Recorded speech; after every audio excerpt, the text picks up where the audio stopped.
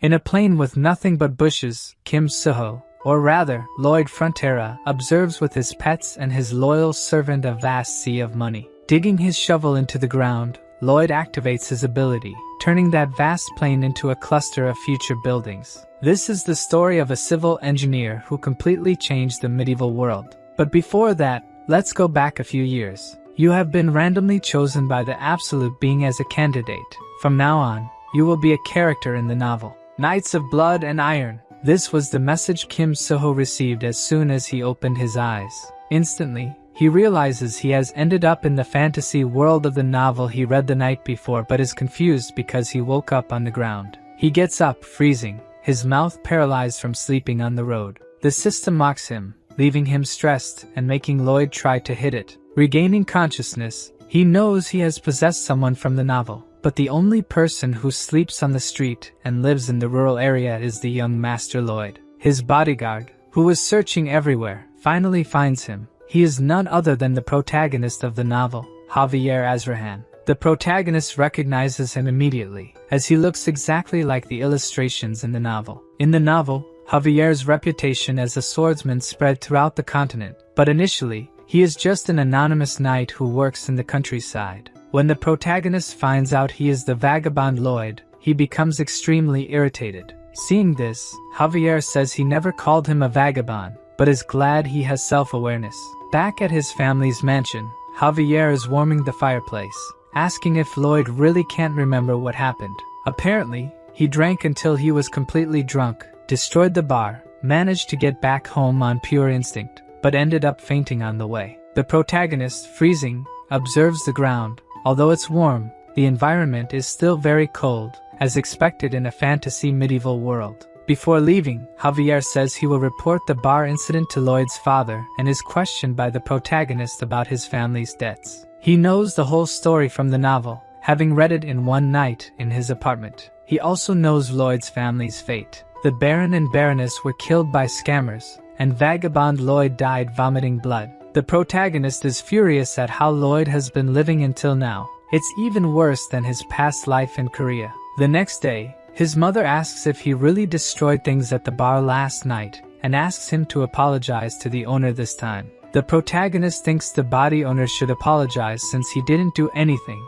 but still says he will apologize. His words truly scare them both. They never imagined he would apologize to anyone. In the city, a man working with Hay sees Lloyd and his guard walking through town, so scared of him that he hides behind the cart. In fact, this happens to everyone in town. Even children are instructed not to make eye contact with him. His mere presence disgusts the villagers, but this is something he already knows. He wonders why Javier is following him. Javier says the Lord asked him to prevent any accidents from happening again. In short, he's there to protect the villagers from Lloyd. The protagonist wonders if he should try to clean up his image first, but the more urgent matter is to make a lot of money to settle the family's debts so he can enjoy a good life. He checks the system for any hacks he can use, but only finds 2 useless abilities. Javier asks where Lloyd is going since they are already in front of the bar. The protagonist says he got distracted and didn't realize they had arrived, but Javier is still very suspicious of his actions and suspects he is lying.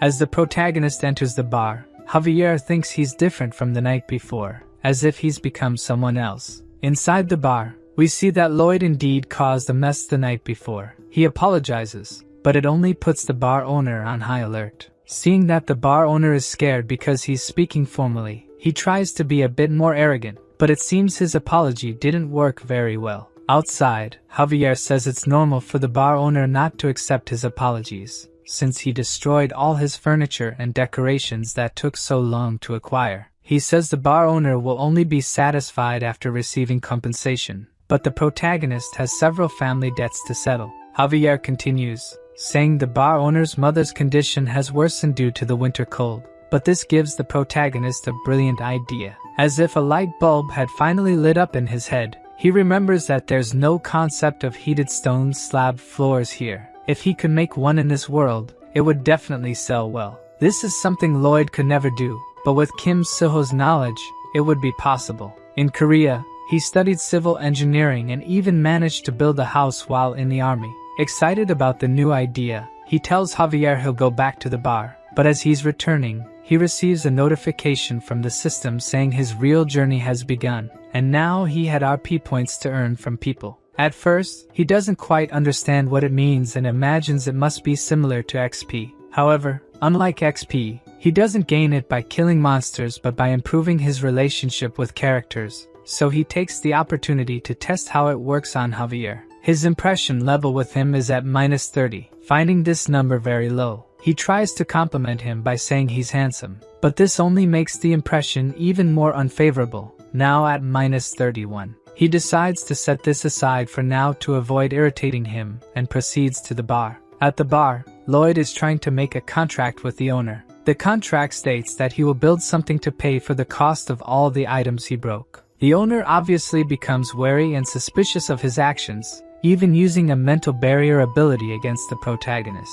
Since his reputation is completely destroyed, he can't simply try to transform into someone else to redeem himself. Instead, he uses his reputation as a vagabond to make the bar owner sign the contract. Now with the contract in hand, Lloyd says it was an excellent choice to negotiate with him, while his bodyguard looks at him with suspicion of his actions. Outside in the bar's yard, he's measuring the site with a shovel. Javier asks if he's trying to establish a new pattern of misconduct, since he threatened the bar owner to sign the contract. The protagonist says he's judging him based on what he did in the past, but now things are different. He will make them smile in the end.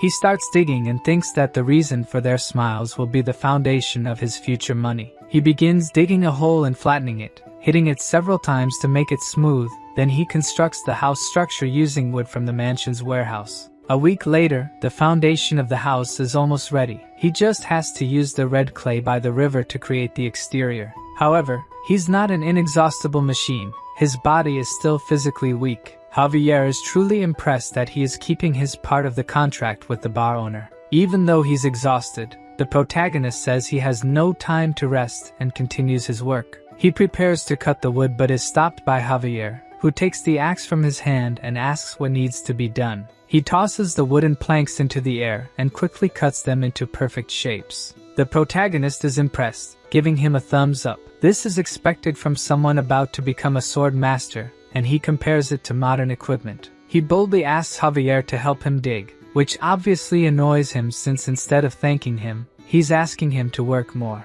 But the protagonist convinces him, saying that if they finish quickly, he'll be able to satisfy his curiosity about what he's doing. With no other choice but to help him finish faster, Javier starts working with the protagonist, and shortly after, they complete the house. He questions him about the symbol on the plaque, but the protagonist says it's his logo. Then he calls him to check what kind of problem he caused, lighting the fireplace and calling the bar owner and his mother. Both seem to love the warm room. The old woman says she feels like her joints are loosening, while the bar owner wonders how he did it. The protagonist thinks it's normal for people in this world to be surprised by this. It's the power of the Andal floor technique, a Korean method for heating rooms. Javier is impressed, seeing that he really managed to make the two smile. Even though he still doubts Lloyd's intentions, it's undeniable that because of him, two people are happy. Javier's impressions of the protagonist increased by 2 points, earning him 36 RP points. The protagonist even jokes a bit with his bodyguard, saying he was probably thinking, how could trash like this think of that? Even though he spent a bit to build this house, it doesn't matter, as this model house will be the showcase of his new money source. A few days later, people were lining up to experience the sauna. Those coming out all sweaty only made those who hadn't entered yet more curious about it. The protagonist takes this opportunity to try to sell his idea. He created 2 different plans, Type A, which is a separate construction, and Type B, which remodels the existing house floor, also offering a 10% discount if they buy both constructions. While the protagonist is using his cunning to sell the contracts, his father appears, asking what he's doing. The protagonist becomes apprehensive when he sees him, and already in the mansion, they are having dinner facing each other at the table. It's not like he's avoiding him, but it would be problematic if he forbade him from working on the constructions. His father decides to listen to what he has to say and asks what he is plotting this time. He tries to act as Lloyd would and says that the only thing he did was build a heated room for the bar owner, although his father already knows about the contract he made with him and warns that lying and deceiving the population will not be tolerated. The protagonist says that's not what he's doing and asks to leave, but his father asks if he's worried about the family's situation. He continues to say not to worry, that he will overcome this situation immediately, and asks him not to stray from the right path. The protagonist remembers that in his past life, he also heard these words from his father. At the time, he thought everything was fine, but it was all a lie. As he leaves, he tells his father not to give up and to keep going strong. Those were the words he should have said to his father back then. While walking through the corridors thinking about the requests he received, 2 loan sharks pass by him without even greeting him. In the Baron's room, they say he has 5 days until the deadline, and if he continues not paying, they won't stand still. The protagonist, who was eavesdropping behind the door, thinks this is the perfect time to appear. He remembers receiving some RP when Javier's impression increased and found out he could use them to level up his skills. A sensor scans him completely, analyzing all the skills he possesses. The system says he's smarter than he seems, and the protagonist, angry, says it's obvious since he was a high-achieving scholarship student. The 2 skills he acquired based on his current knowledge were basic measurement and basic design. Even though he doesn't quite know what they mean, he buys both. Basic measurement is activated, and his eyes begin to glow green. As soon as he looks outside, he can calculate the land area simply with his eyes. The design skill creates a screen in front of him capable of drawing models quickly, much more useful than doing it on paper, for example. Even though the work will definitely become easier from now on, there's still a construction problem since he doesn't have enough manpower, and he thinks that having a backhoe or heavy machine would make things much easier. The system says it's possible to summon one, making the protagonist quite excited, but it costs 50 RP to summon a random fantasy species, and he only has one. Still, that's great since if fantasy species are as he imagines, they will probably be more useful than heavy machines. Back to the loan sharks. They are threatening the Baron that if he doesn't have enough money to pay, they might end up taking his wife and maid to be sold. However, at that moment, the protagonist arrives, asking if they have no manners just because they are loan sharks. They ask why a child is interfering in adult conversations, but before they ask him to leave, the protagonist asks for their invitation letter. In the kingdom's noble law, in Article 3, Section 6, it says that all nobles have the right to protect their rights and interests, and entering a noble's mansion without an invitation is equivalent to invasion. The loan sharks say they've never heard of this law, but he tells them to check it together and calls Javier. As soon as he enters the room, the protagonist orders to cut off the invader's arms. The loan sharks ask if he's crazy and if he plans to resolve this in court. Then he says that's why he told them to check together. He wants to see which side the court will take. Seeing Javier unsheath his sword, the 2 loan sharks get scared and flee, saying they will regret this. His father questions him scared, saying this won't help calm the situation, until Lloyd throws a bag of money on his table. He says that's the initial payment he received and that it's a considerable amount for this month. His father thinks he's extorting money from people, but Javier tells him not to worry since he's monitoring the young master to keep his promise. Seeing that Javier trusts his son, he allows himself to trust him this time. In the corridors, Javier asks how he knows about the law, as he always thought he was an ignorant person, but the protagonist, angry, replies that he found it around. In fact, he found it in the novel. After the couple's death, the loan sharks wanted to dig and take the bodies to sell. At that moment, Javier talks about the law and cuts off the heads of the 2, knowing the novel's content is beneficial, but in any case, one message catches his attention now. He gains 60 RP as his father's trust increased. He goes to a secluded area away from people and activates the random spin. Several gears start floating in the air, forming a magic circle, but it's smaller than he imagined. From this circle, a small mouse comes out, falling to the ground. Seeing that tiny mouse, the protagonist thinks his summoning was a failure, making the poor mouse cry. It manages to communicate, saying that it's not a failure and can do many things. The protagonist asks what it can do, so it spits out a manual. Despite finding it grosses, the protagonist takes the drool-covered manual and discovers that besides being cute, they can have their constitution altered by feeding them sunflower seeds. Red seeds make them giant for 12 hours, while blue ones make them small. He asks if it can become as big as a human, since hamsters are good diggers. If it were human-sized, it would be really useful. When he feeds it, the hamster starts glowing and growing. It grows so much and so quickly that it ends up colliding with the protagonist, throwing him a bit away. The hamster, which could fit in his palm before, must now be over 10 meters tall. Besides, it has the digging ability, able to quickly dig through the ground. It can also harden the ground by rolling over it, and can store plenty of things in its mouth. The protagonist is happy because the heavy machinery problem is solved, but he can't just show up with these giant creatures since people might get suspicious. So, he will carry a book with him all the time and claim to be a summoning genius. The next day, Lloyd is instructing the workers with his slogans. He makes everyone repeat with him. Safety first. The army of 30 people is clearly demotivated for work, even though they are still paid even if they don't work. The protagonist wonders why the Baron didn't fire them before, but this works better for him since there won't be additional labor costs. To try to motivate them, the protagonist gives a motivational speech, pointing at a handful of dirt, saying he spent the night digging it up and they should take it to the constructions. In reality, it was Padong who did it in 30 minutes. But even with a speech, they are still not motivated at all. He even thinks it's a normal reaction since people don't like to work. Then he is interrupted by the senior knight Nauman, who asks what he just ordered his troops to do. This man appearing there was something he expected. There are 3 knights living on this property, Newman, Bayern, and Javier. In the beginning of the novel, Bayern and Javier remained loyal until the property collapsed. But this man in front of him was the first to betray the Baron. Lloyd asks what he's doing, and he says he can't believe he's giving his soldiers dirty work, and as the head of the knights, he can't accept that. The protagonist says he got approval from the Lord, but he insists on talking about the past and that the protagonist must be using the soldiers for personal purposes. Lloyd asks if he wants a beating,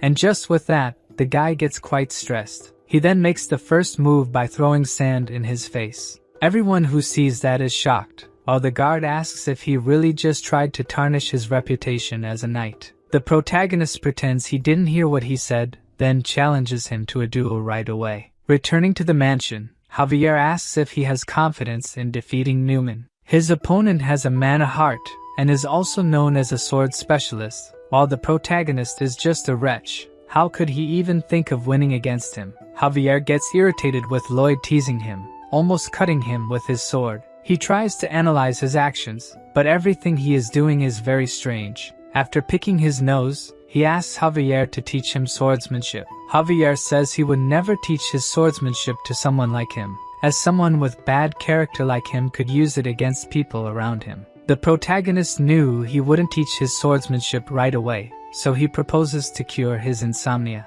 Javier wonders how he knows that, as if he's answering him in his head. The protagonist says he read it in the novel. In the novel, the ranking of the knights is divided into 4 levels. Javier's level is expert swordsman, and he will soon rise to the highest level, master swordsman. And the reason he can't sleep is that his nerves are superhuman. He agrees to the contract with Lloyd, but he will only teach swordsmanship if he can make him sleep, and says that he has already tried several ways to cure his insomnia, from cognitive behavioral therapy, herbal remedies, aromatic therapy. Even after saying all that, in a few minutes, he was already sleeping like a baby, hugging his pillow. The method the protagonist used to make him sleep is the same as teachers do in the classroom. He talked so much that at some point he just fell asleep. Now that he has fulfilled his part of the deal, all his sword techniques will be his. The next day, Javier, now refreshed from having a good night's sleep, tells the protagonist to start training with 50 laps. And surprisingly, he starts running without complaining. He completes 1 lap and says he hates doing it, but by the 2nd lap, he totally changes and says he surely didn't expect him to do it without complaining. By the 3rd lap, he unmasks his plan, saying he would say something like, "You don't have talent for this," and ignore the training. While he's being totally annoying to Javier, he gains a skill that asks him to hit himself, but he tells the system to discard it. It would be a lie to say he's not tired, but this is nothing compared to his past life. He had no family and woke up alone every day. At work, he carried bricks up to the 4th floor of a building every day, and at night, he unloaded trucks. All this just to survive, hoping that one day it would get better. Compared to that pain and despair, this is nothing. Seeing that determination and sincerity, Javier decides to teach him his sword technique. In the mansion, Newman talks to the Baron. He is disappointed that his son dared to insult someone who has protected his family for so long. He had hoped that he was becoming more rational, but it seems he was mistaken. He says it's his duty not to cancel the duel, but asks him not to hurt him so much since he's still the heir to the estate. Newman says he accepts his request, but his true intentions are entirely different. He plans to kill him in the fight, and if the Baron complains, he will kill him and his wife and make it look like suicide, all as he had planned. 1 month later, the long-awaited battle begins. The Baron and the Baroness, with their servants, watch anxiously. Newman asks if the protagonist is prepared. He, carrying only a shovel, says he should be prepared to take a beating. Everyone watching the fight from outside wonders if he's really going to fight with a shovel. Javier says he personally asked the blacksmith to forge it. His father is deeply disappointed, thinking he's playing around with a serious situation. But Javier, who has been following what he's been doing for the past month, doubts that he's just fooling around. Early in the morning, he did the basic training without complaining. Then he went to the construction area to teach the residents about Andal,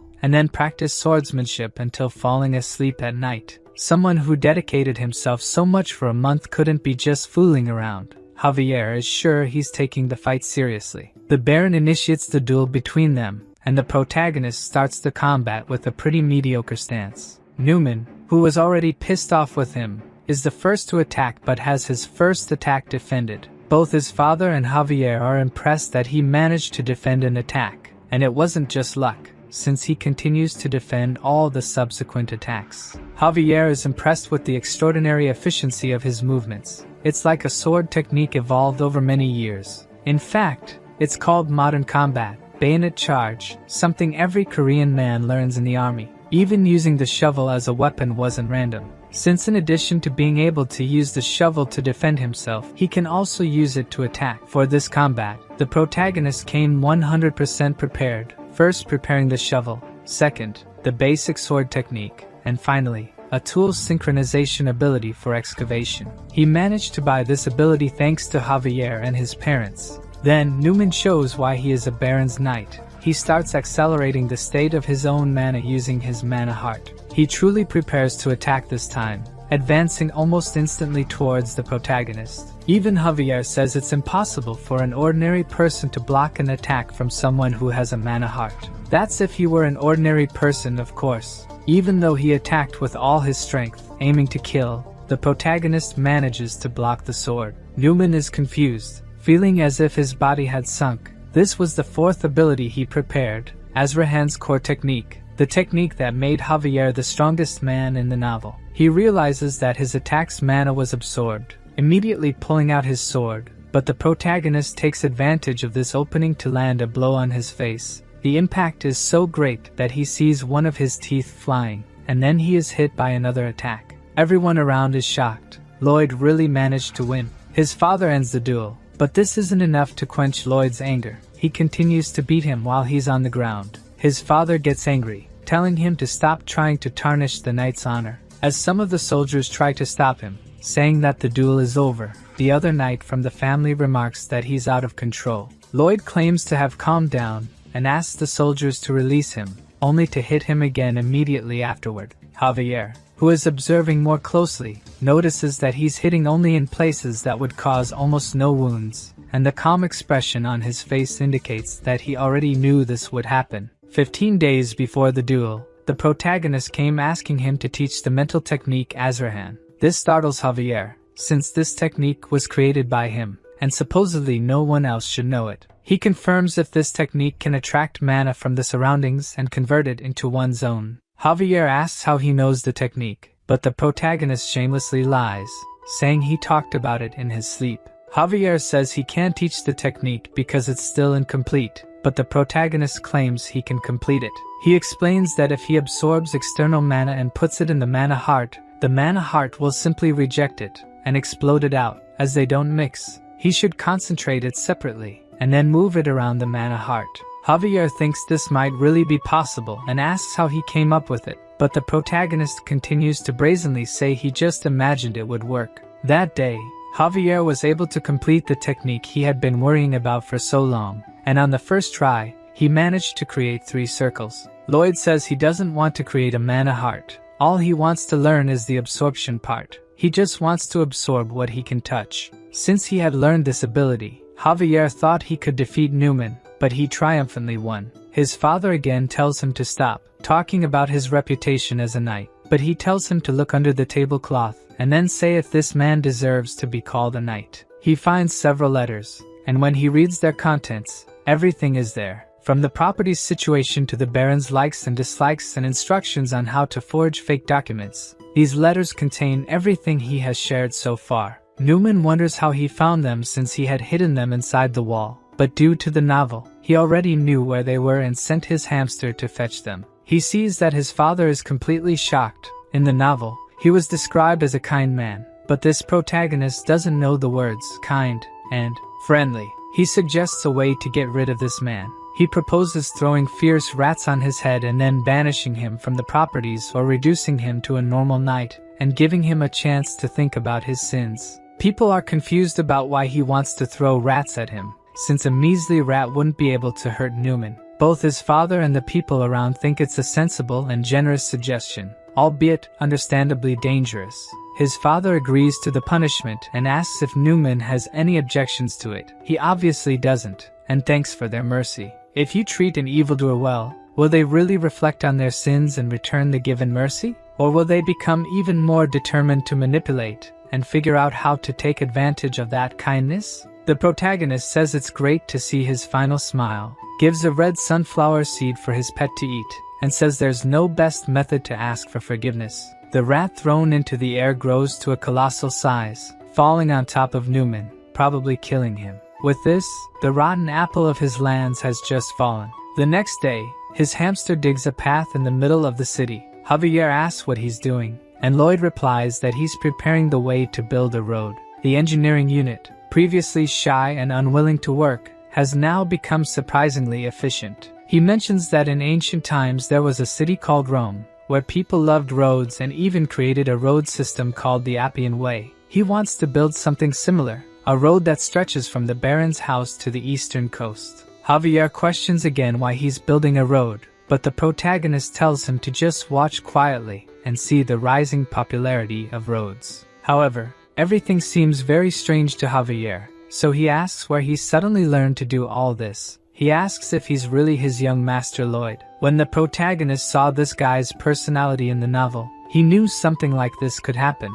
He's the kind of person who would notice the change and immediately draw his sword. He starts using his Lloyd persona, claiming he studied without anyone knowing, and when questioned, since he only lived on alcohol, he says that Javier didn't watch him all day and couldn't know if he was studying or not. He asks how he explains the summoning, as it would be difficult for mages even with 20 years of experience. So the protagonist retorts by asking how he manages to use mana so well at 20 years old, and says that if he's a genius, why couldn't he be one too? Unable to refute his words, Javier just stays silent, so the protagonist seizes the moment to flee and get out of there as fast as possible. He goes to Knight Bayer and asks him to take care of everything while he's away. Javier says he'll accompany him, as it's his duty to watch over the young master, but the protagonist questions why he's stating something so obvious. Javier asks where they are going, and he replies that they are going to a distant place to collect unpaid debts.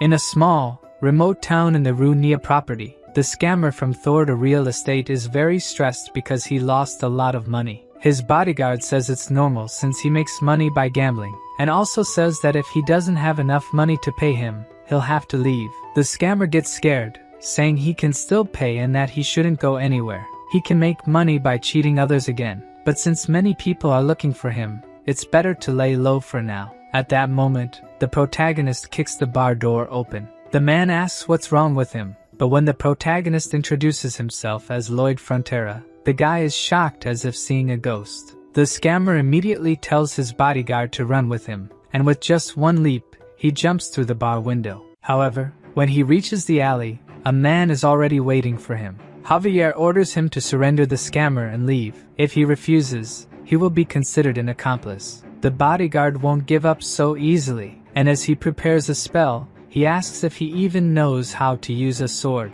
The protagonist, observing the fight through the broken window, says that when Javier lost the Baron, he sought revenge and then fought this bodyguard, the first evil black mage he encountered. He had to fight against gravity power. At least that's how it is in the novel. The black mage then uses his gravity magic, directing it towards Javier. He manages to defend using his sword, but the magic expands and creates a gravitational field around him. The black mage then activates the gravity, causing him to break the ground with his feet. When Javier fought this guy in the novel, he was just an expert swordsman, but now this Javier has 3 mana circles and easily manages to cut the gravity magic.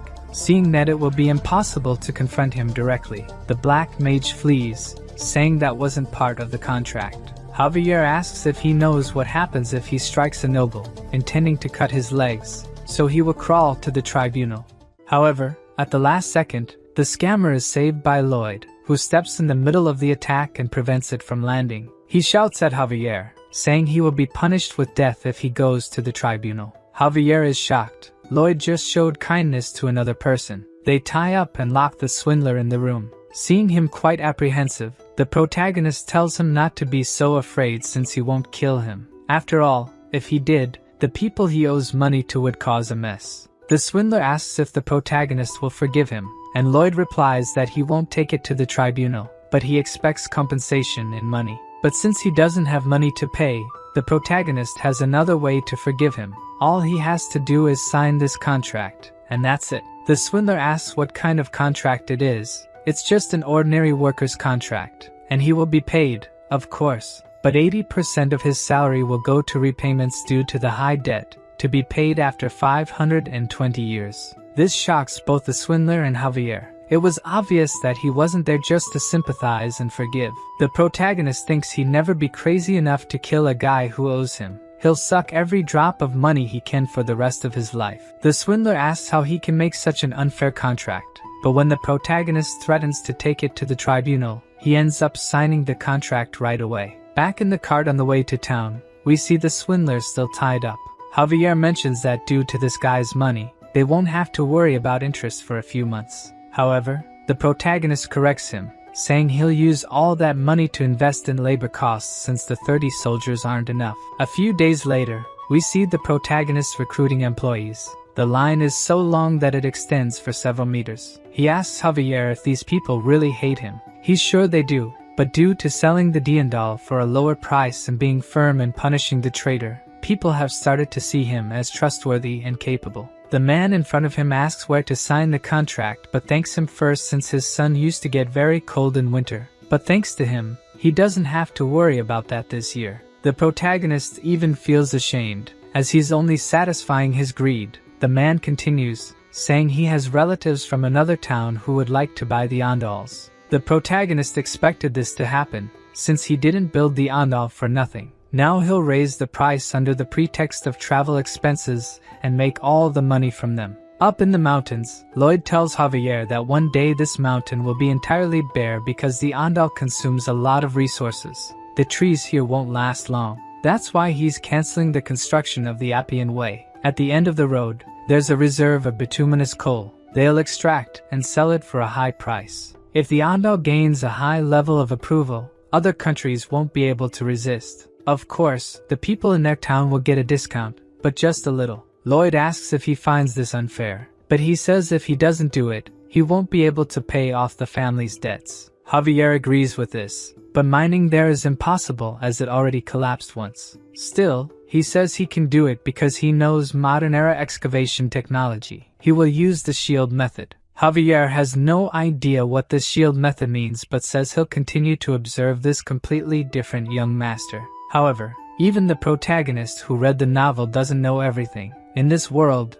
there are hidden dangers, and within the cave are thousands of creatures just waiting to emerge. Lloyd clasps his hands and performs magic, casting it upward and summoning a high-level apartment. A huge building appears from the sky, falling behind him. At least that's what he would like to do, but the only magic he uses is on his finger to design faster. Tired because this project is taking too long, he thinks he would like to summon 100 undead workers who don't need a salary. Due to the incident with Newman, he gains 639 reputation points due to favorable impressions from people. He upgraded his basic design skills and basic measurement skills to intermediate level, gaining new functions. Arriving at the mine entrance, he reflects on how he's supposed to dig there. He activates his intermediate measurement skill and can scan up to 5 meters. With this ability, he can find the safest path, but the problem is how to unearth the entrance quickly. Humans will take too long and get tired easily, and Padong is sick of the road project. He sees no other choice but to randomly draw a new species. He activates the mini portal again,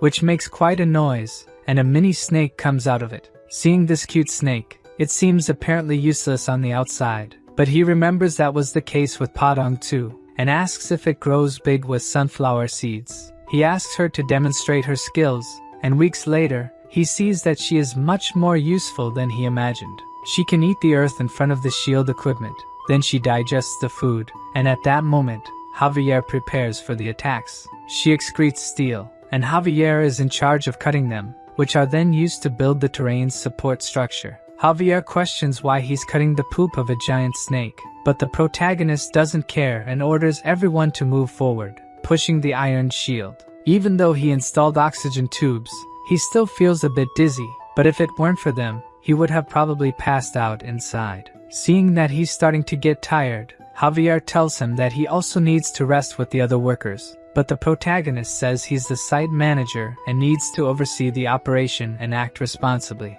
In Korea, the people in charge of the work were the kind of people who didn't even show up on site.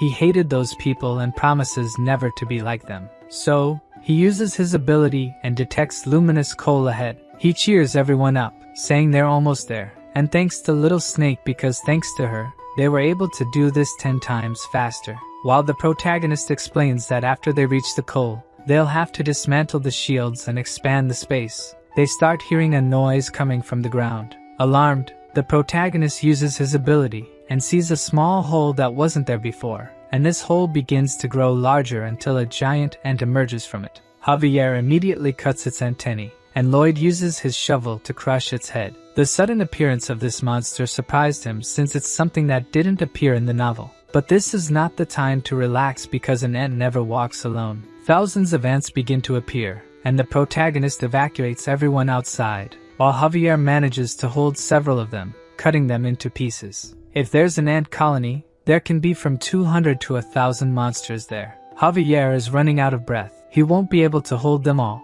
and the path they made is so well structured that it won't collapse unless they use dynamite. The situation seems very complicated, so Javier slaps Lloyd's face to snap him out of it and not panic. Who is thinking incessantly for a solution, comes up with another brilliant idea. He tells Javier that they will attack head-on and enter the ant tunnel, even though he thinks it's absurd. There must be some reason behind it, so they proceed. At the mansion, the Baron receives the news that monsters have invaded the mine and that his son and Javier stayed behind. He quickly puts on his armor set and tells them to go immediately to the mine. Meanwhile, Javier continues fighting the ants and asks how much more they have to face. The two are completely surrounded by the ants. The protagonist knows that Javier is reaching his limit. He uses his ability to locate methane gas somewhere underground, knowing that if they can find it, they can create a large-scale explosion to deal with the ants. He manages to locate it and starts digging to unearth the methane gas,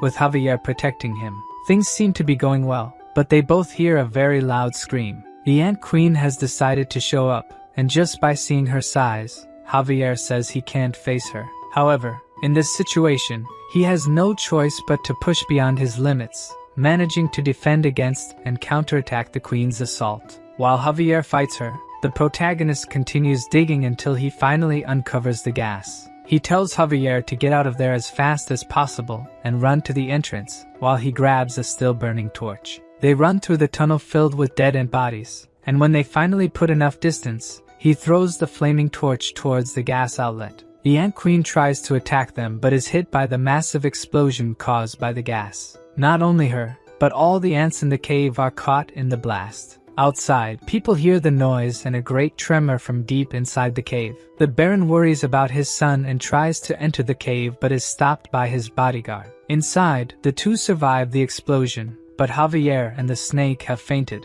To make matters worse, the entrance is blocked. Realizing they will soon run out of oxygen, the protagonist uses his ability to see through the wall. He sees no other option but to start digging. Javier, who managed to keep some consciousness, sees him working to get them out, and as a result, he builds a stronger bond with him. Seeing that he has nothing more to lose, he asks the system to enhance his abilities. The system reanalyzes the abilities he possesses, combining all these skills to create the core technique Azrahan. When the ability is created, he feels immense power coursing through his body. Even though he doesn't have a mana core, he can feel the mana circulating around his core. His mana increase went up to 120%, and now he has plenty of RP to spend, so he keeps increasing it until his technique reaches level 10. When it reaches level 10, it evolves, and he starts feeling 2 mana circles circulating around his heart. Now his mana increase is at 200%, and he also gains 2 new abilities, one that prevents fatigue for 10 minutes, and another that triples his mana for 20 minutes. He activates his fatigue preventing ability, and begins digging tirelessly towards the exit. After digging deep into the excavation, he finally sees a hole indicating the way out, but he is still 5 meters away. He doesn't give up and keeps digging until he reaches 3 meters away, but his oxygen runs out, and he falls to his knees, exhausted. Then he activates his other ability, Power Extension, and continues to hold on firmly to the excavation, but its limit is 20 seconds, which is not enough time for him to reach the exit. Already feeling hopeless, he thinks that as the son of a noble in a remote area, he just wanted to live a quiet life. Unfortunately, he is about to die after exerting so much effort. When he was about to accept his fate, Padong appears, making a small hole. This small hole is enough for him to breathe and regain his strength. Even though he is tired, he still gets up, clinging to the hope that a peaceful life as a noble awaits him just ahead. Inside the cave, the Baron's group explores it, even the deep parts, in search of the two, until he sees his son carrying Javier on his back, who surpassed the limits of his own body, was able to create a third ability that allowed him to endure until there. Seeing that he has finally achieved his goal, the protagonist faints, being embraced by his father. The next day, people in the city talk about what happened. Those who thought Lloyd was just a spoiled brat are impressed by his determination and courage to stay there, fighting against the ants and rescuing all the workers. Back in his room, Lloyd sleeps under Javier's watchful eye. As soon as he opens his eyes, the system's message saying that people are impressed with his courage and heroism appears in front of him. He quickly becomes a hero and gains 500 RP for it, which makes him very happy, of course. The next day, the workers are even more motivated in mining, and when they see Lloyd arriving, everyone starts greeting him and thanking him for saving them. They now see him as the person who saved their lives and think he's different from other nobles. 2 weeks have passed since the incident, and even though nothing has happened, the protagonist still decides to prioritize safety and conduct sweeps around the mine. Javier asks why he's personally doing these dangerous things when he could just send one of the workers. But the protagonist calls him an idiot. He should be responsible for the dangerous tasks, so they won't say anything even if he spends a lot of money. They reach the end of the tunnel, and Javier tells them to go back.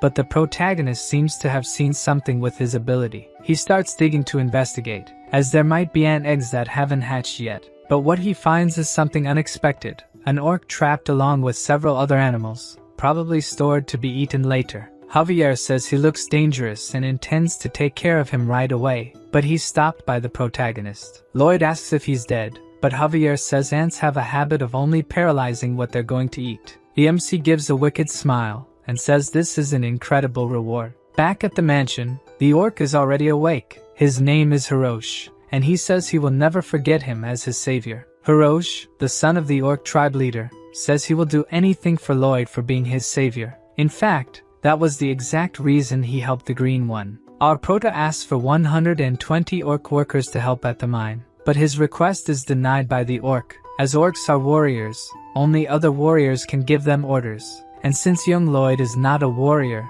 he couldn't give orders to the orcs even if they provided workers.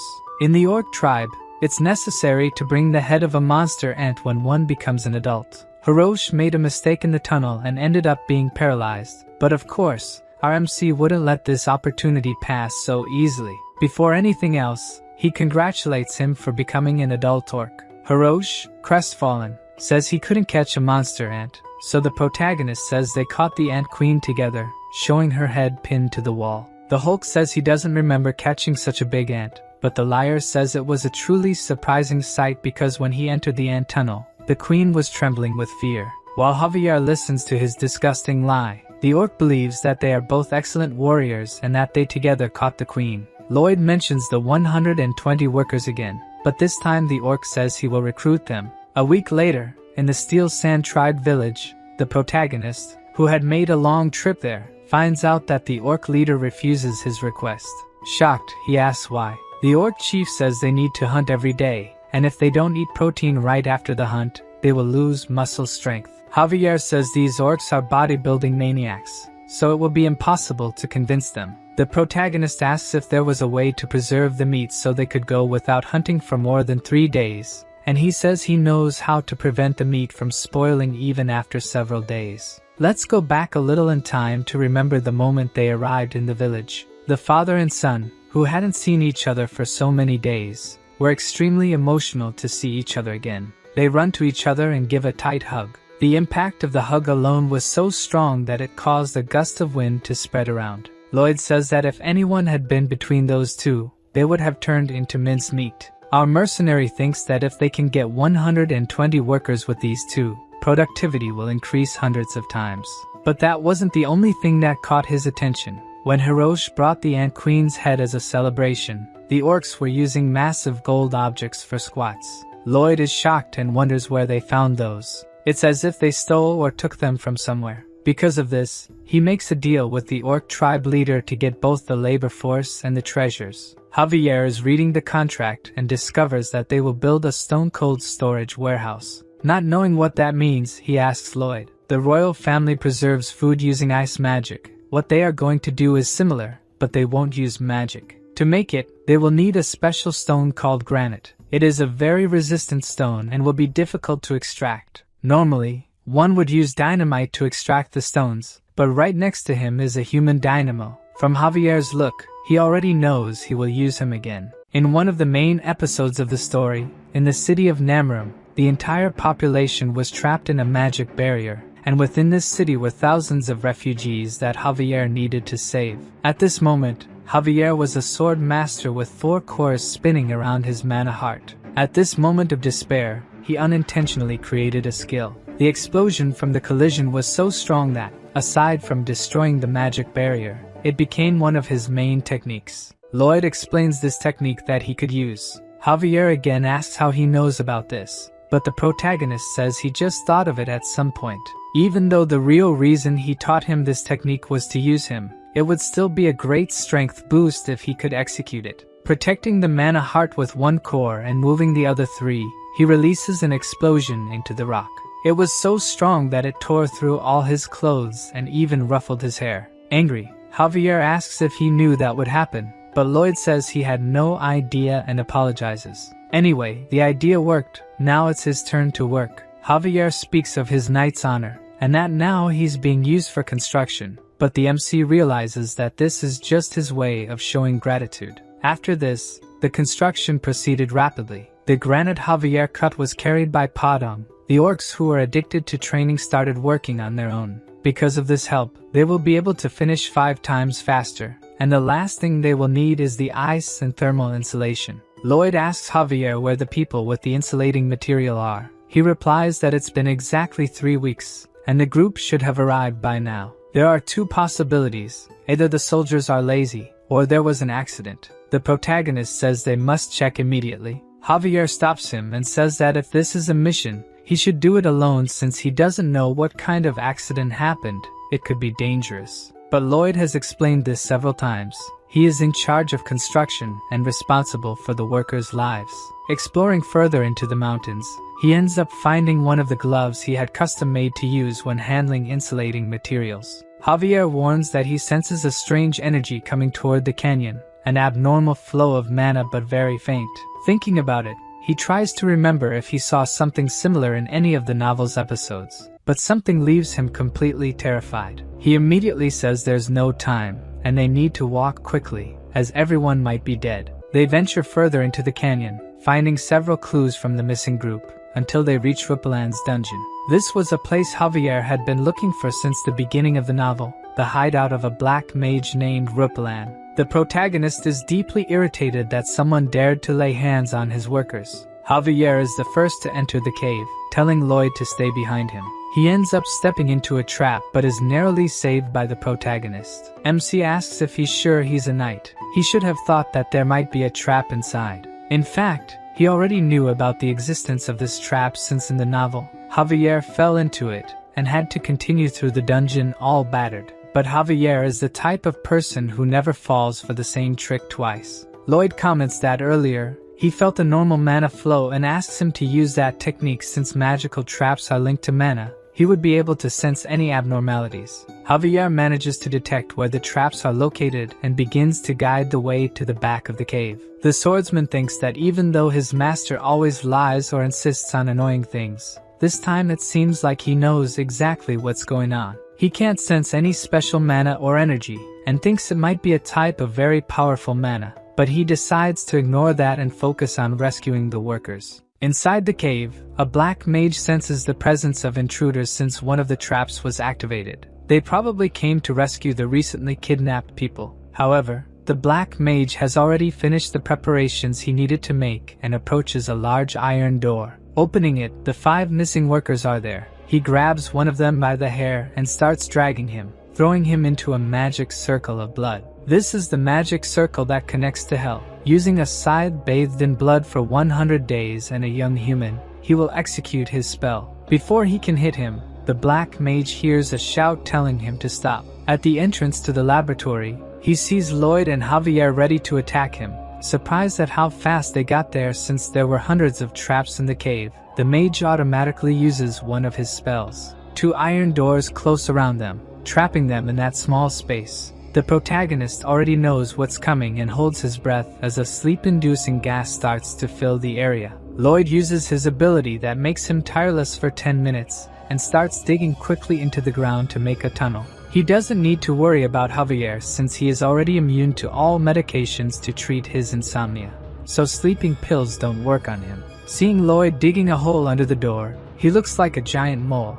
Javier will keep that memory to tease him later. When the MC finishes digging the hole, he calls Xavier to finish it, preparing a magical explosion to surprise the black mage. The big explosion works, and the black mage is totally shocked to see that. Observing the protagonist emerge from the hole in a monstrous way, he decides to summon a creature to fight. A 2-headed monster comes out of the circle. Even though it's one of his failures, this monster is still very strong. Seeing this giant creature in front of him, Lloyd tries to tell Javier its weak point, but using the explosive wave, he manages to make a cut that tears the monster in half. Even the MC is impressed, since he didn't know he could use the explosion as a propeller to cut. This is a technique that doesn't even exist in the novel. Seeing the swordsman easily deal with his monster, the black mage goes into despair as he can't defeat them. The protagonist approaches him and asks how he intends to compensate for delaying the construction by 2 weeks due to the soldier's abduction. The black mage kneels, begging for forgiveness. In his mind, all he thinks about is surviving, but the protagonist doesn't care about the apology and asks about the compensation. With no alternatives, the black mage offers all his magical items. Lloyd is quite pleased that all the items will be his, while Javier rescues the soldiers. The MC asks what he was going to do with the kidnapped soldiers. The black mage was studying the resurrection of the dead, trying to bring back his deceased wife and son. He worked as a mage in the Lord's mansion, but one day the Lord tried to take them away from him, so the black mage planned to escape with his family. Lloyd interrupts his story right in the middle. He is not interested in hearing it at all. The protagonist asks if the black mage really thinks that bringing back his wife and daughter after killing hundreds of people will be good. Due to his selfish goal, he ruined several other happy families. He can only be judged as a serial killer after doing that. Lloyd says he will come back later to take the magical tools. While turning his back, he asks him never to hurt anyone again. The black mage is amazed by his kindness and thanks him several times for sparing his life. In the novel, Javier also forgives the black mage and forces him out of the laboratory. Repellent kills hundreds and transforms into something strange, becoming a demonic villain who fights Javier several times. Even knowing that he was beyond saving, Lloyd still turned his back because he knew from the beginning what he would try to do. Quickly, Javier finishes off the black mage who was ready to attack, removing his head from his body. Before becoming Lloyd, in his past life, he met a man who simply mistreated him for no reason. The supervisor acted like this every day, and the MC always apologized. Thinking that kindness begets kindness, he lowered his head, but precisely because of this, he chose him as an easy prey to be mistreated. One day his anger finally consumed him, and he couldn't stay calm anymore. That day the protagonist gave the beating that bastard deserved. While hitting him, all he could think was that he was screwed. But the result was completely different. The man started to fear him and avoid him. On that day, he realized that there are certain moments when violence needs to be stopped with violence. Villains must receive punishment equal to their crimes. Returning to the orc village, the protagonist notices that his men are very tired. Seeing that he could faint at any moment, Lloyd instructs him to hand over his backpack. The worker hesitates to comply, but Lloyd explains that if he faints, someone will have to carry both him and his backpack. In reality, the young master takes backpacks from all the workers, ties them together, and declares that if anyone complains from now on, they won't receive bonuses. Javier isn't sure if he's doing this just for the backpacks or for the soldiers as well, but the truth doesn't matter to them, since all the soldiers see Lloyd as a trustworthy leader they can follow. The system sends messages asking if he doesn't find this rewarding, but for the protagonist, his only reward is money, nothing more. Arriving at the orc village, the stone-cold storage is already complete. Inside, the young orc notes that it is indeed a bit colder than outside, but not enough to prevent the meat from spoiling. Lloyd says it's still not complete as they lack ice to cool the area. Hiroshi asks how he's going to get ice since their living area is very hot. With a smile, Lloyd says he'll get it one way or another, which makes the orc doubt him, thinking he brought a swindler to the village. However, the young Hulk decides to trust him, since his savior shouldn't be a bad person. When the orc leaves, Javier asks how he's going to make ice, but that's something even the protagonist doesn't know. Javier questions him signing the contract without a plan, but Lloyd explains that to be successful, you have to make the impossible happen. At night, the protagonist sits on rocks pondering how to make ice. First, he made molds and asked his pets to fill them with water, but he doesn't know how to turn it into ice. In this world, there are ice mages, but he doesn't know exactly how their magic works. He knows that magic is a way to control mana freely, a technique based on changing the arrangement of mana in the atmosphere. There are various types of different mana. If he can gather just one type and concentrate it, then he might have what is considered magic. Lloyd asks his pets to fill the giant ice cubes. Even though he can't use mana freely, he can do something similar. Placing his hand in the water and using the Azrahan core technique, he will try to draw only the warm mana and leave the cold in the water. In the first attempt, he does the opposite and pulls only the cold energy. Javier thought he was just being reckless, but apparently, the young master is finding his way proudly. A few days later, he actually succeeds. The orc chief and his son are shivering in the cooling room. What causes all this cold is a huge block of ice made from several smaller ones. Both of them are truly happy. Now they don't need to hunt every day or waste protein. Lloyd looks at Javier with a look that says, "This is the mind of an entrepreneur," and the swordsman agrees that he was indeed right. The orc lord says he is deeply indebted to Lloyd, who has now gained the 120 workers, mentions that he was merely following the contract. However, the chief states they don't take things for granted just because of a contract. Therefore, he and the entire Steel Sand tribe now declare Lloyd Frontera's family as blood brothers, and to celebrate, all the orcs strike the Arnold pose. All friends of the Frontera family will also be their friends, and all enemies will be considered enemies of the entire tribe. The protagonist, pleased, reciprocates by flexing his few muscles. After a week, when they arrived in the city, people's reaction was exactly what they expected. It's obvious they were scared to see 120 muscular orcs entering the city. Lloyd wonders if he should have made a formal announcement to calm the people. It seems even that wouldn't have worked since even his parents, who knew the orcs were coming, were scared. Besides the points the protagonist gained from the orc village, the story of how he saved the workers from the dark mage also spread, leaving him with a total of 911 points. The Baron said he would look for wealthy merchants to buy the orcs' equipment. Now all that's left is to figure out how to use the dark mage's tools. While looking through a book, Lloyd finds something so surprising that he immediately rushes to the mine. There, he searches for the defaulter everywhere and tells him he has great news. The clause in the contract stating he would work for 520 years was a joke, since it makes no sense for someone to live that long. But now he won't have to worry about it, as he found a spell that can turn someone's body into a ghost and control it. This means he will be able to work for the next 520 years. The protagonist asks why he's the only happy one there and tells him to smile. The defaulter forces a smile, while shedding tears of despair. His actions were so cruel that the system says the king of hell is enchanted by his personality. Returning to the mansion, there are things he needs to discuss personally with the Baron. He looks for him everywhere, but a maid says the Baron received a visit from loan sharks. At that moment, Lloyd's expression changes completely. He definitely has something planned for them. In the meeting room, the loan sharks are trying to convince the Baron to hand over the mine in exchange for paying only 10% of the initial debt.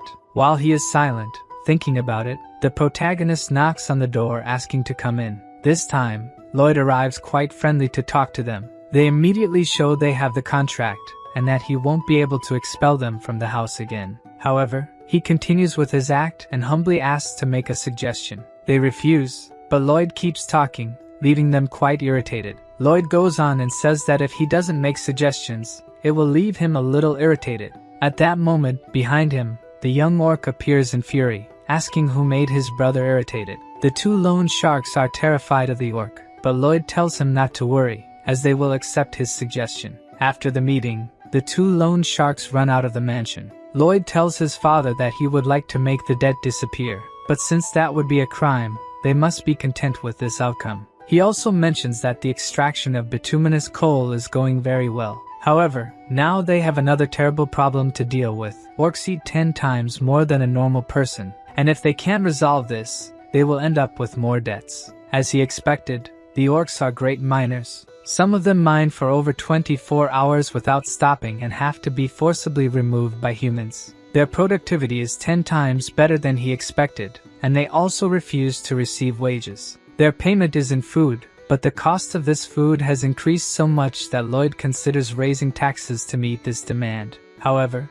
continuously raising taxes would be theft, making the population dissatisfied and work less. The simple solution to this problem is for the population to earn more money, and for that, they will use the wasteland in the north of the village, turning a swamp into a farm. Obviously, this won't be easy. Even with knowledge from another world, the protagonist still struggles to create a perfect drainage system. After 21 days of effort and hard work, even Javier asks the Baron if he should stop Lloyd, as he's not sleeping or resting properly. But the chief says that he used to hate his son, as he was worthless. But now seeing all his effort to achieve something, the only thing he can do is respect and not get in his way. When night fell, Lloyd finally managed to create a perfect drainage system. Now, tax money will flow like water. He lies on the ground extremely tired, but compared to the overtime and sleepless nights he used to endure, he can handle it. At this moment, a notification from the system appears in front of him,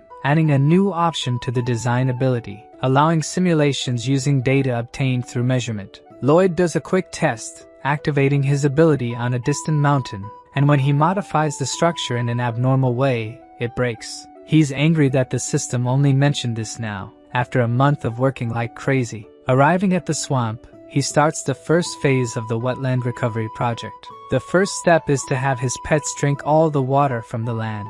The MC knows that just the two of them won't be able to do it, so he intends to use all his points to summon as many pets as possible. With his current number of RPs, he can summon 4 of them. The pets don't need to have special abilities. They just need to be big enough to drink all the water. The creature that comes out of the portal hits the protagonist's face due to its speed, and when it lands, Lloyd is surprised as it looks like a hippopotamus, an aquatic animal. The 3 pets celebrate by playing among themselves. The protagonist, now hopeful, asks him to show his instructions. Like all the others, Hippo spits out a card, and Lloyd, accustomed to this, picks up the card and reads it, discovering that it won't grow even if fed sunflower seeds. As Hippo doesn't grow like the others, it won't be suitable for this mission, so Lloyd decides to ignore it and summon another. His pets become irritated by his attitude and console their new friend. The protagonist tries to explain that he's not suitable for the job, but the pets go on strike,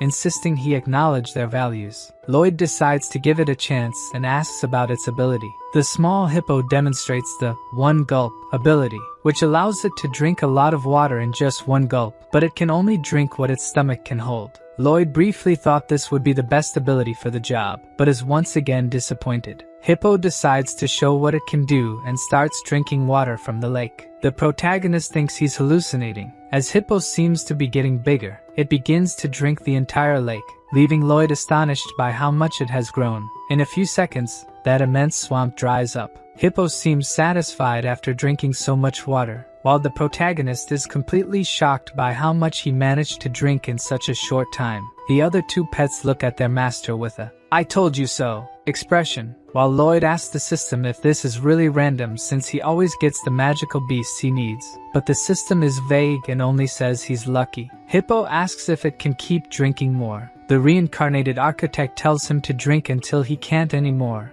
since the construction of the matrix terrain will start tomorrow. The next day, the workers are amazed at Hippo's size. He's part of the first process, drinking the maximum amount of water and spitting it into the river, repeating this process several times until everything is dry. Then the workers remove the roots of the herbs and the rest of the plants in the soil. Using mana explosion, holes are made, and bamboo is placed while Padong compacts the soil to remove water from the deepest part of the ground. Hippo uses the bamboo as straws. Only after all this, using his simulation ability, they build a dam. With all these processes completed, they have just finished the first sector. Lloyd shouts that after they finish, they'll have a big celebration, cheering up all the workers. After a few days, even Javier is impressed that they turned that abandoned land into cultivated land, but he also wonders when a swordsman started working in construction so naturally. Lloyd arrives shouting his name. He asks Javier to spread seeds along the way to combat some insects. The great swordsman has been reduced to a farmer. Next time, he'll be sure to refuse these requests from the young master. At that moment, the Baron and Baroness arrive, seeing that wonderful scene, and everyone must be thinking the same thing they are. What they're witnessing is a miracle. The people of the village start to show respect for the protagonist, earning him even more RPs. Javier is also happy taking care of his plants, watering them as if they were his daughters. Lloyd says the only thing left to finish everything is the water wheel, a device to prevent the swamp from flooding again. They start to hear horse hooves approaching. An entire cavalry is heading towards them. Lloyd asks who those men are. Javier says that's Viscount Racona, who owns the northern part of the swamp. When they arrive, the protagonist identifies himself as responsible for the construction. One of the mounted subordinates says this is the Viscount's land,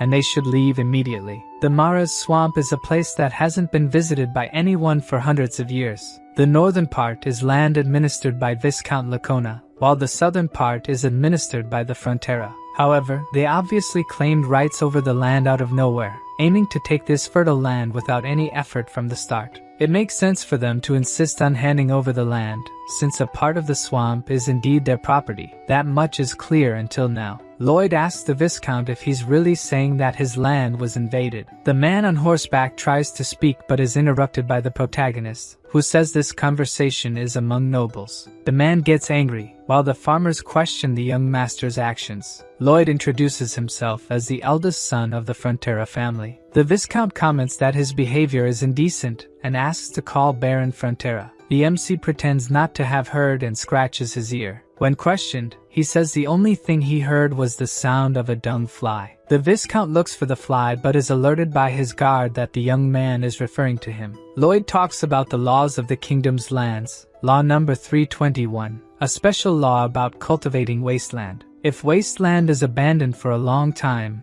it's possible to establish ownership of the land. If left unattended for 100 years without residence or cultivation, it's considered land without an owner. To be recognized as property, the land must meet one of 4 requirements, and one of them is to have a harvest of at least one specific planting. At that moment, Javier remembers his conversation with Lloyd some time ago, where he mentioned that the seeds are to rid the land of pests. The protagonist congratulates the Viscount on witnessing the first harvest in the history of the Mares swamp. Realizing that he had already prepared himself, the Viscount feels deceived. Lloyd kindly gives the cabbage as a gift to him and orders the cavalry to leave his territory, or else they would be considered trespassers. Seeing them all leave disappointed, Javier asks if he received a prophecy that these people were coming. In reality, this isn't the first time the protagonist has dealt with people trying to take advantage of others' efforts. All the farmers are also satisfied and celebrate that the young master managed to protect their lands. However, he continues to maintain his mercenary pose, only thinking about money, and tells everyone to get back to work. Late at night, the protagonist sits watching the crops being hit by a huge storm.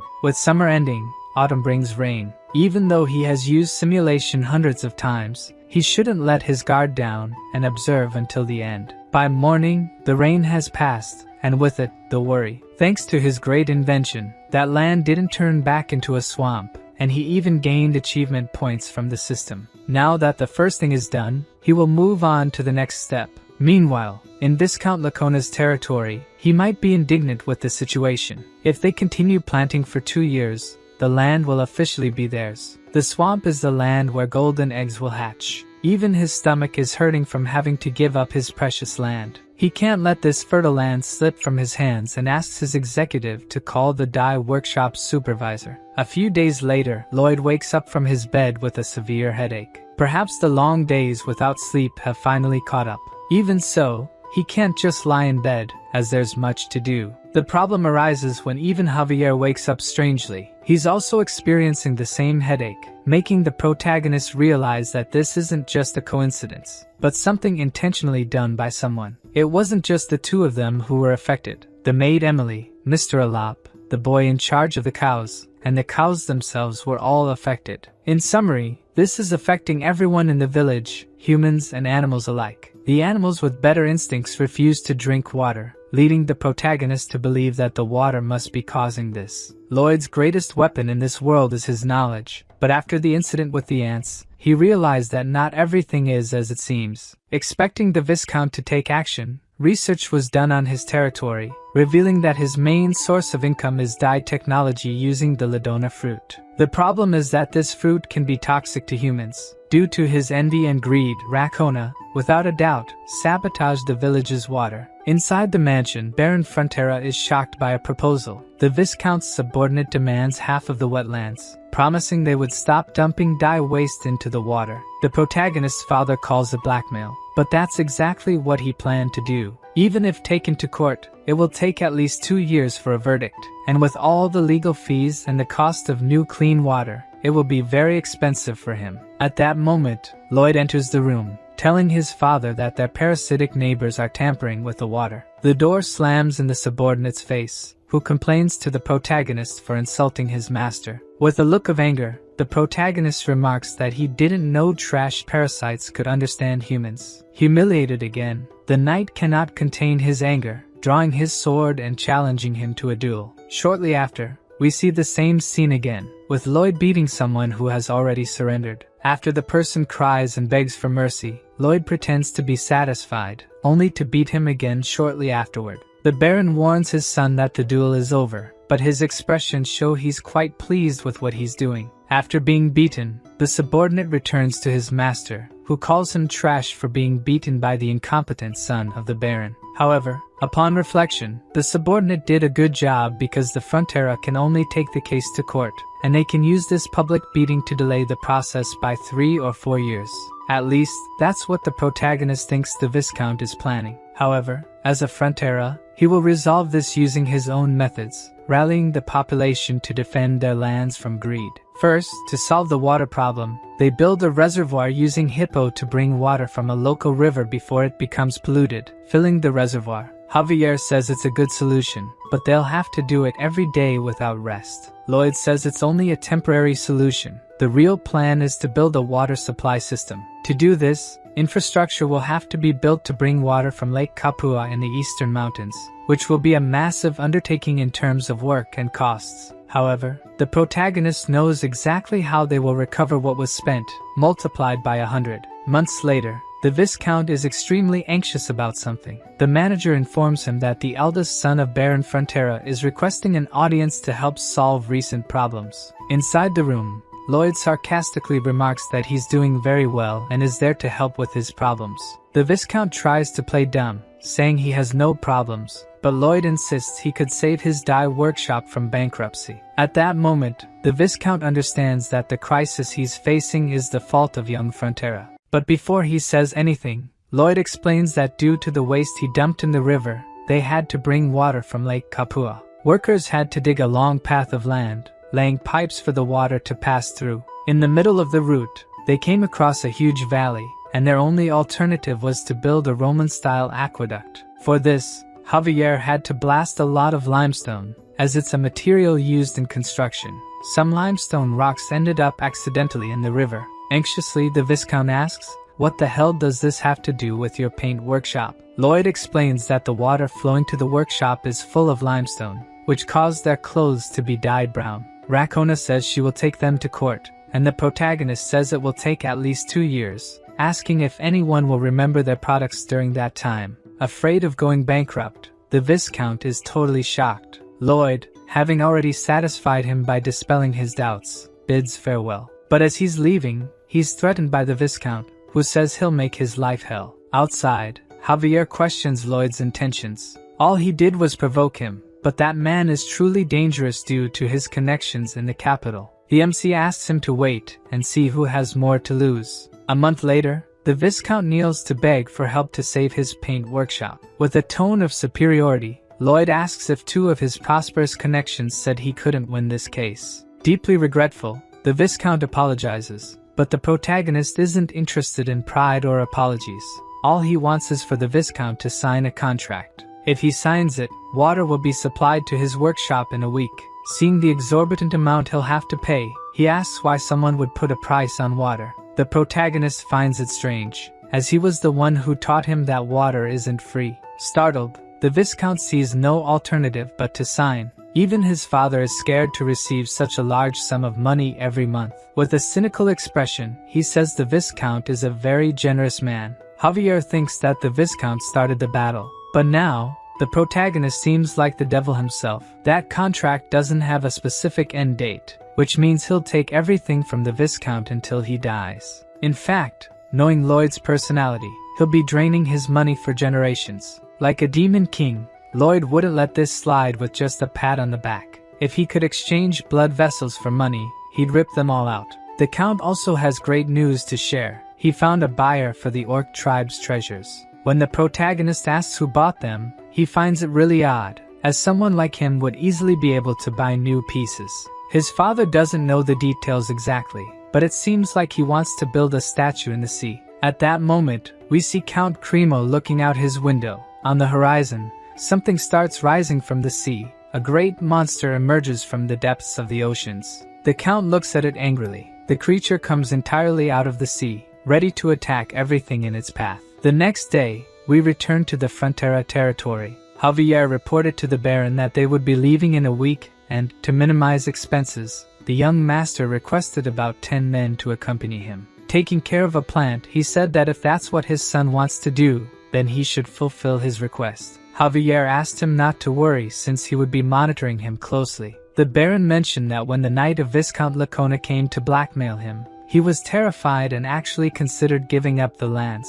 However, after seeing his son and the efforts of the people, he found courage. The Baron said he had always been an indecisive and incompetent lord, but Javier disagreed, saying he was the opposite, a welcoming and kind person, more so than any other noble. Despite appreciating his subordinate's words, he still couldn't say he was a good lord because of it. A leader should have firm principles and be willing to act, just like Lloyd. Javier knew that the only principle that guy had was money, but he was starting to doubt if that was so bad. The Baron stated that Javier's mission was no longer to monitor but to protect him since he was the heir to this land. Javier accepted his request, but even though Lloyd had miraculously revived the family's fortunes, he would never be able to like him. In the past, the Baron rescued him and asked what he would like to be when he grew up. Young Javier said he wanted to become a knight so he could protect him. Since he survived the winter alone, the Baron was sure he would become a great knight. On that day, he carved a wooden sword and gave it as a gift, but young Lloyd mocked him, asking how an orphan could become a knight, and broke the sword his father had carved. Javier returned to his room, taking off his coat while looking at the broken sword he had kept for so many years, sure that he could never like Lloyd. The MC started attending to his recurring client, joking that Javier couldn't live without him anymore. To help him sleep, Professor Miram began reciting the discharge compression method. Almost falling asleep, Javier was sure he should hate him, but it's as if he had transformed into a completely different person. It's hard to admit, but he had become a decent person. In the middle of the night, while both were in a deep sleep, an assassin invaded Lloyd's room and blamed everything on him. The assassin leaped from the window ready to stab him, but Javier quickly woke up and attacked the assassin, cutting his sword and leg. Due to the commotion, the protagonist woke up and saw Javier immobilizing the knight of Viscount Racona. The next day, while monitoring the work, he reminded his employees of the company motto, "Safety first." Javier arrived, saying he handed the assassin over to the Viscount. He probably tried to target him because he was fired, as Racona is paying a lot for the water. The protagonist said it made sense since he was a well-paid knight, but all he did was get beaten up by his brother. Realizing that his master already expected something like this to happen, Javier asked why he didn't take any precautionary measures. Lloyd was confused by his question, wondering why he should take precautions when Javier is his bodyguard. Thanks to him, the protagonist could move so freely. When you think about it, it should have been impossible for a 5-year-old boy who lost his village in a monster attack to survive the winter. But he did and even became a knight. Is there anyone more reliable than him to be his bodyguard? Hearing the sincere words of the protagonist, Javier slowly started to let go of his long-standing resentment. He hated himself for thinking it, but Lloyd really is a decent guy. Since they would have finished the pipe construction by tomorrow, they could finally prepare to go to Cremo to make a lot of money. On the way, the protagonist falls asleep on Javier's back, which angers Javier enough to elbow Lloyd in the face. Lloyd wakes up, asking if he really just got hit. The MC decides to get off and asks Javier to teach him horseback riding. Javier retorts that he is a knight, not a teacher. Lloyd says it's an order. Javier calls him repulsive, but the system continues with automatic translation, making the protagonist angry and telling him to shut up. Then he receives a truly useful notification. Rumors of his incredible construction work have spread, earning him even more fame points. Realizing that fame means money, the protagonist now sees a great future ahead. The journey there isn't short. Winter arrives while they're still on the road, so they only manage to reach Cremo in the middle of winter. The Baron there greets them. He had heard rumors about a talented builder, but never imagined he would look so young. However, he's not saying this to the protagonist but to Javier. Lloyd tries to interrupt, but the Count is determined to marry Javier to his daughter. Due to the interruption, the Count gets angry, asking how a mere servant dares to interrupt a noble's conversation, even making the system laugh at the MC's face. A while later, they manage to explain the situation. Lloyd is in deep depression, while Javier struggles not to laugh. To make matters worse, the Baron says it's Lloyd's fault for being born with the appearance of a servant. This man in front of him is the Lord of Cremo, the commercial city, and also an important character from the novel, helping Javier when he became a criminal. He wants to buy jewels to decorate a statue to be placed in the sea. However,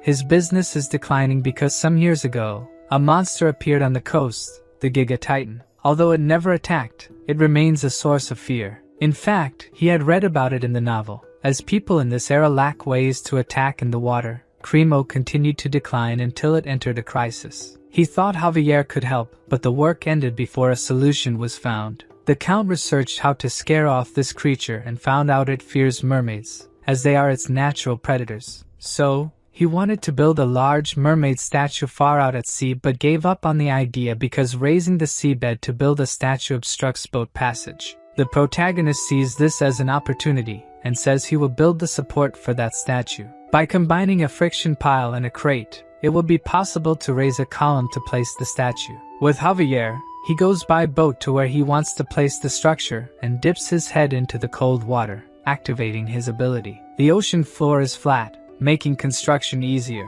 However, he can't bear to stay submerged for long as the water starts freezing his face. Javier seems happy watching Lloyd shiver from the cold and apologizes, saying it's the first time seeing someone suffer that makes him so happy. Also, Javier is curious about how Lloyd will build something from the ocean floor to the surface. To do this, he'll need to use magic. Lloyd says the only magic he'll need is cement magic, but the question is how he creates cement in this world. Back on the deck, Javier sarcastically tells him not to look where he's going and fall, to which Lloyd responds that his sarcasm is reaching master swordsman level, calling him a master of irony. Looking back, a young blonde lady asks if he's Master Lloyd, and seeing the love letter in his hand, the protagonist blushes. Lloyd, however, is disappointed when the letter is delivered to Javier. He kind of expected it, but seeing the swordsman tuck away the love letter, as if nothing happened, fills Lloyd with rage, asking how he could look at the love letter and act like it was nothing.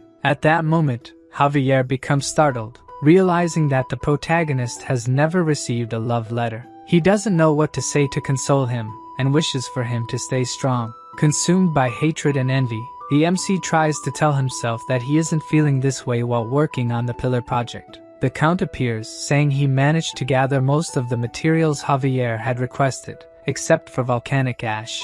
Ash is the main ingredient in Roman cement, and the advantages of making this cement are obvious since its structures have stood for over 2,000 years. To obtain ash, they would have to go to a volcano, but even the Count doesn't think they have that much time. The protagonist says he will find another way, giving up on making Roman cement and focusing on Portland cement. This was the cement that gave rise to modern cement. The MC knows roughly how to make it but not the specifics, so using his brain, he will experiment with all possible combinations and figure out how to make it. However, even after 129 samples, he still hasn't made a strong enough cement. Seeing his master exerting so much effort, his pets become sad, trying their best to get him out of the house a little. He shouts that he's busy but remembers a little dog he had in his past life. At that time, it was his only family. After its death, he regretted not playing more with it. Lloyd then hugs his pets and says they are more important than the research. While walking through the streets at night, Lloyd apologizes to them. Until now, he has only been giving orders as if they were machines, but if something happened to them, he would regret it deeply. Seeing his sincere feelings, the pet's relationship with the protagonist changes, and now they start to consider him part of the pack. Even the system congratulates him on one of their evolutions. The pets themselves ask for his sister Cobra to evolve. She starts to glow and float, gaining several new abilities. But the ability that catches Lloyd's attention the most is volcanic explosion. The next day, a huge explosion is seen from the mountains, and the people in the city are frightened by it. Even the Lord thinks it might be an enemy bombardment, but it turns out it was just the protagonist testing the new ability of his little snake. Using her ability, he analyzes that the ashes are indeed volcanic ashes. Excited, he tells Javier that this is an absolute gift, but due to the explosion, Javier isn't hearing anything. Thanks to Bangul, the cement problem is quickly resolved, wasting no time and moving on to the first step of the pillar construction. They built a massive diaper to collect the volcanic ashes, and when Bangul activates his ability, the diaper prevents the ashes from spreading. The entire population is impressed with Lloyd's ingenuity, especially the Baron, who will keep an eye on him and analyze his creations to make an impartial report to His Majesty the King. Once the ingredients for the cement are gathered, it's time for the second step. A large coffin to pour the cement into is made and placed in the sea, using Hippo to quickly remove all the water from the coffin. The third step is to cover the bottom of the coffin with wooden stakes to anchor it, obviously done by Javier since he is the strongest. He quickly finishes using all the stakes and asks when more will be brought, leaving the protagonist impressed that he hasn't complained so far. Reminded of his duty, Javier drops the hammer and walks away, but as usual, Lloyd uses emotional blackmail to make him come back to work. When the protagonist finishes the morning training, he uses Bangle's steel manure launcher to build the tower structure, finally pouring the long-awaited cement. Once the cement dries, they dismantle the wooden coffin, completing the first large artificial maritime platform. Lloyd explains to the Lord that they made it 50 centimeters higher than sea level to give the impression that the mermaid is floating. The Baron is still hesitant, and doesn't believe this foundation can support the weight of the statue. But if it does work, he won't be disappointed with the construction fee. At night, the statue is finally placed on the platform, a grand mermaid statue covered with sparkling jewels. To celebrate the achievement, a nobles' party is held on the ships. The protagonist, obliged to participate, feels uncomfortable in his outfit and asks Javier how he can stand wearing it. The Lord introduces Lloyd, saying it was this young man who made the statue a reality. And once again, the protagonist is ignored by people who mistake him for Javier. He knows he's smarter than most and prefers money transfers to compliments. But the look of sadness on Javier's face annoys him greatly. To completely crush his self-esteem, the Lord appears, saying it's because of his face. While the party is going on, a little distant from the ships, at the bottom of the sea, the Giga Titan observes the statue. Seeing that mermaid, his natural enemy, all he can think about is attacking her. He quickly approaches the ships, where the protagonist chats with other nobles, and Javier captivates all the women present with just his presence. He goes to the edge of the ship and drinks his wine peacefully, but he feels a slight tremor in his glass, causing him to look towards the sea. At that moment, the protagonist approaches, asking what he's doing. Javier thinks something is coming towards them, something fast and about the size of 2 ships, making the protagonist realize exactly what it is. He approaches the Lord and speaks quietly so only he can hear, that the Giga Titan is approaching and they must evacuate everyone. The Count calls his knight and asks if he feels anything strange in the sea, but he says no. Since he has reached the level of Sword Master, the Count trusts his senses, but the protagonist knows that Javier's senses are even sharper since he is the main character. The Lord continues, saying that the Giga Titan has never attacked them in all these years. But Lloyd says that now he has a reason to attack and looks at the large mermaid statue. At that moment, the Lord realizes what is about to happen and orders the anchors to be raised and the boat to be moved away from the statue immediately. Realizing that this will take too long, the protagonist asks Javier to take care of the anchors. Without hesitation, he jumps into the cold water while the protagonist throws Padong at the statue. Under the sea, Javier prepares an attack on the chains, using his mana to heat the blade. He cuts them easily, while Padong breaks the ropes that are attached to the statue. When Javier finishes cutting all the chains, he realizes that the Giga Titan is speeding up. Even though the ships are already loose, it is too late. The Giga Titan appears, knocking everything in its path. The protagonist and the others on the boat are thrown into the sea, while Padong dodges the monster's attack.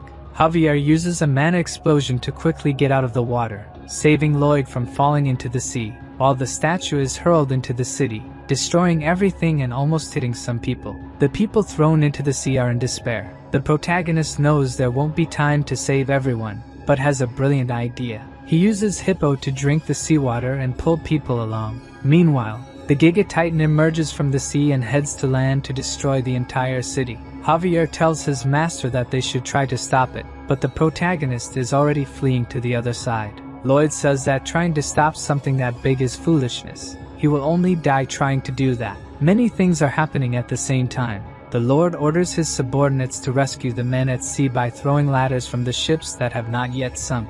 Meanwhile, in the city, the gigantic Titan continues to destroy everything. Javier asks if Lloyd is really going to ignore the people who are in danger, but his only concern is to get the money. Lloyd says they didn't come there to fight a giant thing but to keep the peace. At that moment, Javier is disappointed with his master. He thought Lloyd was someone who always fought to protect others, but now he sees who he truly is. As a gentleman, he would never abandon people in distress. Lloyd tries to warn him that if he tries to fight that thing, he will die, but Javier doesn't listen to his orders and heads towards the monster. Using his blade board and mana blast, he quickly approaches the coast. The soldiers shoot cannonballs at the gigantic Titan, but they are only reflected by his armor. The soldiers are scared as not even a scratch is made. The monster prepares an attack by opening its armor, and the wind power that comes out is so strong that it destroys the attack towers. The monster's real concern is not the soldiers but the supposed mermaid that it believes is still alive. Only its advance towards the statue destroys a large part of the city, causing fear and panic among the population. A man who fell on the ground is almost trampled by the gigantic Titan, but Javier appears to save him. He attacks the monster directly, hitting one of its joints, but even using the mana blast, his attack is reflected, only making the Titan angrier. Javier dodges its attack, but the monster takes advantage of him being in the air and fires a burst. Even trying to protect himself, he is hit directly. With just one attack, Javier is already quite injured. He knows it will be impossible to defeat this creature, but he is willing to sacrifice himself so that as many people as possible are saved. While Javier fights to save the population, the protagonist tries to escape on a table. It's not like he's an overpowered character or anything. Even if he spent all his RP, the only skills he has are related to construction. It's not that he's not sad about people being hurt and the city being destroyed, but he can't do anything. However, when the protagonist says these words, something clicks in his head. He realizes he must return immediately since the Lord hasn't paid the construction department's commission yet. While Lloyd advances quickly to the city, Javier fiercely fights the creature. Dodging its attack, he thinks that as monstrous as it is, it's still an animal. Its weak point is probably in the eye. However, even using the mana blast and attacking the eye directly, nothing happens to the monster. With nothing else to do, Javier is attacked by one of its antennas. But Hippo appears just in time to save him, releasing all the water and returning to the protagonist's head. Lloyd is extremely angry because the giant lobster dared to interfere with his cash flow. Javier takes advantage of the opening his master created to attack the monster, but once again the attack is only repelled by the armor. He becomes scared since he can't get through this thing. At first, he thought he could win, but now he knows it's impossible. However, even though the situation is unfavorable, he remains calm since his master has returned. There is a possibility of victory. 2 minutes earlier, the protagonist was using the Padong to move through the city, observing from afar as he tries to find a weak spot using his ability to understand what it's made of. Its armor is 1 meter thick, a mix of dentina and quintina, molecularly a triple honeycomb structure tightly intertwined. When Javier attacks, all the impact energy is transferred to his horn, releasing it into the air. Inside the creature, there is a sac for its hydraulic claw. If they can destroy the beak and hit that sac with the blessed mana, the creature will surely be killed. Javier asks what he should do, while Lloyd gestures to cut the horn with his hand, but the swordsman doesn't understand anything and asks if he's gone crazy. The protagonist then decides to shout, explaining that he should cut the horn, while Javier elegantly dodges the attack from the giant lobster, knowing that cutting the horn won't cause lethal damage. But his master wouldn't ask for it without a plan behind it. Lloyd warns that even though it's hollow inside, it won't be easily cut and that mana circles aren't just about hitting. Javier doesn't exactly know what he means by that, but instead of just hitting, he uses the mana circle like an electric saw to cut. The protagonist is happy knowing that his theory really worked. This time Javier's attack really seems to damage the monster, and when he is about to be attacked, the MC uses the Padong to defend him. Javier finally manages to cut the horn, making the creature scream in pain, but the only thing that falls to the ground is his sword, leaving the protagonist totally shocked. Even knowing he would be crushed by the Giga Titan, Javier stayed underneath it to attack. He was willing to sacrifice himself to defeat it. However, at the last second, Padong rescued him. The hamster scolded Javier, who, even though he didn't understand exactly what he was saying, understood that he was probably being reprimanded for being reckless. After thoroughly analyzing the Giga Titan, the only remaining option to defeat it was the combination of Plan A plus D. To do this, he first called Padong and told him to take him to the location he mentioned earlier. Lloyd warned that the creature now saw Javier as a threat, so he asked Javier to lure the monster into the forest. The protagonist had bought enough time. They should have finished by now, so the only thing left to do was to trust the Count. 15 minutes earlier, the Lord was in shock watching his city being destroyed by the monster. His knight apologized for not detecting it earlier, but the Count said the fault was actually his. It was a mistake to think they could drive out the beast with just a statue. At that moment, the protagonist stated that the statue did drive it away. That monster only came to destroy it, and recommended taking advantage of this obsession. He would buy as much time as possible for the Count to prepare something. Javier continued dodging the beast's attacks, but even he was reaching his limit, yet he kept luring the creature relentlessly into the forest. The Giga Titan remained an unstoppable force that destroyed everything in its path, and Javier couldn't run anymore, getting closer to being caught by the creature. Before he was caught, the protagonist shouted, asking for applause for the bronze statue. When Javier looked, Lloyd was bringing the statue, now fully patched up. Seeing its natural enemy, the Giga Titan flew into a rage, leaving Lloyd quite pleased with its reaction. Through the novel, He knew he could trust the Count to reassemble the statue. His plan was to use it to create an opening for Javier to attack. When they got close enough to the monster, Padong drifted the cart, and they began to lure the Titan towards them. Javier seized the opportunity to attack the creature's weak point, hitting it precisely with a mana blast. Even though the attack was powerful and created a huge explosion, all it did was create a crack in the armor. Javier was saddened by his weakness, but as he fell, he heard Lloyd say to leave the rest to him. As your master spoke with great confidence, he knows he can now relax. Before he hits the ground, Hippo appears to cushion his fall. Lloyd shouts that he will protect this city no matter what. Padong is also at his limit, and he can't ask for more from him. At his signal, Padong throws the protagonist towards the Giga Titan. Earlier, when he was still heading to save the city, he thought of some plans to attack it, deciding he should use the mana blast. The problem is, for that, he would need to have a triple circle heart, and currently, he only has 2. Using the system, he starts to evolve his technique, but unfortunately, he doesn't have enough points to evolve to the final level. Even though he had decided to stay out of the fight, he wonders what the hell he's doing hanging there, while deciding whether he should try to punch it using mana. The notification that he gained 5 approval points from Javier appears, and with that, he has what he needs to create the 3rd mana circle. Now confident, he prepares the attack using 1 circle to protect the heart and the other 2 to collide, but the monster ends up breaking a mountain with its paw, and one of the stones coincidentally hits the protagonist's head. Due to the impact, he loses his senses, not knowing what to do anymore. He uses the 3 circles to collide, creating a triple circle mana blast that is so powerful it explodes the entire creature. From the city, people see that huge smoke.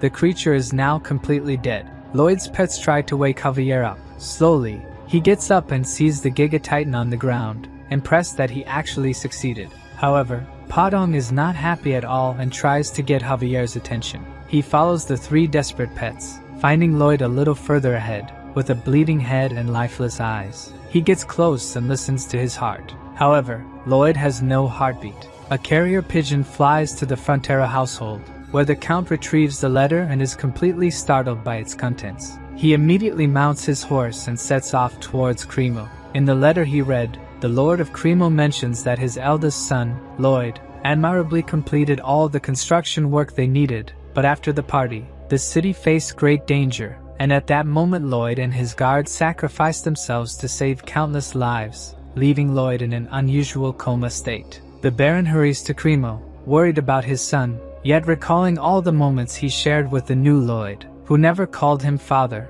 only Baron. For a moment, Frontera doubts if that young man is truly his son, but before he can dwell on it, a monster appears on the road. The knight dismounts and instructs the Count to continue while he faces the creature. He defends against the beast's first attack, apologizes to the Count, and promises to meet again in Cremo. The knight and the monster attack simultaneously, but the wolf is too strong, breaking the sword in half and biting the swordsman's shoulder. Undeterred, the knight continues to fight, even as he's overpowered. Just when he thinks he'll die, the Baron and Baroness appear, aiding him in defeating the wolf. The knight feels ashamed for not handling the creature alone, but the Baron reminds him that he's a vassal, and it's his duty to protect his people. Suddenly, the Baroness notices something alarming, a pack of wolves approaching. The knight, despite his injuries, stands his ground against the wolves, while the Baron and Baroness lose hope. Then Javier arrives, swiftly dispatching the wolves and offering to escort them, asking if anyone is hurt. The Baron's knight knew Javier was skilled, but wonders what made him so powerful since arriving in Cremo. The Baroness asks if Lloyd is alright, but Javier can't say for sure if he's alive or not. He explains that after the giant was defeated, Lloyd had no heartbeat. Worried that he would lose his new home, Javier was suddenly relieved when Lloyd's pulse returned. Although he's sure Lloyd's heart has stopped, he still has a pulse and is breathing. Touching Lloyd's chest, Javier feels the triple circle heart spinning at an incredible speed due to the magnetic fields they're generating. He can't determine the condition of his heart, only that these fields are keeping him alive. Returning to the present, people are trying to rebuild the city. Javier explains that the young master is at the Count's mansion, under a doctor's care, but his condition hasn't improved. The Count reflects on their battle against such a monstrous creature, but Javier insists he was just a sword Lloyd was using. it was his own strength that defeated the monster. Hearing this, not even the protagonist's parents believe he has this power until they hear that other nobles are heading to the Count's mansion to pay respects to Lloyd, acknowledging that without him, everyone would have frozen to death. Lloyd didn't just save the people from the sea, he also helped a soldier trapped in rubble, preventing a massive fire from destroying the city. Indeed, the entire city recognizes that they were saved thanks to Lloyd Frontera, and everyone outside the Baron's house pays homage to him. A man tries to start an argument, blaming Lloyd for the incident because of a statue he made, but he's beaten by the crowd, who are quite agitated. In the room, the protagonist finally wakes up, his head hurting, and some system notifications are in front of him. He remembers using the triple mana blast like an idiot, and wonders if he's really alive. The system confirms he is, prompting the protagonist to ask how, since his heart should have exploded. At that moment, Javier enters the room and is shocked by the scene. Lloyd is happy to see him, immediately asking how much they will be paid for the construction. For a moment, Javier is disappointed that these were his first words, but he's happy soon after because Lloyd seems healthy. The Baron and Baroness rush into the room, embracing their son who has just awakened. Whether he is the true Lloyd or not doesn't matter now. They are just grateful he's alive. In the royal capital of Magenta, a servant reports to the king about the letter from the Count of Cremo.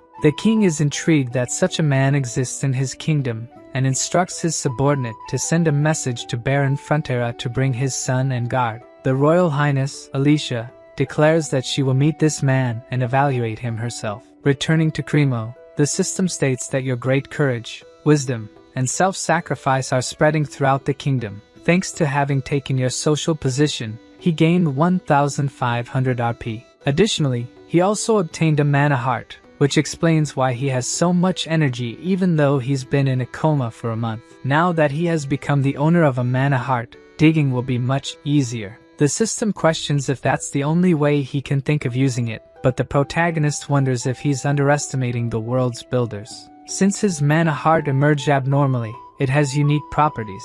He gained the ability of neutralized shock, which literally means he can use the triple core explosion whenever he wants. Now the work in the mine will be much faster. The protagonist explains that the mana heart needs to be protected from the impacts caused by blessed mana. It acts practically like an ammunition depot, which is why he must protect the mana heart using one of the circles. But at that moment, he didn't have a mana heart, so he was able to survive the shock caused by the explosion. Who would have thought that neglecting mana heart training would end up being beneficial? At that moment, the Lord enters the carriage, saying they must leave immediately. As he watches the Lord go to sit down, the protagonist gives a look as if planning something. The carriage continues through the city streets, and looking out the window, Lloyd wonders how much it will cost to repair the buildings and streets. The Lord says it's hard to say, but it will probably take a month of the city's budget production. Upon hearing this, the protagonist plays his card and says that if the Giga Titan had not been defeated, it would probably take half a year of production to repair everything. Realizing what's happening, the Lord immediately asks what he means by that. Lloyd says that what he's gaining compared to what they'll save in construction is a small portion. He continues using his manipulation game and mentions that he heard from some attendants that the Lord would financially compensate anyone who worked for the city's public interest. Realizing he has no choice, the Lord increases the amount he will receive by 1.5 times. The atmosphere in the carriage remains heavy. The protagonist says he wasn't asking for money, but he finally realizes that for the Lord, the lives of his civilians are worth 1.5 times the commission of his construction. Due to emotional blackmail, the Baron doubles the commission. Lloyd remains silent with a cold expression on his face, causing the Baron to increase the proposal to triple. At that moment, we see in the window's reflection the monstrous expression the protagonist is making. The Baron realizes he has just been extorted, while the MC extends his hand to him. Now with a completely friendly atmosphere, he appreciates his generosity, and says he will make good use of the special compensation. The Lord shakes his hand, though he finds it very strange since he was definitely just extorted. Still, he can't bring himself to hate him. The Count's carriage passes through the crowd, who are shouting incessantly that Master Lloyd has arrived. For someone who is a complete nobody in Korea, this is a lot of pressure. The Lord says they have prepared a podium for him, using a voice amplification sphere. The protagonist thinks of giving a generic speech since he won't make money from it. So on stage, seeing the crowd shout his name, the only thing he can think of is making money from each of those people. Instead of giving a speech, he asks if the citizens have heard of Andal coding. Realizing they haven't, he begins to explain how Andal will change their lives. All the time they spend by the fireplace will be replaced with peaceful family time, greatly improving their quality of life. Anyone interested should visit Baron Frontier's mansion, located in the Frontier Barony. Instead of a speech about saving the city, he just sold his product. The Lord understands why he doesn't hate him. Someone so obsessed with every penny of profit that persists in their goals is someone you can't hate, but rather desire by your side. Returning home, or rather, his future golden goose, Lloyd thought that the oldest knight, Lord Byron, earned far too much compared to his level of skill, which barely reached intermediate. However, the man in front of him left him completely amazed. He neatly organized the ongoing mining plans, the list of names and details of land construction, and simply everything that needed management, even down to sales and profit. Startled, the protagonist asked if he had done all this while he was away. Byron replied that he had left it for him to take care of, so he was just doing his job. A worker arrived and reported that the interior of the Andal floor project was complete and awaited inspection. Outside, he meticulously observed every detail of the floor, praising the workers for this time there were no flaws. Lloyd was simply shocked looking at him. This man he thought useless was extremely capable. If he had been born in modern Korea, he would probably be a director of a major corporation. The large-scale contract was entirely handled by the Baron and Baroness. These two had a gift beyond being lords of a state,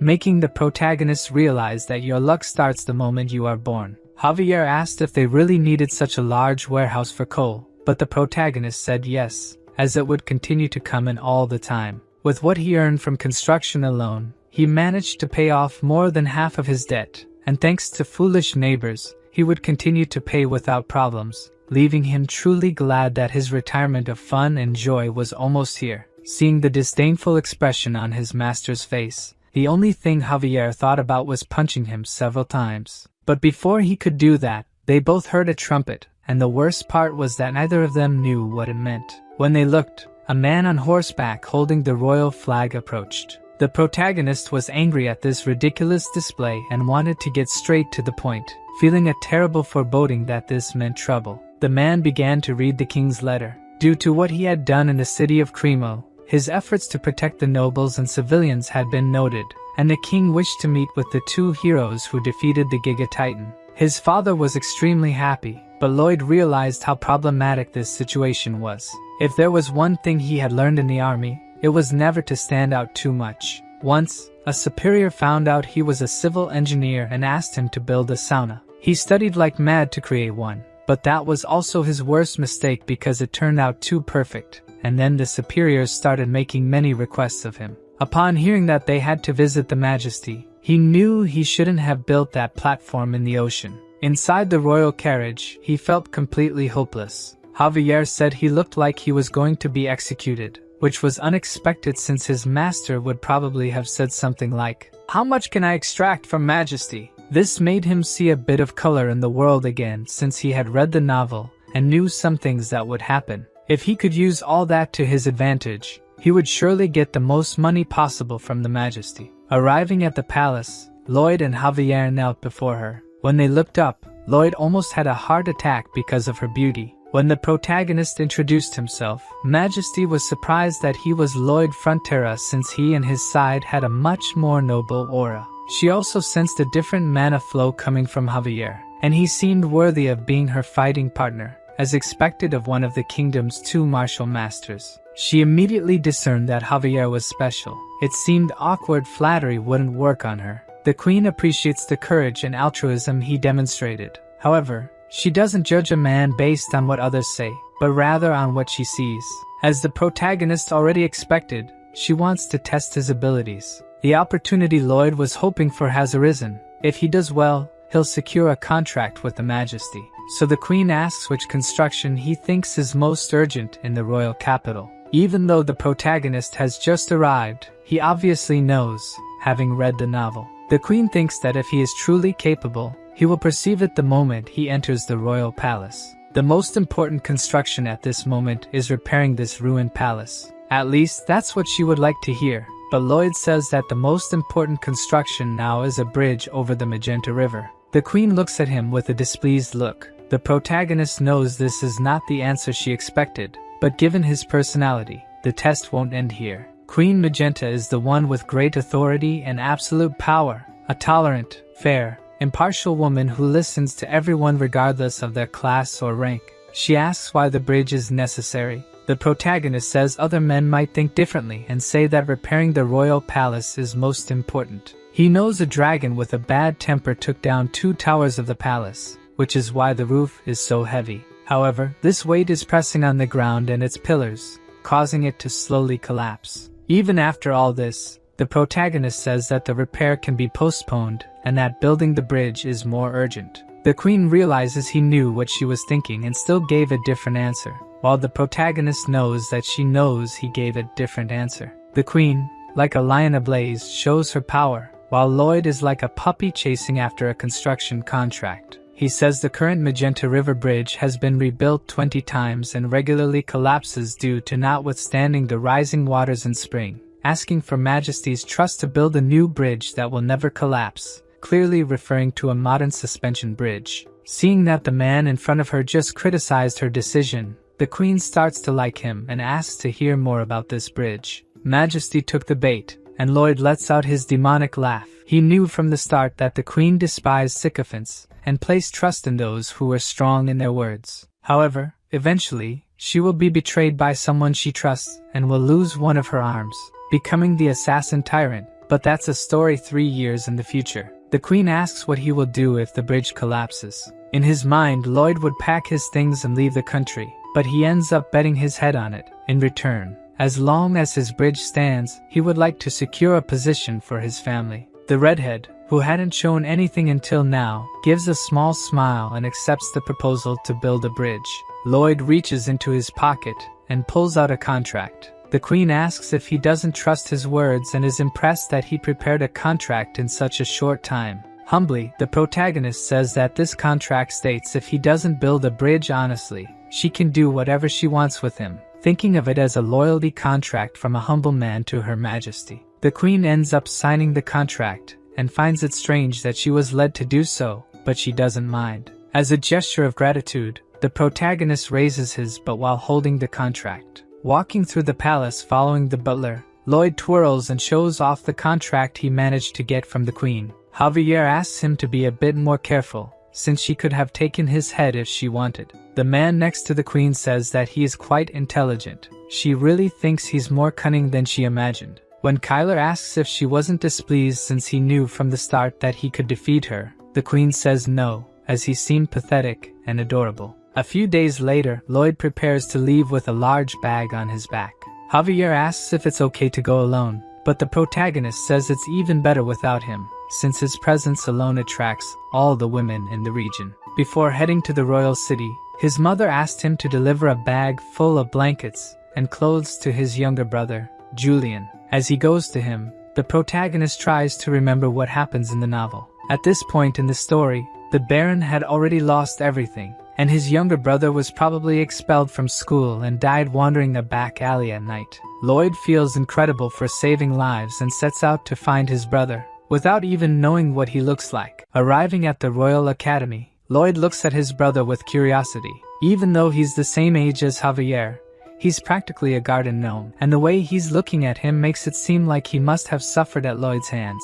The protagonist decides not to be too nice and acts as if he's turned the page. Maybe then Javier wouldn't suspect so much, throwing the bag full of clothes at him, saying their mother sent it. Julian finds it very strange that Lloyd didn't insult him. Moreover, he wonders if he really came there just because their mother asked. The system warns that his brother suspects his identity because he's being too kind. To try to act a little more like Lloyd, the protagonist leaves cursing at him, but Julian finds his human behavior even stranger since he left without beating him up. Before leaving, Lloyd reminds him that their mother asked him to have lunch with Javier, even though he finds it a drag. He asks if there's any fancy restaurant around. Julian questions why he's asking, and Lloyd says he'll take him to lunch since their mother asked. At the restaurant, His brother is extremely suspicious. He orders a basic set, but the protagonist tells him to choose something more expensive since he doesn't frequent these kinds of places often.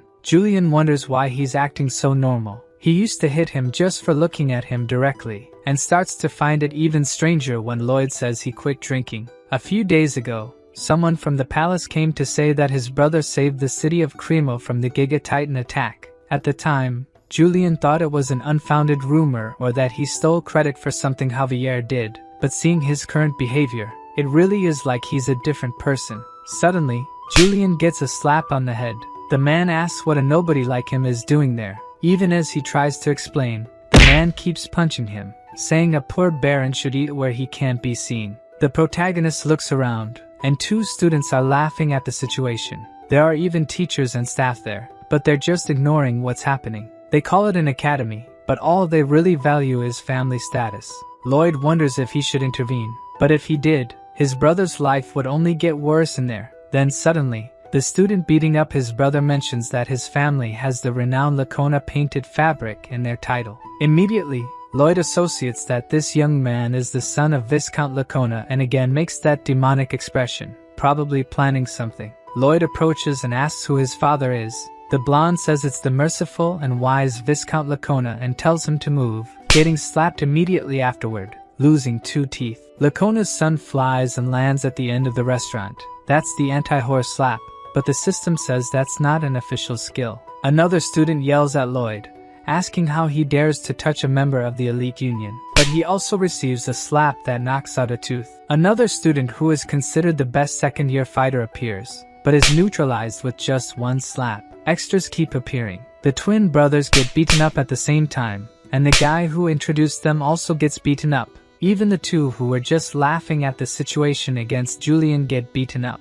Lacona Jr. appears behind the protagonist, punching him in the face, but immediately realizes that was the worst decision of his life as Lloyd looks at him as if he's going to kill him. He beats Lacona Jr., but before killing him, he's stopped by his brother. Julian is worried that he will be even more intimidated at school after this, but the MC says with a smile on his face that if they die, they will never bother him again. Julian is completely shocked at how he can say something like that with such a bright smile. Lloyd continues beating and thinks he's seen many guys like this in high school. The best remedy for dealing with them is the fear of death. Suddenly, soldiers appear, commanding him to stop immediately. An old man says this is the Sacred Academy, and asks what he's doing. The protagonist, still holding the Viscount's son like a demon, leaves his brother scared, thinking he will try to hit the guards too. But to his surprise, his attitude changes completely, and he calmly introduces himself as the son of Baron Arcos Frontera. He apologizes for the commotion, but says he was only defending Her Majesty's honor. The old man says this is ridiculous and asks who would dare tarnish Her Majesty's name. Lloyd says Lacona's son was intimidating his brother, and even points to a teacher who witnessed the situation. But since there was no intention to punish him, he had to intervene. The reason he didn't do anything is obvious. The staff of this academy has been bought by the nobility. There's no way the administration of the academy doesn't know what's going on, but they will just ignore these cases. The old man asks what all this has to do with Her Majesty. The protagonist says that insulting his brother is the same as insulting him and even insulting the queen since he is a royal guest. As soon as the old men see the royal symbol, they all immediately kneel before His Highness. Lloyd says they must have understood the situation and is leaving. However, the old man plans to punish Julian since the royal invitation is temporary. But when he looks at Lloyd's face, he again has that demonic expression, leaving the director totally scared. In the corridors, Julian asks where they are going. Lloyd replies that they are going to the administration office to ask for a leave for him. Obviously, he hates this situation and asks how much more he intends to ruin his life. But Lloyd responds that this place will soon not be good for studying, and he should take the opportunity to rest his mind and keep his body in shape. At the palace, Javier explains to Julian that if Lloyd has a plan for him, then he should trust it. He also explains that the plan to defeat the Giga Titan was entirely made by the young master. Furthermore, he managed to open water channels, develop quarries, and become friends with wild orcs. The brother he knew became another person. Lloyd listens to the whole conversation behind the door and is happy that Javier trusts him so much. Soon after, his illusions are shattered as they begin hurling insults at him. Julian asks if he really thinks someone can change so suddenly. Javier is sure they can't and has convinced himself that Lloyd is an imposter disguising as the young master. The protagonist is worried because he could be discovered at any second. Julian asks if they could have used black magic to do this. Javier responds that it's a possibility. He has even seen the theory in a book. Because of this, he investigated if there was any abnormal mana flow in Lloyd's body. The protagonist wonders when he did that, leaving him extremely worried about being discovered. Fortunately for him, Javier doesn't feel anything unusual in his body. Javier tells him to forget about it, saying it's just an exaggerated theory. The MC knows that Javier is probably sensing his presence behind the door. It's a way of saying he suspects his identity. Julian mentions it's the first time he's heard about the family debt. He thought only he was having difficulty with studies, but Lloyd managed to get their family out of that situation, so he deserves some credit at least. The protagonist, having just earned RP points from his brother, thinks that now Julian will be his golden goose. He enters the room calling Julian to join him. As he mentioned earlier, they will train his body with manual labor. Lloyd explains the first step in making bridge suspension cables. First, spread the clay and beat it until it becomes a 90 centimeters pizza. Then fill it with dirt and rocks and give it to the snake to eat. It will excrete the molten metal, and Podon will unite and wrap it. Then everything will be ready to make the cables. The MC hands him the shovel and says the tutorial is over. This task is crucial in construction, and if it's done wrong, the rest will be a mess. Julian asks why he's giving such an important task to him, but the reason is obvious. He's a Frontera, so he should be intelligent and responsible. Outside the palace, Lloyd knows that the modern bridge is a great idea, but even with all his knowledge, it would be impossible to make it perfectly. This means he'll need to borrow knowledge from this world. Before he can ask for anything, the master craftsman denies his request. Lloyd already knew this old man was stubborn and would only work on projects that caught his attention, so he had prepared to visit him, innocently showing the project of building a new bridge. As soon as the dwarf sees his project, he immediately tells him to wait. If he builds something like that without the exact rigidity, it will break. The MC says when the bridge collapses, everyone on it will die, and as he's decapitated, he'll scream that the culprit was the great Cortigus, who didn't help make the trusses. The dwarf asks if he's trying to threaten him, but Lloyd says it's just an appeal to the conscience of a great master. He ends up relenting and asks to see the drawings. Upon closer observation, he is fully aware that he is the only person in the kingdom capable of doing this. The protagonist continues with a killer look and says that's why he asked for his help. The dwarf says this has caught his attention and decides to help with the project. With Julian working on the cables and the royal workshop working on the trusses, the only thing left to work on is the suspension of the towers. Lloyd and Javier use a mana explosion on the ground but are suddenly stopped by nobles who accuse him of stealing the Majesty's treasure. The protagonist is obviously confused, but it seems this was planned for a long time, as they personally went to ask for a trial from the Queen. In the meeting room, the Queen orders each side to state their arguments, and the first to speak is the guild. Victor says that the Magina Bridge was built by the guild's previous leader and has stood for over 30 years. He explains that in its structure, wedge-shaped columns were made to slow down the strong water current, making it practically impossible to fall. Lloyd knows that it will eventually fall, as this is information from the novel, but he cannot reveal future events to others. Boldly, he asks the guild leader how much they were paid to say that. His scandalized reaction makes the protagonist absolutely certain that he is being paid, and he recalls that in Korea, when a politician and a businessman meet, either the politician takes money from the businessman, or the businessman bribes the politician. In this case, it's the latter option. They strip away all negotiating rights and monopolize the budget. His accusation without proof ends up irritating the Queen considerably. She says that accusing someone without proof in her presence is unacceptable and immediately sends Lloyd to royal trial. He is tied up and his head is placed at the Reaper's aim. The Queen says he insulted her and her vassals with lies and must restore his honor.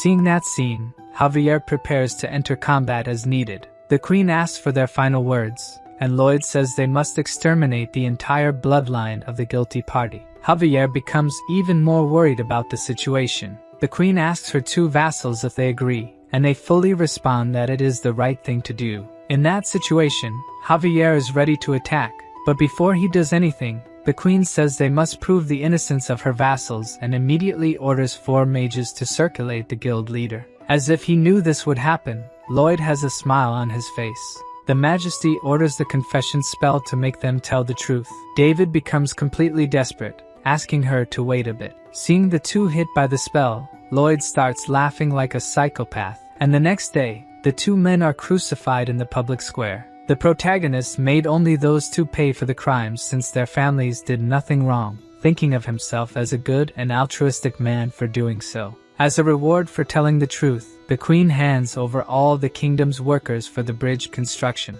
The archmages use gravitational magic to lighten the weight of the stone blocks, making the construction extremely fast. Bangul is tasked with taking the suspension rope to the other side, using her volcanic explosion to quickly cross the river while Padong tries to hold it. Seeing this incredible construction method, Julian says his brother is amazing. Javier also thinks he is and says that even though it's his first time doing hard work, he managed to do it every day. Before, Julian couldn't learn his sword art because he had a fragile body, but looking at his body state now, that shouldn't be a problem anymore. After some time, the bridge construction is finally complete. The queen says this bridge will be called Lojavi, a blend of Lloyd and Javier's names. She also grants him the title of Master Builder, leaving the dwarf irritated as he built the entire platform. Lloyd thinks that only the commission money will be enough to clear his debts, but now he has another major obstacle. The queen is probably thinking of how to use him to her advantage. If he fails now,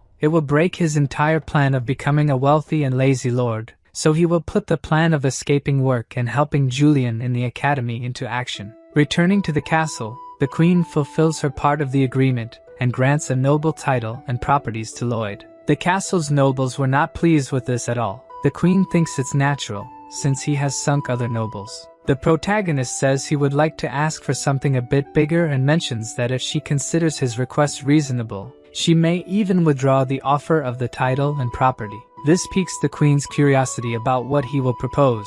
Nevertheless, regardless of what the scoundrel asks for, her desire to keep him by her side will not change. The protagonist expresses a wish for a thorough cleaning of the Royal Academy, which is currently rife with corruption, inequality, and despicable behavior. Instead of studying, the students only use their status to harm those of lower rank. The teachers and supervisors are aware of this but choose to ignore it, furthering the social barrier within the institution. Both the headmistress and the nobles present are incredulous at what he has just said. Javier presents the results of a 4-month investigation conducted by Lloyd, which identifies all the corrupt nobles and workers in the academy. Upon hearing this, the nobles claim he is spreading lies and that such things couldn't happen in the Royal Academy. However, this turns out to be signing their own death warrants, as the queen orders the use of truth-telling spells on them, adding more nobles to the public lynching. Inside the academy, the queen is cleaning house with her soldiers, intending to rid her land of all the filthy rats.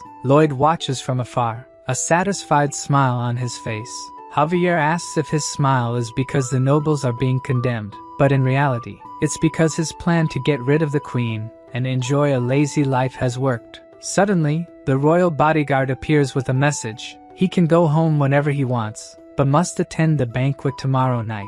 Furthermore, the queen found his plan to dodge work excellent and respects his desire to live as a slacker. Lloyd is a bit shocked to discover he has been in her palm all along. When he sees the swordsman leaving, he asks Javier if he couldn't sense him approaching. The obvious answer is no, since this man is a master swordsman. So let's go back to Lloyd's room. Julian asks if he hit Diego knowing this would happen. Basically, yes, as he already planned to investigate the academy after its construction and trusted the queen's confidence in him for it to work. Julian tells him he no longer needs to pretend to call him a little shit and now sees him as a brother he can be proud of. Lloyd is impressed by his words, but then says it was so bad it made him want to vomit.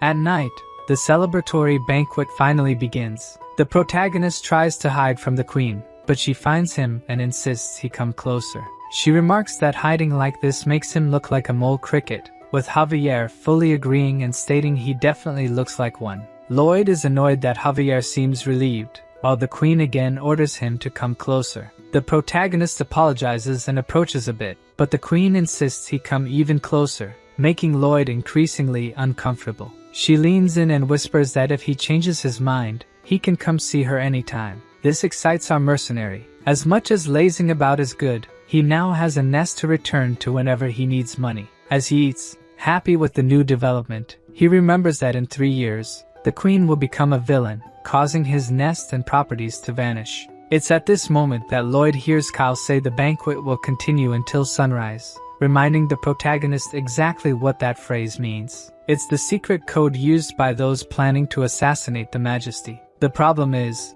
this was supposed to happen in 3 years. And also, why is the secret code to assassinate the queen coming from the royal guard? A while later, she finds herself in her quarters. The queen looks tired and wonders if she drank too much, but she thinks it must be because she's been working hard in recent days. This excessive work is due to Asfahan, an enemy state where King Samarkand has been amassing an army. But it's probably not for an invasion, since trying to invade through the jungle would be a suicide mission. At that moment, the queen feels a strong headache. She finds it strange, since the effects of alcohol should be neutralized by the mana in her body. Soon after, it becomes difficult to control her heartbeat and breathing. She tries to circulate mana to neutralize the effects, but a sharp pain hits her heart, preventing her from circulating mana throughout her body. The queen has no doubt it's poison and tries to walk to the door, calling for help from anyone who might be there. The front door begins to open, and her knight Kyle appears. The queen says he arrived just in time and that she needs his help, but the help Kyle offers is different, leaving the queen incredulous at the betrayal. Meanwhile, Lloyd, still at the banquet, tells Javier that they have a problem. The swordsman simply starts following him without asking anything, surprising Lloyd that he doesn't inquire about what's happening. He asks if Javier can knock out a master swordsman. Javier knows he's not joking but asks for some sense, and says he'll try to stop him for a maximum of 3 minutes. Turning the corner, they come across a pile of bodies. Inside the room, Kyle does his best to kill the queen, but even poisoned, she manages to defend herself. She asks why he's doing this and receives a kick to the stomach. Kyle prepares for a final attack but is stopped by Javier, who approaches quickly. Not giving him time to react, Kyle attacks, but our swordsman manages to defend, surprising Kyle as he stopped his sword using a candelabra. Taking advantage of the distraction of the battle, Lloyd approaches the queen, covering her mouth before she says anything and using the core technique to absorb the poison. Javier continues buying time, but Kyle is not playing around and activates the sword's aura. Realizing that if he completes that, they're in trouble, Javier throws the candelabra, interrupting the aura formation. He catches the candelabra back in the air and uses blessed mana to attack, impressing Kyle with his mana talent. However, he still lacks experience in real combat, and Kyle takes the opportunity to strike while Javier is in the air, cutting his candelabra and his chest. Lloyd continues absorbing the poison mana. The only thing he can do at this moment is pray for Javier to win, or everyone there will die. Kyle knows his cut was superficial but takes the moment to land another blow. However, our lunatic swordsman isn't afraid of death and charges forward, dodging the strike at the last second. Javier shouts the name Padon, who tosses a sword towards him. With the blade in hand, he's perfectly ready to face a master swordsman. Javier uses blessed mana again, directing the explosion at Kyle. Kyler manages to defend but is thrown back by the impact, stunned and scared, wondering how Javier can wield the power of a cannon. Before he can think, another mana blast heads his way, but this time he manages to dodge. Javier decides to attack from all sides, dividing the blessed mana into multiple explosions, making a master swordsman run in fear. Meanwhile, Lloyd continues the process of absorbing the poison. The queen wonders how this is possible. He's only absorbing the mana contaminated by the poison. But before she can ask where he learned this ability, our protagonist tells her to shut up, angering Her Majesty as he just reprimanded her. But seeing Lloyd spit blood, she wonders if he's trying to sacrifice himself to save her. In the banquet hall, a huge explosion is seen as Kyle is thrown back, watching Javier advance slowly. The master swordsman realizes he can't handle him alone and shouts to the guards that Javier is an intruder who tried to assassinate the queen. With a single sword swing, our mini-monster sends several elite guards flying back and, concentrating a bit of mana, causes an explosion to keep them at bay. Kyle has never heard of a man who could do something like this in history and is scared at the possibility of him becoming a sword master. However, that won't happen as he will personally ensure Javier is eliminated. Seeing the sword's aura, Javier knows he's in trouble. Just swinging his sword makes the ground stones float. Shortly after, Javier is thrown away by the aura, heavily injured, as Kyle approaches to finish him off. At that moment, the protagonist finishes absorbing all the poison, but it's too much for his body to handle. He starts vomiting black blood, and the queen says he will die like this, instructing to gather all the mana in his arm. However, our mole man refuses to lose an arm as it will make digging harder. Lloyd grabs a butter knife and activates Mana Blast using all his mana, expelling the poison all at once. The explosion is so massive that it destroys part of the castle, leaving Kyle questioning where all this power came from. But before he can dwell on it too much, Javier rises, ready for the second round. He made a vow to Lloyd, and he needs to keep that vow alive. Before reaching the royal capital, Javier admits he was hopeless from start to finish. He was supposed to be Lloyd's guard,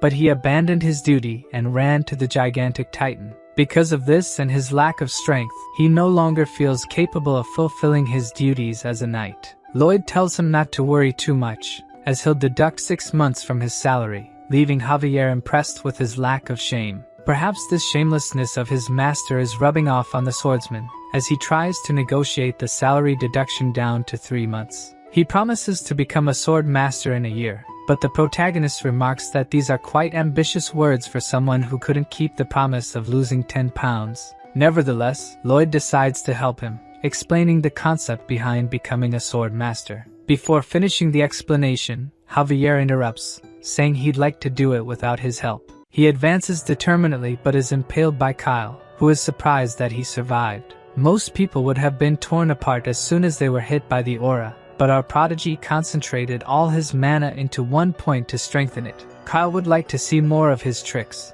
but he's running out of time. At this moment, Javier starts to catch fire but still manages to hold onto Kyle's hands, preventing him from escaping. The aura is burning his body, but while holding Kyle's hand, he manages to absorb the aura directly from the mana heart. Realizing the danger, Kyle throws Javier away, who simply falls to the ground without showing any signs of life. Even the master swordsman can't detect any breath from him. As Kyle has already wasted too much time, he moves to take the queen's head but is stopped by Javier, who rises unexpectedly. Javier says he now understands mana and activates the aura, creating a new sword blade. Kyle is at a loss for words. In all his life, he has never seen such a cursed brat.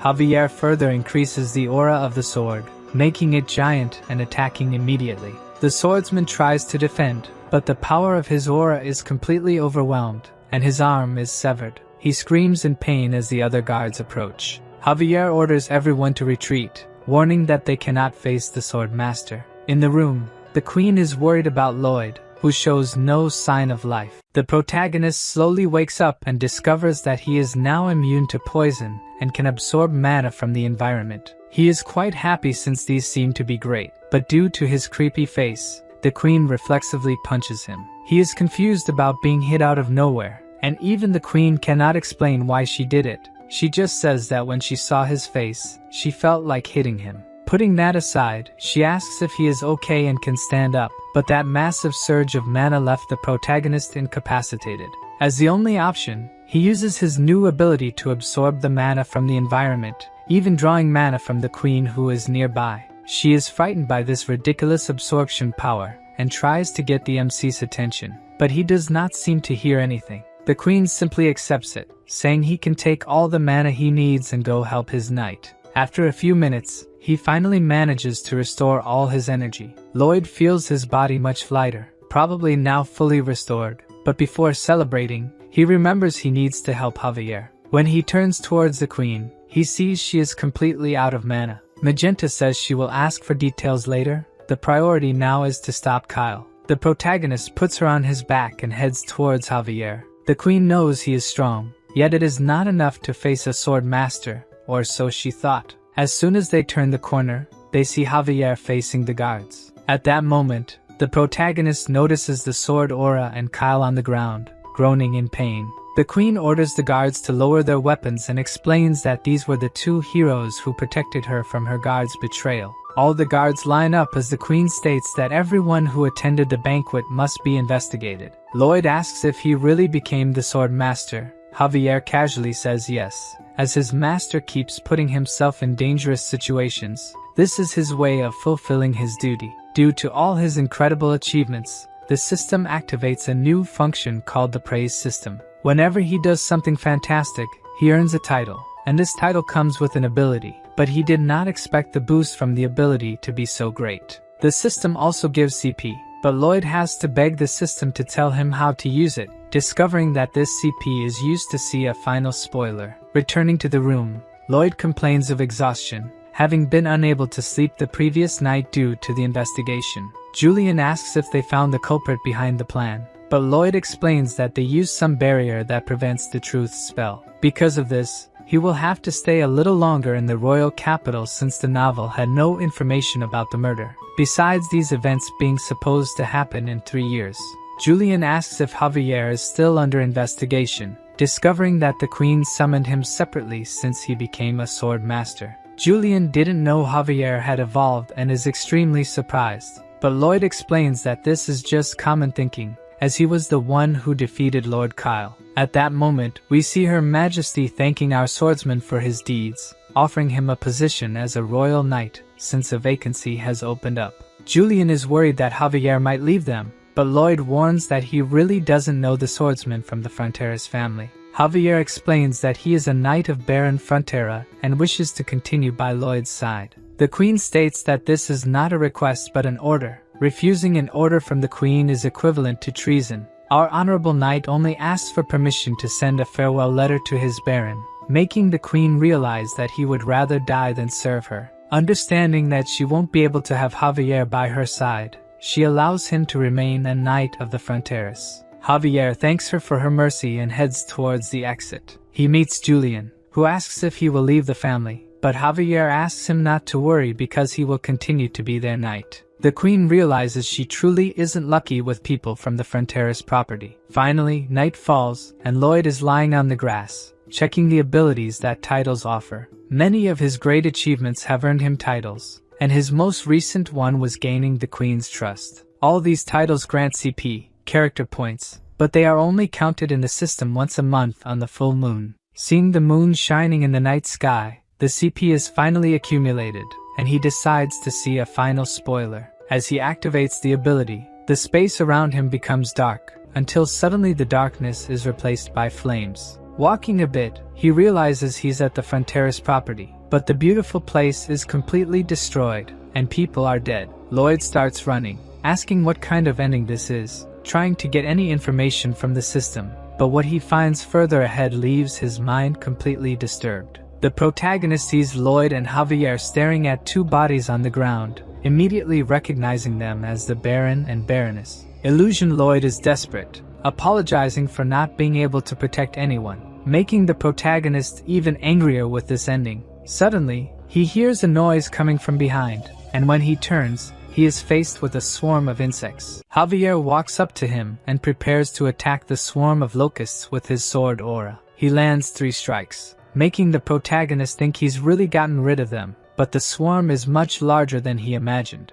At that moment, Lloyd wakes up on the lawn, utterly speechless. He asks if what he saw was real, and realizing that it's all really going to happen, he heads straight for the queen. In the spoiler, he said that if he had arrived a little earlier, he could have avoided this. But Lloyd doesn't know how early he needs to arrive, so he decides to go as fast as possible. He goes to the queen's office and tells her that all regions will be reduced to dust. This is the work of the enemy nation. They are trying to set up a domino effect with monsters, driving the monsters out of the jungle and making them migrate to the west region. In the book, this was supposed to happen in 3.5 years, but now is not the time to think about the future. The queen was already aware of Asfahan's movements and thinks this is really possible, but the bigger question is how the protagonist knows about their movements. At that moment, Lloyd thinks he screwed up but manages to quickly come up with a lie. He says that due to his blood bond with the orcs, he got information about Asfahan, about the assassination attempt, he simply saw Kyle acting suspiciously and decided to investigate. Regarding the mana he absorbed, destroying the surroundings, he simply says he learned from his knight Javier, who is a genius, and as he is also somewhat clever, he has decent control of this ability. The queen realizes that everything he said makes sense, but it still seems like he just made it up. At that moment, his title activates, giving him the ability to make the queen believe 100% in the protagonist. Lloyd thanks her for her generosity and says that as soon as he can stop the attack, he will give her all the credit for the resolution, restoring the honor of the crown that was tarnished by the assassination attempt. The queen has never met anyone as suspicious as our protagonist, but she's glad they understand each other so well. Lloyd and Javier head to the Frontera territory. The horses' legs have been reinforced with magic, making them run at supersonic speeds, which further distorts Lloyd's not-so-pretty face. After a whole night of travel, they finally arrive at the territory just in time, since the locusts have already begun to appear in the sky. Seeing that black cloud forming, the field workers don't know what to do until Lloyd appears, telling them to hide in their homes and asking for the largest pot lid they have. The invasion of mutant locusts continues, spreading rapidly through the city, even invading the Baron's house. A maid passing by is frightened by the insect, but is saved by the Baroness, who crushes it using a chair. At that moment, several other insects invade the mansion. The two start running in fear, and when the Baroness peeks out the window, she sees that the swarm of mutant locusts is so large it almost covers the sky. The Baron appears, telling them to join Byron and the other soldiers, but when they open the mansion door, they attract the attention of all the locusts outside. Byron runs through the city, calling his soldiers to mount a defense at the Baron's residence, but he realizes that all the villagers are in danger. This leaves the bodyguard confused. Should he protect the Baron or the people? Byron recalls a conversation he had with his master, where the Baron advised that if the property were ever in danger, prioritize the people. The knight goes to save a citizen who is being attacked, but ends up completely surrounded. He knows it will be impossible to deal with all these locusts alone. Fighting the invaders alongside the Baron are the orcs. Being a tribe of warriors, they uphold the oath with their blood brothers. Everyone fights relentlessly for their lives or for the lives of others, and when all seems lost, people start hearing sounds that draw the locusts' attention. Lloyd shouts, saying they should be in a natural history museum, while holding a pot lid for Javier to bang. The impact sound on the lid attracts the locusts' attention, making them stop attacking the city and start chasing them. Javier notes that they are following in a regular manner, as he had said. Lloyd says they should circle the entire city and attract every locust that is destroying it. The protagonist orders his swordsman to hit the lid harder but gets annoyed when he realizes Javier is enjoying it. Thanks to the novel, he knows that locusts are attracted to this kind of loud noise, and he doesn't plan to stop just at his properties. He intends to save the Laconas from the invasion. Javier is surprised that he is helping the neighbor even in a critical state, but Lloyd simply doesn't want to lose his water supply. In the Viscounty, Lacona is desperately trying to survive the invasion, until Lloyd simply appears, destroying part of the house, telling Lacona not to even think about delaying the water bill this month. Javier asks if his plan was to lead them through the buildings and concentrate the swarm even more, but the protagonist just wanted to be a jerk like the Viscount. While attracting the locusts, Lloyd repeatedly shouts his name and that of Frontera. The swordsman tells him to save his strength and stop shouting, but again, all of this is a plan to make everyone know who their savior was. Not even Javier knows what's wrong with this guy, but since they've already attracted most of them, now they must go to the wetlands. Heading to the plantation, their path is blocked by another swarm of locusts. But of course, for a master swordsman, this swarm is nothing. Javier simply passes through, cutting down all that stand in his way. Moving forward, Lloyd realizes that the horses can't run anymore, so he has a brilliant idea. He jumps on Javier's back and uses him as his horse. Even pissed off with this, Javier goes along with the idea and starts running, but they're not faster than the horde and almost get caught. Lloyd shouts, calling Bangul and Hamon, who emerge from the water at the same time. Hamon uses his volcanic fart to explode a large number of monsters, but it's still not enough to eliminate them all. So, Hippo uses the accumulated water as a pesticide to kill even more insects. Round 3 belongs to the protagonist and Javier. who use mana explosion and aura at the same time to eliminate the rest of the locusts. Javier says they managed to take care of the majority, but there are still at least 1,000 left. Lloyd tells him not to worry, as the cavalry is arriving. 300 orc warriors approach with 500 soldiers of the white cavalry. The rest they can leave to them since they'll have something else to worry about. The monster domino effect never ends with just one wave. Meanwhile, the soldiers of the white cavalry do their job. The mages enchant the knight's swords with a fire spell, making it easier to subdue the insects. The orcs don't even need magic. With just a stake, they can impale 3 at once. As they are crazy about protein, they roast the insects and eat them right away, saying they found a strong protein source. The maid, saved by the orc earlier, hands him a gratitude flower, leaving the warrior quite happy. The baron and the baroness rush to their son, worried he might have been hurt somewhere, and embrace him, asking why he likes saving people so much. In fact, the protagonist only did it for his retirement. Everything was for his own benefit. Anyway, now he must prepare for the second wave. At night, the commander of the white cavalry appears and asks why Lloyd called him at this hour. First, he thanks him for helping exterminate the locusts, but the knight tells him not to say nonsensical things. Anyone can see they were just responsible for cleanup. Valalardi says he is a brilliant strategist, even being an engineer. Nonetheless, his pride is hurt. He sent the mages back and asked the cavalry to stay. The greatest pride for a knight is to fight and die for the queen's honor, so he didn't like Lloyd preventing that. In the novel,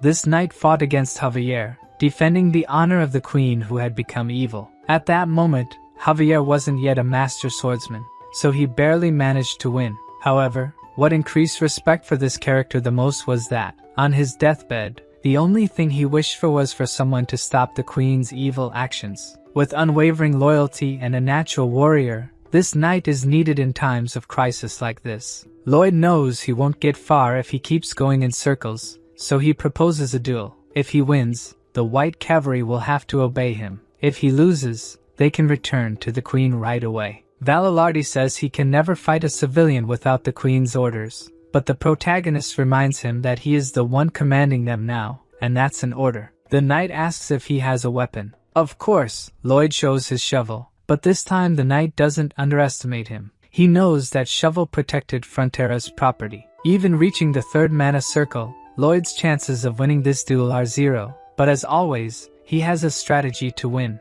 The knight says their levels are very different, so if he dodges any attack, he'll be the duel's loser. As soon as he finishes speaking, the protagonist prepares an attack. He uses Mana Blast with all his mana, causing the knight to dodge. The attack only stops when it hits a mountain, creating a huge hole in it. Lloyd falls to the ground with no energy left in his body, but still has enough energy to smirk wickedly with the easy victory. With that, the 500 strongest in the kingdom will become employees in the Frontera barony. Of course, the knights wouldn't be happy about it, but their leader says there's nothing they can do since he lost the duel. At the top of a mountain, Javier asks if this will really work. Lloyd says it was tested by the orcs, so it's a method with 100% effectiveness, showing a large sculpture being made on the mountain walls. After a few days, the second attack finally begins. The villagers hide in their homes. The entire Frontera property was drowning in terror. At the same time, they all shared the same feeling, that young Master Lloyd would protect them. The leader of the white cavalry observes smoke approaching. He finds it hard to believe, but what Lloyd said is indeed true. A huge herd of mastodons is quickly approaching. A few days ago, the leader of the knights asked for evidence for Lloyd's certainty, but Lloyd simply dodged the question, saying it was obvious which animal would attack in the second wave. Regardless, he was right. Without a doubt, it's time to fight. The cavalry's plan is to slow down the herd, then encircle them and attack from the outside in. They will likely have some casualties on their side, but if they use this method, victory is guaranteed. One of the soldiers says that after the battle, he will propose to his beloved, but the leader of the knights thinks that maybe what returns to his beloved won't be a ring, but rather news of his death. As they advance, he says there's nothing to fear, as that is the fate of a knight. But before the confrontation begins, they are stopped by Bayern. The knight asks what he's doing on the battlefield without armor, but Bayern simply says that his master said he wouldn't need any. In fact, he is there only to decipher Lloyd's message, who is on top of a mountain observing the mastodon's arrival. Suddenly, Lloyd begins to signal using 2 flags. Byron translates that he's sending the soldiers of the White Cavalry to the southeast border of the village. This leaves the commander confused, since he's practically asking to clear a path for the mastodons. If they go to this location, they won't be able to stop the mastodons' advance.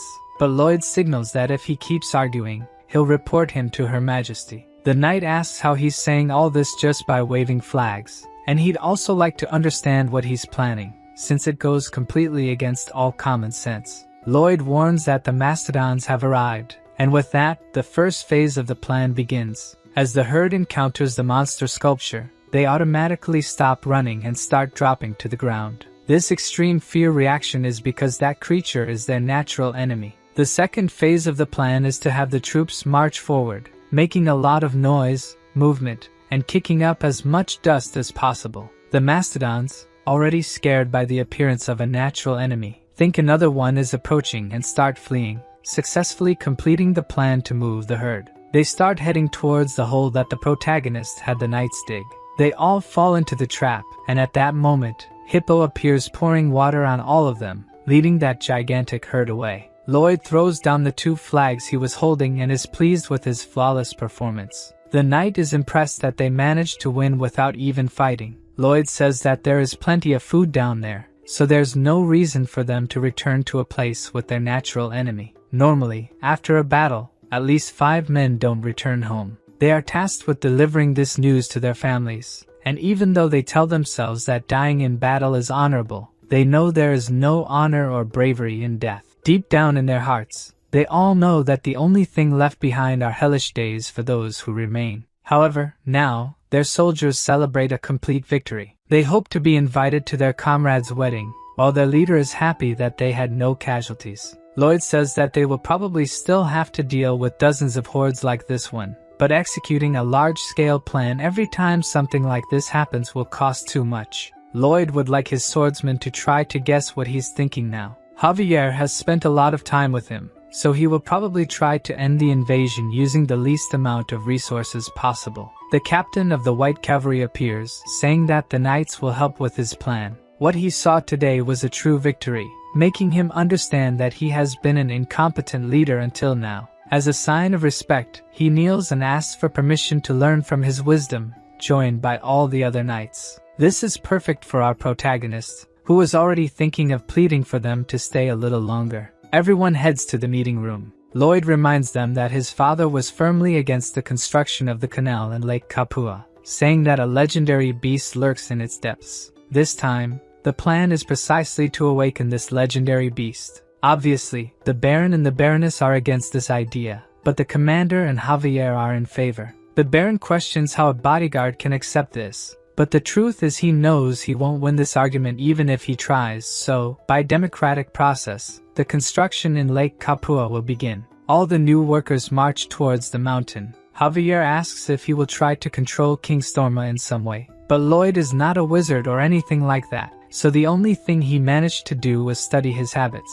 The only things he found out are that he's a beast as big as a mountain and that if his habitat is damaged, he will let out a roar before starting repairs. The protagonist's evil plan is to destroy a part of the lake every day so that his cries scare off the monsters coming from the eastern mountains. Javier thinks his master is a demon since he will torment a beast that was quiet, but questions what would happen if the plan went wrong and King Storm attacked. Lloyd says he would have to give his all to defeat him, and that he would be the one shouting day and night to scare off the monsters. Finally, Lloyd arrives at the lake. He uses his ability to analyze the terrain and figure out where to break to avoid causing a flood, but since only he can see the ability, to others, it looks like a lunatic waving his hands in the air. Meanwhile, at the bottom of the lake, the monster senses the presence of humans.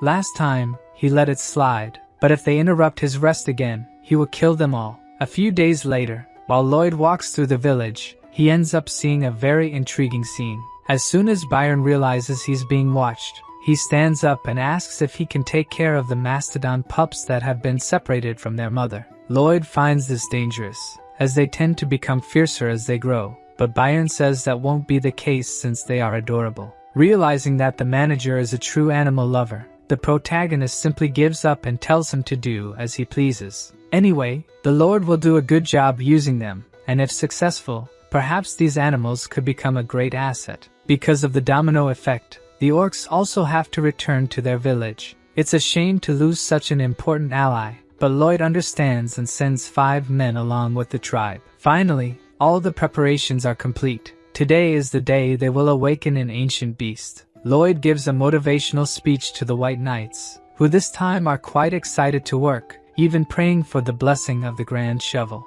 Seeing all those knights marching with shovels in their hands, Javier truly laments for the White Knights. Through simulation, they modified the land so that when they broke the dam, it wouldn't cause a flood. Using Javier's destructive power, he destroys part of the mountain with his mana blast, causing a great tremor. Lloyd tells everyone to duck because the thing is coming. The lake, which was calm, starts bubbling, and King Storma finally emerges from the depths. Everyone is impressed by his colossal size, but what truly emerges from the lake is a giant beaver. Lloyd is clearly disappointed, as he expected a scary mythological creature. However, somehow, he manages to understand everything King Storma is shouting, probably because he's like his other summons. Anyway, that doesn't matter since he's a beaver. His attention is focused on repairing the dam, but what Lloyd didn't count on is that he can smell the metal and knows exactly where they are hiding. Storma realized they were purposefully damaging his dam, and is going to eliminate them right away.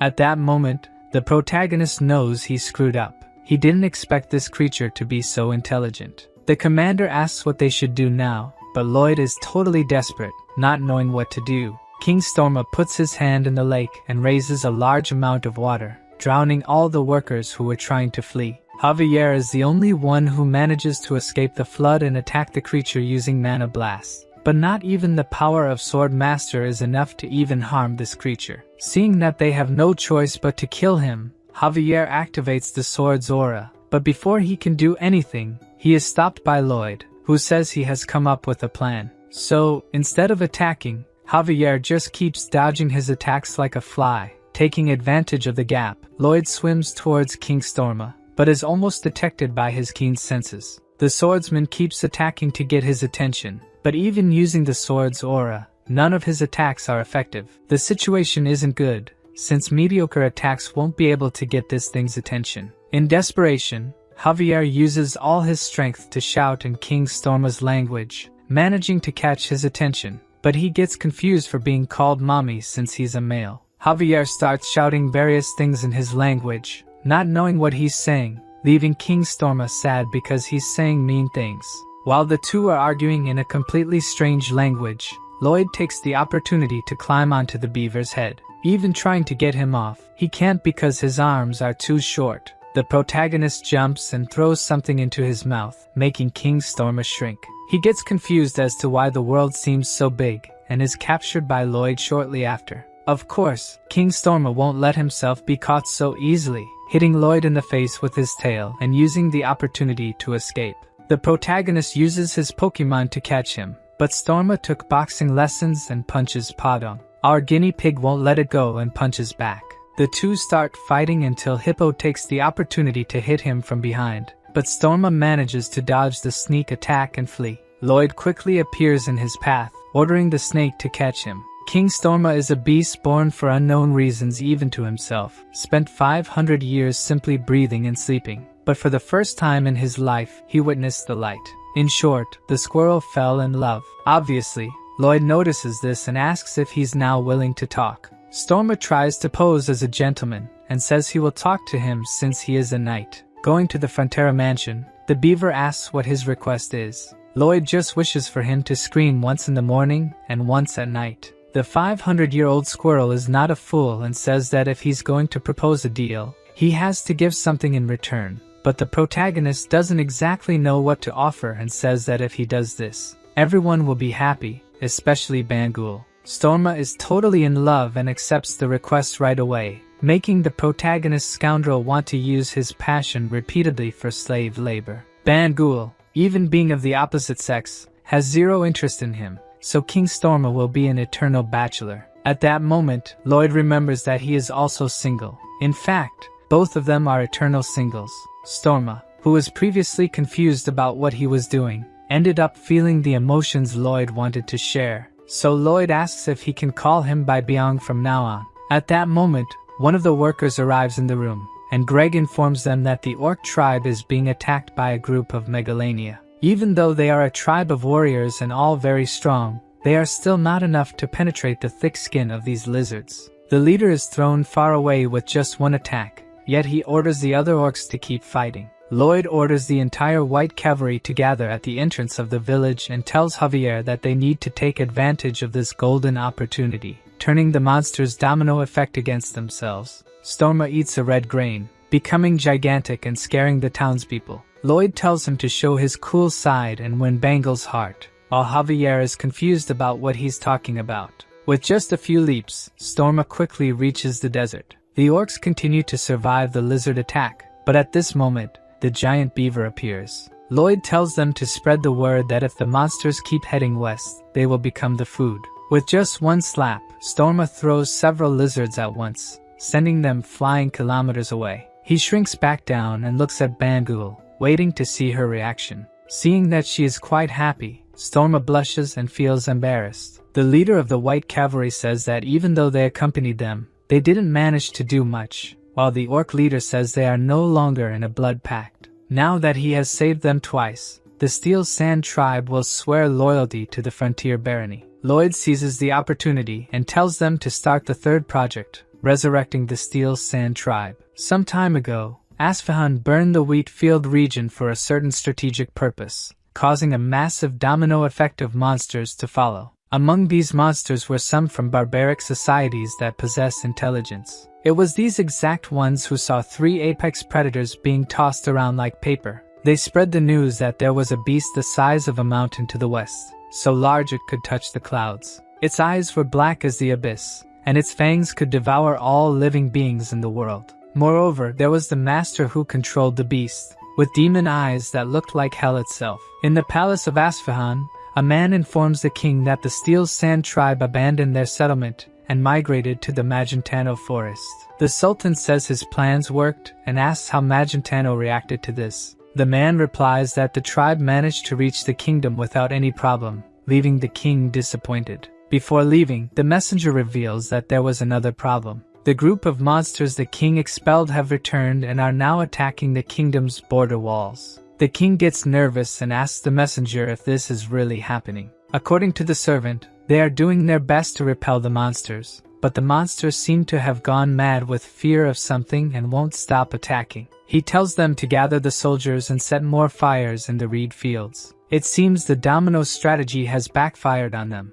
It should be impossible to stop such a massive movement of monsters unless there is a true demon living in the West. At that moment, we see the protagonist instructing them to sign a document. The 2 loan sharks are confused about what kind of document it is, but Lloyd explains that, as it says, it is a receipt for the full payment of the debt. The loan sharks are shocked, looking at the huge check, but the MC asks what they are doing, tells them to sign it quickly, and get lost. As the 2 idiots leave, the Baron arrives. He asks Lloyd if their enormous debt was really paid off. Lloyd shows the Baron the payment receipt, and even suggests putting the receipt in a frame. In tears, the Baron hugs Lloyd and apologizes for making his son pay his debt. He reveals that he doesn't even know if he deserves to be the father of someone like Lloyd. Looking into the Baron's eyes, Lloyd asks if he really loves his son. To the Baron, this is a silly question because he is certain that he loves him. So the protagonist says that this is enough to make him his father.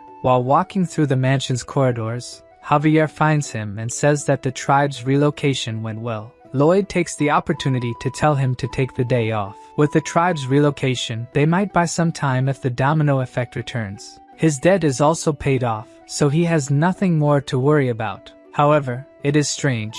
Our protagonist would normally be jumping with excitement when the debt was paid. For the first time in a long while, Lloyd lies down on his bed to rest. He remembers the Baron crying when the debt was paid, but this memory triggers another memory he would like to forget. He remembers his real father in Korea, crying and apologizing for making his son suffer. The protagonist says he managed to take care of all the problems in that world, yet he still feels guilty for not being able to help him in any way in his world. Javier hears his master's muffled sobs behind the door, while the protagonist, for the first time, cries as Suho and not as Lloyd. A few days later, while the MC is walking through the village, he is greeted by the villagers as if he were some kind of celebrity. Suddenly, Mr. Byron appears, saying there are problems, and Lloyd gets excited to hear this. According to Mr. Byron, many people are coming from the south. Lloyd is curious if they could be enemy soldiers, but it turns out all those people are refugees.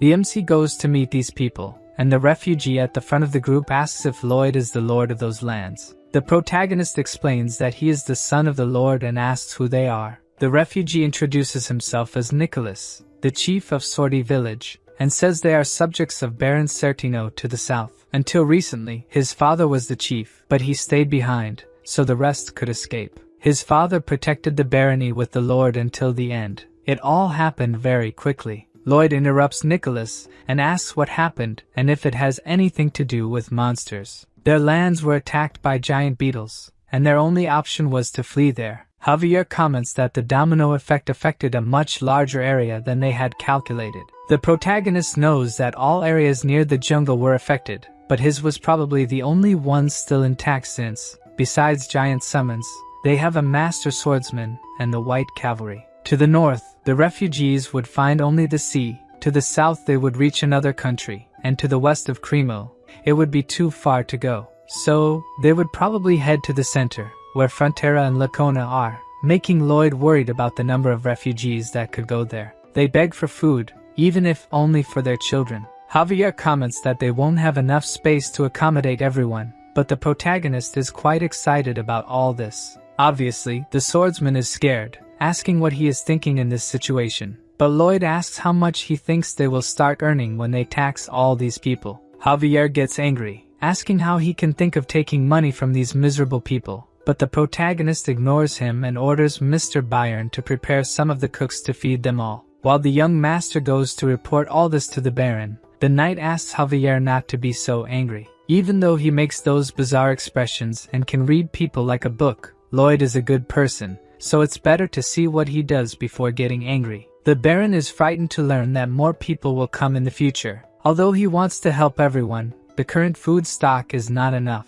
Lloyd is confused and asks what he is talking about, since they should have enough to feed everyone for now. Initially, they were stored to be used as fertilizer, but there are several warehouses with tons of them. Obviously, the Baron says that giving locusts to people is a bit bizarre, but when he notices, his wife is already eating one of them. She says they taste like shrimp and there shouldn't be a problem since the orc warriors eat them too. The problem is that the smell of the insects is quite bad, and she asks to be in charge of the kitchen. Soon after, tents start being set up for the refugees. While they are still finishing the first set of tents, more refugees arrive in droves. The protagonist tells them to hurry, or everyone will freeze to death in the winter. While the workers set up the heating system, the Baroness explains how to prepare nutritious meals using locusts. The other cooks say the smell is very strong, but the Baroness shows the legendary recipe book, leaving everyone astonished, since this book is the obsession of all aspiring cooks. Looking at the construction of the tents,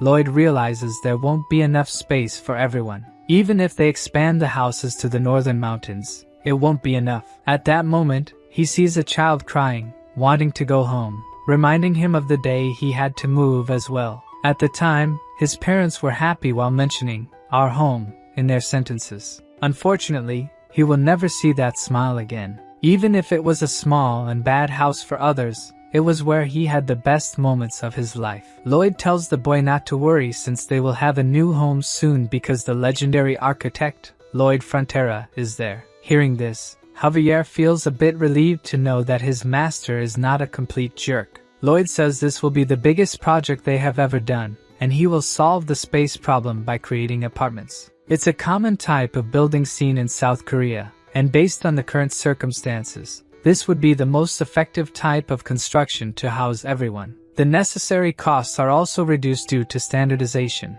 and having units in all directions optimizes insulation. On top of a mountain, Lloyd analyzes the surrounding area using his ability. The construction of the apartments will bring significant changes to his lands, and these changes will bring rivers of money. This will be his last job. After that, he will enjoy a lazy life for the rest of his days, finally achieving humanity's ultimate dream of becoming a wealthy, unemployed person. He won't even need to manage the state. He will just dump all the work on Mr. Byron. Lloyd begins the meeting about the construction of the Hive apartments. Javier immediately objects, as he suspects there are many hidden motives behind this. Mr. Byron also looks uneasy, saying he dreamed of a demon slaver working him to death. Lloyd tells everyone to look at the documents. This is a tulu, an ancient building design found in Fujian in the east. Each generation has a room and a hall, and in the middle, there is a dining plaza with shared facilities. The protagonist's idea is to build them in square shapes,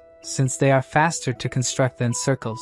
Another essential aspect of the construction is that it will become an impenetrable barrier, protecting the Frontera estate. Then the questions about the construction begin. Javier questions the necessary income to do this, but the protagonist ignores his question. However, when the Baron asks about the necessary funds, Lloyd responds extremely politely. After the questions, Lloyd jokes with Javier, who got angry during the meeting, but for a moment, he decides to be serious. Even our legendary engineer is scared. He doesn't know if he is really capable of doing such a project, but he can't show weakness to others and must always appear fully confident in what he is doing. The only person he can be truthful with is his bodyguard and friend. Javier gets upset, asking if he is just an emotional trash bin, and from the look on our protagonist's face, that's exactly what he's saying. The two then go to the Viscounty of Lacona. Diego, who was expelled from the Royal Academy, walks sadly through the corridors until he comes across the guy who beat him up. The young man, still missing 2 teeth, screams in fear when he sees Lloyd, but the protagonist tells him not to be so afraid since he is there to help him return to the academy, though that will depend on his father's actions. The Viscount is shocked, asking if he really wants to increase the price of water. Besides expelling his son from school and profiting from selling water, this bastard wants to earn even more. But of course, the Viscount won't just hand everything over to him. Perhaps because he is still young, he doesn't know how business works, but this contract has a fixed price, and he doesn't have the right to increase the price of water. Of course, our swindler had thought of this and takes a magnifying glass out of his overalls, showing tiny hidden letters that say the water price is subject to change. The Viscount gets angry, calling him every name possible. But Lloyd says this is a fair trade and that he too will profit immensely. Since 17 states were destroyed because of the domino effect, before the refugees went to the Frontera estate, they had to pass through the Viscounty of Lacona. As a fair exchange, he won't tell the queen that a Viscount ignored his needy population. Basically, he is threatening him, saying he will spare him. But of course, our good-hearted protagonist really cares about his neighbor and will send a letter to Her Majesty requesting his son's return to the academy. With this tempting offer, the Viscount asks how much he will have to give, but Lloyd says that speaking like that makes it sound like he's a gangster extorting someone, and he only hopes that he gives enough to ensure there are no cracks in their strong friendship. The poor Viscount just wanted him to give a number. Javier is really scared of his master's actions, thinking that he really is a disgusting person. The MC tells him not to feel pressured, as he will be grateful no matter the amount decided. The Viscount starts with 20%, but Lloyd's expression makes him change his mind instantly. Fearful, he raises the offer to 30%, but Lloyd's face only worsens. Completely desperate and unsure of what to do, the Viscount looks at Javier, who signals with his hand, indicating 5, increasing the offer to 50%. Even so, Lloyd is not at all satisfied with this amount, leaving the Viscount confused, asking if he wasn't supposed to increase by 50%.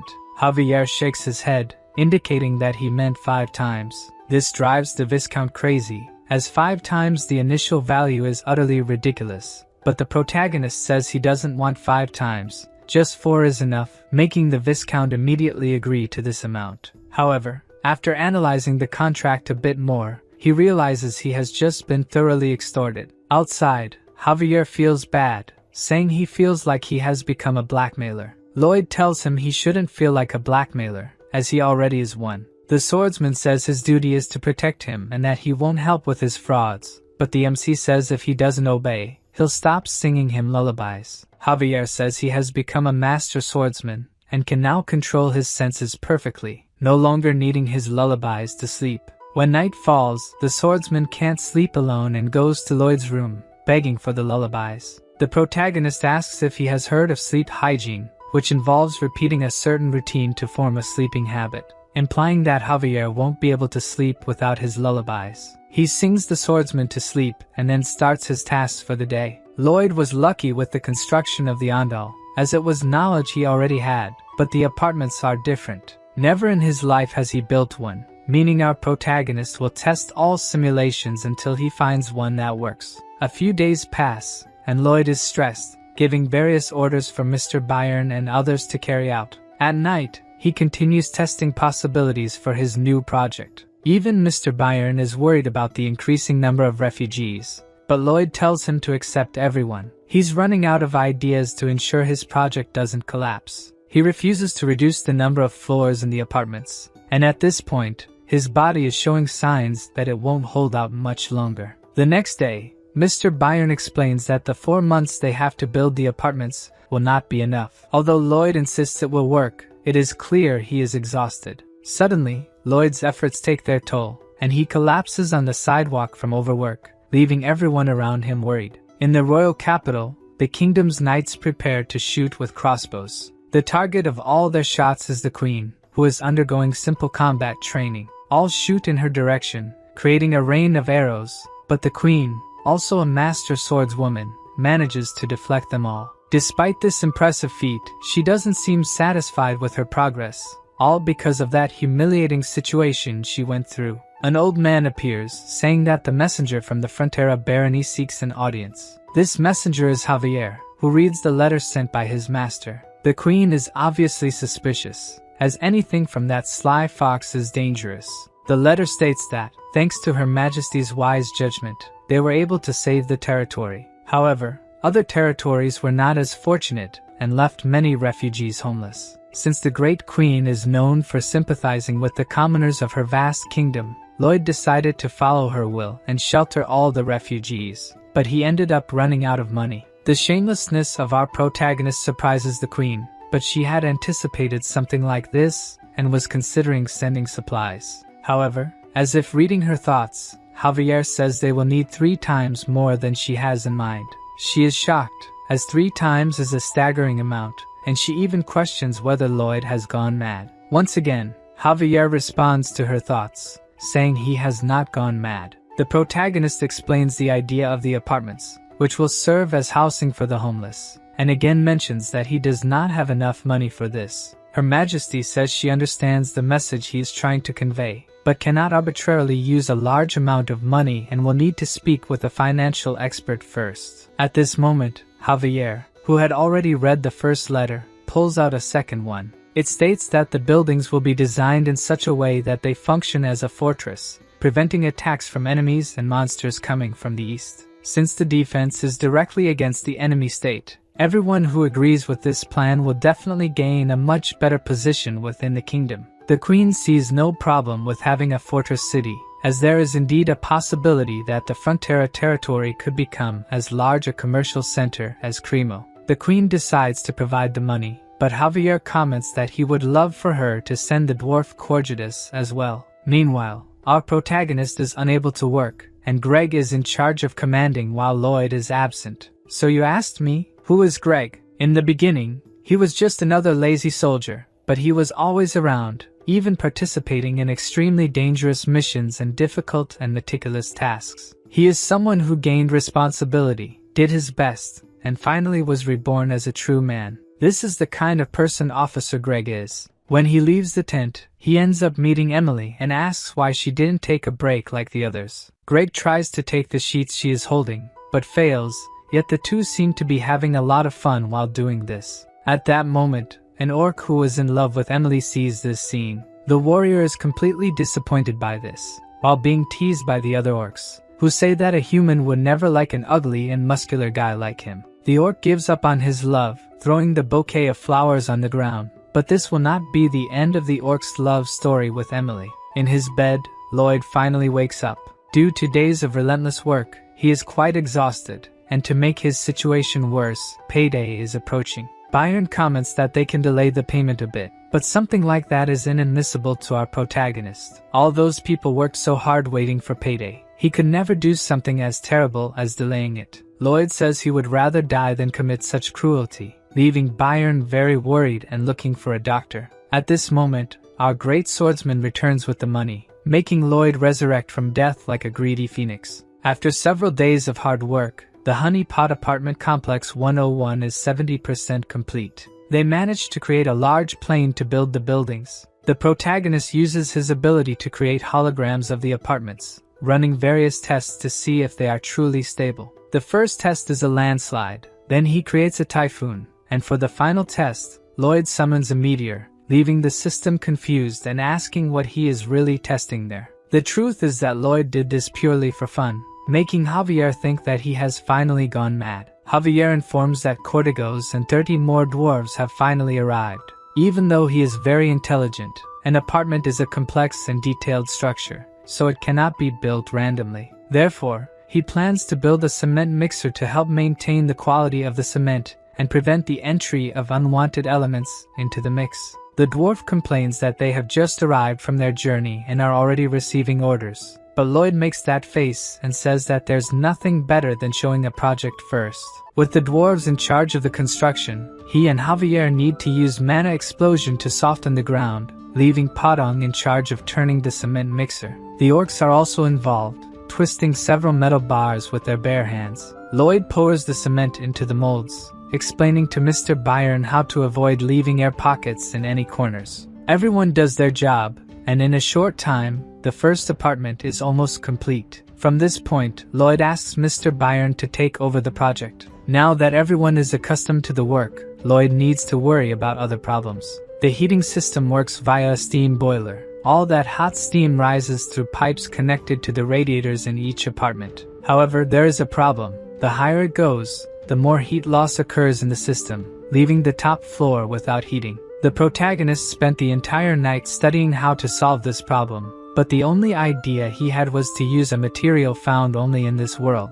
There is an episode where Javier faces a dragon. As the name suggests, this is a legendary creature, and just its breath is enough to take any knight off the map. However, Javier withstood the breath head-on, thanks to armor with absolute fire resistance. It was created using the sap of the Alencia tree, simply the best thermal insulator in the world. Therefore, the two are on a mission to find this tree. The problem is that the tree is exactly where the elves live. As soon as he finds this out, Javier tries to escape this suicidal mission. The elves hate humans and are not a race that can be negotiated with, but regardless of this, he is unfortunately the escort knight and will have to accompany him. Javier asks how he plans to convince them, since no one has managed to contact them for over 500 years. But Lloyd's real intentions are to steal and leave quickly. Upon arriving in the forest inhabited by the elves, the place is teeming with life. The protagonist warns that they must now remain silent to avoid drawing attention.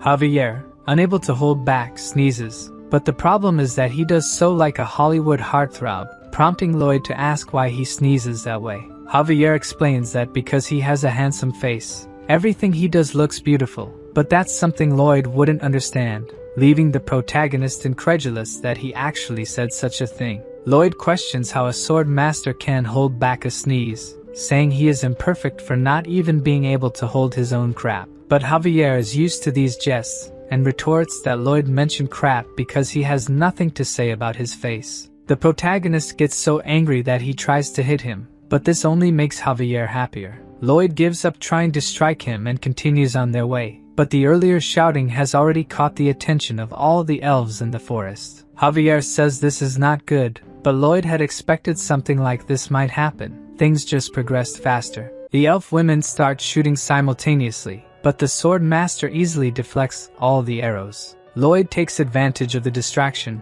and says he will get the sap from the tree, leaving his bodyguard to deal with all the elf women alone. Since the protagonist is just ugly, they decide to focus on the handsome man, using the leaves of the trees to move around. Javier realizes his master was right. The elf women love plants so much that they can harm them, so they developed a special way of stepping. To escape their arrows, they must use the plants they love so much against them. However, even using a tree as a shield, Javier still finds it difficult to dodge all the arrows and fleas, but he realizes they are intentionally leading him somewhere. Meanwhile, the protagonist finally finds the tree. Since all he needs is the sap from the root, Lloyd starts digging to avoid being noticed by any passing elf. Javier is led to the middle of a lake, with no trees to use for protection. The elves attack from all sides, but for a sword master like him, a rain of arrows is something easy to handle. Leaving the elf women with no options, they use their special weapon, Malika. An elf woman looking like a truck of pure muscle appears. Her bow is so large that it has to be planted in the ground to be used. The shot is so powerful that, even using aura on his blade, Javier is still thrown far away. The swordsman uses all his strength to try to stop the gigantic arrow. Using sheer brute force, the elf was able to snatch Javier's aura sword. Since Lloyd warned that if a single elf were hurt, all the others would come after them, the swordsman cannot counterattack the elf. Their assassination skills are far superior to those of the orcs. Javier raises his aura-infused sword to defend against another shower of arrows, thinking it's time to go to his master. Even without knowing exactly how he will drive the elves away without injuring any of them, Malika has another giant arrow ready to hit Javier. The swordsman shreds all the normal arrows that were shot at him. At that moment, the brute elf launches her gigantic arrow, and Javier uses his power to deflect the flying arrow.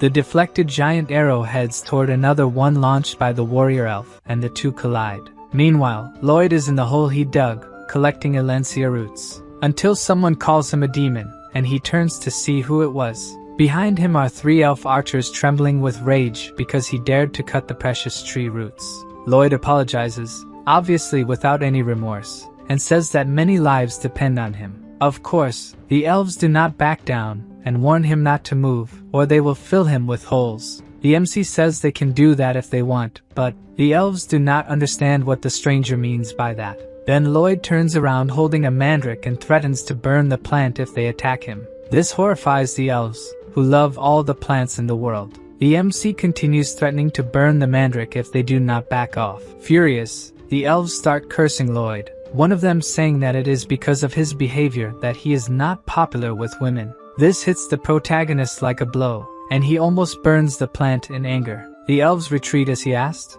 until they reach a wall. With nowhere else to go, one of them says it's time for them to talk. Lloyd does not want to talk and starts biting the mandrake, which cannot stand the situation either. The MC orders the elves to climb out of the hole, and with no choice, they do. Outside the hole, Lloyd is still holding the mandrake, waiting for Javier to find him. The problem is that outside, he is more exposed and could be found by other elves. If something like that happens, it will be the end of our protagonist. One of the elves starts to feel sick after being nervous about the whole situation. Soon after, another one also feels unwell, and their leader insists they must endure and not show weakness before the plant killer. The elf barely finishes saying this, and her stomach growls loudly. Thus, the three fall to the ground, feeling ill after seeing Lloyd threaten the poor mandrake. Lloyd looks at the elves, not quite sure what's going on, and he remembers that earlier, when he and Javier were surrounded, they seemed to have tired eyes. Thinking back, since he entered the forest, he has not heard a single bird or seen any animals. With the monster domino effect, they all move to the end of the mountain range, leaving the forest completely empty. Since the elves refuse to harm any plants, it means they only eat meat. In other words, these elves are starving since all this began. Back to Javier, the swordsman is exhausted from the battle, and on the elves' side, the same is happening. Both sides are exhausted. Javier finds it strange that they tired so quickly, given their skills. But thanks to this, he might be able to force his way through them. Even tired, the elf archer fires one more giant arrow at Javier. The warrior does not back down from the arrow, hoping his master is safe. Javier manages to get past the elf archer's encirclement. Their leader yells at her companions not to let him escape, but her subordinates are sprawled on the tree branches, too hungry to pursue. Except for Malika, who, even sharing her meat with her companions, still has the strength to chase Javier. She does not give up and continues shooting her huge arrows at the swordsman. Javier tries to hide from the arrows, staying behind a tree. But Malika appears, coming towards him carrying the arrow like a spear. Javier narrowly manages to dodge the elf's attack. While dodging successive attacks, he thinks only that he should be protecting his master. The other elves also launch arrows with their last strength to help their companion. Focused on escaping and getting to Lloyd, Javier manages to support himself on leaves, just as the elves do to evade them. Seeing this, the elves think he is a monster. This was a skill they took a century to learn. Using the skill, the swordsman manages to distance himself a bit from the arrows. But Malika is preparing a new attack, using 2 arrows at once. Javier's last jump propels him above the trees, and he can see the Alencia tree, where his master went. From above, Javier shouts for his master, hoping to be heard. On the ground, Lloyd is with the other elves having a kind of barbecue and turns when he hears Javier's voice. The swordsman finally found his master, and he is in a very different situation than he imagined. Lloyd asks what happened to him. By his appearance, it is as if he has been in a war. The MC turns to the elves, teaching them the ideal point to savor pork. He turns again to Javier and invites the swordsman to eat with them. Lloyd introduces Javier to the elves calmly, saying he is his servant, while Javier has not yet accepted the situation. Javier is also introduced to Muira, the tribe leader of the elves, but he has no reaction, as he has been fighting the elves until now. Muira takes the opportunity to ask Lloyd if there is room for one more person, and he agrees. Then she calls Malika, who is hiding behind a tree, to join them. Malika sits down, squeezing Javier, and Miura reveals that her companion is starving. Lloyd, pretending to be a good guy, says she can eat as much as she wants, although they did not bring much food. For the elves with their bows pointed at them, just the smell of meat has to be enough to satisfy their hunger. Looking closer, the poor elves are weak and salivating at the smell of the food. Taking advantage of the conversation, the MC says that the male elves doing the housework while they do the rest of the work must be starving. Hearing this, they burst into tears, remembering their poor husbands. Lloyd continues, asking how the younger elves and the elderly will survive without anything to eat. Miura says they will be the first to not withstand it, and will return to the great Mother Nature. Even Lloyd is crying, not out of sadness for their lives, obviously, and he proposes a deal to the elves. Miura, even though she is moved, tells Lloyd that elves do not make deals with humans. But to him, this is nonsense because they made a deal to save the mandrake, and they also accepted eating the meat he brought. The elf leader silently reflects on the deals she made without even realizing it. Lloyd reveals what he has to offer to the elves. First, the chance of survival. The leader does not understand what he means by that. Then, the MC explains that he is offering unlimited pork and charcoal to cook the meat. Of course, he does not mention that the charcoal is made from trees, as that would displease them. This time, the offer seems more attractive, but the leader still says nothing. Lloyd reminds her that the slices they are eating were dried by him, but with the deal, they could eat juicy pork. Finally, the leader opens her mouth and asks what he will want in return. The MC reveals that many lives depend on him and will suffer from hypothermia if she does not accept the deal. All they need is the Alencia tree sap once a month. He will explain a way for the elves to extract the sap without harming the tree. Lloyd also thinks that transportation would be faster if the elves were divided into 2 groups. One to transport the meat and another to help with house construction, as this would help both sides survive. The elves are outraged and say their leader should not accept the deal, especially because humans are liars. The leader remembers her mother saying that humans live short lives and therefore try to make the most of it, being capable of horrible things. She should only trust a human if she believes he can be a true friend. A silence falls over everyone around the campfire as the leader ponders what to do. Finally, she refuses the deal, saying she would only make a deal with humans who are friends. The MC realizes that even though they are starving, it will be difficult to make a deal with these elves. Lloyd wonders what it means to be a friend. In his original world, he was always alone, dirty, ugly, and poor. When he joined the Traditional Architecture Research Club to learn something, they laughed at him behind his back. People said he was too poor and always ruined the atmosphere of places. He learned to accept these insults and tried to learn, aiming to use that knowledge to escape poverty. Until one day, someone told him not to take what people said into consideration, because he had better results than others and was also better at duties. This person was eating Korean barbecue with him, and said the MC could eat as much as he wanted, since all he could afford to eat was canned tuna. Hearing something like that made the protagonist freeze. The other guy looked down at him, smiling, as if he was doing a good deed by feeding a stray dog. This made him cry because that good deed of feeding a dog was very delicious. Lloyd did not mind that the guy thought he was superior and continued asking for more portions of meat. Thus, that guy became his best friend. Precisely because he has that kind of friend, he thinks nothing good comes from friendship. Lloyd takes out more meat from his backpack to offer to the elves. Their leader looks hypnotized by the meat, as if it had something special. After they savor a little more of this delicious feast, Miura accepts the deal with Lloyd in exchange for more meat, without even consulting the elders. After 500 years without contact with humans, the Everglow elves signed a contract with the Frontera barony. On the way back to the barony, Javier is annoyed, thinking that if everything was resolved just with stakes, he was not necessary on this trip. The people of the barony look at the passing elves, admiring Master Lloyd's ability to make deals with other races. The elf leader notices that everywhere there are things made of plants, which seems cruel to her. Lloyd, who is ahead of her, says that there are also tribes that abhor eating animals. There are many races and religions with different values. He says he believes in a world where people cooperate for mutual benefit,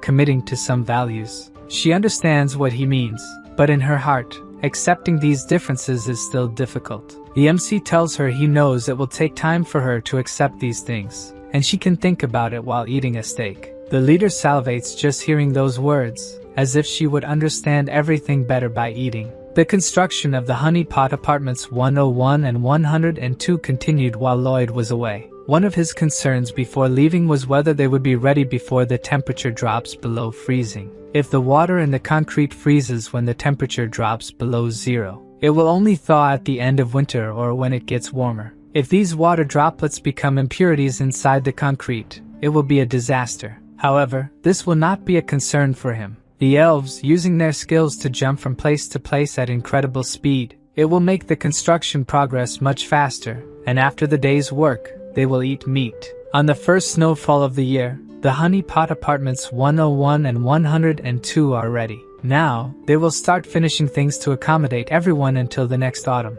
They will test using Alencia tree sap mixed with soybean oil to make thermal insulation. As soon as they finish insulating the pipes from the first to the 8th floor, Lloyd orders the boilers to be turned on to see if the insulation worked. As soon as they turn on the boilers, Lloyd and the others start sweating inside the apartments. The plan was a success. Leaving the apartments, Lloyd orders preparations for people to move into the place. Javier argues about the priority of the moves, but Lloyd wants people to move in as soon as possible since it has started to snow. The lack of attention he receives from his master makes Javier red with anger, as usual. The MC tells Byron that the priority for moving is families with children, then the elderly and the sick. People who cannot move into the apartments will be placed in other heated houses, so they do not suffer from cold or hunger. Thus, they will owe a big favor to Lloyd, and it will be easier to get them to work. With this part decided, Lloyd decides to go to the Baron, telling Javier that they still have a lot of work to do this winter. Even wanting to punch his master, since Lloyd's personality changed, Javier stopped hating him. After changing so much, the protagonist managed to gain the trust of everyone around him. While they are walking, they hear a trumpet, and Javier says it is the royal messenger from the Empress. The Baron and the Baroness are bowed before the messenger. The messenger starts reading the Queen's letter, saying that since the Frontera barony set an example, given the recent events, she orders that from the date her orders reach the Frontera region, the barony will be promoted to a county, and congratulates Count Frontera on the achievement. The Baron and the Baroness have tears in their eyes. They certainly were not expecting this news. The messenger describes the Baron's contributions in stopping the monster invasion, protecting refugees who lost their homes, and rebuilding part of the eastern region, transforming it into a fortress. Because of these contributions, the county becomes independent of Cremo and now has the duty of reconstructing the east. The royal family will provide sponsorship and resources for the reconstruction of the east for 10 years. And lastly, they will be exempt from paying taxes to the crown for 20 years. Lloyd is ecstatic upon hearing this. The Queen must trust him greatly to believe he can complete the entire reconstruction in just 10 years. He turns to Javier, saying they need to return to the village because there is something there he has been preparing for a long time. He leaves, boasting that all the territories bordering the east now belong to the Frontera, including the Viscounty of Lacona. The Baron looks at his son with tears in his eyes, thinking that all of this is thanks to him. It's as if Lloyd were a miracle in person. Later, in front of a statue of the Empress adorned with flowers, Lloyd, the Baron, Byron, and other villagers are dancing around it and shouting "Long live Her Majesty." Lloyd still urges everyone to shout louder so that Her Majesty can hear them. The messenger observes the entire scene as if he were watching a group of lunatics, and then tells the Empress that they did this all night long. The Empress is embarrassed to hear this and orders them to stop. Returning to the county, the Viscount of Lacona is riding desperately to find the Baron, who has now become a count. He arrives at the mansion and kneels before the Count after being summoned. The Count asks him not to be so formal, as he is getting used to the new title. To please him, the Viscount says that no one deserved it more than he did. But inside, he is cursing the Count, thinking he was the only one who shouldn't have received this title. At every banquet, the Viscount always made fun of the Count. As the Viscount thinks the only thing the Count is good at is being kind, he believes the Count will soon lose the title, so he just needs to endure the situation for now. The Count reveals that he received an imperial order and will have to rebuild many areas in the east. But unfortunately, they do not have enough labor, so he asks if the Viscount could provide some engineers for him. The Viscount agrees immediately and asks how many engineers the Count needs. The Count says that if the number is too high, it might be problematic for the Viscount, but he wants as many as the Viscount can manage. The Viscount raises his head a bit, looking incredulously at the Count who has just made the request. This time the Count has the same devilish look as his son, and says it would be best to send what he asked for so their friendship is not strained. Now the Viscount has learned that he is no longer dealing with just a kind Count. The Count looks at the Viscount through the window. This was the first time he said something like that, and it felt incredible. Meanwhile, Bayern informs Lloyd that the admission of residents to apartments 101 and 102 has been completed. It is time for the MC to reap the rewards of his hard work. In one of the houses built for the refugees, a family is excited to eat the meal they received, except for the father, who now sees himself as useless for not providing for his family anymore. He wonders how long he can endure living in this situation. Then he hears people shouting Lloyd's name in the streets. As the MC walks, many people thank him for everything he has done for them. Lloyd treats these people so well, it is as if he is completely out of his mind. Because of this, Javier knows that all this kindness means his master wants to extract something from these people. He barely finishes this thought when a table is placed in the middle of the settlement. Lloyd sits down and smiles, explaining that it is now time for these people to pay their debts through work contracts. The people around him do not understand what Lloyd is saying, but to him, it is very simple. Nothing in this world is free. Javier no longer knows if his master's actions are right or wrong and does not try to interfere. The father from before is the first to say something, asking if he will have a job if he signs Lloyd's contract. According to the good master Lloyd, if he signs, he will even get paid for working overtime. But after signing and receiving the first salary, the worker will have to buy things with his own money. The worker, who does not want to live depending on anyone's goodwill,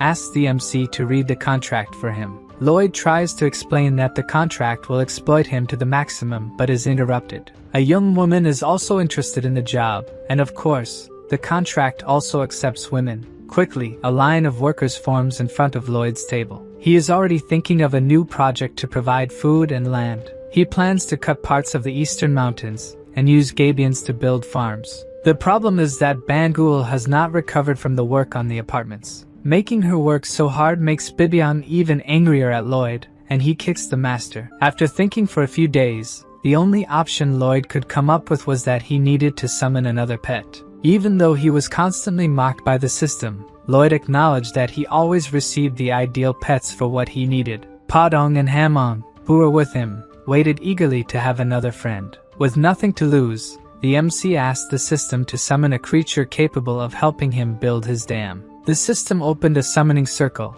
but Lloyd noticed that something was different this time. Instead of a new pet emerging from the magic circle, a flame appeared and hit the protagonist. With his hair burned, Lloyd asked if the world system was no longer on his side. All the previous summons were just coincidences to make the MC more confident that he would always get the ideal pets for what he needed. Lloyd was furious because someone as manipulative as him should have already understood how this system worked. Even so, he was induced by the system to try his luck again, and started another summoning. The only difference this time was that the explosion was much bigger than the first. Lloyd was overwhelmed with rage and tried to fight the system in vain until he was warned always to try 3 times. and on the third attempt, predicting that there would be another explosion, the MC and his pets threw themselves on the ground to protect themselves. Lloyd noticed that no explosion happened and went to see what he had summoned. Finally, a creature came out of the magic circle, but it looked more like a raging monster than anything else. So, the only thing the three could do was run away before being devoured by the monster.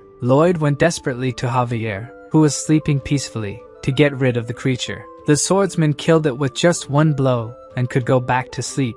Meanwhile, the MC was even angrier at the system, saying he would never summon again. Then, the system showed that he had unlocked the bankruptcy skill for being deceived 3 times and could now choose a skill as compensation. A list with hundreds of skills opened for Lloyd to choose from, each more useless than the last. Until, looking more closely, one of them caught the protagonist's attention. With the ability to get spider webs, Lloyd would have a strong and elastic thread that would also take time to wear out from the sun. Decided, he selected in the system window that he wanted a creature with this ability. Another summoning circle appeared, emitting a very strong light. The light was so strong that it disturbed Javier, and it caught the attention of the workers, who saw something strange. Above, there was a small dot descending very quickly towards them. From the color and feathers it was shedding, the workers wondered if it was an angel falling. But in fact, the angel was Lloyd riding his new summon, Goming. The workers celebrated Master Lloyd's new summon. Lloyd continued his ride. He thought it would be a spider due to the type of ability, but it was more beneficial that a bird appeared. To the workers, it was as if Master Lloyd was blessing them from above. With Goming, he intended to promote himself as a prodigious summoner and increase his followers. Goming's main ability was to get spider webs, but it could also spread webs, create a nest, and bombard with poop. Additionally, it released spider webs behind its backpack. From Lloyd's tests, the webs were very resistant and could only stretch a little. He asked Goming to go to a nearby plane to make a net with the web-spreading ability. But Goming didn't like his master's idea and went elsewhere. The bird stopped abruptly in front of a snowy mound, causing his master, who didn't expect this, to fly face first into the ground. Lloyd got up, furious with Goming, asking what the bird was doing. Goming sat on the ground, chewing a branch, and told Lloyd he was lazy. Now, Master Lloyd would have to figure out a way to make his new pet work for him. The previous night, right after Lloyd had summoned Goming, he asked if his new summon could show how it produced the webs. But Goming just sat on the ground, with no desire to do it, and asking why someone like him had to work like a slave. From that moment on, Lloyd realized that his new pet was not like the previous ones. Padong went to Goming, trying to be friendly with the new little friend. And he said that Goming could build the infrastructure of society, improve people's quality of life, and find satisfaction after doing so. The new pet could be an existence capable of bringing happiness to the world. After this speech, Goming felt a bit more motivated and said he would try to do it. The next day, when he was supposed to be helping Lloyd, he got lazy again, leaned against a tree, and didn't want to do anything. Seeing that his colleague's determination didn't last even a day, Padong went to him again, encouraging Goming to work together. The bird decided there was no reason to keep working. He believed the world would continue to develop without his help and that Lloyd, the idiot who summoned him, would keep feeding him. Lloyd was so irritated by what Goming said that he considered cooking the bird. The little Padong did not give up trying to convince his colleague to work a bit, but the little one's words did nothing to encourage Goming. Instead, he threw the branch he was chewing in the direction of the guinea pig. Poor Padong didn't even have time to dodge and took the hit right in the forehead. Seeing that friendly conversation wasn't going to work with his colleague, Padong asked his master for a sunflower seed. After that, an explosion could be seen in the forest, and Goming was trying to flee in panic. But before he could do so, Padong, now giant, grabbed the bird by the leg. The bird, desperate, screamed for help as the guinea pig started punching him in the mouth. Even Lloyd couldn't believe the scene he was witnessing. His pets weren't supposed to do something like this. At that moment, Padong practically swallowed his colleague, who was giving his last screams of despair. Fortunately, the taste of the bird must not have been very good, and he was spat out by Padong. Wiping his lips, the guinea pig asked if his colleague wanted to do it again. Proving he was just lazy and not stupid, Goming was now determined to work. Satisfied with the decision, Padong gave an evil smile just like his master would. Not that Lloyd wasn't also pleased with his pet's persuasive power. Back to the works. The first step was to dig a trench. Step 2 was to have Bibyang sift the fine sand with a giant sieve. Step 3 included using Goming's labor. After filtering the sand, the plan was to have the bird weave webs in a mesh pattern. In step 4, Padang encouraged Goming not to become lazy again, while Lloyd shouted from atop the bird for the white cavalry to start their part. Lloyd's loyal followers were in position, fully dedicated to their master. Step 5 was to use the sand to cover the web and repeat the process until everything was covered. In step 6, after covering all the sides, they would pour stones and gravel into the gabion. Monitoring the work from above, Lloyd noticed that the first section was ready. At this rate, they would finish before spring. Once they sold the land to the refugees and the construction of the apartments accelerated, everything would be ready by the following year. With this, Lloyd's dream of ending his life as a worker was close to coming true. The days passed with everyone working hard to finish Lloyd's final project. Not long after, the construction of the county's terraformed farm was completed. And with that, Lloyd, lying in a flower field, earned the title of Leader of the Tired. To enjoy his new retired life, Lloyd spent the day playing chess. His opponent was none other than himself. Javier appeared, asking if he really found this fun, and Lloyd tried to hide that he was enjoying his new life. It was the first time Javier had seen Lloyd play since that day, and according to the master, there was nothing left to do. They had already improved the wizard's magic, and now their work was much more productive. Everything was going well. This phrase triggered some old memories of his original world. In them, his father said that he should always reconsider if everything was going well. Remembering his father's words left the MC petrified. Then, Lloyd decided he needed to do something before putting Javier to sleep. He needed to be sure that everything was indeed going well. Alone, he invoked the system that gave Lloyd the option to get a spoiler of the story's end. And to make sure the future was secure, he selected that he wanted to see this spoiler. Suddenly, Lloyd finds himself alone in a completely dark place. Gradually, the darkness is replaced by what appears to be his room. When Lloyd turns around, he sees himself lying in bed with Javier standing next to him. It seems Javier is giving some kind of massage to Lloyd, but he soon realizes this massage isn't normal. Javier is using magic, and from what Lloyd can tell, if Javier continues doing that, it will kill his future self. Worried, he approaches Javier, asking him to stop before his other self's heart explodes. But as he gets closer to the swordsman, he notices that Javier is in tears, desperate, in a way Lloyd has never seen. The Lloyd of this future is very weak, with a cadaverous face. Seeing himself, Lloyd wonders what happened. What could have led him to end up like this? Meanwhile, the other Lloyd asks Javier to stop his efforts, as both know it's useless. But Javier doesn't stop. He remains determined to do everything he can to keep his master alive. Lloyd, with great difficulty, says that he is actually not the Baron's son. But Javier interrupts him, saying that he is the hero who protected their home and saved countless lives. This is how he will pass on his master's story. Without the strength to do anything more, the Lloyd of the future meets his end. His pets, all gathered around him, begin to cry over the loss of their master. And since they were all summoned by him, as soon as he leaves this world, they also begin to disappear. Our Lloyd, who continues watching his horrible future, tries to stay calm. This isn't the first time he's seen his end, and he needs to analyze this situation. Since this Javier isn't much different from the one he knows, this future must not be far off. This Lloyd is very thin. He might have suffered dehydration, but for what reason? Javier carries Lloyd's body, and from the landscape, all this should happen in the spring. Our Lloyd keeps following the swordsman, analyzing where he is going. At the end of the path, Javier reaches a place full of bodies scattered on the ground. Lloyd looks at what seems to be a real massacre. Even the Count and his wife are bandaged among them. Then, Javier starts spreading oil over everything, and shortly after, he appears with a torch. Now we begin to understand what is happening. As he intends to burn everything,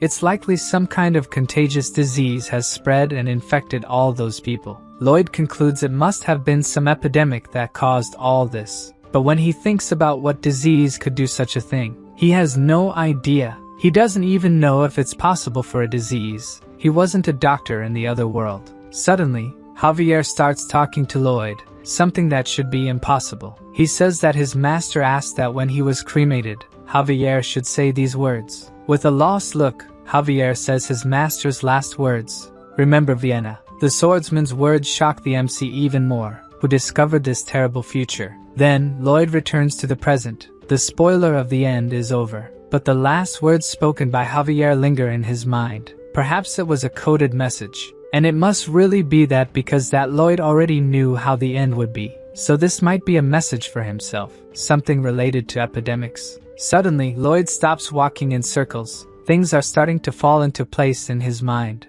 And of course, in the end, his conclusion is that his future self was an incredible genius. A few days later, Lloyd has a conversation with Byron. He explains that he needs some professionals as soon as possible, even though Byron warns that the cost will be very high. But for Lloyd, there's no choice. The Count of Cremo will have to provide these professionals, though it hurts that they'll have to incur new debts. Byron wants to understand how big this new project will be, and according to Lloyd, it will be even bigger than the apartment project. Since he wants to prevent an epidemic, the MC explains that the project will cover the entire Viscounty. He continues by saying they will need tunnels. His new plan is to build sewers.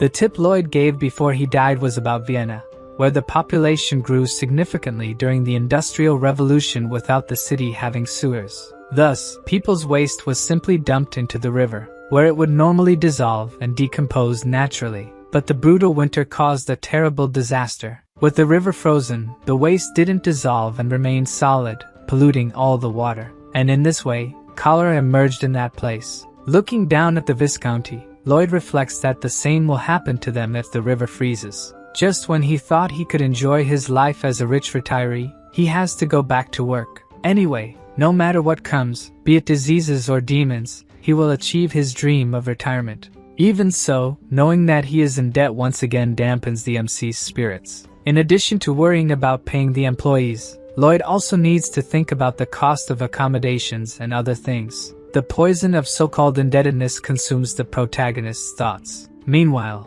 near the construction site, we see the love-struck orc. He has just spotted Officer Greg flirting with a girl. The officer is telling the girl that ever since she arrived in the Viscounty, his heart has warmed like the sun. The girl starts to laugh at his silly words but still likes them. This scene becomes increasingly strange for the orc, who continues watching from a distance. From the smile the girl gives the officer, we can see that she likes him. The orc also notices this and becomes completely enraged at the officer's actions. Suddenly, a soldier appears saying that Byron is looking for Greg, forcing him to say goodbye to the girl. As the officer goes to meet Byron, the orc calls out to him. The orc is so angry at the human that it's as if flames of fire are coming out of him. Then he asks how the officer could do something like that, but Greg doesn't understand what he means by that. Kuga, the orc, shouts in disbelief that the officer could court a girl when he already has Emily. The officer doesn't like what he hears and asks what the orc is talking about. What did he mean by someone like Emily?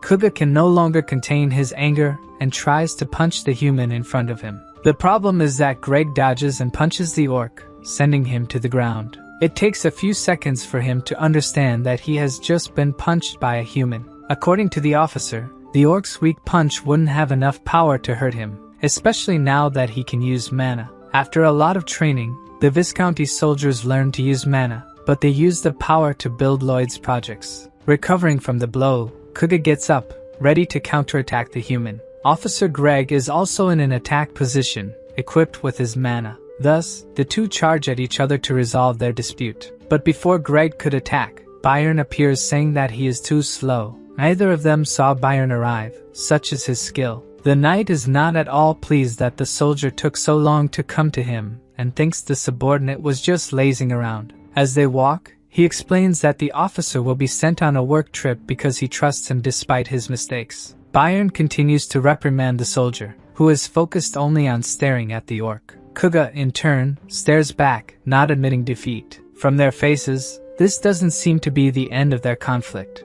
At the Frontera mansion, Byron and Greg are saddling the horses to go to Cremo in search of reinforcements for Lloyd's new project. Without knowing the importance of the project the MC wants to implement, Greg tells his boss that he doesn't think it's necessary. Tired of working, Lloyd receives a message from the system saying that his achievements and accolades are generating a combined effect. The MC looks at the message without knowing what this effect is. He was able to punish the traitor of the Viscounty and pay off the debts they had. He accepted the refugees and gave them a home, faced a great disaster, and emerged victorious. Thus, the citizens and refugees of the Viscounty would like to repay the favors Lloyd has done for them. Even with the system's explanation, the MC doesn't understand how they will repay him, and the protagonist starts hearing voices. He gets up and opens the window to see what the voices were talking about below. A crowd is gathered at the mansion's door, saying they would do anything for Master Lloyd. They would even work for free, do everything for their master. At first, he doesn't even know how to react to this crowd.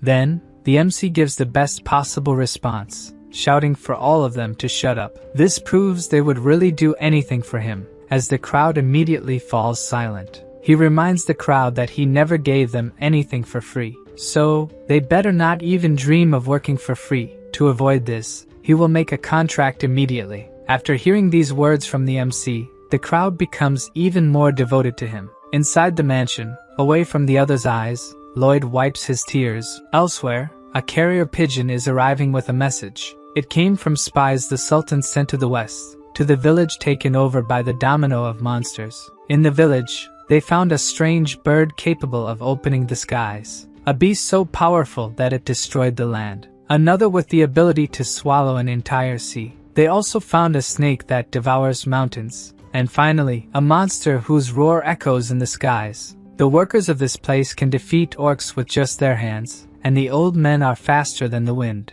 The white cavalry uses shovels instead of spears, and the elves and orcs are building something, so the combat strength of this place must be unimaginable. After reading this report, the Sultan can only conclude that something is very wrong with this place. The next day, in the town of Mr. Lacona, we saw his son watching two men fighting in a fist fight. He says to put more force into the punches, but judging by the men's faces, they are being forced to fight each other, because the boy is threatening to let their wives and children starve. The men, powerless to do anything, start fighting with stronger punches. The blonde boy gets excited that it is now more fun to watch the fight. But look who appears beside him, even more excited and smiling. The boy almost dies of a heart attack from the shock he receives. Lloyd asks who the two men fighting each other are. The blonde boy says they are servants in his house, and Lloyd gets excited about this competition and also wants to participate. But the boy, trembling all over, says there is no way he can fight against the two men. But Lloyd says he is asking to compete with the blonde boy, not the men. The boy freezes like a ghost, and Lloyd says his opponent will be Javier, who already materializes his aura sword and says that if it is an order, he must comply. Mr. Lacona's son kneels in apology and says Javier is a master swordsman. It wouldn't be fair. Lloyd agrees and then says the blonde boy will fight him instead. But this was what Lloyd really wanted, and the boy, scared to death, doesn't have time to breathe and already takes a very light punch from Lloyd. Per blonde boy loses 3 more teeth. Lloyd is writing a letter of recommendation for the boy to return to the academy he was expelled from, and Lloyd will add everything that happened today to the letter. The protagonist's pigeon and rat deliver the message, while Lloyd looks at the men who were fighting, and tells them to seek out Mr. Byron and that from today, they are residents of the Frontera. The men let some tears escape out of so much happiness. Meanwhile, Mr. Lacona wakes up scared from a dream that Lloyd was in, which is a nightmare for him. He thinks the day is not going to be good because he dreamed about Lloyd. Mr. Lacona's servant knocks on the door, saying he needs to tell him something. But Lacona gets very angry and grabs a whip he uses on the servants. But Lloyd opens the door while shouting that he missed Mr. Lacona. But the old man's heart can't take it, and he faints. Lloyd asks if his face is that scary, and Javier says yes. Lloyd goes up to the mansion's terrace and shows Mr. Lacona the areas that will need terraforming. But the old man is uncomfortable, wondering why all this is necessary. But Lloyd asks if they will need to resolve this the hard way while pulling on his mustache. Lloyd tells him that for making these tunnels, it's better to use granite than cement. He also tells the workers to make the path straight to Lloyd's estate. On the way to the construction, there's the residence of the Lacona family, but the workers follow the protagonist's orders without any curves. Count Lacona just watches incredulously from his window as the building cuts through the middle.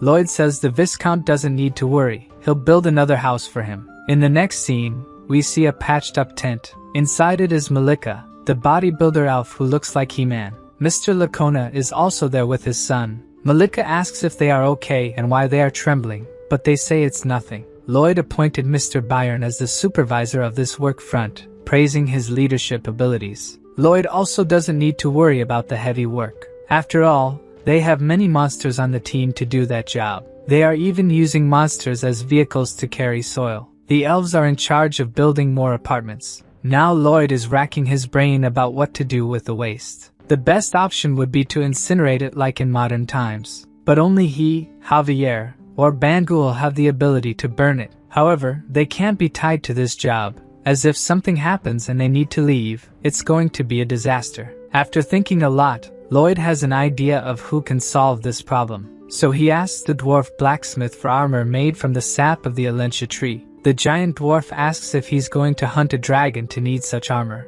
And Lloyd, in the most natural way possible, says yes. The dwarf asks who is capable of doing this. And Lloyd points to Javier, who has a look of, well, I'll leave it to you to say what Javier thought in that image in the comments. In the mountains to the east, deep within, precisely in a grotto where a stream flows slowly, a large red dragon is sitting on a pile of precious stones, while whining that he can't refine any of them. He is very upset, saying he wants to get married, but for that, he needs to create beautiful gems to feed the offspring. And since he breaks all the gems, the females don't like that, and he can't get married. The dragon complains that it wasn't so hard to make precious gems in the old days. At that time, dragons could invade human castles and steal them, or they could kidnap a dwarf and force him to work. But one day, an idiot called the Dragon King married a human woman and created the Dragon Law, which prohibited dragons from invading properties and intimidating other species. Someone in armor arrives saying they understand the dragon's feelings. But the dragon gets furious and asks how he got through all the traps. Yes, it's Lloyd and Javier who are there to talk to the dragon,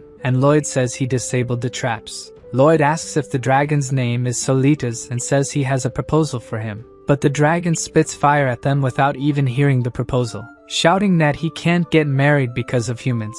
But while in the middle of the fire, Javier asks what the plan is, and Lloyd says he already told him the plan, but Javier says he didn't hear. And while the dragon unleashes a shower of fire, the protagonist tells Javier that the plan is to capture the dragon. Javier tells him to stop joking and say what he needs to do right away. Lloyd insists and says step 1 of the plan is to fight the dragon and step 2 is to capture it. Then he pushes Javier into the dragon's field of vision, who immediately notices the human that was hidden. He's surprised he's not burned and wonders if the armor has some special power. If fire doesn't work, the dragon will crush him then. At least Javier has Lloyd's moral support. Javier summons his aura sword as the dragon's paw approaches. He dodges as his sword grows even more. The dragon tries another strike, but Javier dodges again, making the dragon even more furious. Javier finds it strange that the dragon seems weak and that he can really win. But in reality, it's Javier who is a monster. Lloyd, with a smile, says he knew this would be easy. In the book, Javier won the fight against the dragon even though it was difficult. So now that Javier is much stronger, it's going to be impossible for the dragon. The dragon is scared of Javier's new technique. He simply used the elves' technique as a base, and now with Mana Blast, he can jump in the air. Almost like Sanji's technique in One Piece, he goes after the dragon. He says he needs a powerful attack to hurt the strongest creature in existence. So he uses Aura Blast and charges a powerful attack on his sword. The attack hits the dragon's chest, making it immobile. The attack creates a small hole in the dragon, who watches as the attack disappears. From the dragon's despair, he had never taken damage from anyone. He starts thrashing in pain while Javier watches from afar. As Javier prepares to start the fight again, the dragon asks for calm. Lloyd explains that now that Solitas has experienced fear, Javier is like a monster to him. Before Javier attacked the dragon again, the creature asked him to wait a moment because it had something to say. Thus, the knight did not attack, waiting for what the dragon had to say. But he was deceived by the dragon, who took advantage of the pause to strike the swordsman. The problem was that when the dragon raised its paw, it realized the knight wasn't crushed beneath it. Then, Javier appeared behind Solitas, who had no chance to dodge this attack. The explosion of mana that the swordsman used hit a very small area on the dragon's back. Even so, Solitas roared in pain, as if he could be defeated with just one attack. Javier continued attacking the dragon relentlessly, not giving it any chance to counterattack. As the fight had been going on for a while, Lloyd lay calmly on the ground, watching. Everything was going as planned, and he knew what Solitas would do next. The dragon blew a puff of smoke in Javier's direction. It seemed like he had a plan in mind when he launched this attack. Covered by the smoke, Solitas took advantage of the fact that no one could see him and transformed into a human. Then, he ran away in fear, trying to get as far from Javier as possible. He hid behind some rocks, thinking he hadn't been noticed by his opponent, and he used some kind of mental power to teleport out of the cave. But before he could do that, a lightning bolt appeared out of nowhere and struck him on the head. He fell to the ground, thinking he had set up the anti-teleportation trap himself, and felt like a complete idiot. Then, the dragon realized someone was approaching him. Lloyd arrived politely and introduced himself again as the son of Frontera, and Solitas tried to disguise, telling the MC that he was not a dragon at all. Lloyd just smiled at him without saying anything. It was obvious that he was the dragon. Disguising, he said he didn't know how he ended up there, while Javier approached from behind him. Stealthily, the knight launched another mana attack on the dragon. Hit in the middle of the back, he screamed like a little girl for being attacked. Lloyd told the dragon that humans don't scream like that when attacked, but Solitas was more interested in knowing what they wanted. Then, Lloyd reminded him that they were there to make a great offer to the dragon, who asked, crying, why they attacked him instead of talking to him. But he was reminded that he was the one who attacked first, and Javier only counterattacked. With no way to escape from these humans, Solitas inquired about what they had to offer. Finally, Lloyd saw that his negotiation would progress from that point. In the novel, the MC noticed that Solitas couldn't contain his anger, but it wouldn't be possible to talk to him, so Lloyd had to use another means. Even with the dragon calmer, it would be difficult to negotiate if his pride was hurt, having been defeated by a human. Then, Lloyd shouted at Javier, calling him a reckless idiot. He belittled the swordsman, showing that he had the audacity to hit a wise dragon. This attitude from the master caught Javier by surprise. He had no idea what Lloyd was saying, and Lloyd didn't stop, stating that if the dragon weren't magnanimous, the two of them would have turned into barbecue. Finally, he asked the swordsman to kneel and raise his hands, asking for forgiveness. Surely, Javier wasn't in the mood to do what his master had just asked, and Lloyd kept pressing, ordering him to kneel immediately. With no choice, poor Javier was forced to do what his master ordered. While kneeling, the MC asked Solitas to sit so they could start talking. Completely on his knees, he asked to ask a question to the Lord Dragon. Finally, Lloyd abandoned the polite smile and went straight to the point. Solitas' desire was to get married, wasn't it? The dragon blushed and asked how the human discovered that. The MC didn't answer but said the dragon couldn't get married because he couldn't refine jewels. Once again, the dragon didn't understand how someone could know this, nor how he was found. Then the protagonist made his proposal. He would help the Lord get married in 10 years. This speech made the dragon so happy that he didn't even question how Lloyd would do that. Quickly he came back to himself and wanted his questions answered by the human. But Lloyd kept saying things that made him blush. Like dragons, they could send love letters telepathically to each other, or even make a heart with their tails illuminated by moonlight. With Solitas seduced by the idea of romance, the MC soon presented a contract for him to sign,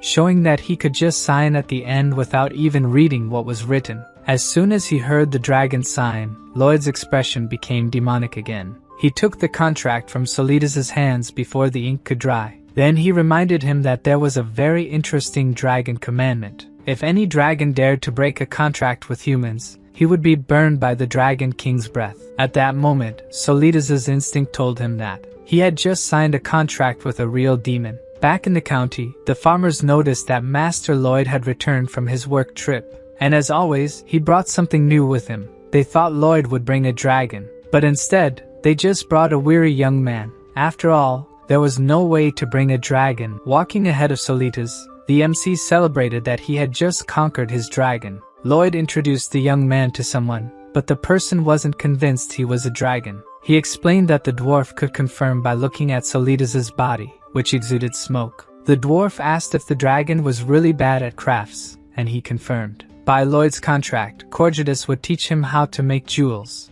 and in return, Solitas will incinerate the waste from the sewage facilities once a day. As a legendary creature, he was not at all thrilled to have to incinerate human waste. Knowing this, the MC said it would be difficult for such a grand creature to accept doing that. For this reason, he pressured him to sign the contract. Otherwise, Solitas would lose the chance to learn how to make jewels. And not knowing how to produce jewels would make it much more difficult for him to get married. Despite being proud, this couldn't be more important than the chance of marriage. Totally bound to the contract with Lloyd, the dragon surrendered and called for the dwarf. Humbly, he said he would be in Corjadus's care. Being a dwarf, he never thought he would have such a majestic student as a dragon. According to Solitas, dragons are indeed more powerful in terms of power. But the dwarf is definitely the best when it comes to craftsmanship. So he asked Corjadus to teach him. From afar, Lloyd thought that no matter how silly he was, the dragon was still quick to adapt to the situation.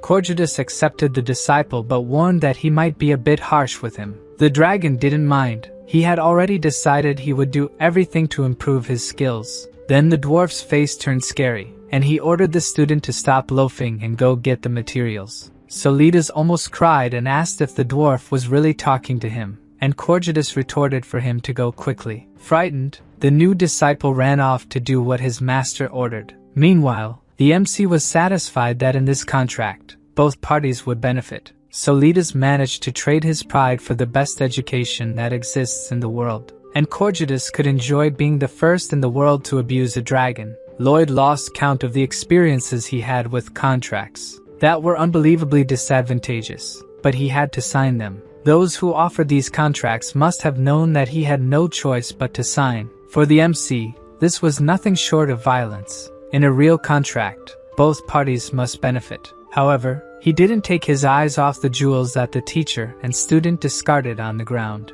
Even though both benefited, there was no problem if he managed to gain a little more. Leaving with the jewels, a system message appeared saying he had managed to transform another tragic destiny. Solitas's fate was to lose his horns in the fight against Javier, and leave it extremely wounded, having received fatal injuries. After returning to his lair, he would die alone and never be found. Which is a bit different from what Lloyd knew, because in the novel, the dragon just appeared fleeing to his lair. If it weren't for the MC, the Frontera couple would have the same fate too. The Count is multi-talented, and without the debts, he can focus on jobs he couldn't do before. He is happy now, thanks to Lloyd. Julian, who would have perished in a foreign land, is now recognized as the best student at school. All thanks to the MC. It's impossible to calculate the number of lives he saved. With the compliments, the protagonist became convinced, but what he needed now was the skill to build the sewage system. The estimation skill doesn't gather information from the whole county at once, and that makes Lloyd's job difficult. This skill stagnated at a point, and Lloyd knew that in business, he needed to do what's necessary to evolve. Therefore, he starts spending the points he has to level up the skill. After investing a lot, the skill's estimation radius more than triples, and the MC also gains a new skill option, Construction Guide. To test the skill, Lloyd summons the 3D construction diagram. The system then prompts him to activate the construction guide. As soon as he activates it, the MC is impressed by what just happened. In front of him is a hologram of a life-sized house, allowing builders to work much more precisely. In other words, the skill can reduce Lloyd's workload by at least 50%. Immediately, he decides that he needs to test it on a real project. Lloyd creates a hologram on the ground and explains to Javier that he is to excavate this area. The swordsman is suspicious of his master's plans, but the MC will give him the details later. Javier notices that the green outline is not just on the surface, but also inside the hole he is digging. To test, Lloyd asks him to dig outside the green light area. As soon as he does that, the light turns red, indicating there was an error in the project. Additionally, a hologram with the MC's face appears, saying the work is being done poorly. To Javier, this appearance is a true monstrosity. Probably no one would mess up their work if they had to see Lloyd's face when they did something wrong. Seeing his master remain silent, he finds it strange and asks if something happened. Without a response, Javier asks if the MC is going to say he was a genius with a magical illusion, or if it's a magical tool he stole. Since the question came out of nowhere, Lloyd doesn't know how to lie convincingly, so he just asks which story the swordsman finds more plausible. Since it seems easier to believe that he stole the skill from a mage, that's the story they will use. Even he will pretend to believe that was what happened. Lloyd won't tell the whole truth about his skills, but he asks if there's anything Javier would like to know. But the priority for Javier at the moment is not his curiosity. It's that his master can save all the people of the county. In his thoughts, Lloyd is grateful for the trust the swordsman places in him, and he says, of course, he will save everyone. On another day, Byron explains to the workers that they will build a sewage system to prevent the people of the county from getting sick. He shouts to the workers, asking what their motto is, and they respond that safety comes first. They will not get hurt. Lloyd and Javier watch the workers devoted to the work and their master. The MC comments that they seem crazier by the minute, not knowing how they got that way. The waste thrown into the sewer will flow to the main pipeline. Even alone, Padong is capable of digging a smaller sewer, but he alone won't be enough to dig the main tunnel. So, what they need right now is encouragement. Watching Bangle's encouragement, Bibyong's heart starts pounding wildly. He gets more than encouraged and starts working at full power. Suddenly, one of the workers digs in the wrong spot, and the area turns red. Then, a hologram of Lloyd criticizing his lack of attention appears. All the workers stop to see the projected image of Master Lloyd, and instead of being intimidated by it, they get more excited to continue the work. From above, we can see several holograms summoned, and the workers competing over which one is the ugliest. This makes Lloyd furious. They weren't supposed to be playing with the holograms, and he asks Javier why his workers started acting like lunatics. A heavy spring rain falls over the county, and the construction of the smaller sewers increased drastically in just 3 months. Using the construction guidelines, the construction of the main sewer progressed rapidly, and with that, the project quickly extended northwards. At a ravine, Lloyd gives Byron instructions on where the main sewer will pass and where the sludge treatment station will be. Byron remembers that the mastodons are in that area, but for Lloyd, as long as Bibyong is there, they won't attack recklessly. Anyway, he warns Byron not to let the workers agitate the mastodons and to approach quietly. They did as instructed, but no mastodon was seen, perhaps due to Bibyong's presence there. At least that's what they thought. With nothing to do for a while, our protagonist started playing games. Playing with himself out of pure boredom and still finding it fun. Until Padong appears, looking sad and asking why his master seems bored. Then he starts explaining something very seriously to him. From what Lloyd could understand, his pet found something very strange. A crowd of workers is gathered around a large hole with something at the bottom. Lloyd arrives, asking for passage through them to see the hole. And when he gets closer, he falls completely silent. At the bottom of the hole is what was once a mastodon. Approaching it, it seems it hasn't been long, as if someone had killed and buried it there. The question is who would do this and why. Bibyong catches his attention by saying he smells something. Then Lloyd asks the workers to dig a bit more in that area. They barely start, and already find something that catches their attention. From the edge of the hole, the MC is astonished by what he is seeing. Down below, dozens of mastodons in the same state as the other one were unearthed. This kind of thing wasn't in the novel, so he is no longer sure about anything that is happening. But there was something in the novel that resembled this. In the episode of Namarin where Javier learned to use the mana blast, the purple light emanating from the mastodon is similar to the dark magic from that city. He quickly yells for all the workers to get away from there immediately. That is corpse explosion magic. All the workers run desperately to get away from the hole. But before they could get very far, a large explosion happens behind them. Lloyd, who is behind them, realizes that the flames aren't stopping from approaching. If it continues like this, they won't escape. So he stops running, determined not to let any of his workers get hurt. He doesn't know if his plan will work, but he will try to use the impact of his mana explosion to neutralize the other one. Before he could put his plan into practice, Bibyong appears in front of him, trying to protect everyone from the explosion. From the ground, Lloyd desperately yells to his pet that this could be his end. Far away, while practicing his skill, he notices the explosion. The wise dragon thinks it must be the invocation of a necromancer. The magic must have used a creature larger than a human. Thus, the scammer Lloyd must be in trouble, but he is not sure if he should help him. On the other hand, he sees someone who doesn't think the same way. Nearby, Javier is running, trying to reach his master as fast as possible. Since the swordsman went to Lloyd, the dragon doesn't think he would be of any help, as he knows how strong the knight is. Back at the explosion site, Bibyong is unconscious, and the MC is trying to wake him up. The workers, thrown to the ground by the explosion, look back and see something sinister. Even Lloyd is worried about the scene he is witnessing. At the explosion site, mastodon corpses are floating, as if they had turned into some kind of zombies. The herd of zombie mastodons descends to the ground, and Lloyd, holding the still unconscious Bibyong, doesn't know what to do to protect his workers now. The herd must have been buried deeper than the bodies that exploded, and their number is much larger. As if it weren't bad enough that these creatures have come back to life. One of them screams as if commanding the others. Then the whole herd starts running towards Lloyd. Realizing it will be hard to escape them, the MC yells for the workers to run away, and they waste no time trying to distance themselves from the pursuing herd. Further away from the workers, Lloyd notices something wrong ahead of him. The leader of the white cavalry gathered his men, wanting to stop the zombie mastodons. He shouts at his men and he will fight to protect the people and Frontera County.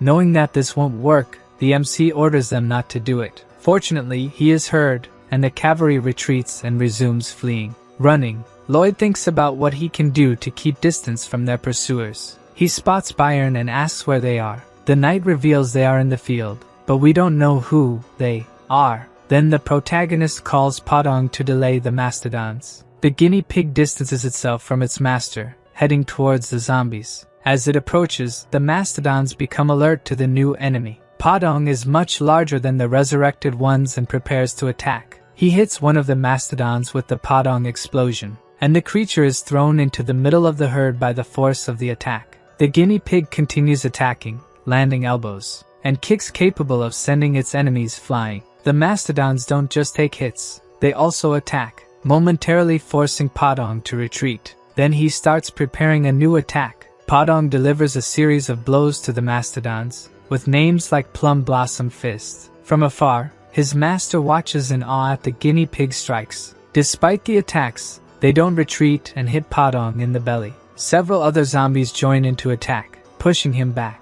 But that won't be enough to defeat him. The guinea pig manages to throw all the attacking mastodons into the air. He barely does this when another creature appears, sinking its fangs into the fighter's leg, even giving his best to fight against the entire herd. They are too numerous, and little by little, Podong is being overwhelmed by them. Suddenly, Lloyd's voice echoes, catching the creature's attention. The shout was so loud that they stop to see what's happening. Lloyd is at the end of the ravine with a small mastodon. He tells the herd that he has one of their calves, and that he will turn it into ham in just a few seconds. This definitely caught the attention of the zombie mastodons. The MC continues his threat, saying that the herd must be feeling nervous and irritated right now. If they don't get to Lloyd soon, he will tear the calf apart. Then the herd starts screaming, wanting to save their calf, and they run towards the protagonist at full speed. Lloyd's plan worked, and he managed to get their attention. He grabs the calf and runs. The calf, which is actually named Pending or something like that,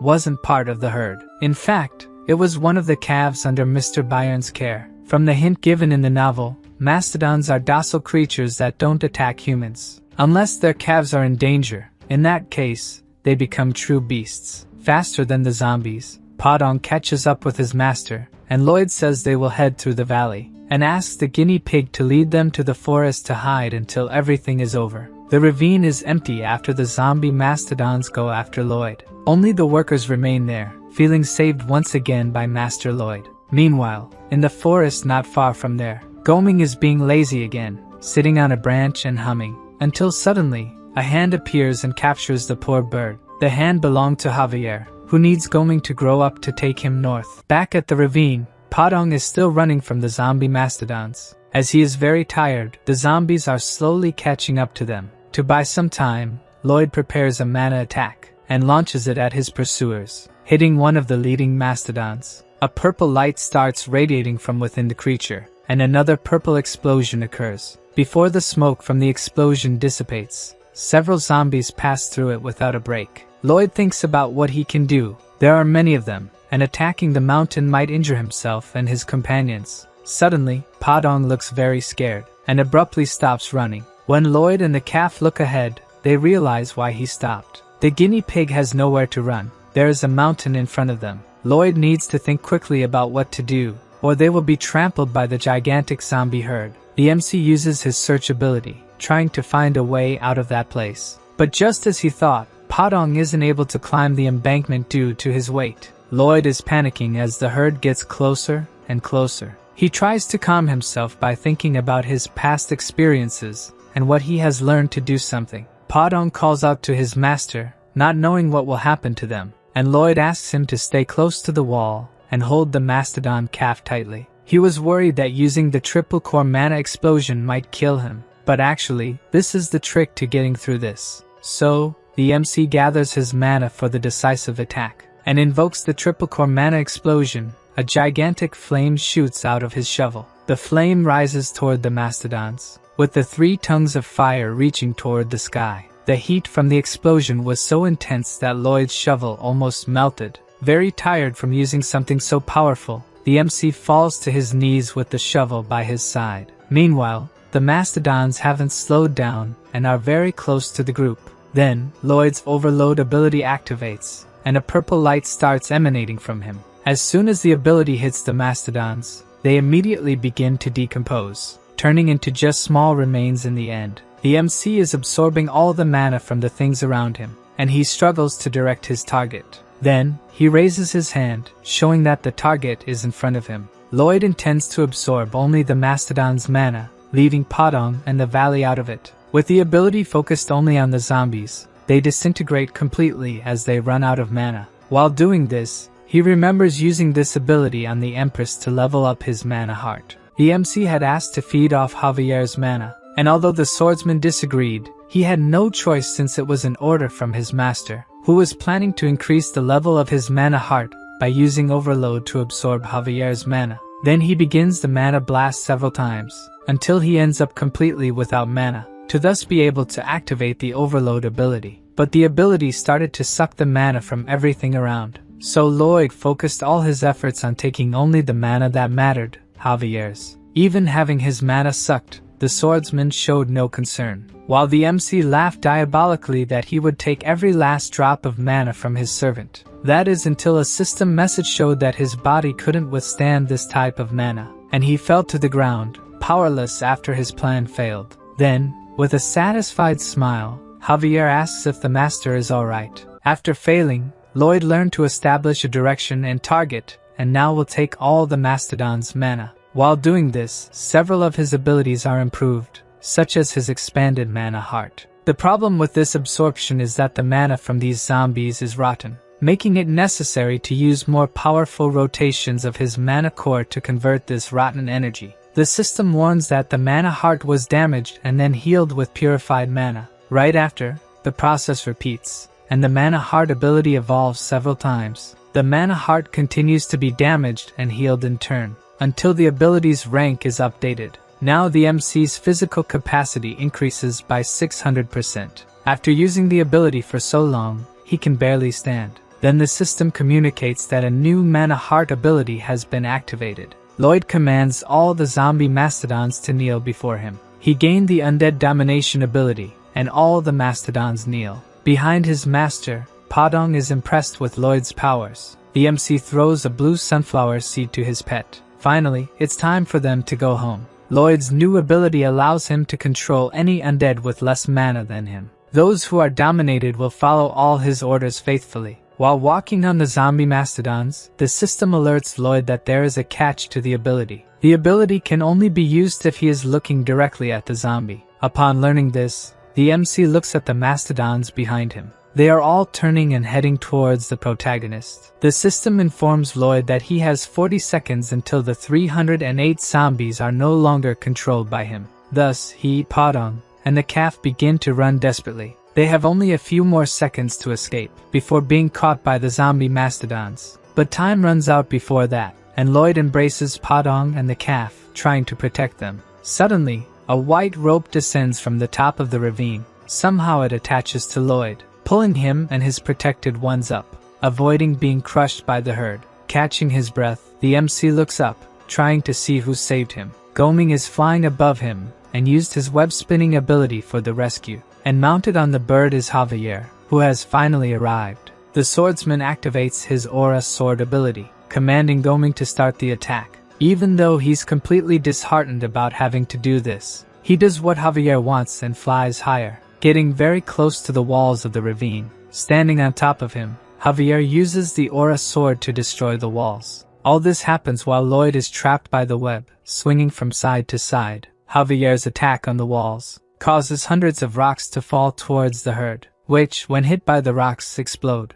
From above, the swordsman continues to make more rocks fall, while a large purple explosion takes over the ravine. Lloyd watches in awe at what Javier managed to do in such a short time. After Goming takes them far from all that, they are finally safe. Still catching his breath, Lloyd thanks the swordsman for saving his life. Contrary to what he expected, Javier is not happy and asks how his master can still be smiling. Lloyd is silent, not quite understanding what he meant. As an escort knight, he believes he should be by his master's side if something like this happens. And he still remembers that the MC used himself as bait to evacuate the workers while riding on Goming. But Lloyd says it wasn't quite like that. He was trying to lure them to take them all out at once. Then Javier questions whether his plan worked. Knowing the outcome, the MC asks what exactly Javier wants him to say. The swordsman yells that his master should worry about himself at least once. Without the master, the apartment and sewer projects would end. Even the lives of the villagers would be in danger. The MC needs to take care of himself because countless lives depend on him. So Lloyd asks if that's what Javier meant. That some people might die as long as he is alive. But the swordsman explains that's not what he meant. He just doesn't want his master to keep taking risks. But Lloyd shouts angrily that if he hadn't done what he did, people would have been hurt. One shouts what they think should have been done to the other, while Padong watches the two worriedly. The MC continues to say that he is the most important person in the county, and the people there are his responsibility. So, who else but him should protect these people? Javier asks if he will continue doing these dangerous things in the future. Of course, Lloyd won't stop and will take more money as a benefit for taking risks. The swordsman gives an enraged look to his master, but then calms down and tells him to do as he pleases. Javier will stay by his side anyway. After that, the system informs the MC that his affinity with him has grown, and now he has gained Javier's respect. From now on,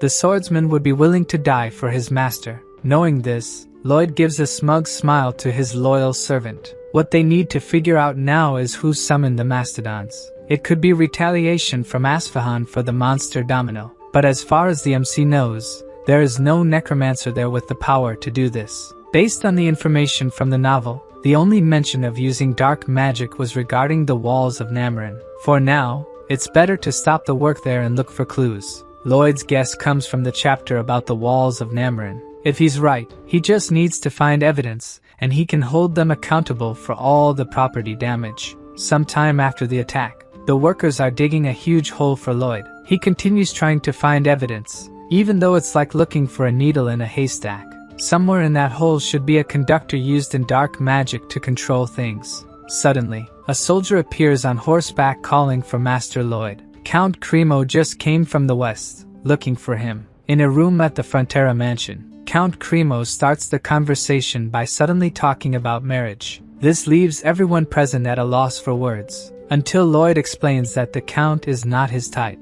In fact, the Count wants him to marry his daughter and, not liking to beat around the bush, got straight to the point. After the MC left, the Count wondered if there would be a better son-in-law than him, and now that he's famous, he must have received several proposals. So he got worried and decided to come straight to the county. But Lloyd explains that he hasn't received any marriage proposals. At that moment, the Count draws his son's attention to something, and throws dozens of letters with marriage proposals onto the table. The MC is amazed at the quantity. His father was waiting until he was less busy to show them. Upon seeing all the letters, Count Cremo says they are all insincere for not coming in person as he did. Before he could continue, Lloyd interrupts him, thanking him for his consideration, and apologizes for not being willing to do as the Count wishes. The Count does not accept this response. The MC is already 27 years old. With the Count's sincerity, Javier struggles to keep from laughing at his master in front of everyone, while the Count thinks Lloyd believes his family isn't good enough. Beside the Count, his daughter has an anguished look. She introduces herself as Count Cremo's eldest daughter. and tearfully says she is willing to devote herself entirely to the welfare and promotion of her family. The way she said it, it appears to the MC that she is being forced to marry a demon. Now Javier is even using his mana to keep from laughing. Lloyd's father joins the conversation, making a request to the Count. He explains that while it's important to take care of the family, everyone's feelings must also be considered. According to him, it would be impossible to spend your whole life with someone you don't love. For the sake of the Count's family, he believes his daughter's wishes should be taken into account. After hearing what Lloyd's father had to say, Count Cremo looks at his daughter, reflecting on whether he respected her wishes, and says he almost made her unhappy for the sake of the family's status. The young woman looks at her father, unable to hold back her tears, and says she loves him, now crying with happiness. The Count confesses he is always impressed by the Frontera family, and that day he learned a great lesson, to live with love. The Count and Countess, who are in love, completely agree with him. When the Count leaves the room, Lloyd sits thinking about what just happened. It seemed like avoiding a marriage with him is a happy ending, and even his parents agreed with that. Looking to the side, Javier is crouched in a corner, trembling. He continued to hold back his laughter until the end at his master's expense. After that, rejections to all proposals were sent. At the palace, a messenger informs the Empress of this fact. To her, this was expected, and even if the Frontera family accepted a proposal, the girl would refuse the marriage. Looking at the messenger who just informed her, the Empress concludes that Lloyd is practically a potato after all. The thought makes her laugh, and the messenger thinks she must be unwell, so she requests potatoes for dinner. In any case, she has to monitor who Lloyd chooses as a partner since they will become the most powerful family. So she asks if there is news of the letter sent to Asfahan. According to the messenger, they did not take responsibility for the monster Domino and are still reprimanding them, a clear provocation to Magentano. The old man from Asfahan is waiting for the Empress to be the first to attack. She decides to send a delegation there soon, and meanwhile, all correspondence to Asfahan is prohibited. As for who will be part of this delegation, perhaps she should send a potato with it. Back at the Frontera mansion, a head with inscriptions was found at the extreme north of where the incident occurred. That's why Mr. Byron believes it is involved in the incident, but there was no need to put a rotten thing on the dinner table. Lloyd analyzes the symbol on the goat's head, and remembers seeing it before, in an illustration from the novel. In the novel, the symbol was on a large red flag, and it represented the symbol used by the new Dark Queen Alicia in her new kingdom. This brings up another fact that wasn't in the novel. The walls of Namarin and Queen Alicia must be connected. His presence in this world caused several changes. The queen did not turn evil, and the events that enabled Namarin to disappear. The refugees who would be the trigger for Namarin did not happen, and so someone is trying to do something that didn't happen in the novel. Cannavaro, the dark mage who made the walls of Namarin and sent countless people to their deaths, is Lloyd's main suspect. The MC asks Mr. Byron to resume construction, and as soon as it's completed, they need to go somewhere. His parents are worried because he has barely rested these days and is already thinking about going somewhere. Lloyd reveals that he will go to Namarin and catch the bastard responsible for this. On another day in Frontera County, approximately 6.2 miles north is the waste management facility.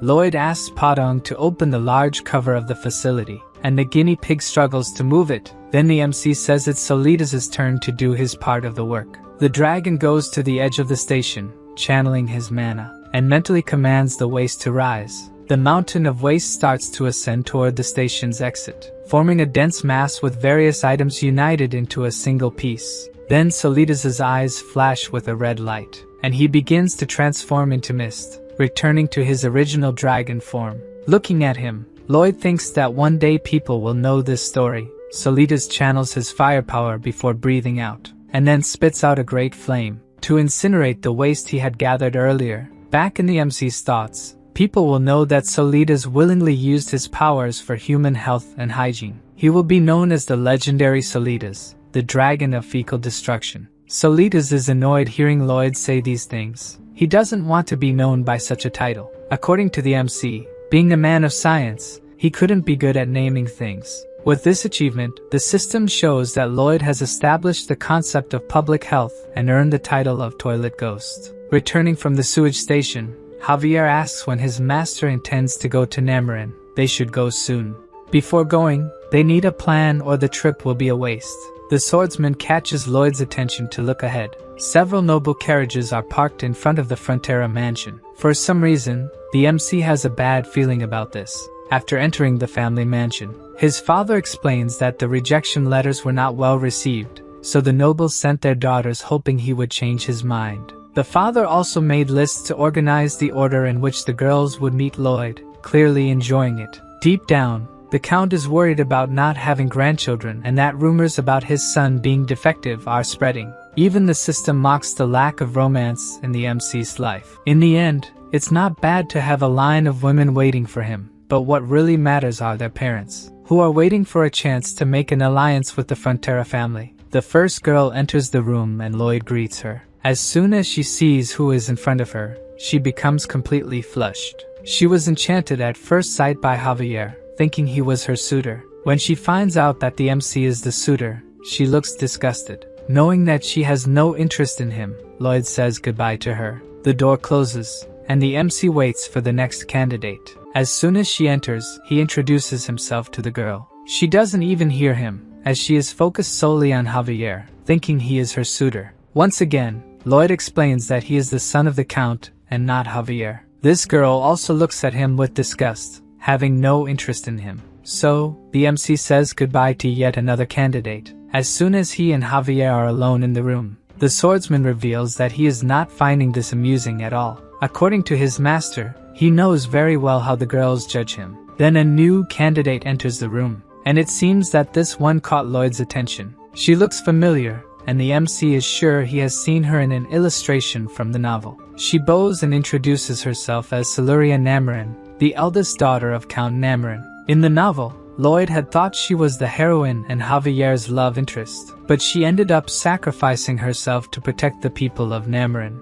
This left the readers outraged because the author always kills those Javier loves. Siluria says she is there at her father's insistence but confesses that she found the suitor much better than described. Then, Lloyd explains once again that he is her suitor and not Javier. Surprisingly, she knew this and also that Javier is a renowned master swordsman. Realizing that she found the MC pleasant leaves both him and the swordsman petrified. The girl sits down and says it must be strange for Lloyd to receive these proposals at a time when he is so busy. She explains that on her way to the mansion, she saw the buildings and roads he is constructing, so it's incredible that he has any free time. Thinking she will be rejected, she asks to leave, but the MC wants to talk a bit more with her. Lloyd asks if Namarin is going through difficulties recently, like a significant population increase. Then she sits down again and asks how he knows this. Indeed, 400 people, refugees due to monster attacks, went to her county, led by someone. Just as Lloyd imagined, Namarin's walls are a spell designed to absorb the vital energy of those within them. They were built to trap the refugees needed for Cannavaro's spell. The MC had thought all the refugees had gone to his county, but some ended up in Namarin. If things happen as in the novel, thousands of people from that place will be sacrificed. And all this to summon the knight who calls for death, the Knight of Hell. According to the novel, no matter how strong a master swordsman is, he is no match for a Knight of Hell, which means the destruction of that territory cannot be contained. This is much worse than Lloyd had feared. On another day, the MC is ready to begin his journey, and Javier is holding a basket full of letters. These are letters given to him by the girls before they left. Lloyd asks what kind of letters they are, and the swordsman explains that they are love letters. He realizes that his master may have never received such a letter, and he confirms that he really never has. Not everyone can be as handsome as Javier, so he kneels to rummage through the letters, and offers one of the love letters to the MC. Lloyd takes a good look at what his servant is offering. For an instant, tension forms between the two. Then Lloyd gives Javier a pretentious smile, and says he wouldn't want a letter that wasn't addressed to him, and that they should leave soon. While his master continues walking, Javier remains holding the letter, kneeling, probably feeling foolish for offering the letter. After that, inside a carriage, Lloyd is explaining to Siluria that there are several ways to use these structures. Since Namarin was built on a ridge, it's natural for the surrounding slopes to erode. Even without securing the marriage her father wanted, Siluria thinks he will be delighted with the presence of someone like Lloyd. This is the perfect opportunity to investigate Cannavaro and still make money with a new project. Almost arriving at Namarin, the MC is confident he will win the dispute against the Dark Mage. Shortly after, the carriages arrive at the county, and through the window, Siluria points out to them the head of the merchant caravan, Cannavaro. She explains that he used his own money to care for the refugees and always takes on even the most tedious jobs. Lloyd stares at the merchant, finally seeing who his opponent is. It's not hard to notice that on his shirt, there is the same symbol that was on the goat head that Byron found. Now the MC knows what this hypocrite looks like, and he plans to deal with him soon. At the mansion of the Count of Namarin, he receives his two guests with a smile on his face. Thinking that Javier is the nobleman, and that his daughter has become engaged to him, the Count praises the swordsman happily. He even asks what the best date for the wedding would be, and the two remain silent, knowing he misunderstood everything. Then his daughter explains that Javier is a knight, and Lloyd is the other guy next to him. Looking at the two, he can't believe it, as the swordsman exudes the dignity of a noble, while the MC does not. Siluria dislikes her father's attitude and reprimands him, saying he is being rude to the guests. He should look beyond people's facades, even if it seems something is lacking. Lloyd is wise and intelligent.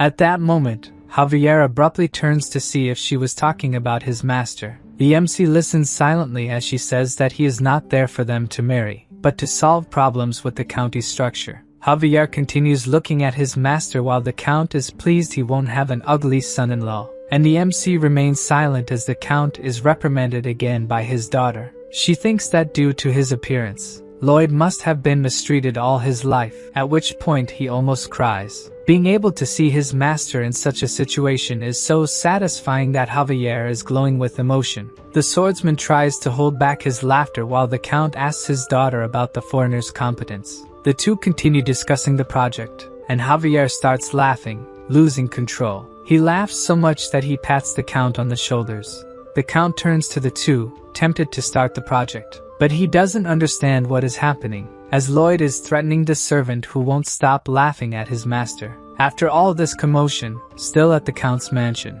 the MC asks Javier to keep an eye on Cannavaro since they both saw the symbol he was wearing. If they find evidence linking the symbol to dark magic, he wants to inform the Count about what happened in his county. Still pleased with what happened earlier, the swordsman agrees, smiling. Lloyd wants to know why he is laughing at a serious matter, but Javier can't forget what happened earlier. For a moment, his master says nothing, and the two remain silent, until the MC can hold back his irritation and tries his hardest to land a punch on the master swordsman. The next day, it's time to explore the county. A man is shouting for people to come closer. It seems he is a clothes vendor offering great promotions. Looking at the pieces, Lloyd realizes that his plans have become complicated. The symbol he wants to link to dark magic is printed on all the clothes.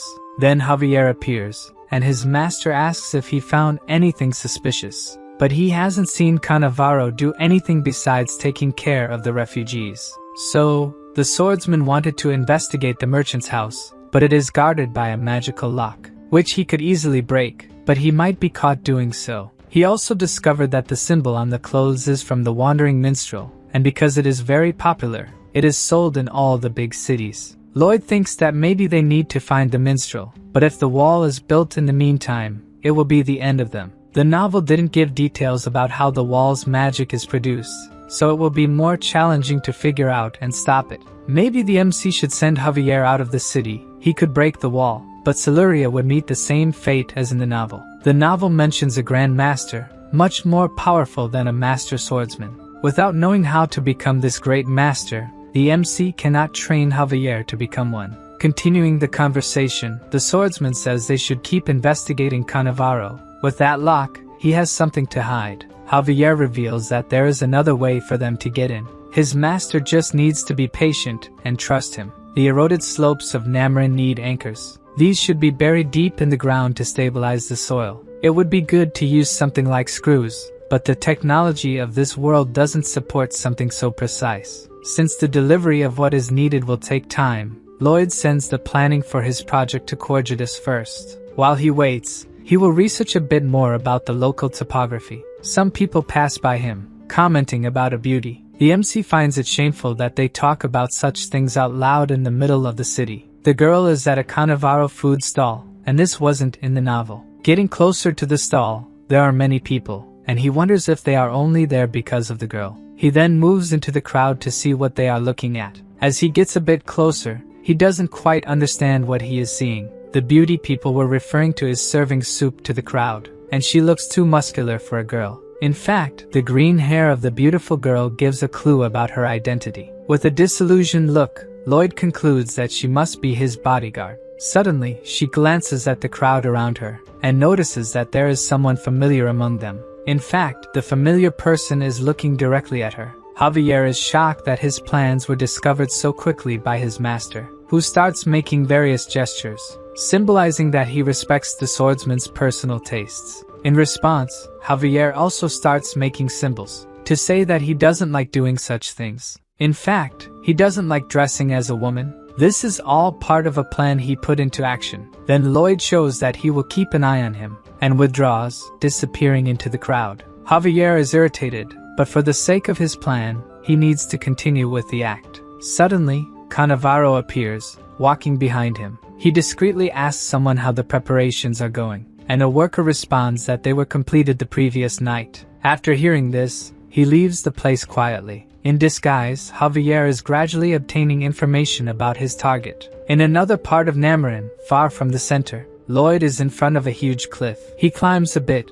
and starts analyzing the predicted fault lines on the slope. As soon as he activates the skill, he realizes he has found something. There is a skull that was buried there not long ago. After finding the skull, the MC looks around for the rest of the body. But he is surprised because he finds something else. Further ahead from where he found the skull, there is another one buried. Curious about this, he looks to the other side to analyze. And in that direction, there is also one, buried at the same depth, all around the peak. Since this is very strange, Lloyd starts to unearth the first one. In another place, Cannavaro is gathered with several people and praises the work they have done. According to him, the revolution will happen on the planned date. Back to the MC, the skull he unearthed is emitting a purple light. This means that someone placed a dark magic mana spell on it, of the same type that initiated the walls of Namarin. Returning to Cannavaro, he is indeed planning the coming of the night from hell. But after finding the skull, the MC does not intend to let these plans come to fruition. So he activates his mana absorption ability, purifying the mana he absorbed. After doing this, the skull becomes white again, with no magic left. Then the MC picks it up and notices a purple stone fell from it. The stone must be the real source of the magic, while the bones served as a vessel. To discover what kind of stone it is, Lloyd uses his research ability on it, and his eyes light up as soon as he finds out. The stone is so precious that it alone is worth a year of Mr. Byron's salary. Thus, the other skulls might have the same inside. As soon as he unearths another, he finds another stone, and another one shortly after. Lloyd starts to smile madly, digging after discovering the precious stones. All he needs to do is dig a bit, and he will find money. It's incredible. By the end of the day, he even managed to level up a skill by digging, and filled his backpack with 30 precious stones, enough to hire Mr. Byron for another 30 years. The MC's desire to exploit the night for longer makes him feel sick even from afar. Satisfied with his haul, Lloyd wishes all his days were like this. Returning, he even considers raising Mr. Byron's salary. But before leaving, he looks in the direction of the skull. The piece that was once part of a human being is exposed on the ground. Lloyd approaches, asking if it is the result of a natural death or not. Obviously, the skull remains silent. But regardless, the MC thanks each one for giving him Mr. Byron's annual salary. Then he picks up the first one he found, and starts collecting the others to place them in a sunny spot to rest in peace. Quickly, he gathers a bag full of them. During the night, at the Count of Namarin's mansion, Lloyd is talking to his bodyguard, who tries to explain the reason for dressing as a woman, but Lloyd interrupts him, saying that he knows everyone in this world is different and understands that the swordsman is unique. Javier remains silent, realizing his master didn't understand anything he was trying to say. But he tries to explain again that he disguised himself because everyone in the city recognizes him, and this way he could gather information. Again, he sees that Lloyd did not understand. The pair remains silent after that, until the MC asks when Javier discovered that he liked this sort of thing. This time, the swordsman loses his patience and shouts that he didn't do it because he likes it. Lloyd sees no reason for him to be upset. It's not like there's anything wrong with that hobby. Returning to important matters, Javier was sent to Cannavaro's house while in disguise. In the basement, there was a door that led deeper underground. The first time he saw him, the swordsman thought he was a good person and that his master was wrong. But he must be hiding something behind so many doors. Maybe the MC is right about this guy too. Therefore, Javier will try to find physical evidence about Cannavaro. The MC agrees with him and reminds the swordsman that he doesn't need to be ashamed of his hobbies. That same night at Cannavaro's mansion, he is furious upon learning that all the Noctanium is gone. A man tells him that both the stones and the bones have disappeared. So he wonders if this was something planned or if someone found them by accident. Some men criticize Cannavaro, saying that he claimed the plan was foolproof and that they invested a lot to create a world for dark mages. Trying to calm them down, Cannavaro says that not all is lost. The stones were in those places only for security. If they help once more, it will still be possible to bring the knight from hell as planned. The next day, a bucket full of water appears floating and falls on the muscular beauty's head. Javier, disguised as Javiella, tells a concerned woman that he accidentally got wet. She says that Javiella can change at Chief Cannavaro's house, lending one of her dresses.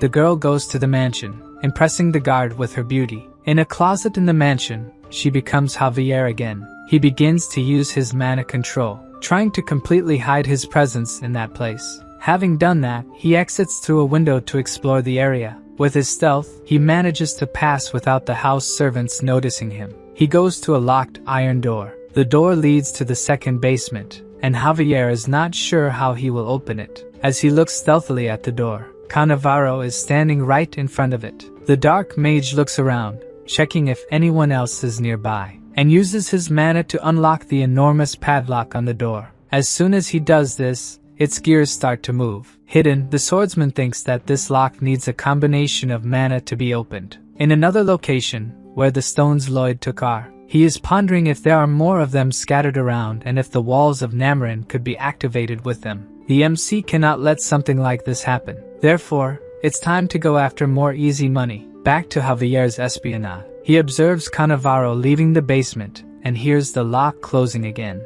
He waits hidden until the mage climbs the stairs and leaves the room. Then Javier approaches the padlock that keeps the door locked, and tries to replicate what he saw Cannavaro do earlier to unlock the padlock. It really works, and the padlock opens. The swordsman goes through the door, entering a dark corridor. He notices that there is something else there, and after descending a few more steps, he realizes there is something strange about that place. There is a small bright spot coming from the end of the corridor. As he gets a little closer, the spot takes the shape of a person. Javier takes a good look at what is approaching. In fact, the thing looks much more like a zombie than a person. It approaches very quickly, and the swordsman barely has time to dodge its punch. Filling his hand with mana, he punches the creature right in the middle of its belly. As strong as Javier is, his attack seems to have had no effect, and the zombie decides to return the punch. Even using mana to block the attack, the zombie's power was strong enough to push the swordsman back.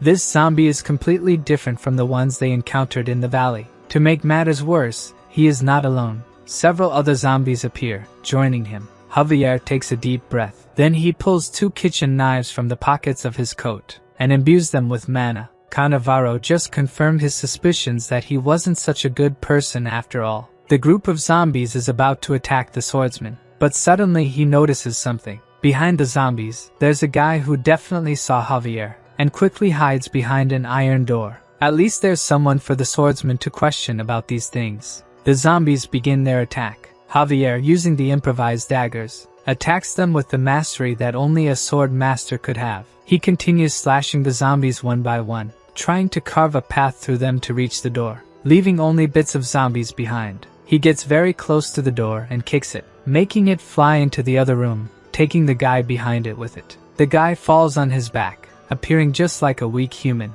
In front of him, Javier looks imposing, holding the pair of daggers. Scared, the guy begs the swordsman to spare him. Then Javier says he has questions to ask him. But before that, he steps on the guy's leg, making him scream in pain as his leg twists to the wrong side. If he hesitates in his answers, the other leg will end up the same way. Javier wants to know what Cannavaro is planning in that place, but the guy says he doesn't know, he just does what the wizard asks. He was hired as a funeral agent, and the wizard asked him to use a special product for embalming. The swordsman wants to know where the wizard acquired the bodies. According to the funeral agent, they belonged to refugees who died of illness. The information stirs some memories in Javier. When he was still undercover, Cannavaro talked to a refugee, saying he would take care of her sick father. He grits his teeth upon realizing that the wizard wasn't caring for the sick refugees. Both the skulls that Lloyd found and the zombies must have been refugees at some point. Then he asks if the funeral agent never found it strange that the bodies kept appearing.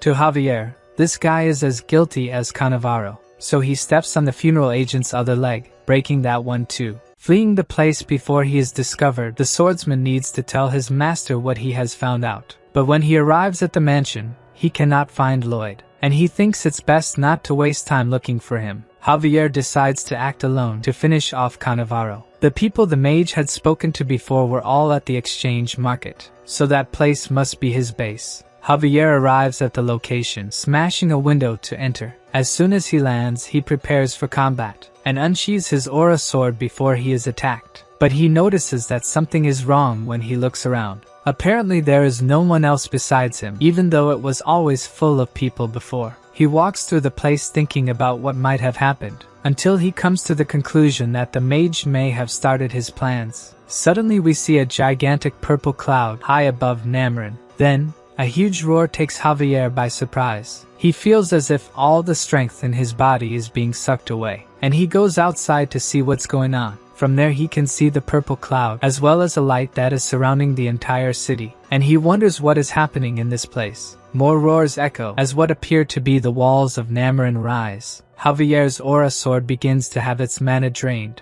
Around him, the county's inhabitants fall to the ground, having their mana sucked away as well. At this point, the swordsman worries, as his master must also be in trouble. At the mansion of the Count of Nameron, Siluria opens one of the windows to see what is happening. But what really scares her is not the catastrophic sky, but the people down there who are falling to the ground without strength. Even without having any idea of what is causing this, she feels that she needs to help them. She holds a jewel on a necklace, thinking that everything will be alright. Outside the walls we see a dark mage. He is using the tools that Cannavaro gave him, and if he continues like this, the Hell Knight will emerge soon. Once that happens, the world will be theirs. Suddenly, Lloyd appears right next to the mage. He says he saw 30 people around there who look like him and asks if they are doing some kind of rain dance. The guy seems so surprised that someone else is there, besides the mages, that he falls silent. Then Lloyd starts asking why he's being ignored if the guy is pretending he can't see him. The guy thought the MC was so ugly that he thought he was the Hell Knight. If he moves, the talking will ruin all the magic, and Lloyd leaves his side after being ignored.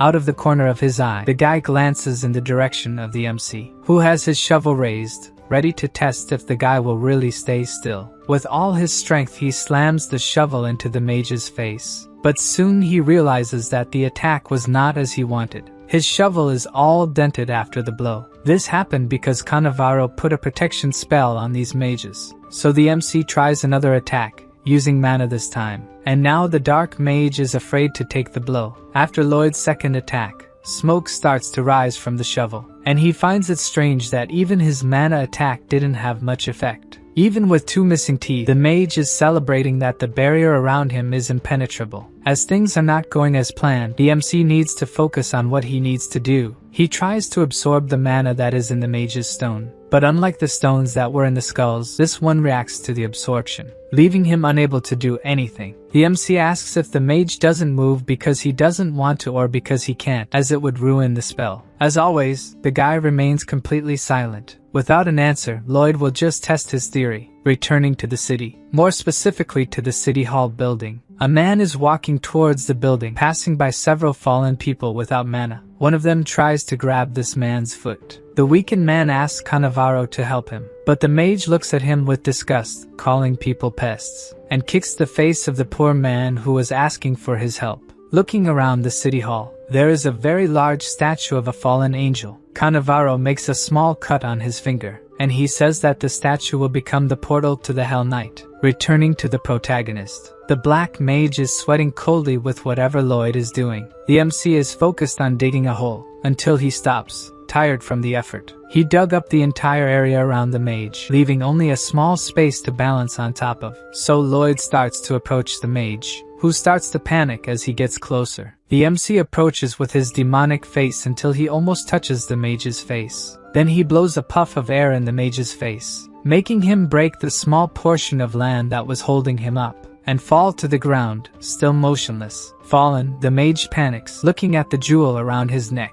It shines brightly and the guy rides around, as if he's being sucked into, until the stone stops shining and the mage trembles without moving. Lloyd picks up the stone, realizing that if the mage falters, he will be attacked by the spell. With one less mage, the MC looks towards the walls. The purple light that once permeated the entire county starts to flicker at a certain point. This cheers Lloyd up. He still has a chance to stop the spell. In the city, Cannavaro next to the statue realizes that something is wrong. Another hole opens in the wall. As soon as Lloyd finishes off another black mage, even without enough mana and knowing that something is wrong, Cannavaro decides to start the invocation. He begins to recite a spell in front of the statue of the angel, until someone calls out to him. Siluria is walking towards him, asking what he is doing. The mage wonders how she can walk without having her mana sucked away, until he realizes that she is wearing a mana protection amulet. He summons a fireball with one hand, and throws it towards the girl, trying to finish her off. Siluria looks at the fireball coming towards her, and raises her hand as soon as the ball reaches her. Surprisingly, the girl catches the fireball, holding the spell in her hands. From Cannavaro's surprised face, he didn't expect that.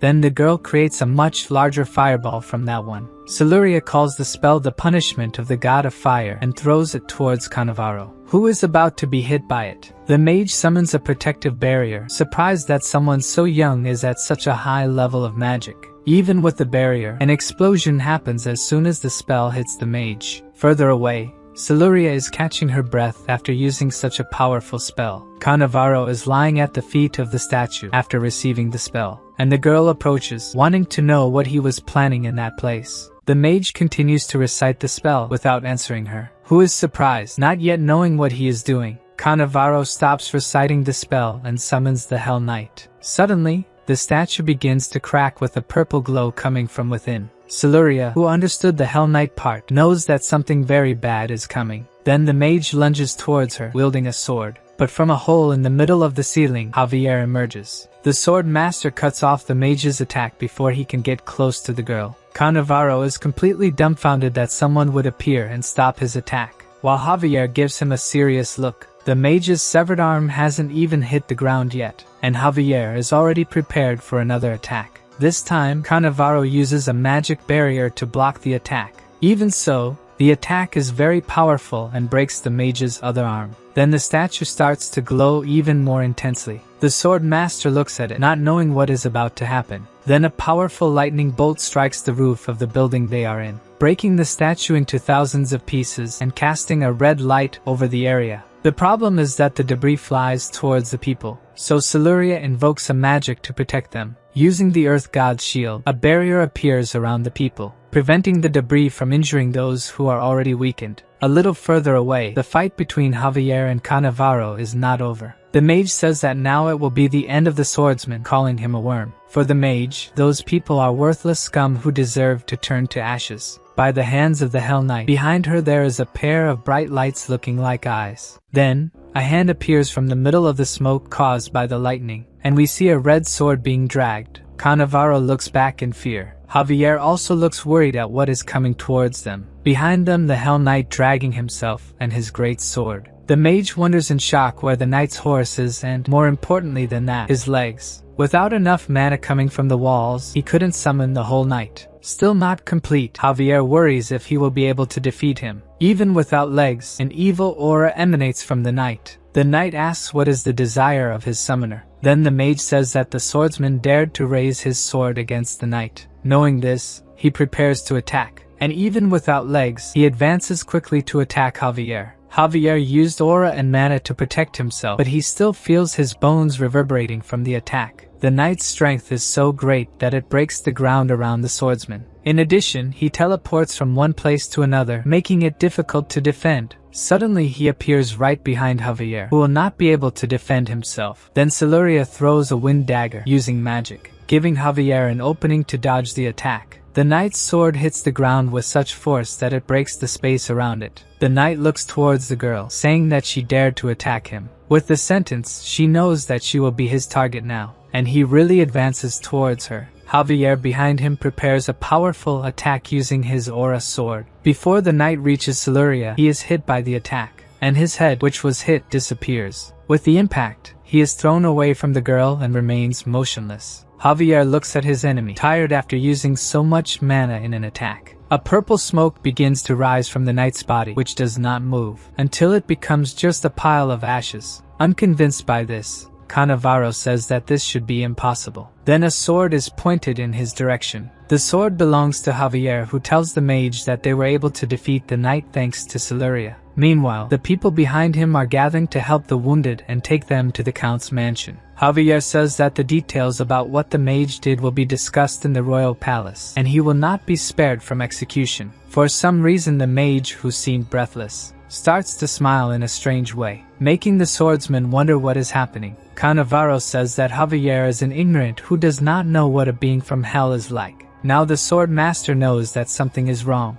and he looks back towards the knight. What were once just ashes is taking shape again. Now an expression of panic takes over Javier. The Hell Knight's body is complete once more. Cannavaro laughs and celebrates, saying that no matter how many times he is cut down, the knight will rise again. The knight apologizes to Javier for thinking he was too weak at first. Then he grabs his sword again, and he introduces himself as Gialexius, commander of the First Corps who served the Master of Hell. Javier also introduces himself and says he will send him back to hell. Then the two set off to clash. The swordsman attacks with his aura sword, but the knight disappears into thin air and reappears well above him, making it difficult to dodge. Using a dagger charged with mana, he struggles to hold off the attack. The knight comments that he is finding the fight surprisingly fun, while Javier struggles to his fullest just to hold off the attacks. The impact of the attack destroys another part of the ground. Javier emerges from the cloud of dust caused by the attack, trying to distance himself from the knight. But it's impossible. The knight approaches him again and attacks the swordsman, who barely manages to dodge. All Javier can do is try not to get hit. The sword master is exhausted just by dodging the attacks and needs to find an opening to attack. So he throws his mana-infused dagger at the knight, who catches it in the air without difficulty. So Javier takes advantage of the opening he created to attack. He attacks from bottom to top, but his opponent disappears into thin air once more. The swordsman tries to guess where he will appear next, and prepares to attack, trusting that he has memorized how his opponent attacks. He sees a part of the knight's sword emerging from the ground,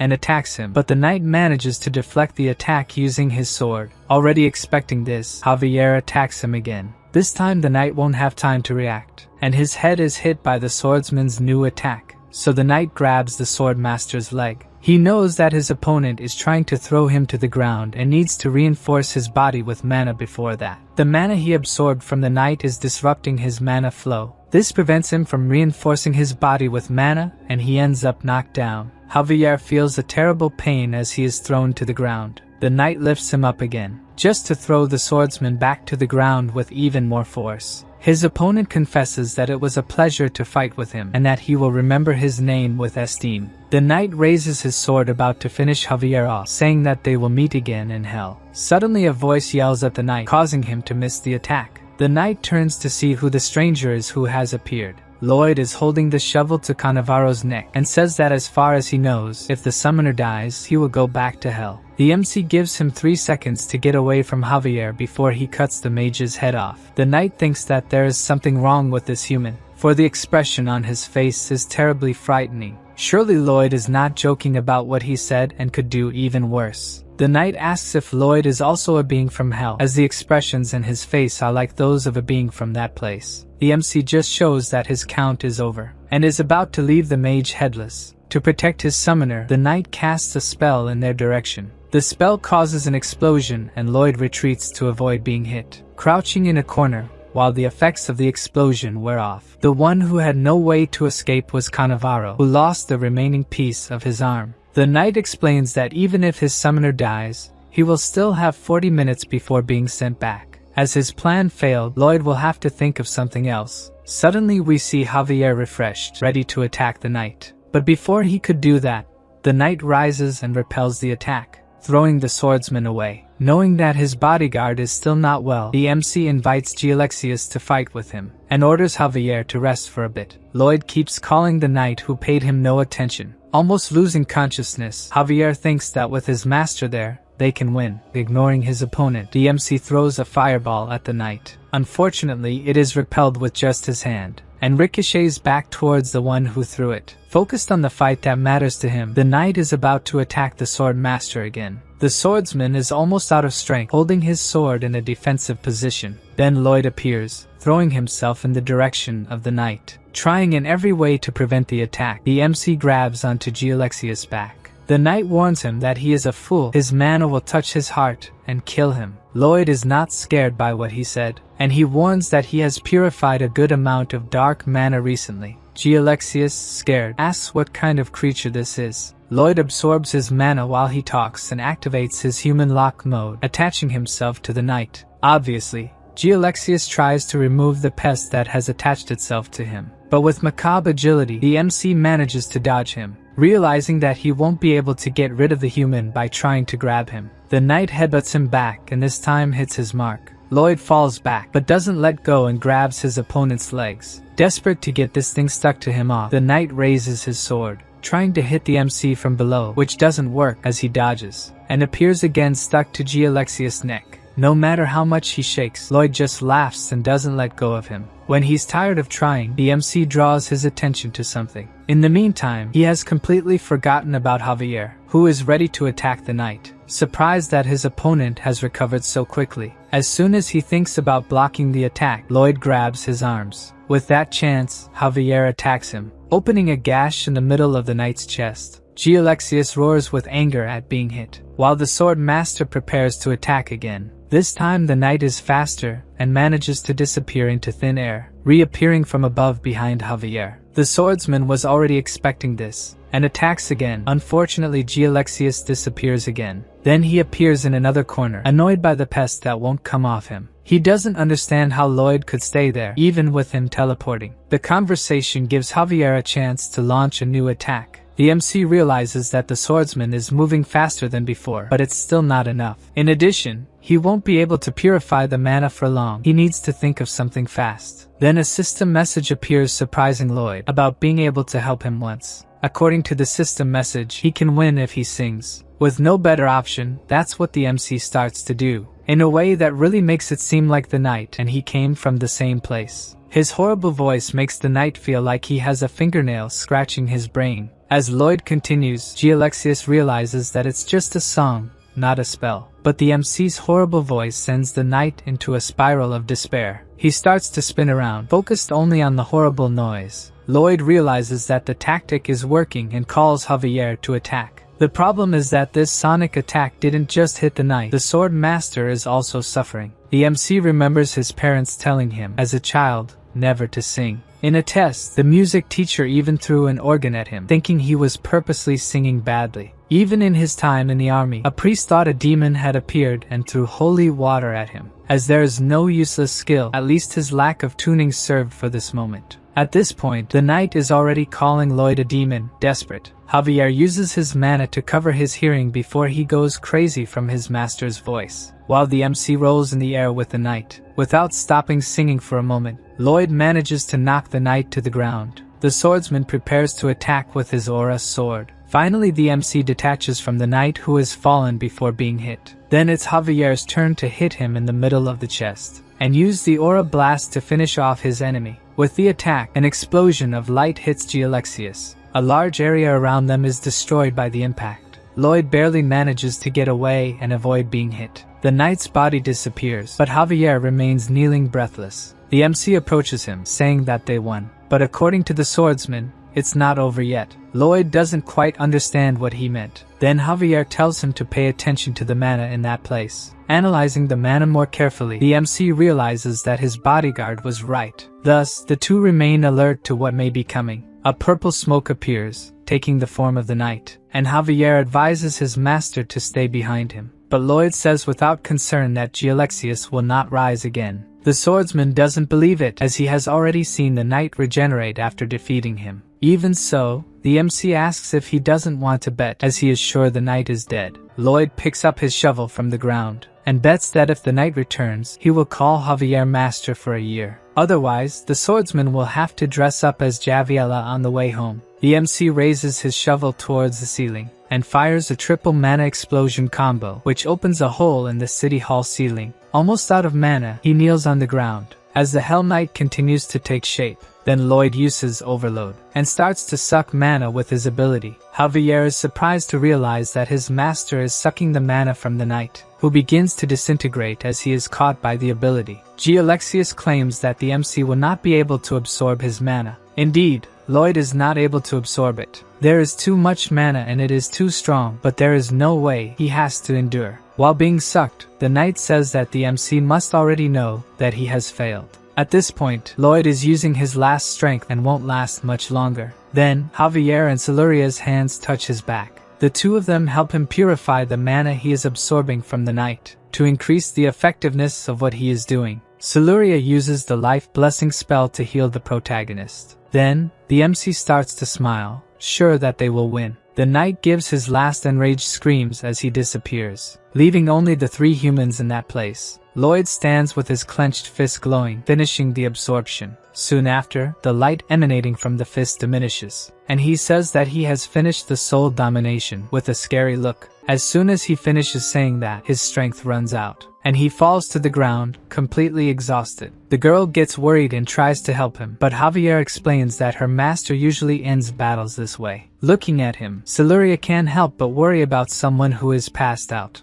Unconscious, the system reports that Lloyd defeated Gialexius, which surprised the King of Hell, who now wants to meet him. A few days after all this commotion, Cannavaro was arrested and transported to the capital by the Royal Guard. At this point, Lloyd has a big problem. He can't continue with the construction. Due to the walls, none of the workers have enough energy left to work. If he had known that something like this would happen, he would have asked for workers from the county in addition to the anchors. Thinking about what happened won't help. He needs to find a way to make money, no matter how. As soon as Lloyd woke up, the system showed that he had received a new skill. His zombie domination skill evolved into a new type of independent skill. If the MC can dispose of zombies, he will no longer need to pay for workers. In addition, he also received the title of the Possessed Tenor. What he needs to know now is how to get zombies and if it's really viable. For now, the only thing he finds incredible is the power of hell that makes his eyes shine. The MC's poses in the mirror are interrupted by a knock on the door. He opens the door asking who it is and has something strange on the other side of the door. In front of Lloyd, there are several headless skeletons surrounded by a purple glow. There are dozens of skeletons scattered around his room. Trying to understand the situation, the MC asks who they are. Then one of the skeletons starts making noises, and a gelatinous head starts to form, saying that they are. The scene is disgusting even for Lloyd, who refuses to look at it. With a plaque, he explains that they are the ghosts of those who lost their bodies to the hellish enchantment. They felt the power of hell that materialized them, and came looking for him. The MC is surprised to know that they are happy to feel that he has calmed their souls. All those skulls that he had found before, and he buried respectfully, must have belonged to these skeletons. They have no memory of their life or a purpose, and would probably wander until they were exorcised. So they all kneel down, asking Lloyd to keep them together and let them repay his kindness. The MC asks if they need to be paid. He also asks if they need to be fed, but they don't have a digestive system. As for a place to stay, all they need is a large coffin. Lloyd thinks quickly about this new workforce. From that day on, they will be part of the Frontera skeleton squad. Finally, the MC has gotten the free labor he always dreamed of. Javier wakes up to his master's macabre laughter, and the first thing he sees is dozens of skeletons celebrating. Being something that his master provoked, he shouldn't have to worry about it, so it's best to just go back to sleep. The skeletons continue to work without ever getting tired, sleeping, or eating, and especially without receiving salaries, the part that makes Lloyd most happy. When the Count of Namarin went to see the construction, he ended up fainting because of the skeletons. So the MC explained to him that he is a summoning genius, but the Count did not believe it.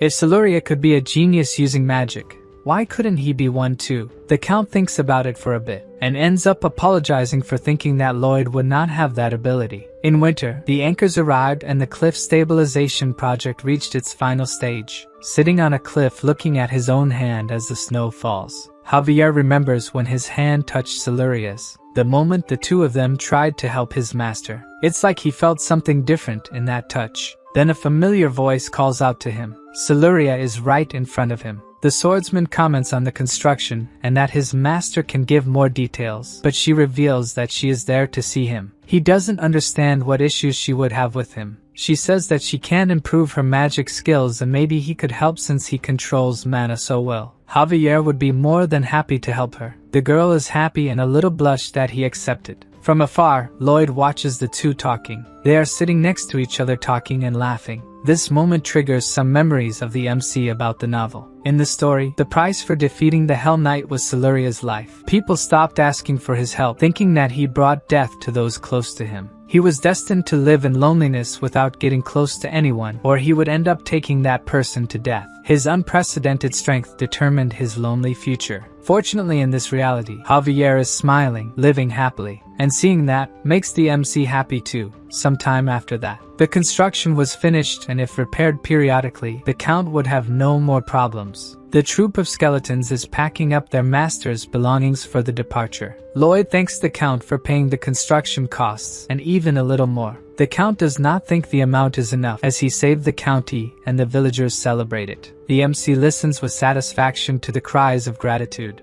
And what makes him even happier is knowing that with this amount he will finally be able to relax in peace. The Count asks one last time if Lloyd would not consider marrying Siluria and becoming his heir. But according to the MC, who wants to live a quiet life in the Frontera County, the Count already has a great heiress, who will soon be the greatest mage on the continent, Siluria. Finally, they say goodbye to the Count and his daughter. Before going, Javier takes one last look at Siluria, who was also looking at him. Then Lloyd calls for his bodyguard, saying that it is better for him to stay in Namarin, where he would receive better treatment and rise through the ranks faster. Javier questions whether some of the dark mana has entered his master's brain for him to be thinking this way, and he says he will remain a Frontera knight until the end. The MC asks what he would do if it was an order, and in that case the swordsman would disobey it and have to be executed. So, there's no way to go against his stubbornness, and the only option left is for them to return to the county together. In the snow-covered Frontera County, Lloyd's parents come out of the mansion to greet their son and are met with something different. This time,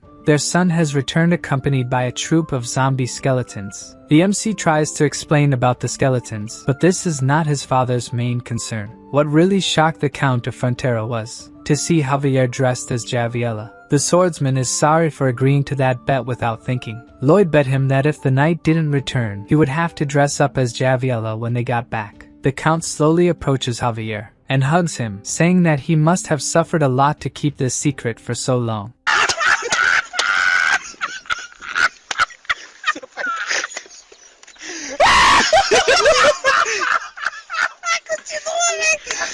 The swordsman tries to explain that it's not what it looks like, but the Count says it's okay, he's just a little different from the others. Embarrassed, he tries to say that it's not quite like that, while Lloyd is crying with laughter at his friend's situation. The MC is happy to finally be home. Now he can spend his days relaxing with his fortune. From now on he can finally live a life without having to do anything else. The poor protagonist barely has time to finish this thought, and is surprised by the Queen's messengers. The messenger says that by royal decree, Lloyd has been selected to join a special delegation to Asafahan. The protagonist is completely shocked by what has just happened, so the messenger explains that he must leave soon. For sure the MC is not at all eager to leave again. That's why the royal guards grab him by the arms, forcing the poor protagonist to leave with them. The royal carriage follows the road, and inside it, Lloyd couldn't be more discouraged. He's trembling, and at least Javier is with him. The swordsman comforts the master, saying that he looks extremely ugly when he does that. There are two other men with them in the carriage. The leader of the delegation, Count Ventura, does not understand the MC's frustration. After all, they are on a mission given by the Queen. Pouring his hatred of the Queen into his thoughts, Lloyd says he is crying with emotion. But Ventura remains irritated with him and remembers to have asked the queen why she selected the MC for the delegation. Maybe it was to represent the refugees from the monster domino, or because he had a diplomatic profile. Alicia thinks about Lloyd being suitable as a diplomat, but that kind of thing had nothing to do with her decision. She assured him that when Lloyd was summoned, he would cry, saying that it would ruin his plans for a peaceful life. The report on Nameron said that the soldiers defeated the knight and Lloyd only helped by giving information. A lie. Ordinary soldiers would not win. The MC must have asked to have his and Javier's names removed from the records. As the Count could not do this, he reported that the two helped. Lloyd is not the type to seek fame or glory. That's why the Queen thinks he'll do something no matter what. Being a greedy man who holds grudges for a long time, unscrupulous and materialistic. The words leave Count Ventura wondering if she was praising or insulting the MC. The Queen also predicted that one day he would stop crying and discover something he could get from Samarkand. In the carriage, our protagonist still couldn't stop crying. Count Ventura sure didn't like him, thinking he was a materialistic pig who didn't know honor. The delegation's carriages are arriving in Isfahan. At the palace, a messenger informs the Sultan that the Magentano delegation is approaching, and the Sultan asks them to be given a proper reception. In the palace of the Sultan of Isfahan, Count Ventura is outraged by the accommodations given to him and the other envoys. But according to a servant, there was no mistake at all. They are just following the orders of Sultan Samarkand. So Ventura demands to see the Sultan, ordering them to be introduced. The MC still hasn't recovered when the servant explains that Samarkand is very busy and it will be difficult to see him. They must wait at least 6 months to have an audience with him. The delay and unwillingness of the servant completely infuriate Ventura. Suddenly, the servant shows the Count a kind of pendant. It's a padishar. As long as he has it, he will have all the kindness the Sultan has to offer anywhere in Isfahan. To the Count, it just seems like they are offering alms to beggars. The servant claims that he is mistaken. Receiving the padishar is an honor. However, he throws the pendant on the floor when he says this. So the servants leave the room, asking the guests to make themselves at home. Ventura is enraged. For him, this treatment is practically a declaration of war. He wants the messenger to communicate with Magentano and other kingdoms about this and ask for a larger delegation. The Count hears from the messenger that Lloyd disappears and doesn't care. Another thing that disappeared was the padishar that had been thrown on the floor. During the night, in the kingdom of Isfahan, a poor girl is selling torches on the street. A man passes by her, almost knocking her over. Without having sold any torches, she looks for an alley to sleep in,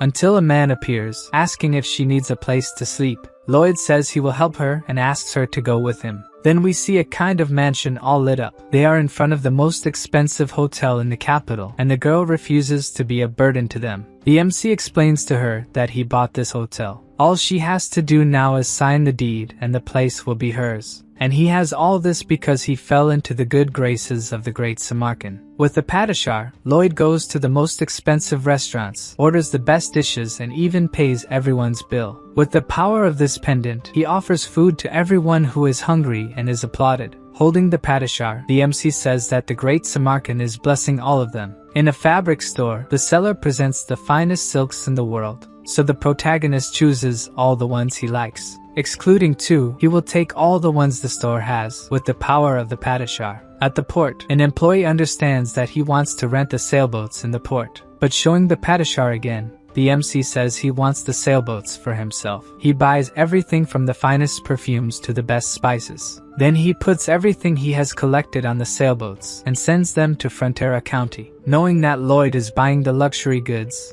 a crowd of vendors goes to him. Determined to continue his shopping, the MC declares that Samarkand's grace will spread throughout the world. Then several soldiers appear, looking for him. Thus, the two are tied up and taken back to the palace, where they come face to face with the great Sultan, who is not at all happy that Lloyd has spent the equivalent of a year's palace budget. With his head bowed, the MC introduces himself, greeting the great and almighty Sultan Samarkand. Samarkand is shocked to meet the man who reversed the monster domino, recognizing that what Lloyd was looking for was a meeting with him. The protagonist continues to be threatened by a sword wielded by the guards. Samarkand is not happy with this encounter. With his head lowered, Lloyd knows he needs to avoid a war with the Sultan. If that were to happen, the Frontera County, located at the border, would become a battlefield. The Sultan acknowledges in his thoughts that the first one he would encounter in a war is the MC. Even with all the military strength of Isfahan, the fall of the Frontera territory is not guaranteed. Samarkand has no idea of their military power or what strategy they would use. Perhaps he should end Lloyd now. But looking at the situation a bit more closely, there is someone very powerful in that place. And even if they defeated Javier,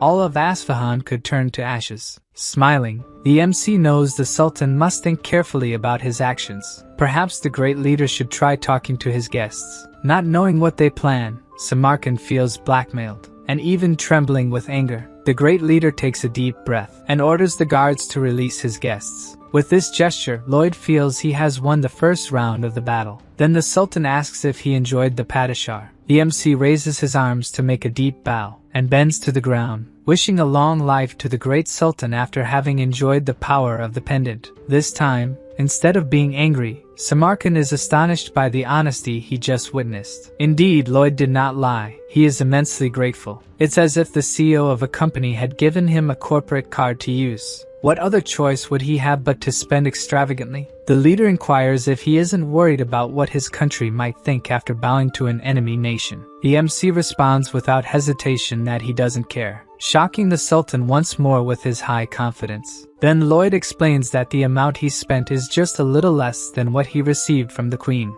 Incredibly irritated, Samarkand asks if he would be willing to betray the Queen if he paid more, receiving a positive response from the guest. The leader of Isfahan doesn't know what to think anymore. It's very difficult to understand someone like this. Either way, if the protagonist decides to serve him for money, he might not receive the Sultan's trust. Samarkand takes a long look at the two. The sound of his laughter echoes among the prostrated. He keeps thinking that the MC really dared to speak calmly with him, then asks why Lloyd did all this to talk to him, wishing to have him by his side. With this, the protagonist feels he has won another round, and asks if the great leader desires war. Samarkand responds that he desires it if necessary. The MC says that must be why he turns his attention to a foreign enemy instead of dealing with the drought. Certainly, the great leader did not expect outsiders to know about this. Lloyd proposes to end the drought in exchange for the Sultan seeing the Magentano delegation. The leader thinks for a moment about the proposal he just received, and asks him to continue with what he was saying, which means our protagonist won the third round. After that, he laughs while talking to Javier about the Sultan's face when he signed the contract with him. He hears from the swordsman that he tricked the Sultan with a high price, but that expense is nothing compared to a war. The drought in Isfahan and the lack of help from Samarkand caused the provinces to form a rebellion.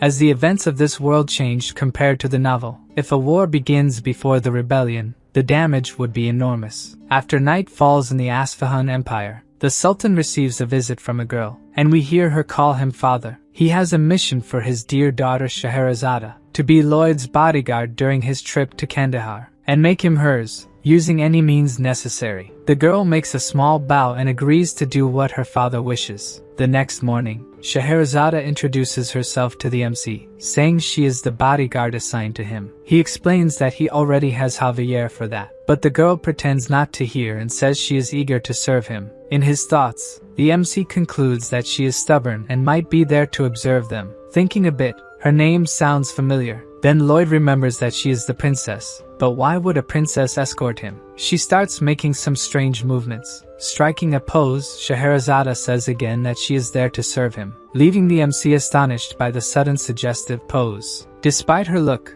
seeming like she wants to tear him to pieces, suddenly, he finally understands what she intends. Scheherazade is trying to seduce him. This plan could only have come from one person, the Sultan, as if Lloyd hadn't had enough marriage proposals already. The key to overcoming the drought is a kanat, a type of water transportation system used by the Persian Empire. With the scorching desert heat, any water flow evaporates quickly, so the route has to be underground. The mountain ranges miles from the city are covered in snow all year round, and they will take advantage of that. Our group arrives at the capital of Kandahar, Kandara. Lloyd is relieved to finally have a break. At least that's what he wished. But looking to the side, it seems that won't be possible. Scheherazada's strange insinuations continue, and her eyes make the MC think she would try to dismember him when he sleeps. Knowing he won't be able to relax, he sits on the bed, asking to talk with the girl, but first for her to stay in a natural position. She tries to convince him that she is naturally like that. Scheherazada is the youngest of the Sultan's 4 daughters and the most beloved, a very skilled swordswoman from a young age. The identity of the princesses is kept secret, and the MC will continue pretending he doesn't know who she is. Lloyd inquires if she doesn't need to rest, but she says she has to stay by his side day and night. He insists that he doesn't need protection, be it day or night. Scheherazada seems not to understand what he is saying, so he points to Javier, explaining again that he already has a bodyguard, who is a high-level sword master, much more powerful than a normal sword master.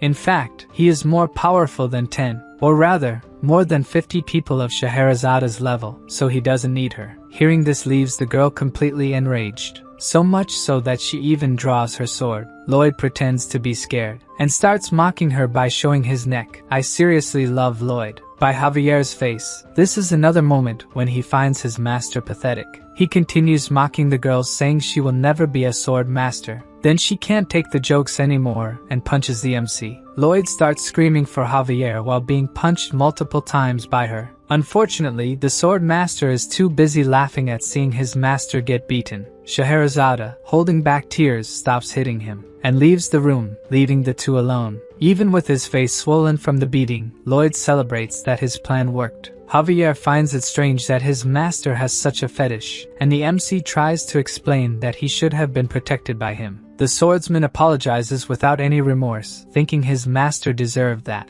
but he is curious about the provocation. The MC needed her to abandon the mission once and for all. A talented swordswoman like her shouldn't waste time after a guy. Still upset by what happened, Scheherazada keeps training alone. The next morning early, the girl appears inquiring where the two are going. Lloyd explains they are going to the construction site and that she would delay them if she went alone. Still, she insists on going, but the MC says it won't be as easy as she imagines, since she is not a sword master. Scheherazada gets irritated again and tries to punch him once more. Before she can do that, he starts talking about technical engineering terms. The girl stops, thinking he might be reciting some kind of spell, while the MC continues to talk about technical terms with a diabolical seriousness. Then she starts to feel sleepy, thinking she really fell under a spell. Lloyd gets an even more menacing look and doesn't stop talking, until the girl finally succumbs and curls up on the floor asleep. Javier, who was supposed to take her to rest in the room, also fell asleep.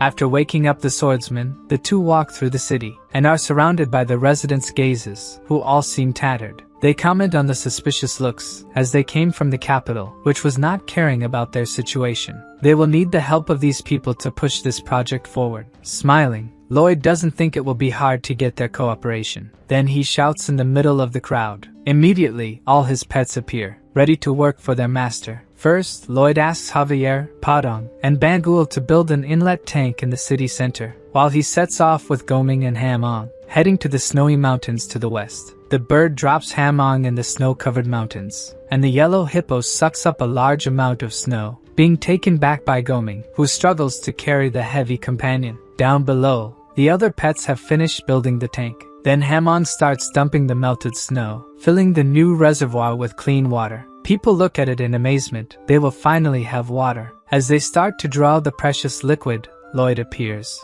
saying that they must all be incredibly happy, and all thanks to him, so they can be grateful for his good deed. He says confidently that he is the one responsible for bringing water from the mountains to them. Everyone should remember the name Lloyd Frontera. Then the people stone him, saying he gave them a little water just to exploit them more later. He dodges the stones laughing, claiming to be the reason they have the strength to do this. Walking later, he thinks that the people's complaints will not be easily resolved. Taking a look around, he realizes that many people are too proud to take the water, but he will keep insisting until they give in. The next day, the villagers notice that the well is full again, and once again, our protagonist appears, claiming to be the one responsible for bringing water to them. Even being stoned again, he won't stop until people stand by his side. During the beautiful full moon night in Kandara, A family is having dinner together around the table. The couple's daughter is incredibly happy because she can now drink all the water she wants. But for some reason, her parents are terrified.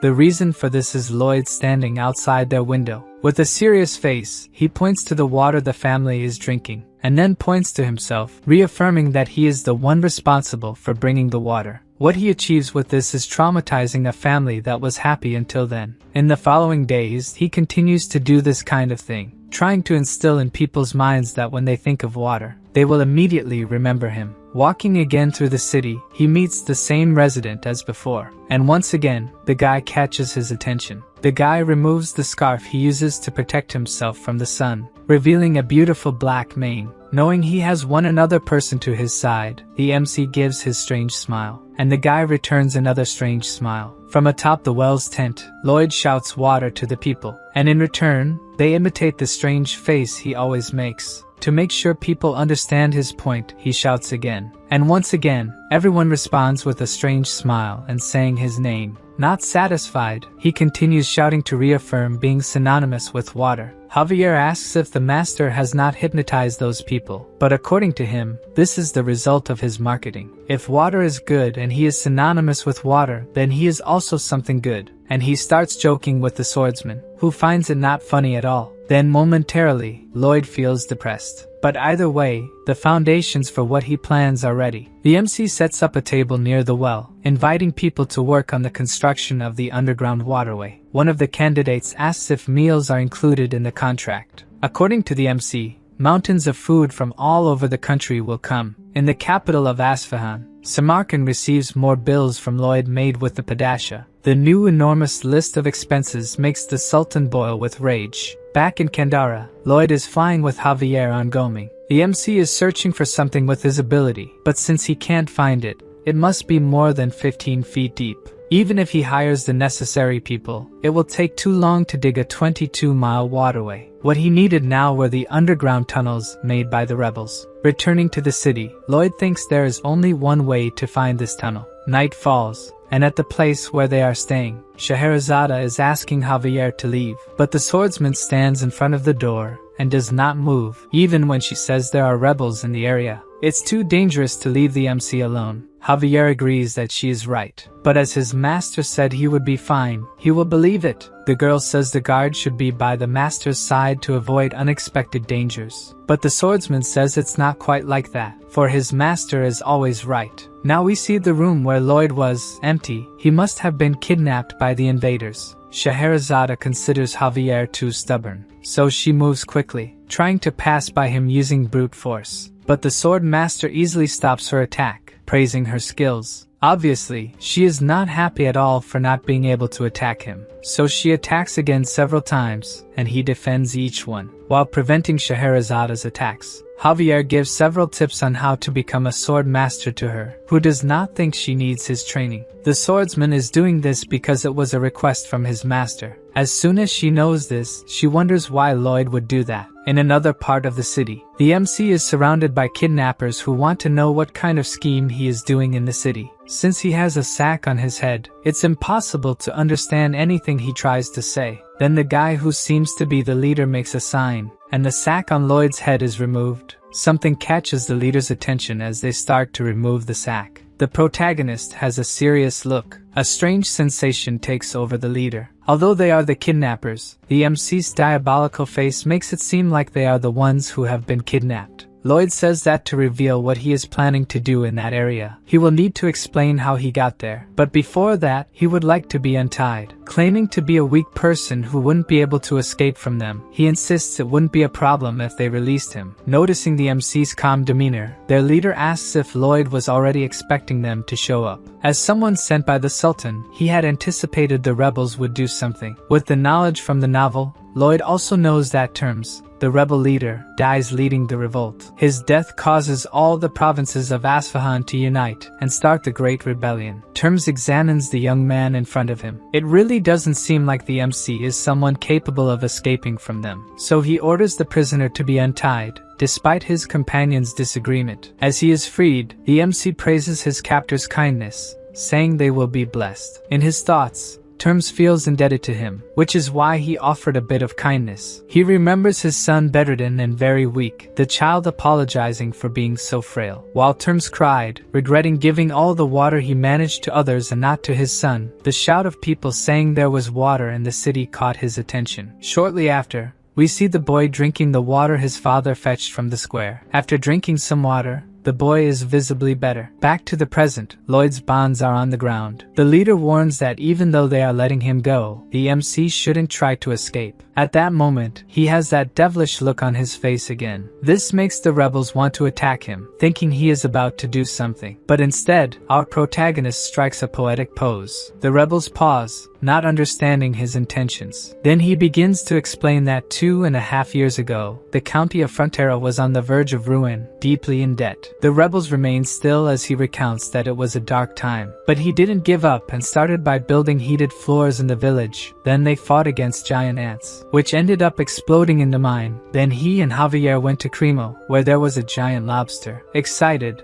the MC explains the size of the giant lobster's head that they defeated. The rebels are surprised to learn about the protagonist's feats. He continues telling about Javier's incredible battles. At this point, the rebels are already eating popcorn to follow the epic story, excited about the sword master's deeds. Then the leader realizes something with these stories, wanting to know where the MC is going with them. But Lloyd explains that he hasn't reached the good part yet. The leader gets irritated because even his companions didn't like him interrupting the story.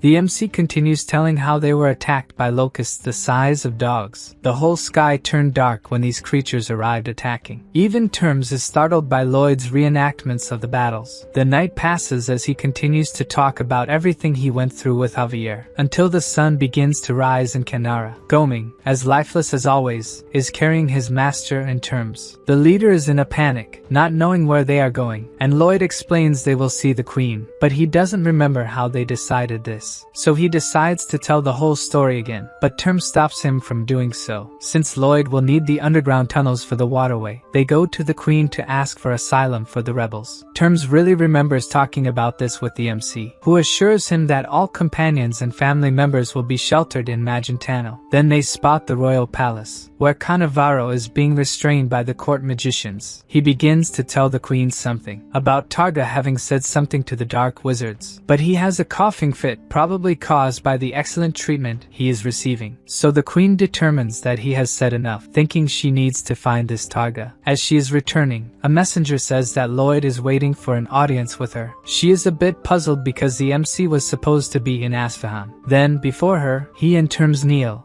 asking for asylum for the rebels. Without much thought, the queen grants asylum to all of them and their families. Lloyd thanks her, while the rebel leader is surprised by how easy it all was. He can hardly believe that the MC brought him to the queen and secured asylum as if it were nothing. Even though things didn't go as she expected, the queen is happy that her orders are being followed. Thanking him for the compliments, she begins to talk about an old saying that says skilled men must work until there is nothing left of them. Her words leave our skilled man extremely worried. Changing the subject, she says that Cannavaro's interrogation has progressed and she will need his help soon. With a bitter face, he says he will gladly help the queen and is tired from the long journey. Then Alicia approaches, inquiring if he missed her, as she wanted him to come back to see her. Her question makes Lloyd start to sweat. Holding his face, she asserts that he is not a selfish person who comes to her only when he needs something, and feigns ignorance when she says she wants to see him. Who would have thought that the greatest enemy to our protagonist's peaceful life would be the very leader of the nation, Queen Alicia? Back in the kingdom of Asfahan, Javier continues to block the door to his master's room. Having spent a good amount of time there, he struggles to stay awake. Just like Scheherazade, but unlike her, she can hold out and falls asleep. A little later, she wakes up wanting to resume the fight with the swordsman. She strikes Javier several times, who continues to block the attacks with ease. As he does this, he wonders how much longer his master will take to return. But suddenly, Scheherazade's new strike is different from the others. Javier is caught by surprise as she is using aura in this attack. He needs to partially unsheath his sword to defend against this strike. Even though still a bit unstable, the girl is on the verge of becoming a sword master. She probably hasn't realized this and tries to attack once more. Right at this moment, Lloyd opens the door to the room, pinning Javier behind it. Since Scheherazade didn't stop her attack, she almost hit the swordsman, and as the sword pierced the door, it touched the MC's shoulder. Just the impact of using aura in the attack made his clothes tear, and the pets are left hanging from what remains. On the other side of the door, Lloyd is paralyzed, almost without clothes, and not knowing what's happening. Javier is furious that someone could have died from such an attack, while the princess doesn't recognize the MC. Only after looking closely at him, she realizes who he is. Immediately she wants to know where he was, but he raises his hand towards her and starts talking about engineering theories again. The psychic attack quickly takes effect, and she begins to feel sleepy, until she falls asleep peacefully on the floor, avoiding having Lloyd explain everything that happened to her. Then he turns to Javier, calling him to start the construction. But the swordsman was also affected and fell asleep. Wasting no time, the MC starts his plan by mapping the underground tunnels with his ability. Then they check which tunnels they will drill or close to make a straight path. The third step is to close the tunnels for use during the day, and open holes in the ones they will use at night, needing to be careful or everything could collapse. Then for the final stage, several hooded figures appear. Lloyd celebrates that these people arrived just in time. Terms asks who they are, and according to the MC, they are workers coming from the county of Frontera, necessary for this project to be completed. The group of skeletons, as always, is pleased to help their master. He explains that a gigantic amount of water is behind a wall. To see if they understood, he asks what will happen if they dig in that place. The skeletons know they will be swept away by the water if they do that. Since ancient times, people have risked their lives to make a canet. More precisely, they gave their lives for it. Usually, the oldest of the workers was chosen. This person should deliver the final blow. That would release the water trapped behind the wall. There was no nobler sacrifice than this, giving one's life for the community. This time Lloyd decides that the one who will have the honor to do it is Tords, who was brought to Asfahan by the skeletons. Even though the MC is proudly anticipating what will happen, Tords is sweating cold, not at all willing to make this sacrifice. Lloyd doesn't ask if he wants to or not and runs off, saying he will never be forgotten. So Tords chases after him, wanting to be swapped with one of the skeletons, but the MC doesn't want to make them die again. The guy is completely desperate and considers that the swordsman could do it and survive. But Javier has only one change of clothes and can't get them wet. Even to the system, he is more demonic than the devil. Speaking of the devil, the guy seems totally swamped with work. It seems he has just been informed by his messengers from above. Helkeros, the king of hell, wants to see how Lloyd will finish. Back in the scorching desert of Asfahan, after some discussions, the leader of the skeletons, Turtleneck, volunteered to deliver the final blow, which didn't make his master very happy, as he preferred Tords to do it. As soon as the leader of the skeletons strikes the wall, the water begins to gush through the tunnels, carrying him along. After the tunnels, it flows into several pipes that will direct this precious resource to the people who need it. Facing water-filled paths, people celebrate that they will no longer go thirsty. Then we see a child carrying a water pot. He goes to Lloyd and catches his attention, then offers him the water he brought to the village. Our protagonist thanks the boy for giving him water. Then the child takes the opportunity to ask something that made him curious. Why does this man keep walking around almost without clothes? Lloyd gives a gentle smile and replies to the boy that buying clothes is a waste of money. After opening the central waterway in Kandara, several other villages were connected to it. Almost at the end of the project, the system gives him the title of top-ranking person who only wears underwear. The title grants him 100% resistance to dehydration in all hot regions, which doesn't seem very useful now that he plans to relax from now on, without going anywhere hot. Suddenly, Terms appears and Lloyd asks if he's ready for the long journey to Magentano. Then the leader of the rebels kneels before him, leaving our protagonist bewildered by the warrior's gesture. Terms says that the MC saved countless people, stopped the drought, the war, and even managed to find refuge for them. Therefore, all the people present at that place will be eternally loyal to Frontera. As he was only pursuing his own interests, Lloyd is a bit embarrassed by all this gratitude. He is delighted that his approval with the rebels has risen and joined the approval of the county residents. That night, the skeleton squad guided Terms and his companions to Frontera County, just when everything seemed to be going well in the capital of Asfahan. The Sultan asks Lloyd to continue by his side in the kingdom. Kneeling, our protagonist apologizes and reveals that he prefers someone with a smaller physique. Then the Sultan, knowing that the MC has realized that Scheherazade is his daughter, asks if she doesn't please him, but he replies that the princess's feelings are much more important than his, making the Sultan remember that his daughter utterly despises this man. Samarkand sets aside this matter, and since Lloyd has kept his word, now it's his turn, who will finally meet with the delegation from Magentano. The MC thanks him for fulfilling what he promised. As the two are leaving the throne room, Samarkand gets a demonic look, thinking that as a ruler, he will always get what he wants. Somehow, he still plans to take the protagonist for himself. With a brief look back, Lloyd seems to have understood these thoughts of the Sultan. Moving on, the Sultan is sitting with the members of the delegation. Count Ventura is thinking that it was thanks to the MC that they managed to have this meeting, so they cannot lose this incredible opportunity. First, the Sultan apologizes for the suffering caused to Magentano due to his mistakes. The apology surprised the nobles who did not expect such a proud person to apologize. Samarkand promises to pay for the damages from the monster domino and will take measures to ensure it doesn't happen again. The nobles listen silently as he says he will inform Magentano about these measures, and if it happens again, he will pay double. Count Ventura knows that all this goodwill will come at a price, so he thanks the Sultan for his generosity, undertaking to convey what he said to the Queen. But Samarkand interrupts to say that he wants something in return, leaving the Count apprehensive about what the Sultan might ask for. And he wants nothing less than Lloyd Frontera. After the meeting,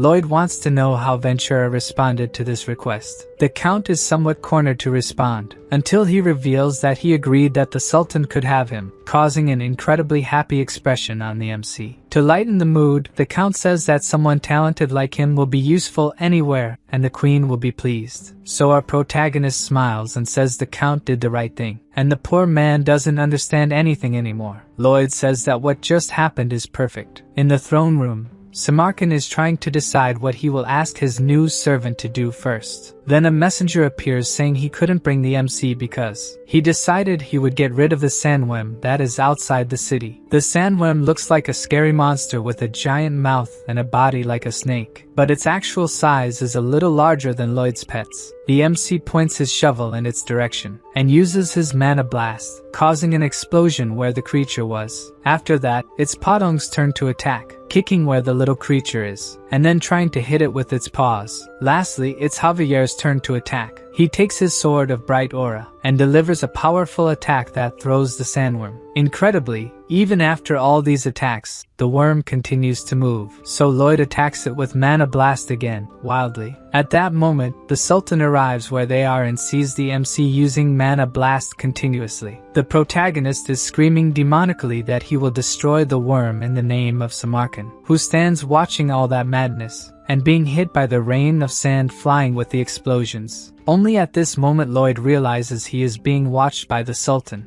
and he signals positively to him, who thereafter wants this unstable person no longer in his kingdom. After these events, night falls in Isfahan. In his office, the Sultan thinks he made the right decision. With MC by his side, you never know what he could do. He still has to pay for the expenses incurred with the Padishar and the construction costs. Thinking this way, it's as if he's been robbed by MC. Then a guard appears saying there's bad news. Lloyd has just escaped with the Padishar. This time the Sultan is speechless. He's going bankrupt this way. As if that weren't enough, a messenger appears with urgent news. Princess Scheherazade has fled and left a message saying she had much to learn from him. The Sultan doesn't know what to say after that, and collapses onto his desk, crying and cursing Lloyd for all the trouble he brought. A little while later, in Frontera County, Lloyd's parents wake up on a quiet morning, with Baibyong sounds instead of a rooster, but that's not bad. A servant announces that a letter from Master Julian has just arrived. He tells them he graduated as the second best in class and will be able to work in the capital. Then Bayern appears saying a shipment from Lloyd from Isfahan has just arrived. Outside there are piles and piles of filled chests sent by their son. As soon as one is opened, Marbella is impressed that they are all luxury items. She holds an ugly necklace of precious jewels, planning to sell these items to extremely vain nobles. The Count notices that his wife didn't use to make expressions like this. But it doesn't matter, she can sell the jewels as she wishes, he is still a happy man. The Count is glad that his county is full of wonderful people, just like wonderful orcs, who greet him as they pass by. Only one of them doesn't seem very friendly. It seems he and Soldier Greg still don't get along. The two collide as they walk. and the couple is apprehensive, thinking the two are about to start a fight. Then Soldier Greg acts as if the orc wants his attention, grabs the chest of the green man. Instead, the two stand facing each other without saying anything, until the orc moves quickly, but Greg manages to dodge the attack quickly. Somehow the creature stood still in a strange dance position, and then quickly returns to normal, kneeling. This isn't over yet, and he challenges the soldier, who, along with his companions, acts as if they had no choice, and they all choreograph together, ending with all of them standing in the same upside-down position. Then the orcs come together to make a better dance, which ends in a much more elaborate way. It seems this time Soldier Greg didn't come out on top, and the orc looks victorious. Surely this wasn't what the Frontera couple was expecting to see, but in any case, they are all good creatures. Speaking of creatures, they encounter the skeletons on the way. Would they be organic or inorganic matter? It doesn't matter. What matters is that the county is at peace and he is happy, even though some strange things happen there. Maybe very strange when they see the white cavalry praying to Lloyd's statue. And strangeness only increases when Terms and his companions arrive and also pray for MC. Finally, someone informs the couple that their son has just returned. Seeing their son dressed that way, practically only in tunic and underwear, it makes them think that the strangest person in that place is surely their son. Still, as strange as their son may be, they are still happy to have him, and on the day Lloyd calls him father instead of my lord, he will be even happier. The Count hugs his son after a long time without seeing him, and asks why MC isn't wearing clothes, who replies that he already has many at home. Meanwhile, in the royal palace, Count Ventura is reporting on the agreement they made with the Sultan. Such an agreement seems unprecedented to the Queen, who asks if he negotiated it. Ventura is a little embarrassed, but admits he's responsible for the agreement. Then the Queen wants to know if it was Lloyd who asked him to tell her this, and asks what the Count thinks is necessary for people to live comfortably. She herself answers that they only need someone to work themselves to death in their place. As her Queen said this,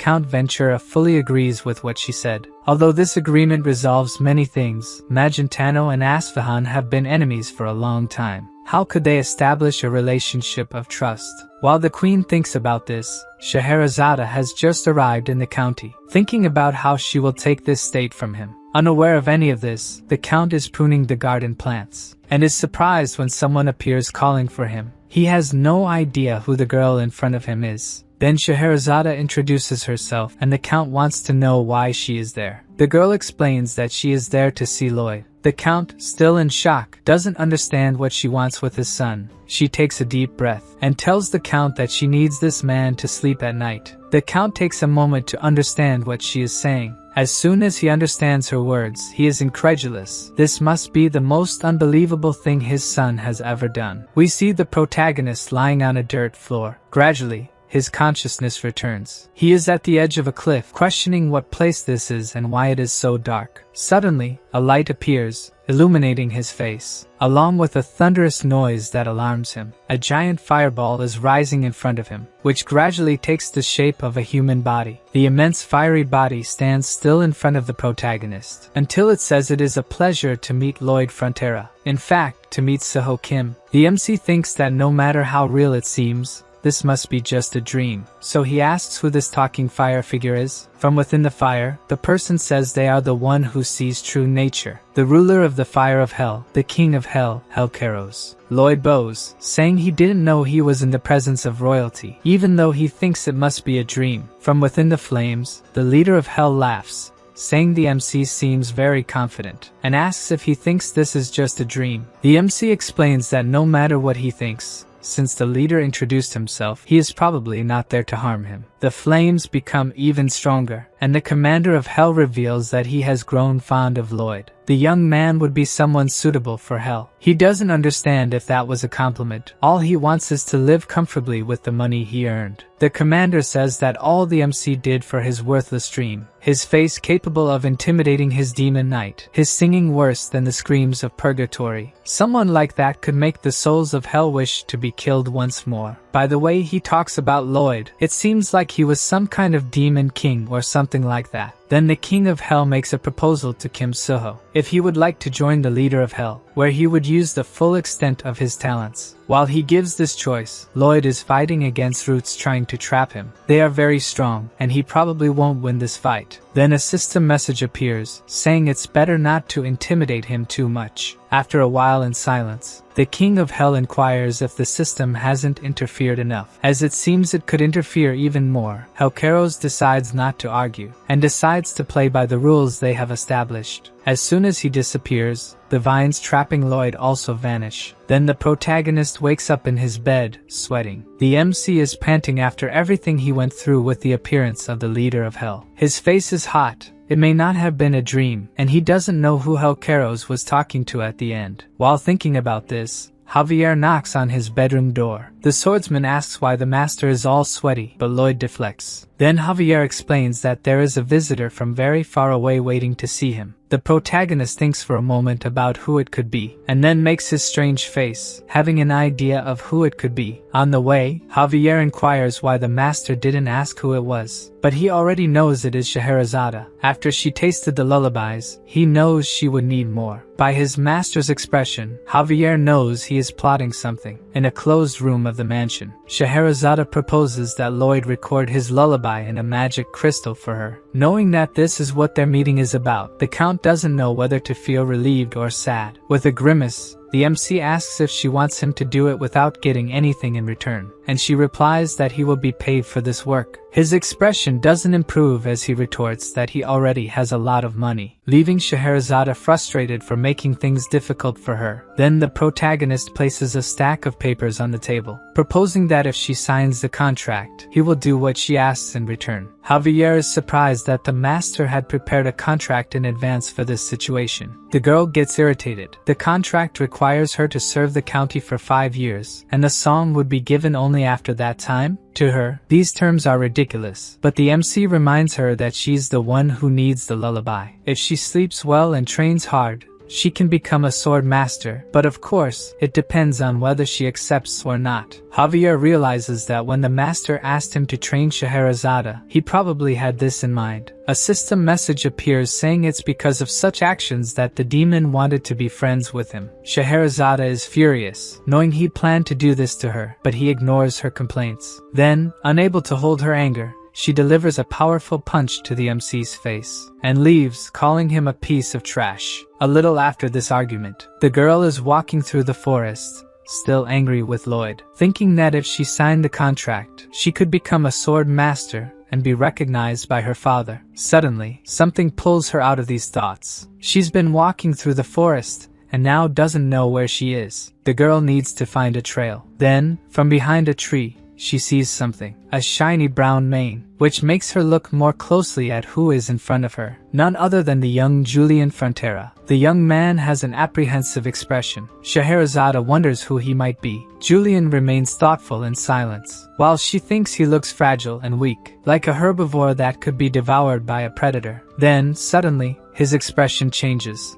looking determined. A little ahead, some knights are trying to move a huge rock without success. Julian asks to help them, but the knight thinks he shouldn't be doing this kind of heavy work. The young man insists, but the knight says their duty is to escort him, and that he should sit and rest. His words have no effect, as the young man removes his shirt to help them, leaving the three astonished by the scholar's physique. Meanwhile, Scheherazade continues to watch the group from afar. In her imagination, he still looks weak, even with that physique. The four push the rock with all their might. The girl concludes that since he is returning from the capital, he must be Lloyd's younger brother, but he doesn't look like him at all, making such an effort to help the people with him. Since pushing doesn't work, he thinks it's better to dig around the rock with a shovel, because there's nothing a shovel can't solve. Then the girl appears, saying it's a good idea, but it will take all day, and that she will remove the rock from their path. Julian just watches without saying anything to the girl. It seems that young Frontera has just had his heart stolen. Scheherazade thinks that by doing this, she will gain some advantage in negotiating with Lloyd. Then,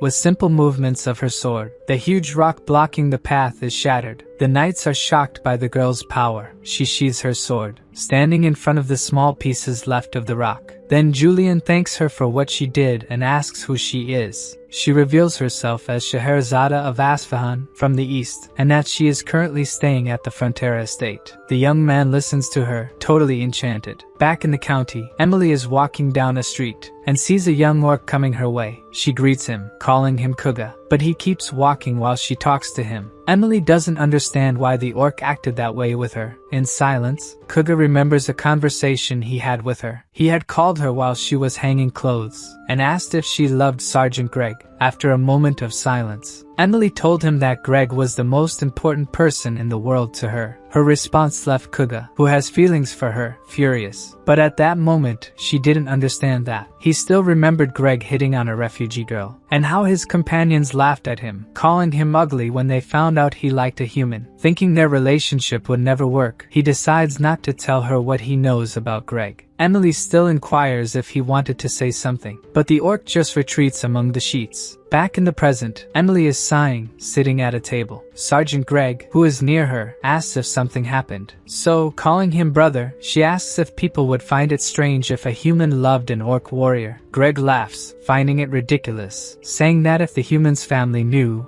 they would hunt her down. But suddenly he stops, remembering an argument he had, where Kuga fought with him, outraged, thinking the sergeant was cheating on Emily with another woman. It seems now he realizes their affection is mutual. At the Frontera mansion, the count is crying during the family dinner, happy to have raised two such incredible children. Scheherazade understands why, having one son as a diplomat and the other being one of the most talented in the kingdom. While for her father, she should either seduce Lloyd or become a sword master to prove her worth, understanding they come from very different families. Julian tells his father that when he is appointed in the capital, he intends to work even harder to make him proud. The count is more than happy and says his son can always come home if things get tough. Hearing something like that from a father shocks Scheherazade, and a tear rolls down her cheek. Then the girl abruptly gets up from the dinner table, saying she will retire first. Before she leaves, Lloyd asks when they will negotiate again, but the girl no longer wants to talk about it. Julian watches as Scheherazade leaves the room, and the MC notices something in the expression he is making. Alone,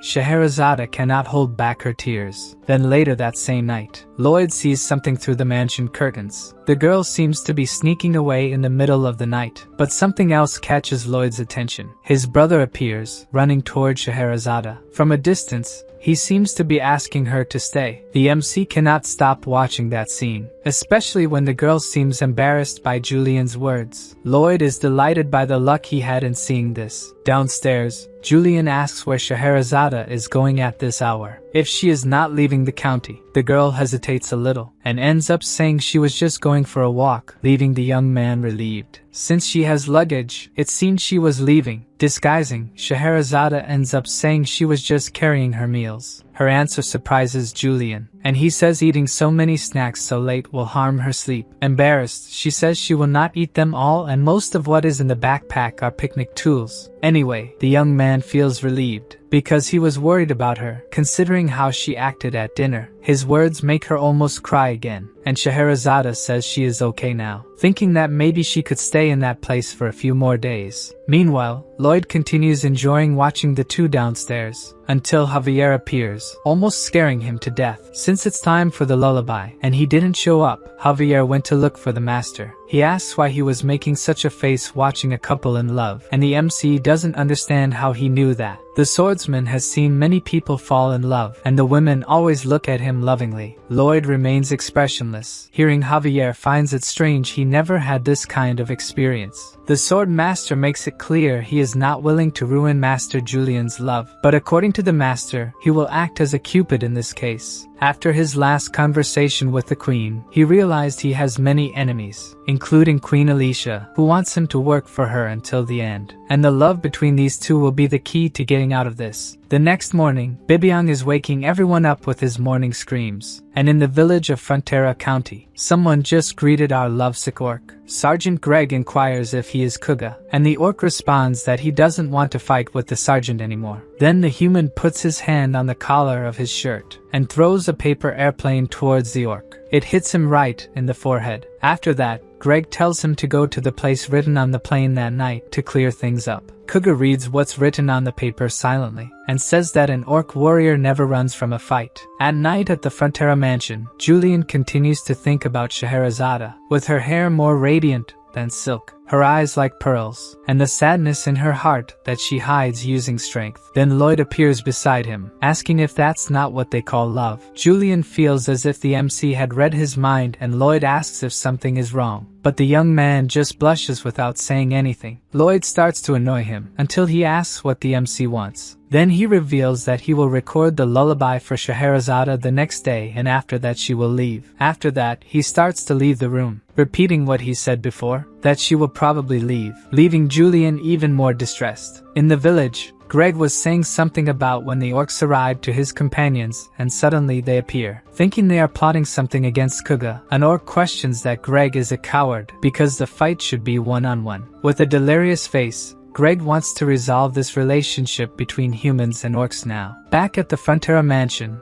Lloyd greets Scheherazade in a hallway, and she immediately punches him on impulse. Fallen on the floor from the punch, Lloyd tells her that Julian will be named soon, maybe the next day. As soon as that happens, he will leave the county, leaving Scheherazade as distressed as he left Julian. Alone, the young man thinks that she will leave and he will not see her anymore. In her room, Scheherazade thinks the same. Someone else is also impatient with this situation. Finally, the young man decides he cannot let her leave without telling her what he feels. The girl also thinks the same, going after him, while Lloyd is just waiting for his plan to work and the couple to declare themselves. In the village, Kuga is on a plane alone, until a noise catches his attention. At the mansion, Julian is in front of Scheherazade's room to confess his feelings to her. The girl is also in front of a door to confess, before she regrets it for the rest of her life. Back to Kuga. As soon as he turns, he meets Emily, who says she came to that place at her brother's request. Suddenly Sergeant Greg with other soldiers appears, coming out from among the trees. On the other side, several orcs also come out of the forest, heading towards the humans. Back at the mansion, the Count and his wife open the door to their room to see who is calling them, and Scheherazade is kneeling at their door. The orcs and humans push Kuga and Emily towards each other, and Greg declares that from this date, it will be the first day of the two as a couple. Finally, they will be together. At the mansion,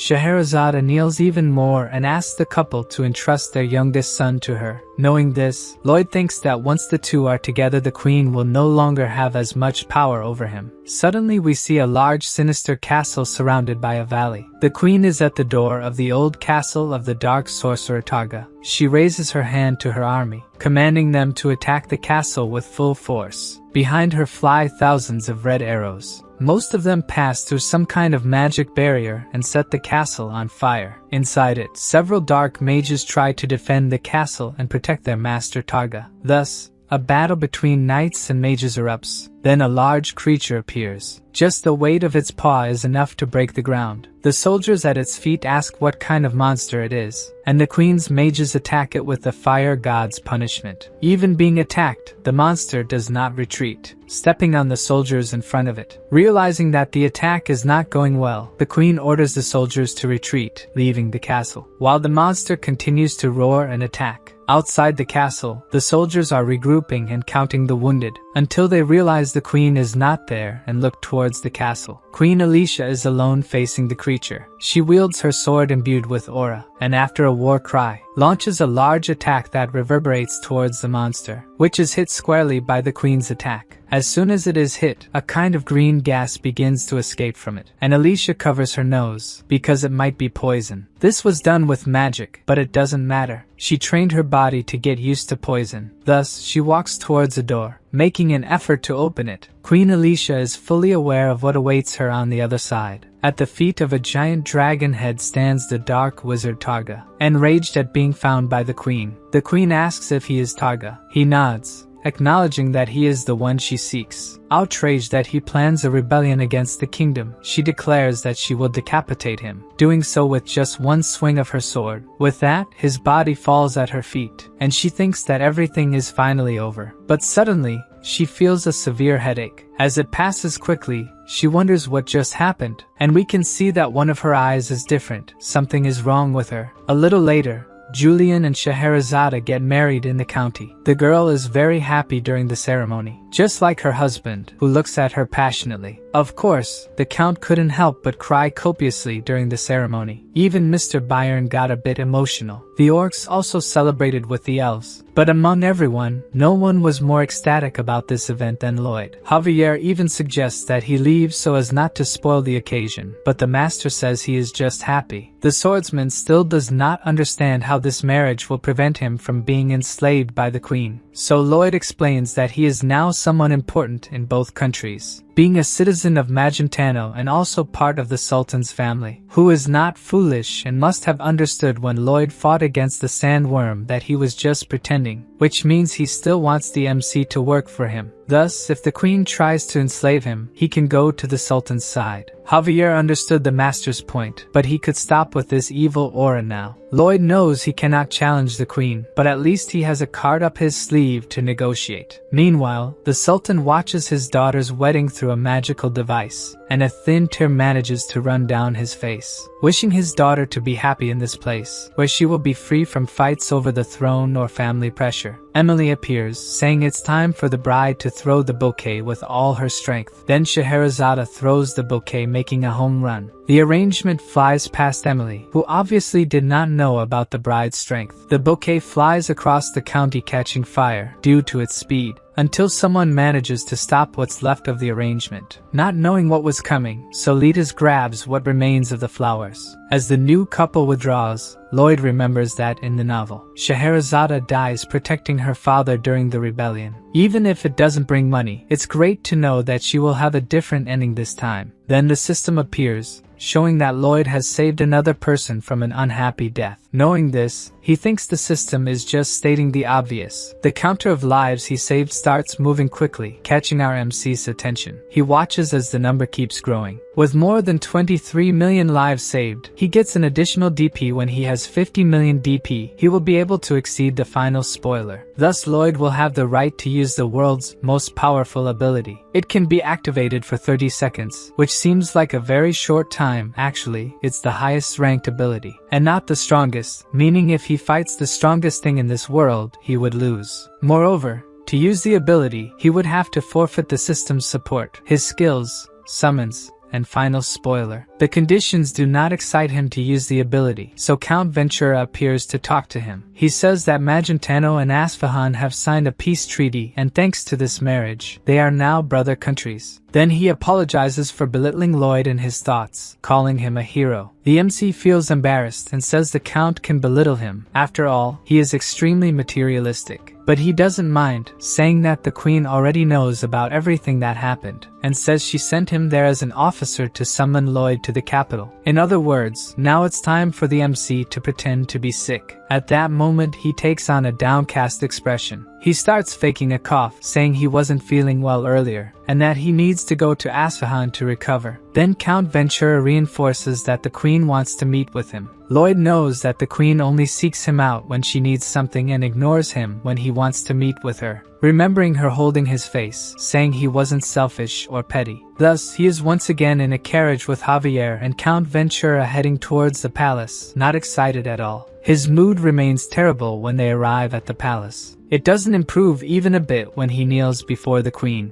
Queen Alicia is pleased that he came as soon as he was called, otherwise she would be heartbroken and would have to invade the county of Frontera. But in that case, she thinks Lloyd would flee to Asfahan, as if she would be lonely without him. It is better for him to continue behaving by staying by her side. The MC says he wouldn't ignore her and asks what her orders are, thinking he will have some negotiation power. Then she says she has something to show him and asks him to follow her. They go to a large structure in the palace, and Lloyd is ecstatic about what is in front of him, almost certain that they are dragon bones. The queen explains that the bones were with the dark wizards who were probably planning to use them in some ritual. The MC recalls that the novel mentioned magic performed with these bones and starts to get excited. The queen is thinking of using these bones to show the strength of the kingdom of Magentano. She wants a statue of herself surrounded by dragon bones to use the defeat of a dragon as a symbol of the kingdom. At this moment, Lloyd decides it's time to use the social skills he brought from his world. He tells the queen that he is deeply honored by the task assigned to him, and to prove his gratitude, he won't charge for the construction. Aware that his behavior is odd, she asks if he wants something in return. Then MC asks to be allowed to do nothing for 10 years. The queen is silent for a moment, digesting what she just heard, until she asks if he really wants to idle away all that time. Lloyd needs to navigate this conversation carefully. He knows he's on thin ice. To Alicia, her servant is asking for much more than he should, so MC says it seems like what he asked for was too much. If he gets just one bone from the dragon's tail, that'll be enough for him. What he immediately gets is a punch from the queen to the head, and he's left wondering why this sudden violence. Alicia feels better after hitting him and allows him to take the bone. Lloyd is immediately happy with the news and kneels in thanks, saying the queen can step on him whenever she wants. With this reward, he won't be exploited, but still doesn't want to work anymore. Then someone enters the room, interrupting his thoughts. The guy introduces himself as Viscount Nord, a garden design expert. To the Viscount, MC seems just like a boy and wonders how he can be a craftsman. Born a commoner and socially elevated through his work, Nord considers himself much better than Lloyd. As soon as Nord says he'll work with him, Lloyd is surprised, saying he has no knowledge or experience and couldn't dare to work with someone so respected, clarifying he just wants to learn from him, to see how much knowledge he lacked. The Viscount is speechless hearing this from a young noble, and smiles, feeling that Lloyd understands how good he is at what he does. The next day, outside the palace, the Viscount shows the garden plans, and Lloyd praises him and asks about details of another area. The following day, Nord brings more details and is again praised, and MC asks about more parts of the plan. The next day, Nord seems even more exhausted but is happy, feeling like a genius for doing the project so well alone. Then he leaves to start the topographic part, telling Lloyd not to get in his way. Nord is completely convinced he's amazing and can do everything alone, so MC also leaves, going to a nearby hammock to rest, ecstatic about getting free labor. Thanks to loyal and skilled people like the Viscount, people like Lloyd can relax without doing anything. During the night at the royal palace, in the building that houses the dragon bones, specifically in the bones guarded by the soldiers, from inside the darkness of the dragon's skull eye, a purple light emerges from that point. The light claims to be Targa, who hasn't given up on revenge against the queen, promising that she will die. We see Viscount Nord talking about the lush green nature ahead of them. According to him, humans admire the gods for their unique ability to create something from nothing. Lloyd realizes Viscount feels thrilled by his creations as if approaching the gods. He is glowing with excitement about his work, and it's precisely because of this passion that MC will leave all the work for him to do. Thinking Lloyd knows nothing, Nord decides to meet with the managers alone, and MC apologizes for his ineptitude. He watches as Viscount moves away. Once he's gone, it's time for him to enjoy his time, so he summons all his pets, who appear excited. Bibyong soon starts to strike a combat pose, and Lloyd determines it's time for the games to begin. Bibyong is in a combat stance in front of Padong, who also seems ready to fight. Lloyd commands Padong to release a beam, and the guinea pig gets all riled up. Then Bibyong pretends to be hit, and starts shaking as if the attack was painful. Suddenly, we see someone running. It seems Javier desperately needs to find his master, who continues playing with his pets as if in a battle. Meanwhile, the swordsman leaps between tree branches in the forest, and Lloyd is hit by a strong attack from the guinea pig. He writhes as if in pain while the pets watch. MC is loving these moments of being a layabout, wishing to live like this forever. But all good things come to an end. Javier appears right behind him, and shouts that Her Majesty is coming. Of course, our protagonist wasn't expecting this, so he quickly sets up a table nearby, and puts several papers on it to appear as if he was drawing something. Finally, he sits at the table, pretending to be frustrated with some part of the project. At that moment, Queen Alicia arrives with some escort soldiers. Then Lloyd acts clueless as if he just noticed her presence. He kneels to greet her, but she, knowing him, says his treatment seems very fake, and asks if he's just been idle until her arrival. MC falls silent, making a face. He knows the queen isn't mistaken. She asks if Lloyd considers Viscount a fool, stating that a commoner doesn't become noble just because of talent, and wonders if he wasn't deceived by the Viscount. Sometime earlier,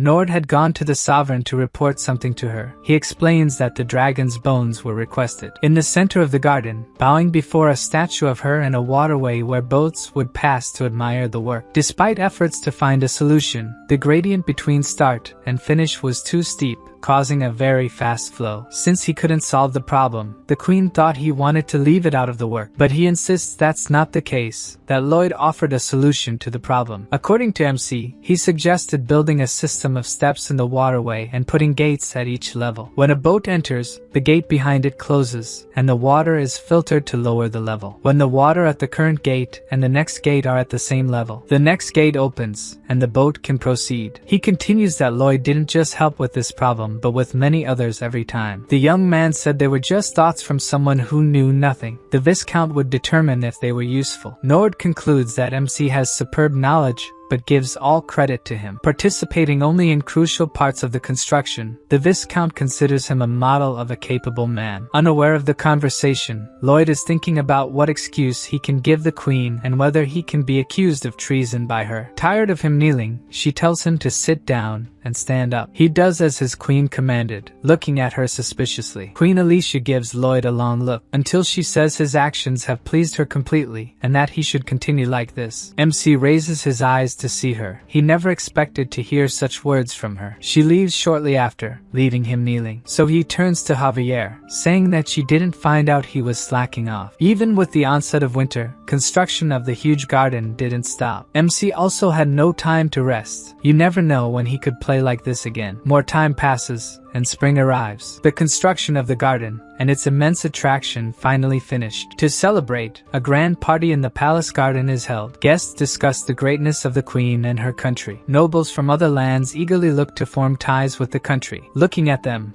Lloyd thinks this huge project shows other countries the glory and power of Magentano, causing neighboring countries to grovel before them. Then something catches his attention. Javier is looking at a macaron, feeling he shouldn't eat it, when he asks why. The swordsman explains that suddenly he thought his master is someone unlucky. This causes MC to have a rage attack, wanting an explanation. What does he have that Javier doesn't like? Then he explains it's not like that. Whenever his master finishes a work and a party is held, some huge problem arises. If it happens this time means he is really unlucky. By the look on his face, Lloyd thinks the swordsman wants something to happen. MC barely finishes the sentence, and a loud noise interrupts the celebration. Out of nowhere, the dragon's head detached from the rest of the skeleton and fell to the ground. The queen looks at the scene, incredulous that this could happen, while Viscount Nord panics that his project may have collapsed. Who also can't believe is Lloyd, who did simulations before construction. There's no way this could happen. Then Javier tells him to get ready to run, leaving MC confused. He wonders if he should run now, and why Javier looks so scared. There's something wrong with the bones. A purple mist begins to emanate from the fallen head. It expands to the rest of the skeleton, rising far beyond the royal palace. From the atmosphere, it's possible to see the mist forming a whirlwind that doesn't bring anything good. A light starts coming specifically from the dragon's eyes. Facing the statue, a voice coming from the head says the queen's name. As the head moves toward the body, the voice says that before she decapitated him, he transferred his soul to the dragon's bones. And now the transfer has finally been completed, so the creature lets out a roar, moving its claws towards Queen Alicia's statue. The dragon leaves only unrecognizable pieces after the attack. Then he turns towards his enemy, the queen, who is apprehensive and surrounded by royal guards. Then he flies roaring towards them. Although frightened, they stand firm before the creature. The queen shouts that if the monster doesn't want to have a horrible death, it's better to run away immediately. She attacks, thinking he has mana enough to erase the sky and only a swordsman master can defeat him. But the dragon gives a paw to them, so strong that it throws the queen and the guests in the air. The dragon thinks he's moving slowly, maybe because he hasn't yet gotten used to his new body. But that's irrelevant at the moment. People seem to be nothing more than ants to him, making the ground tremble by flapping his wings, while giving a scary laugh. The queen thinks they won't be able to fight against this monstrosity using only strength. In this case, she calls for Lloyd. He'll find a way to defeat this thing. The only problem is that at that moment, the one she needs the most is running away from the dragon. Seeing this momentarily leaves her hopeless, until she remembers she still has another option and calls for Javier. But the swordsman is also running away, right behind his master. Now she has really lost the hopes she had. In the distance, the two continue running non-stop. They jump over tables with food ahead of them, as if they were obstacle race athletes. Gradually, Lloyd can be seen almost out of breath. Javier warns the master that if they escape, he may not be paid, and Lloyd says he only thinks about money, confusing the swordsman, since his master is motivated by money. Suddenly, Javier stops running and MC shouts because he is stopping. Then he explains that if they don't stop this thing, it will end up reaching Frontera County. Without stopping running, MC says that the dragon has much more mana than Javier. It's better to forget this and flee. But now the swordsman is determined to end the creature, even if it costs his life. Lloyd looks back knowing Javier is serious about this. Back to the dragon, a ball of energy is forming in its mouth. Then it throws it towards the ground where the queen is. Even trying to get away, she is caught by the impact of the explosion and is thrown again. Then the dragon prepares another attack like this. Alicia, still not recovered from the first attack, is about to be hit. However, Javier arrives at that moment, using his aura blast before she was hit. The attack hits the dragon's head, changing the trajectory of the energy ball, which passes right by the queen. The creature calls him a little pest and launches several more energy balls in his direction. Javier manages to dodge using the elves technique. He knows if he gets hit he won't survive. The attacks don't stop and enter the clouds of the night sky. Recovered, the queen attacks the creature again, alongside Javier, who uses another aura blast. The attacks hit the dragon in the head and chest, but it doesn't show signs of weakening. In fact, it laughs, feeling more accustomed to its new body. Then the bone dragon takes flight. From the ground, Javier knows some powerful attack will come and stands in front of his queen. As expected, the creature launches more energy balls that explode upon hitting the ground. Javier and Alicia try to escape them, which are getting closer and closer. Then we see Bibiang being held by Lloyd, holding a sunflower seed that was about to throw the beaver. The MC is on top of Goming and throws Bibiang down. During the fall, the pet begins to chew the sunflower seed, getting huge, then uses megaton pressure just above the dragon, which is hit by the giant beaver. Its weight is such that it prevents the dragon from flying and it falls. The MC takes the chance to rescue Javier and the queen with Goming. While the dragon tries to understand what happened, Bibiang, now much smaller, runs away from him. At that moment, Goming is flying right above the dragon, and Lloyd tells the bird to throw its excrement explosion, leaving the poor thing embarrassed, since everyone will see him do that. Then Padong encourages his companion, saying that Bangul wouldn't want him to hesitate. Still embarrassed, he throws his excrement attack, which hits the dragon's head and body. He is silent until he realizes what it was. A much more sinister light emanates from him once he discovers what hit him. Then the dragon screams furiously that he will kill whoever did this to him. In the bird, the queen asks if the MC has a plan,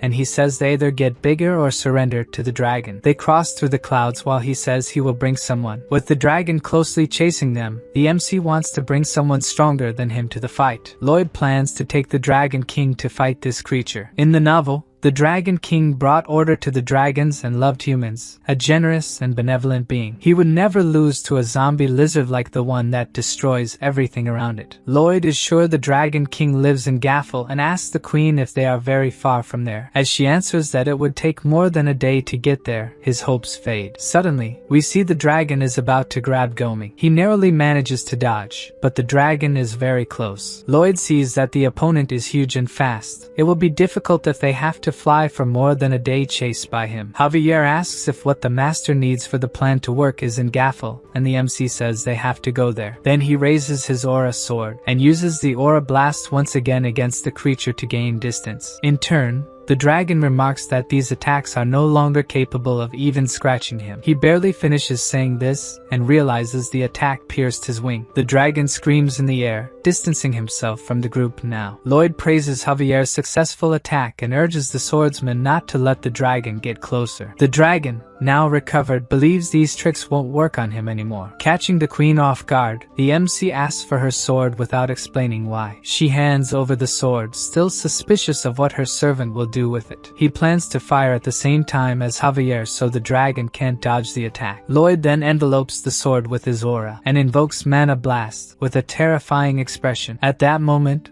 The dragon is preparing to attack. The queen remains apprehensive about what will happen to them. Then the duo launches the mana explosions simultaneously. The two attacks split as they approach the target, which cannot dodge. Lloyd's attack manages to hit one of the wings, while Javier's hits the other wing of the dragon, but neither pierces it. Both are frustrated, and the MC feels the dragon is getting stronger. Suddenly, something abruptly pulls him back. The queen is holding him by the waist and asks Javier to lift her master's body. They hold his body as if it were a plank, while the MC wonders what they will do with him. As he looks ahead, he is caught off guard by the dragon being very close. With her hand raised, the queen instructs him to follow her orders and shout, "Blast!" Just as she slaps his buttocks, Javier holds the master's face, who shouts what the queen ordered with a look of despair. Even the creature is startled by his terrifying expression, and it retreats a bit, increasing the distance from the group. Excited, the queen compliments the MC's success. His expression remains blank, tears streaming from his face. The dragon realizes it was Lloyd who removed the poison from the queen, repelled the Mastodon army, and defeated the Knight of Hell. The MC's terrifying expression almost scared him to death. How could someone so monstrous walk the face of the earth? Either way,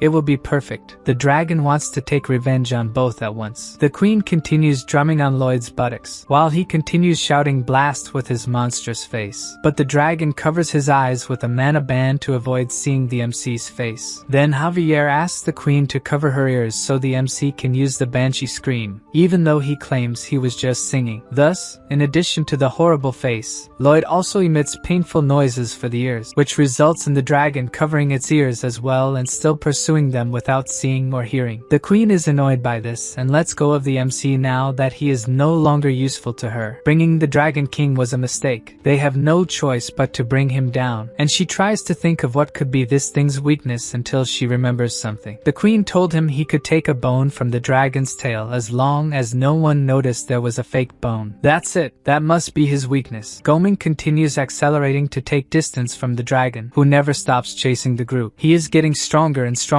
transcending natural human limits, and becoming a powerful being, while we see he is right behind Goming. Suddenly, he makes a sprint and gets very close to the bird. To prevent them from being devoured, Lloyd asks Goming to use the spiderweb glow. Goming releases a web that wraps around the creature's head and part of its body, who shouts that they are using the most annoying attacks against him. While he was busy trying to get rid of the web, the group disappears into the sky, and the dragon wonders where they went. Then we see Javier and the queen jumping off Goming, who is flying right above the dragon. The MC shouts for them to aim for the fourth bone of the tail, starting from the pelvis. The swordsman uses his aura sword to hit where the master asked. Then the attack approaches the tail without the dragon dodging, hitting the granite bone, reinforced with the dragon's power. Either way, he takes the blow right on the fake bone. Let's not forget it's not just Javier who is a master swordsman. Queen Alicia is also a powerful sword master. As she attacks, she shouts that she ordered Lloyd to use the bone of an emperor's pala to make the fake bone. From above, he apologizes to her, saying that it's always better to save costs in construction while she attacks the dragon. Her aura sword's power is immense and shatters the granite bone Lloyd had made. He celebrates that they managed to destroy part of the dragon. His tail flies off after losing its connection to the rest of the skeleton, and the dragon screams furiously at what they've done to him. Suddenly,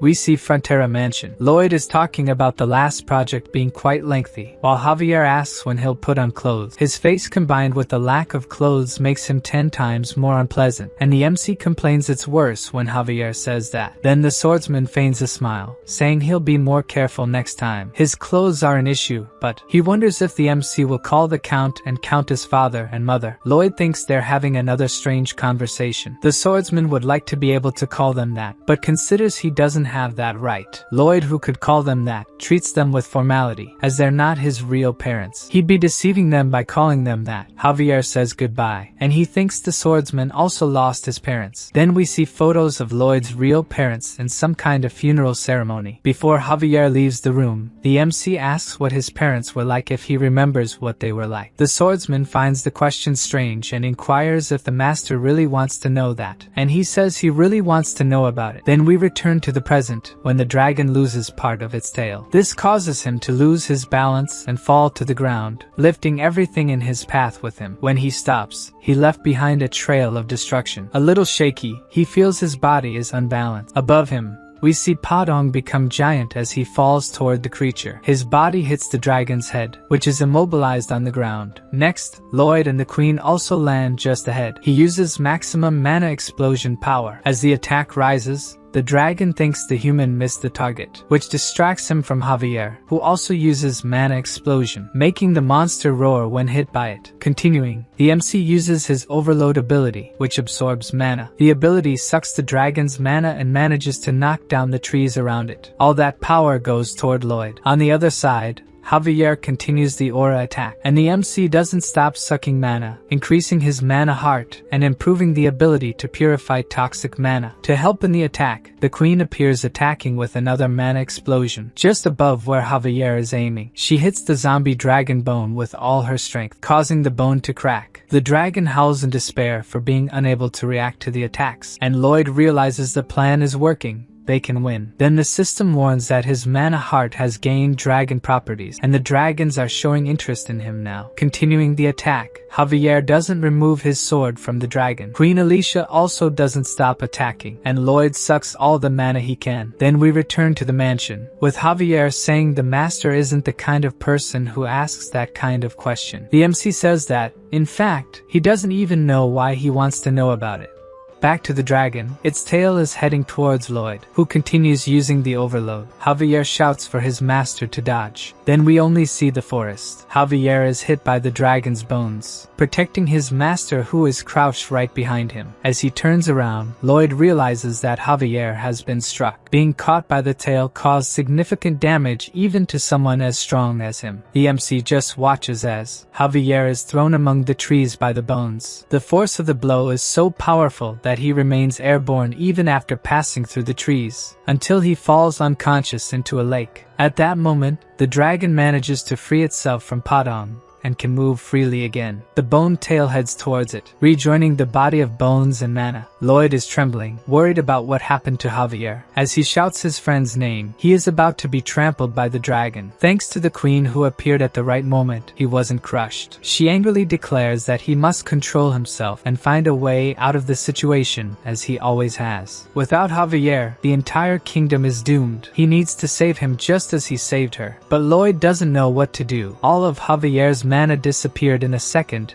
and he has no way to restore it. While they were talking, the dragon got very close to them without being noticed. In the lake, the sword master continues to sink into the water. He is thinking that he needs to gather mana, that he needs to expand and make it clash. The sword master continues thinking that he needs to save Lloyd. Then we see the queen running through the forest, carrying the MC on her back. The dragon is right behind them trying to catch them. Carried, Lloyd thinks he should have seen another spoiler of the ending, or improved his skills to become stronger. While in the lake, the swordsman keeps thinking that he needs to save Lloyd. On the queen's back, the MC thinks the same. The MC tells the queen with all respect that he needs to get off her back, and jumps over her back. Both think that no matter what happens, he needs to save his friend. Then we see that Lloyd has thrown himself into the lake, and is almost reaching Javier's outstretched hand to save him. The MC's hand rapidly approaches Javier, until they grasp each other's hands. In his thoughts, Lloyd wishes for the swordsman to take his mana, and it seems that even without saying anything, his friend understood that. We see the mana in Lloyd's body glowing, while Javier has nothing left inside him. Then his body also starts to glow as it receives the mana that was trapped inside the MC. On the surface, the dragon is about to unleash another energy ball, and only the queen can fight it at this moment. Suddenly,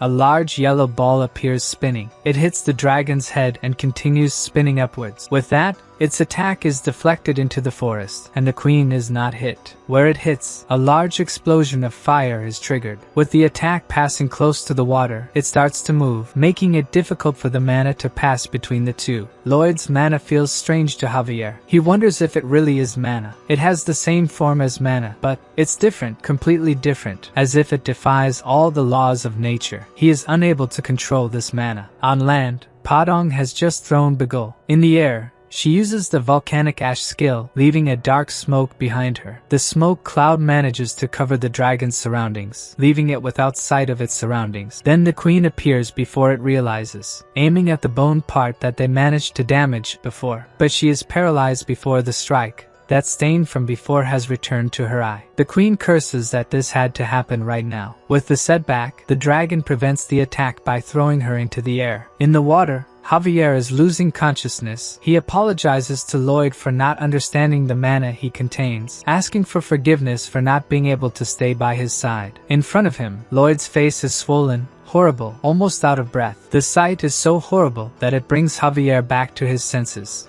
screaming completely terrified. Then we see that something changes in his mana. The system alerts that after seeing this horrendous thing, Javier now understands things beyond the law of causality. Back to Alicia, she is in free fall with much pain in her eye, but is fortunately saved by Goming before she hits the ground. The system alerts again that Javier controls the superior mana obtained from the MC, and his body can ignore part of the laws of causality. Meanwhile, Lloyd's pets are gathered protecting each other from the dragon that is about to attack again with another energy ball. The creature is so large that even in their larger form, the pets seem small before it. In the water, Lloyd, almost out of breath, is reading a new message from the system that says all the cells in Javier's body are activating like a mana heart. Bright wings appear behind the swordsman. Then we see the dragon about to attack. On the other side, even the pets are surprised to see Javier with wings holding his master's body in his arms. The swordsman is shining beautifully, while the MC looks like a vision from hell with water dripping from his mouth. Caught by surprise, the dragon wonders how they got there, how they are suddenly standing in that place. The swordsman releases Lloyd, who falls to the ground as horribly as his face. Then he draws his sword that was previously broken. The dragon just watches what its opponent will do next, and Javier seems to be just standing before it. Then several glowing cuts appear all over the dragon's body, even though it seems the swordsman hasn't even moved. The creature is sliced into thousands of tiny pieces without even realizing it was struck. It doesn't even seem like that pile of bones was something so frightening just moments ago. Its pieces fall in front of Javier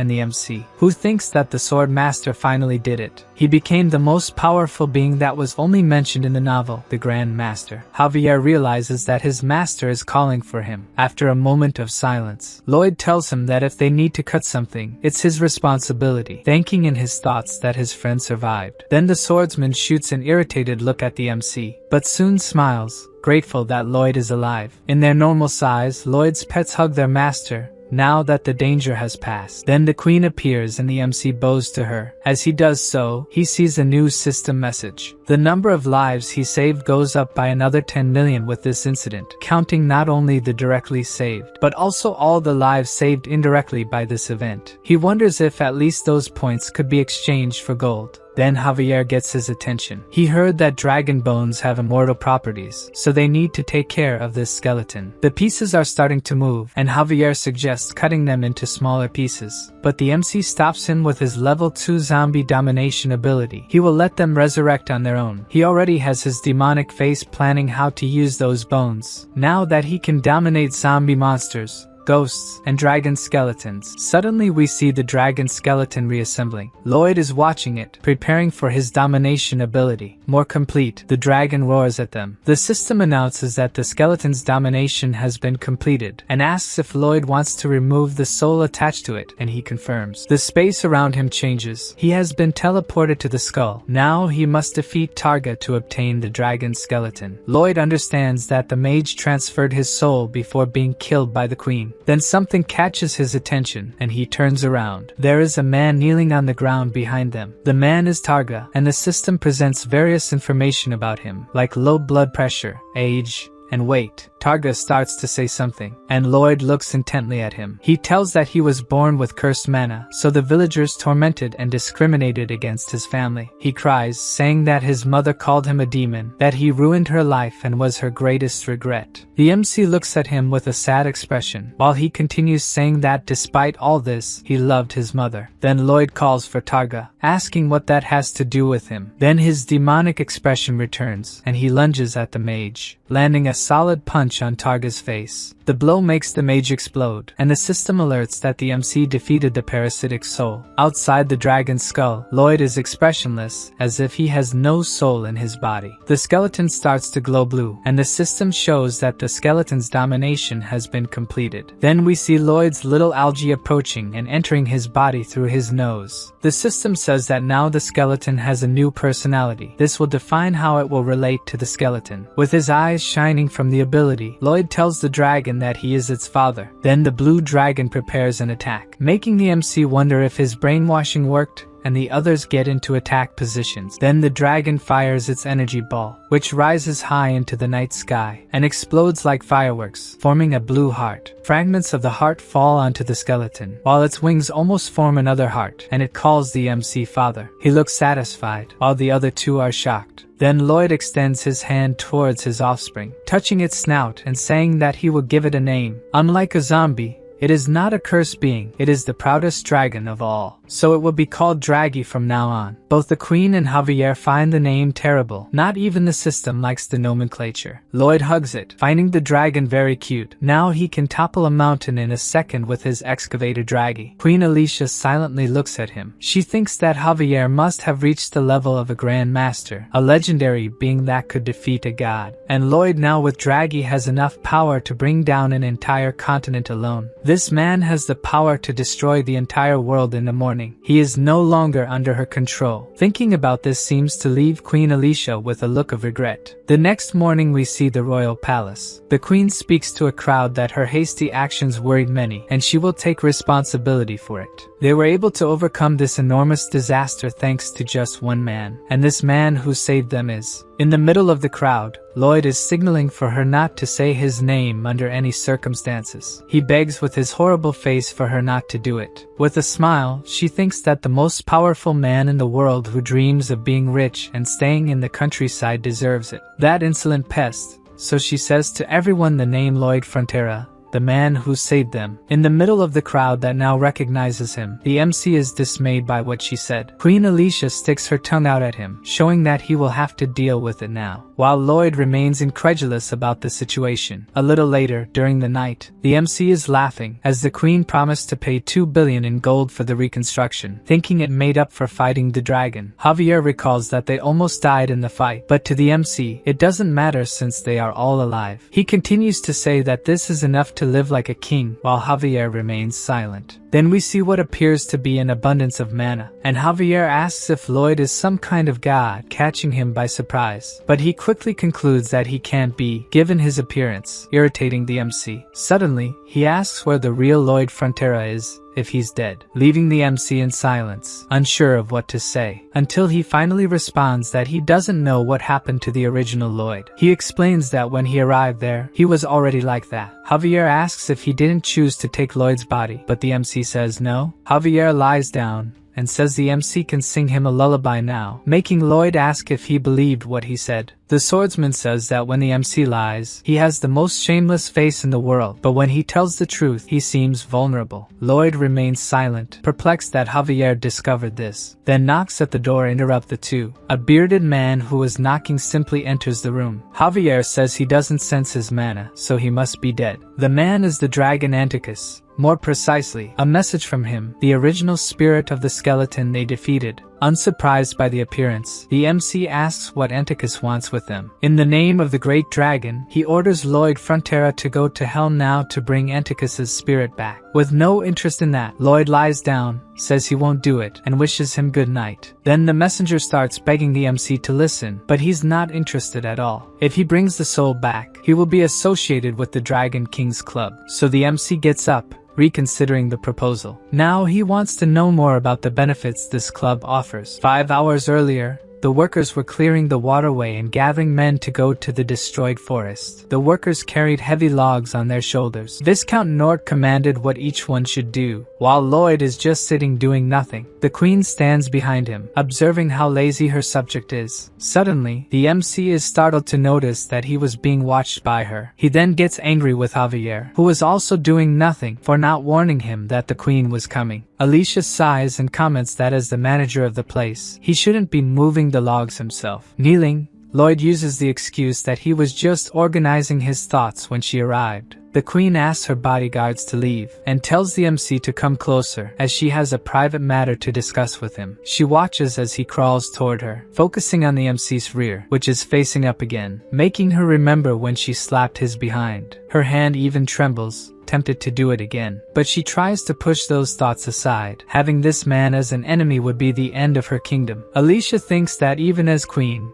she can't go around slapping behinds, but that's exactly what she just did. Then she grabs her hand, unable to control herself. Despite what she did, Lloyd continues to shake his rear in the air, as if wanting her to continue. He says that if he did something wrong, he will willingly accept punishment, surprising the monarch who thought he would disapprove of her actions. Javier looks at him, saying he knew his master liked that sort of thing. The queen wants to know where the skeleton dragon is. There will be panic if anyone sees him, but the MC assures her he ordered him to hide. She mentions that both the dragon and Javier listen to him like loyal dogs and asks if he's aware that he has the most powerful army in the world. Lloyd responds that he understands her concerns. Traditionally, power is necessary to maintain peace and stability, but he thinks those who think like that have weak minds. That's why he's under her care, always remaining the queen's vassal, who remains silent after hearing this, until she says he thanks Lloyd Frontera. In return, he also thanks her. A little later, we see the royal palace, accompanied by her bodyguards. The queen is thinking about the MC's ability to control immense power. He is someone much stronger than he appears to be. Suddenly, the searing pain in her eye returns, causing her to fall to the ground in pain, alarming her bodyguards. The antidote for the poison from Targa's castle is not working. Then the system shows Lloyd that the number of lives he had saved has dropped. To make matters worse, the number keeps falling. It seems more than 10 million people will die. He thinks that just as the skeleton wasn't in the novel, more unexpected threats will keep appearing. Meanwhile, the queen continues to suffer severe pain in her quarters. A voice is telling her that Lloyd is a threat and must be killed. He is trying to kill her. She tries to argue with the voice, saying that the MC is not like that. But the voice continues to insist she should kill him, and she grabs her sword. Then we see her walking, totally transformed by Targa's poison.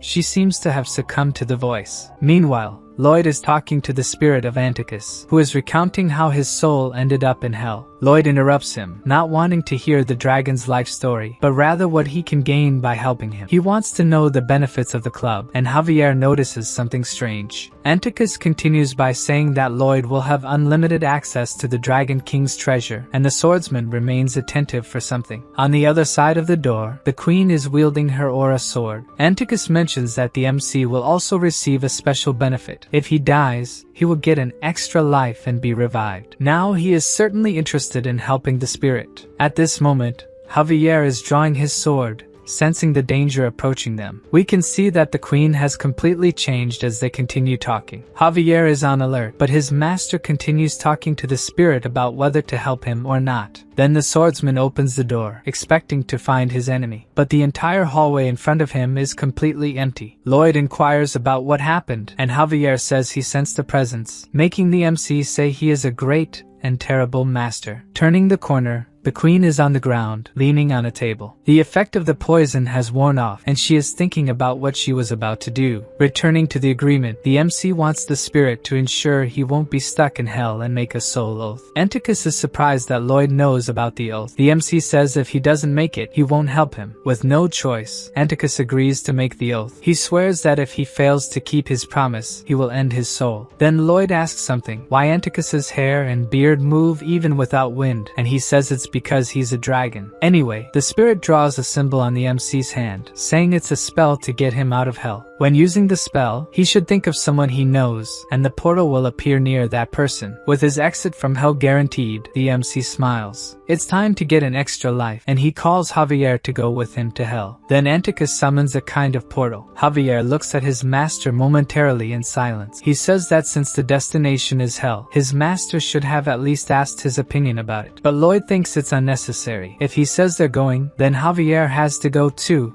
even if it's hell. Jumping into the portal, he calls Javier once more to come with him. Javier thinks he doesn't get paid enough to have to go through this, and, with no enthusiasm, jumps into the portal right behind his master. At that moment, all the demons in hell receive a notification that there is a human intruder in hell. All the demons knew about what happened between the MC and the Hell Knight, and they all had the same thought. The best singer in hell has arrived to give them a concert. In hell, we see a small creature running, almost out of breath. The tiny creature runs non-stop, scared. Then someone much larger catches his attention. Two demons are saying that he is a small soul trying to escape. He is trying to flee to avoid being judged. The demon says he will chew him up and then spit him out, while the other simply stares at the small soul. Frightened, it screams for help. Then someone approaches them. With a much worse expression than the demons, Lloyd demands an answer. The soul is now terrified of what has just arrived. The demon says that the MC is just a human, even if he is the best singer in hell. When a shovel approaches him, he hits the demon in the face, causing the fleeing soul to fall. Then the demon collapses on the ground, while the soul runs away trying to escape. The companion, who had been silent,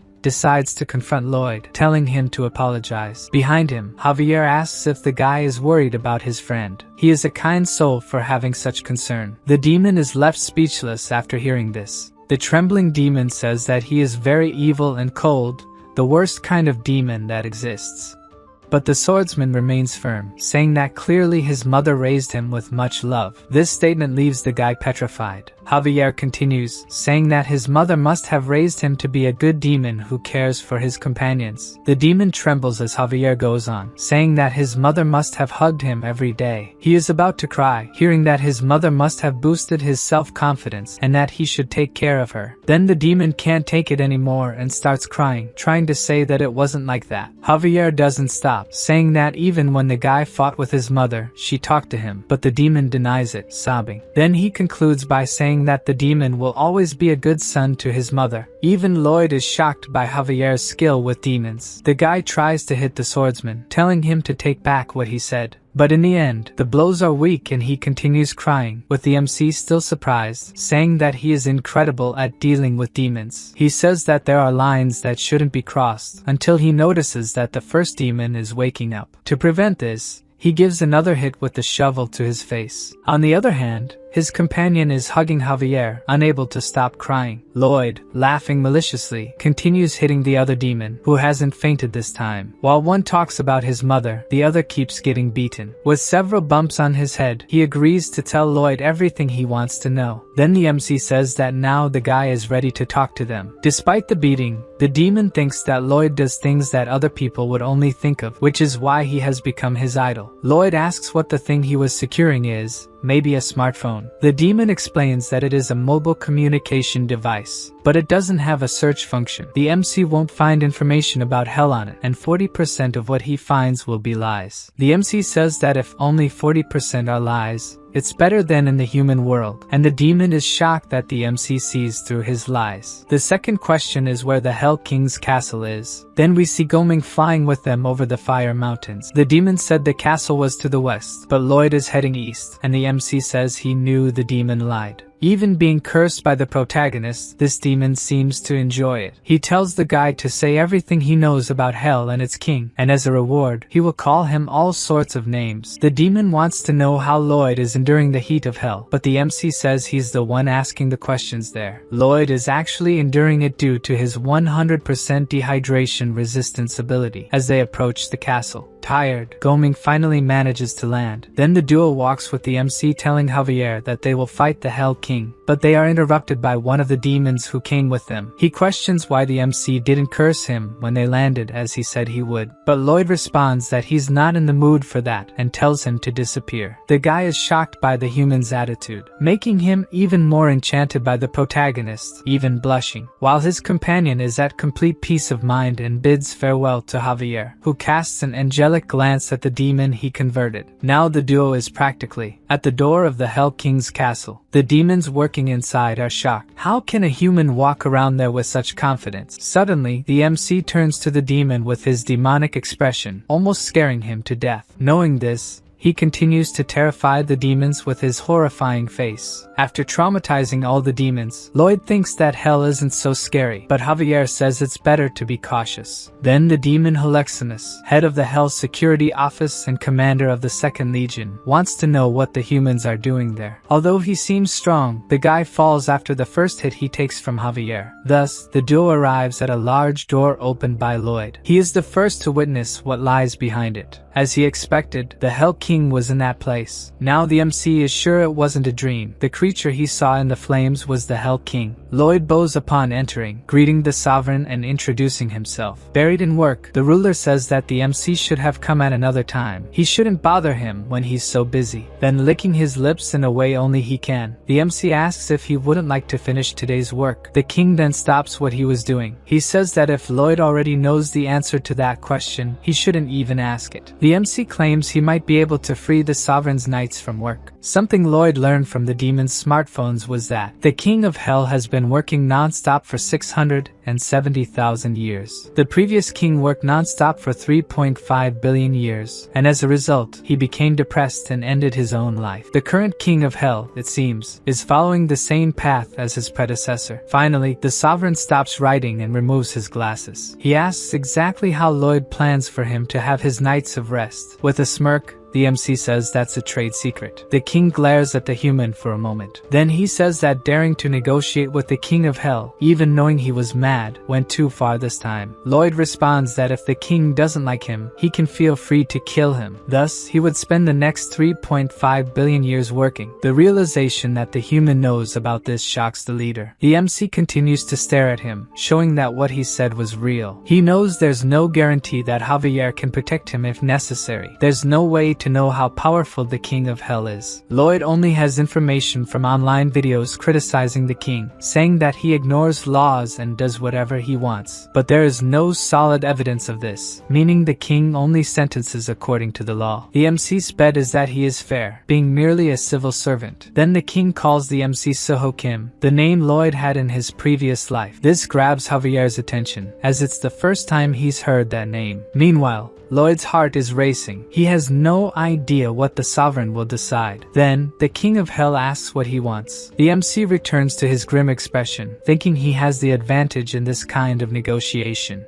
He asks for the freedom of Antika's soul that the king has been keeping. With a snap of his fingers, a bright red vortex appears. The king says that Antika's soul, which is in a dome, is just decoration and means nothing to him. Now that the king is engaged with Lloyd's scheme, he wants the MC to answer how he will manage to get his knights off. With a confident look, Lloyd says he will achieve that with railroad tracks. The king has a huge problem with his workload, but besides that, there's an issue that pressures him more. Souls are sentenced by the king and then transported to the Reincarnation gate, carried in carts. Due to the horrible terrain, the routes always change, but the demons are stupid enough not to find a new route on their own. So every time, the king has to find a new route, which is the main reason he can't get away from work. If the MC manages to build a railway, the king's workload will be reduced, and once he obtains Anticus, he will make it for the king. The sovereign thinks for a while before deciding whether to agree or not. Then he says he will prepare the contract, and Lloyd can start the construction. Great! Now the MC is excited about entering the Dragon Club. Since their conversation lasted a long time, the risk of extinction grows as the reincarnation of bacteria and microorganisms is delayed. He doesn't have time to help with workers or supplies, so the MC must recruit any workers he finds. This is his specialty. If the king sends a notification to his smartphone, it will solve the worker problem. Thunder echoes through the burning hell. Then we see the MC appearing from a portal with Javier. The MC thinks the king is super powerful for having teleported them with just a snap of his fingers. Then something catches Lloyd's attention. In front of him is the reincarnation portal, which looks more like a black hole. The MC thinks that if they get too close, it will be the end for both of them. Then, out of nowhere, Javier asks if the MC's name was Suho Kim, but he says whoever the MC is,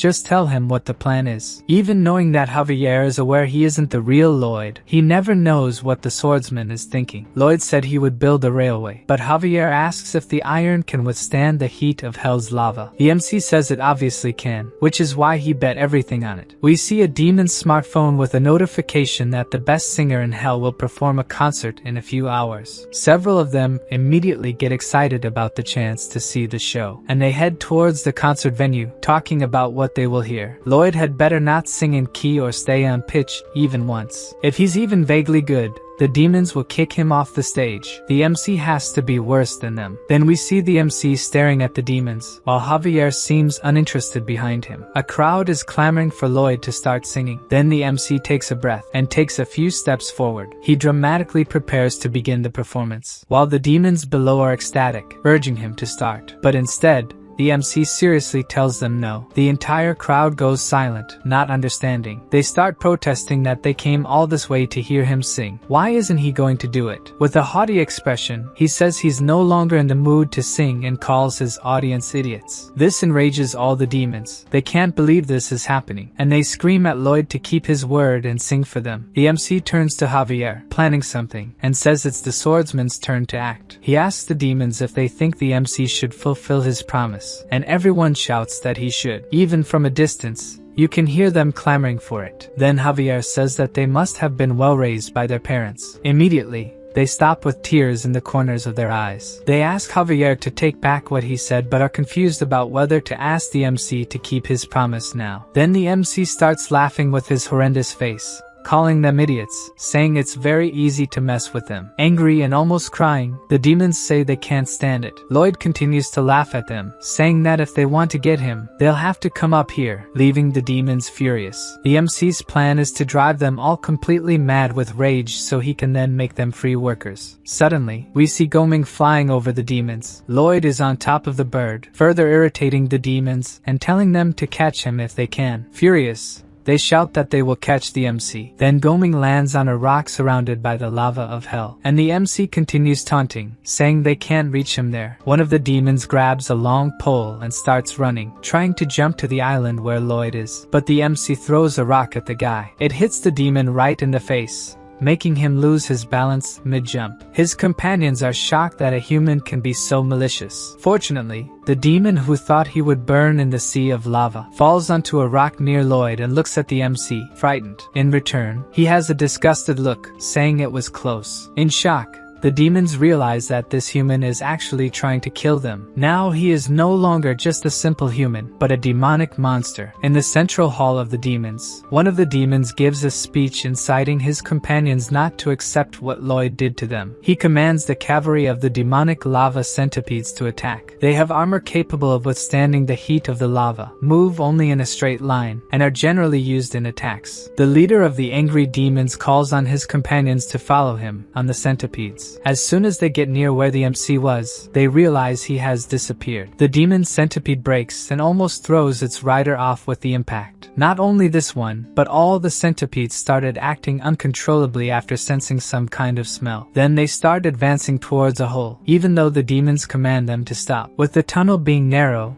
the demons keep bumping their heads on the ceiling, but without letting go of their mouths, until they come out into a more spacious section. At this point, the demon is full of bumps on his head. Right in front of him, Goming is in some kind of hot spring, while Lloyd and Javier are doing something next to him. The swordsman is sharpening his sword on a whetstone, and steam continues rising from Goming inside the pool of hot water. With a demonic look, Lloyd says that the smell of roast chicken must have brought the centipedes there while Javier's sword glows. The demon trembles, realizing it was all part of the MC's plan for them to reach that place. Then, with extremely fast strikes, Javier slashes the first demon's centipede to pieces. The next demon looks at Lloyd in astonishment, knowing the same will happen to him, and thus the MC orders Javier to do the same. We only see the swordsman's strikes, cutting around the demon. Outside, the demons inside the tunnel shout to those further back to retreat, leaving their companions confused. There are only Lloyd's voices counting the slashed centipedes, while their riders scream in despair. Lloyd sits on one of the more than 32,000 blocks of centipedes. He says that the materials for construction have been acquired, and the plan to attract and capture the centipedes has been completed. Then he casts a glance to the side. The necessary workforce has also been secured with the subdued demons. Then Lloyd, with his frighteningly ugly face, orders his free laborers to start digging. From afar, someone is watching everything the MC is doing. The Demon King realized that the MC researched him and the creatures of hell before talking about the railway, even having initially thought that he could use his singing ability as a torture tool. Seeing how capable he is, maybe he can do the sovereign's own work. Back to the demons, it's clear that they wouldn't just start working easily. There were attempts to escape from work, but through aerial surveillance by Javier and Goming, the demons were quickly captured and sent back to work. They even started a rebellion, shouting that they wanted freedom and rights. But through Javier's verbal abuse, saying that this is the attitude of good workers, they fell silent. This is all the duo could use against them. Then we see a demon suffering while carrying a heavy sack and a younger one going to help him. But before he could do so, Lloyd intervenes, interrupts them both. He extends his hand towards the fallen elder, angelically telling the demon to hold his hand. The older one does so, and the young one watches a little apprehensively. Then the MC gives a very strong squeeze to the old man's hand, crushing it. Lloyd shouts with a face more demonic than the demon's, telling him to get up and work, as he can see he's strong enough. The other one also doesn't go unscathed for wasting 5 seconds being a good Samaritan, and will have his workload increased 5 times. After leaving the duo in tears, calling him the vilest thing in the universe, Lloyd withdraws. And that's exactly why they can't help but be charmed by the MC. He is a model for all demons, who should take note to learn from him. The MC won all their hearts. Amidst the sea of lava and rocks of hell, we see a small soul hidden among the stones. The small soul's attention is captured by the shouting voices. It seems that Lloyd's voice is not unfamiliar to it. Then it sneaks discreetly among the rocks, and from above, it manages to see the MC shouting that the demons do not deserve to receive safety equipment. The soul's eyes widen upon seeing him. The MC is shouting that his workers don't need breaks. They can rest as much as they want after they die. The soul, with hair very similar to someone else's, is incredulous that Lloyd could be there. We see the Frontera County a few years ago. One day, Lloyd's soul suddenly just left his body. Seeing his body fallen on the ground, he thought that his body had been taken from him, and is shocked when he sees his body rise again, without him. Lloyd's soul advances towards the body, saying that he wants his body back,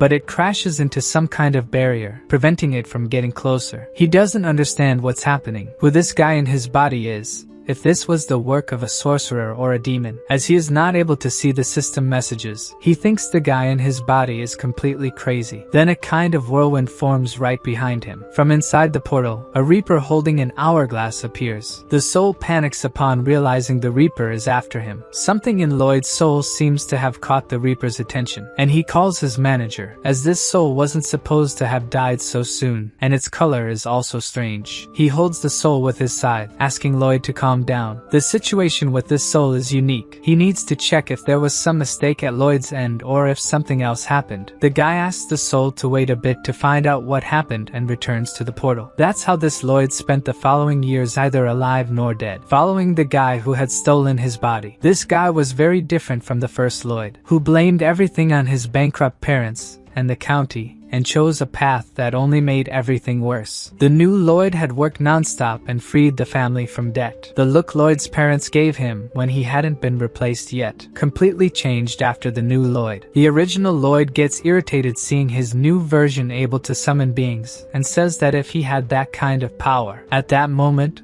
the Reaper returns, asking what he would do. If that person didn't have powers, he'd probably drink every day like a fool. But if he had the powers, would he have done something? The question leaves him silent. He knows he wouldn't have worked even if he had the same powers. The Reaper says his case is unprecedented, but since he's a soul, he shouldn't be in the living world. So maybe it would be better to consult the King of Hell. Seeing the idiot who took his body was like being tortured, as it made him realize how shameful he was. Since there were no laws about it, the King of Hell did nothing about his situation, so he couldn't reincarnate or disappear. Thus he wandered while avoiding demons. This happened until the moment he reunited with the idiot who stole his body. That guy shouldn't be there. Our Lloyd is flying through hell with Goming. He uses his ability to analyze the soil of the place, which he concludes is terrible. The MC finds a flat area as needed, totaling 68 miles, but it seems a bit too long. But with 30,000 demons who he won't let eat or relax, the work will be done quickly. He dismounts from Goming, who is exhausted, and goes to check if there's any problem with the soil. While distracted by this, the original Lloyd's soul hits his face. Its force begins to twist the MC's face, pushing him back with a disproportionate force for such a small soul. With the blow, Lloyd even falls to the ground, and gets up angrily to see who did this to him. As soon as he does, the soul hits him with kicks in both eyes. While the MC screams in pain, the soul keeps jumping on him, calling him various names. But Padong appears behind him, grabbing the soul by the shoulder, then punches the soul in the stomach, making it spit out with the blow. Lloyd's soul is dragged by the guinea pig and doesn't stop cursing him. Then Padong throws him to Bibyang to hold, and Lloyd appears, possessed, asking who the soul thinks it is. Looking closely at his face, the soul is also horrified that the MC can be so ugly. Then our Lloyd realizes something and asks if that is the soul of Lloyd Frontera. The true Lloyd's soul screams that the other Lloyd is a fake fake and stole his body. The MC looks at the soul apprehensively, so it was in hell that the real Lloyd was. The soul wants to know why he died so early. If he was able to steal his body, he should have at least lived longer. He cries, saying that his parents were finally happy because he had become someone, and they must be devastated now, telling him to go back to the living world. Hearing such things leaves the MC uneasy. He asks the soul to calm down, but it can't and keeps shouting that it won't calm down. Then Padong takes drastic measures, punching him. Little Lloyd goes silent, and the MC says he now seems ready to talk, so they can resolve this. But the soul starts calling him a body thief again, and Padong seems to enjoy hitting him, so the guinea pig tries to calm the soul with its special way again, making it stay silent this time. The MC explains that he's not there because he died, but to complete a construction contract with the King of Hell. He also didn't steal any body and was quite confused when he woke up in Lloyd's body, but the soul doesn't believe it and wants to know who he is. Our Lloyd says he is a young and timid loser from South Korea who studied civil engineering named Suho Kim. As the soul remains silent, the MC thinks it believed what he said this time. Not far from them, Javier is monitoring the demon's work on the construction. He can hear the soul saying that as soon as the MC entered his body, he became like this and tells the MC to fix it. But our Lloyd retorts, there's no reason for that because the county is doing much better with him. Javier can only feel Suho Kim, so it seems he's talking to himself, but by the way he talks, he is sure that the real Lloyd Frontera is there. The soul screams that it could have had a great life if not for Lloyd. It's his fault he became an unregistered spirit. He wants Lloyd to fix it since it's all his fault. After thinking a bit, the MC proposes something to the small soul. He won't gain anything by helping the soul, so it's better for him to continue enjoying his life and the soul its life. Little Lloyd can hardly believe what he just heard. Then the MC bids farewell and starts walking, and the soul runs after him, calling him a moral fraud. Before he could continue the pursuit, he takes another nice punch from Padong and lies lamenting on the ground. The MC glances briefly at the fallen soul, which is weeping for being left in that situation. Lloyd thinks the real son is in that place, and stops walking thoughtful. Irritated with himself, he curses,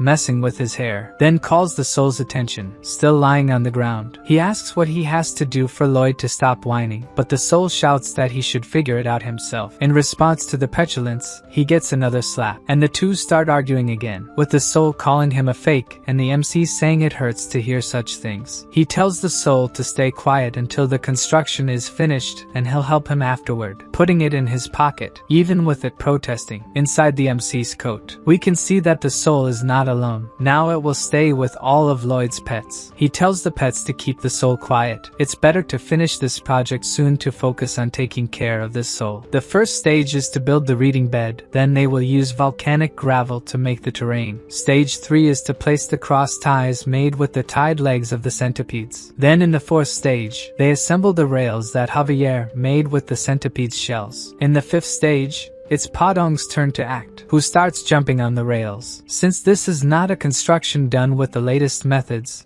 each trip will be hell. But that's not his problem. Lloyd tells Javier to supervise the work because he is going to inspect. The real Lloyd is surprised.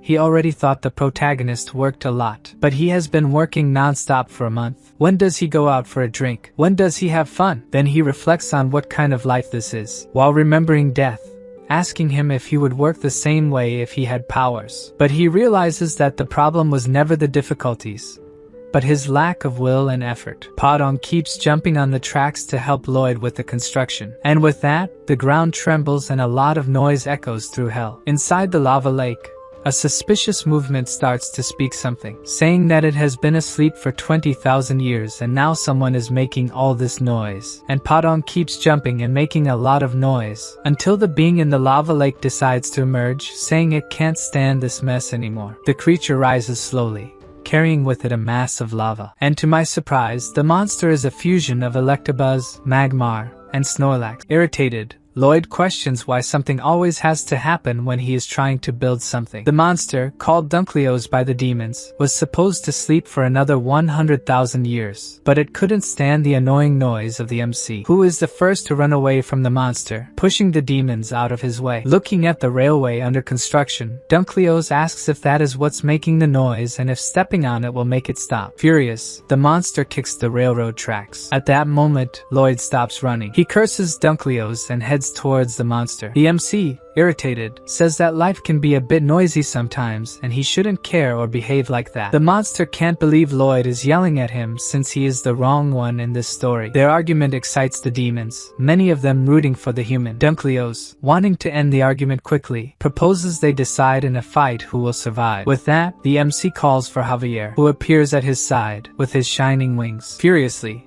Lloyd orders the swordsman to cut the monster into pieces, but his wings disappear, and the master swordsman just looks at the MC. Exploding with irritation, he asks what Javier is waiting for to attack. The swordsman explains that he thinks they are the ones who are wrong and should apologize, which the MC thinks is nonsense. He yells that only he can be the victim and everyone should think so too. The demons who hear this are ecstatic since the MC is on a completely different level of evil and selfishness. Meanwhile, Dunkleos is about to step on the duo. As he does so, the impact of his foot opens a crater in the ground. Lava starts to gush from the ground, which breaks with the attack. Fortunately, the MC is saved from being trampled by Javier, who can now fly. The swordsman places Lloyd on a rock in the middle of the lava and heads towards Dunkleos, with his sword drawn to attack him. The master swordsman slashes the lava monster, which is cut into several pieces. While the pieces are suspended, they start to move in the air. By Javier's expression, this is not good. Quickly, Dunkleos' parts come together to regenerate the monster. As he returns to normal, he is completely indignant that they attacked him. Farther away, the MC is incredulous that Javier's attack didn't work. Dunkleos takes a deep breath, then spits a huge blast of lava, which goes straight towards Javier, who is apprehensive. He makes several quick strikes to prevent the lava from hitting him. The deflected lava splashes onto the rock where Lloyd is, and he yells at Javier to be careful. But the swordsman just looks at him, laughing at the situation, and dodges another attack, while the MC keeps screaming for him to stop having fun or he will end up killing him. Then Javier literally flies towards the lava monster and starts attacking him with his aura sword, making several gashes in Dunkleos, and more pieces of the monster are thrown, only to unite once again. Dunkleos, whole again,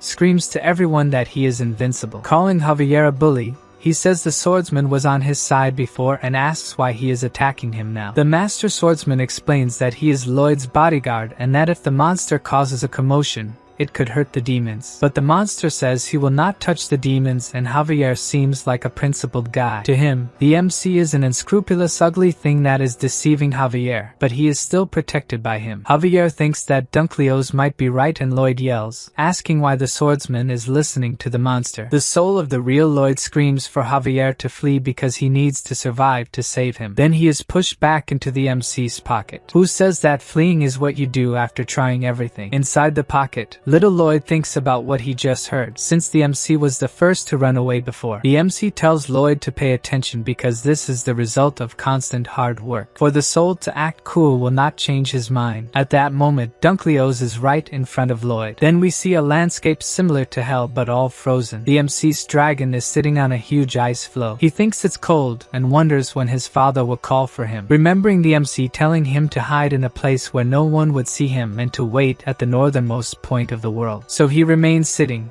bored and missing his father. Back in hell, Dunkleos is attacking Javier with a lava punch, which is cut by the swordsman. At that moment, Lloyd raises his hand, showing the magic Anticus had given him, and he shouts the spell to open a portal to the other world. The spell glows green and he asks Draghi to appear. Then, the drawing on the palm of his hand starts to move, and a green light appears where the dragon is, bringing with it a large blue portal. Immediately, Draghi looks at the portal and gets excited, sensing the smell of his father coming from it. On the other side, Dunkleos looks at the portal without knowing what it was, shrinking from the cold air coming from it. The cold begins to petrify his lava body, making him flee, screaming for them to wait as he will return. Before he flees, Lloyd says with his demonic face that he doesn't participate in rematches, and calls for Draghi, who comes out of the portal happily, calling the MC daddy. Now confident, the MC asks if Dunkleos is cold. He points to the ball of lava that is fleeing, and Draghi appears right behind the monster, giving him a loving icy hug. For Draghi, the hug is very warm, but for Dunkleos, who is made of lava, the hug is too cold, and he ends up being petrified as the lava cools. Victorious, the MC approaches, laughing malevolently. He asks Draghi to move away from Dunkleos now, and launches several aura attacks with his shovel at the monster, which, turned into stone, breaks into several pieces. The demons watching the fight are shocked. Dunkleo's, the most powerful being in hell, has just been defeated. Even the soul of the real Lloyd peeks out from the MC's coat, amazed that he defeated that terrifying monster, and remembers the MC telling him to just watch, as that was the result of hard work. So he wonders what he has to show for his life, ending up admitting that the MC is an incredible guy. Suddenly, Lloyd hears the monster screaming that he is Dunkleo's, the immortal, and sees a small glimmer coming from the petrified lava. Then Dunkleo's emerges from it, roaring, but this time, he is the size of the MC's dolls. The small monster screams that in a million years he will be huge again, and will crush Lloyd, who just stares at the creature's new form, then laughs horribly, saying that he will have died long before that time. This makes Dunkleo's cry lava tears, shouting that he hates the MC because he is evil. Lloyd continues with his scary face, saying that if he is angry he should fight him, and the monster flees. The soul of the real Lloyd appears in the corner of the coat again, retracting what he thought about the MC being incredible, finding him just human trash. With the cold wind, the system announces that Lloyd has gained a new title, which gives him the power not to suffer from hypothermia even in freezing cold. With the new ability, he won't have to worry about extremely cold or hot weather. Then something behind him catches his attention. Behind him, all the demons are kneeling. One of them says that the MC is the biggest human trash in the world. Everyone there admires him for that and works for him as a result. Now they respect him as the best singer in hell and the one who defeated the great Dunkleos and will obey his commands. Lloyd gives a discreet laugh and says they are all pathetic for volunteering to be his slaves. For the demons, hearing from Lloyd that they are pathetic is invigorating. However, one of the demons says there is currently a problem. The freezing air coming from the portal makes the beings of hell very uncomfortable and could harm their ecosystem, needing to be closed. But Lloyd plays dumb,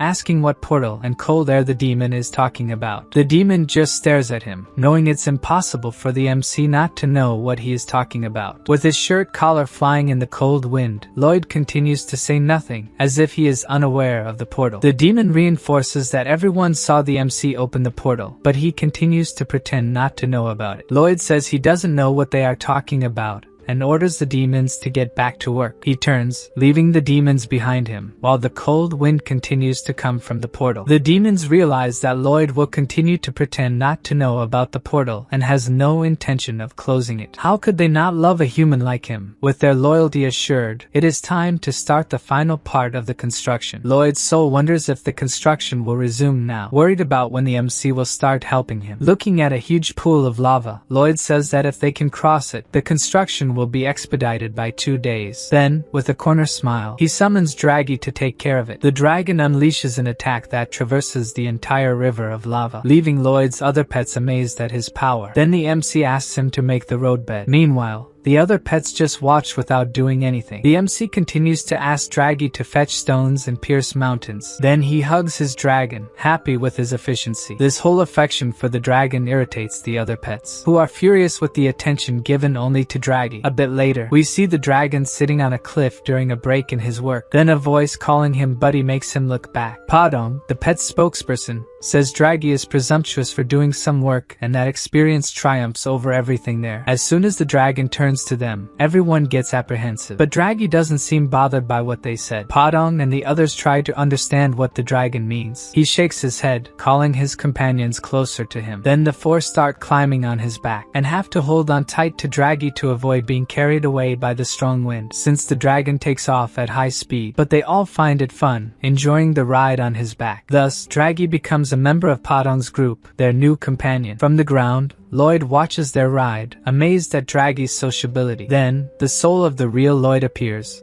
calling the MC scum, saying angrily that the MC only wants to deceive him. The MC asks what he is talking about. The soul, nervous, says that Lloyd promised he would help him, but only focuses on the project and must be planning to escape from him. With his evil face, the MC asks what the soul will do if that is indeed his plan. Nervous, he responds that Lloyd's face scared him and tells him to keep that horrible face away from him. The MC reminds the soul that this is its true appearance, and thanks to it, all the girls run away from him. Even so, The soul keeps saying that the body reflects the soul and that's why Lloyd is so ugly. The two continue to stare at each other angrily until they say at the same time that they can't stand each other. The MC emphasizes that he is very busy now and doesn't know how he will help him. The soul starts screaming that the MC's job is to think about how to help him after ruining his whole life. He just listens irritated when Lloyd says that, in fact, he owes him no favor. The MC says that if it weren't for him, the real Lloyd would have died from drinking and his whole family was destined to die, leaving the soul speechless for a moment. The MC adds that he saved all of them and that's why Lloyd's soul should be kneeling, thanking him. Then the soul screams even more angrily that it's nonsense and no sane person would believe it. Suddenly, the King of Hell appears, seriously saying that everything the MC said was true. He says the soul has never been a source of happiness for anyone and was destined to be a pathetic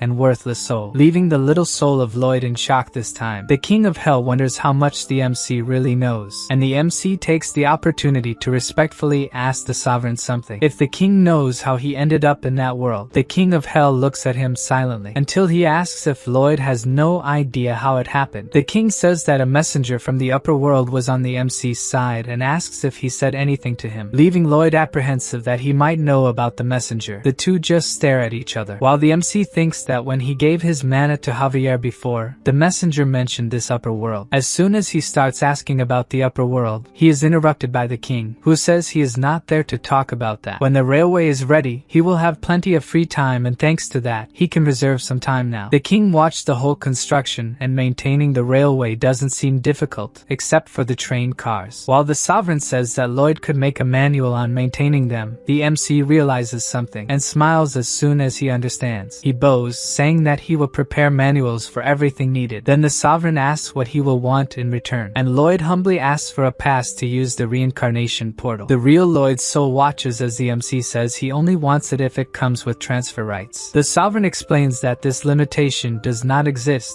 and the MC can give this pass to whomever he wants, even to the red smurf clinging to the MC's leg. Knowing this, the small soul of Lloyd can only look up, crying. The MC looks at her with his ugly face, wondering if that annoying thing is happy now. Then we see one of the railway cart wheels. Several demons are desperately trying to pull the cart. One of them is changing color from the effort, complaining that the work is too heavy. The MC appears, saying that the guy is pale and should take a break. Excited, the demon asks if he can really rest. Confirming that he can, the MC throws him off the tracks, calling the demon a useless cog. With the MC's kick, the demon rolls off the side of the tracks, leaving his companions scared. With a horrible face, Lloyd says he can help if anyone else is feeling tired. Afraid of meeting the same fate, the other demons work even harder. On the other hand, the demon thrown off the tracks feels that being treated like trash by Lloyd made his heart race, even making him blush. Meanwhile, the soul catches Lloyd's attention, calling him a fraud once again. He asks if the MC is really giving him the Reincarnation pass. Lloyd says the question doesn't make sense since the pass is already in his hands. Then, in a low voice, the soul thanks the MC for what he did. The MC tells that ugly thing not to be so dramatic, as he was just worried about having nightmares about it. Thus, on top of one of the carts, the two keep slapping each other. After a while, they stop,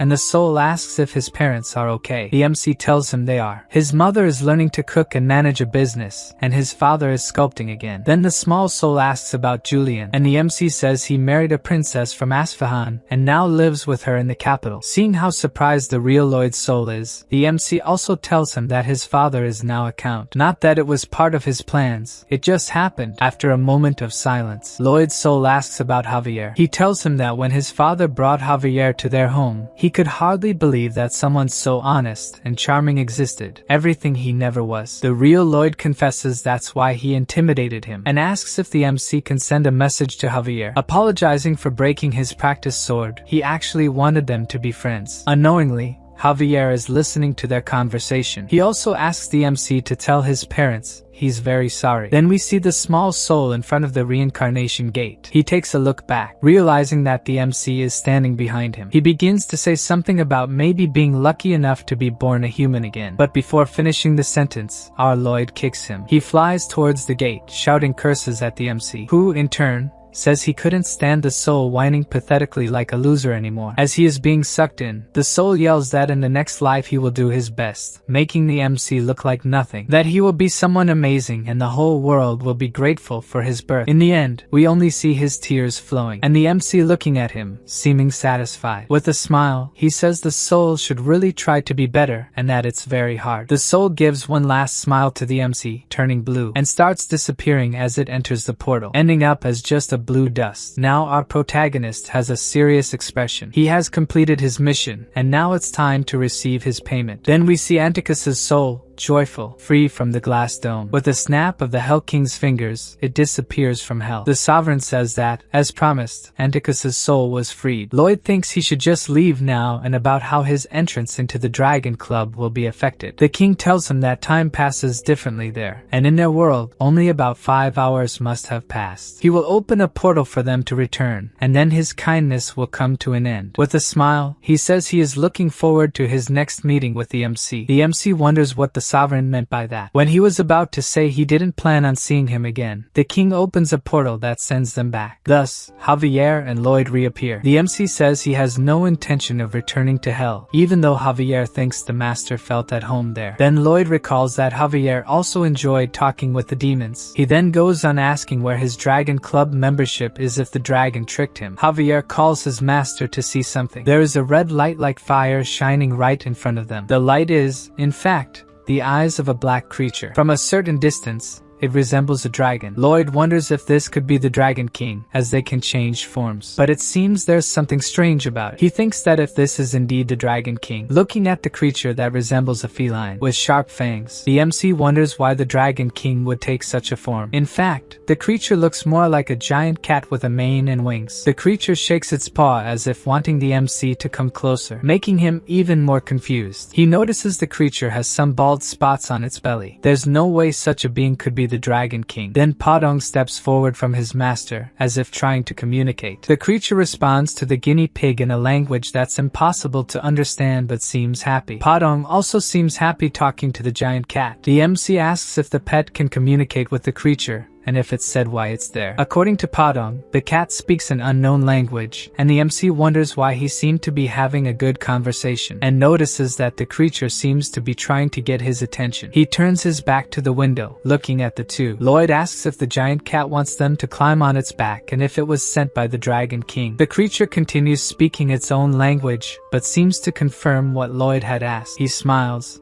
thinking that the dragon Anticus kept his word, and mounts the creature, thinking he will gain a bonus life and a huge fortune. The two hold on tight as the cat flies quickly, and seems very happy on its journey. At that speed, Lloyd notices he looks uglier than ever. He thinks that if this is true for him, then it will also happen to Javier. But as soon as he looks at him, the swordsman looks even more handsome. Lloyd is upset and Javier says that beautiful people always look fabulous, no matter what happens. Then the MC shouts that this is a fraud, that it shouldn't be possible. The duo is taken to the region of Gafil in the kingdom of Magentano, and we see the two walking through an extensive corridor. Lloyd is thinking that down there is the true knight of the novel, the most powerful being that ever existed, the Dragon King. They reach a cliff, and the dragon cat is right behind them. Below is a vast amount of gold and precious stones surrounding a castle. The MC even drools seeing all this wealth, while Javier finds it amazing that such a place exists underground. Then something catches Lloyd's curiosity. Down below, he can see a man sitting on a sofa surrounded by the riches. Thus, the duo descends in the direction of the man. Lloyd seems apprehensive as he approaches, while the man remains still. When the MC starts to greet him, it's as if he has been startled, and from his expression, he doesn't seem pleased at all. This makes the MC immediately step back and Javier gets ready to draw his sword. In fact, the Dragon King is bothered by the numbness in his hand, leaving the MC shocked. Then the Dragon King turns his face. For a moment, he looks in Lloyd's direction and lies back on the sofa as if exhausted. Lloyd sees him looking his way, even though he is there seeking the king's approval to join his club. The guy simply ignores him and goes back to sleep. The MC realizes that the king is lazy very rich, and only does what pleases him. This makes him very angry. He glares at the king, who continues sleeping, not paying any attention to his presence, until he slowly opens his eyes and sees that he is being fanned with a large leaf by Lloyd. He wonders what is happening. Everyone seeking membership until now were extraordinarily powerful humans. That's why those proud people always got irritated when the king didn't pay attention to them. Still, the man in front of him is fanning him, and the king wonders if he's trying to please him. He looks at Lloyd, who doesn't stop fanning him, thinking that the MC is happy, giving his best at what he is doing. This makes the king like him, and as a symbol of this gratitude, he intends to sleep very well. The MC realizes that the king has fallen into a deep sleep, and with his evil grin, thinks that the first stage of his plan was a success and will start the next one. Javier warns him not to do anything thoughtlessly, as he feels the dragon is as powerful as the Hell King. Lloyd just fills the cup he had taken earlier with water. Javier doesn't understand what he is doing, and laughing, the MC says he's just preparing a glass of water for when the king wakes up. A being who disrespects others while having so much money and power and doesn't care how it affects others is someone Lloyd is willing to risk his life to approach. At that moment, Javier realizes that the master is serious about this. While the Dragon King sleeps, Lloyd, sitting on a throne and covered in jewels, pretends to be a wealthy noble threatening others. The target of the threat, also played by him, apologizes for being poor and not knowing who the noble was. The noble throws several jewels at the servant, telling the lowly being to pick them up and become rich. While the servant protects himself from the heavy jewels hitting him, noble Lloyd continues to throw gold, saying that the path to wealth is painful, calling the servant a fool. With open arms, he accepts all the jewels and asks the nobleman to keep throwing more. Javier watches his master throwing gold pieces in his little theater, and starts to think this isn't good. Somehow, he began to find it amusing. Suddenly, the nobleman Lloyd becomes apprehensive about something, making Javier curious about what could have happened. Then he angrily shouts that he is hungry and must eat, as a nobleman should never feel hunger. Staring at his master, the swordsman thinks that the MC has the mentality of a typical poor man. Lloyd finds the place amazing, having just dug up and found some kind of vegetable. Then Padong calls his attention to see something. He can hardly believe that Padong has found kimchi. He must be in paradise. Lying on a pile of gold and jewels, he delights in eating the kimchi and a type of sweet potato he found. Javier tells him that it doesn't seem like the king will wake up soon and asks how long the MC will keep doing these things. With a silly look of satisfaction, Lloyd replies that he will do it forever. He knows his master could do this for eternity, but says they will need to return, as the county will need him. Calmly, the MC says they will return, but he cannot give up his membership in the Dragon Club. According to him, opportunities come to those who are patient. Suddenly, the Dragon King awakens abruptly, wondering how long he has been asleep. How many days must have passed? We see that his name is Verkis and that one day a girl from another world appeared there, and gradually he developed feelings for her. Since explaining everything would be tiring, the king just summarizes that in the end, they got married. He remembers that she said she would go on a trip and he had to contact her every day as soon as he woke up. Even though he woke up late, he tries to call her, as it would be better than doing nothing. But his call is immediately rejected, which means she is extremely angry and he will get an earful when she returns. He imagines her saying she is upset, that he never makes the promised improvements in the Dragon Club, and that she is worried. In his mind, her voice sounds like a nightingale, but he concludes that she will be very angry and he needs to please her, thinking about teleporting to where she is. Then he remembers he cannot do that, because it is too much trouble to do that. Then a voice asks if something is bothering him. Lloyd, with his horrendous look of a helpful person, is staring at the king, who is startled, shooting rays from his eyes and asking if he is some creature from hell. The rays pass right by Lloyd and explode in the distance as if a bomb had fallen there. Then the helpful look on the MC's face transforms into a mix of astonishment and apprehension. He says again to the king politely that if something is bothering him, he can try to help. The king says the MC is indeed obsessive, as he almost killed him, but to the MC, it was only his fault for startling the king. Verkis really likes Lloyd and wonders how the MC knows him so well. The MC is using a secret sales tactic, where the product being sold, or the customer's needs are the last concerns. What really matters here is whether the buyer likes the person selling the item. Then the king asks if he would like to know what he is thinking,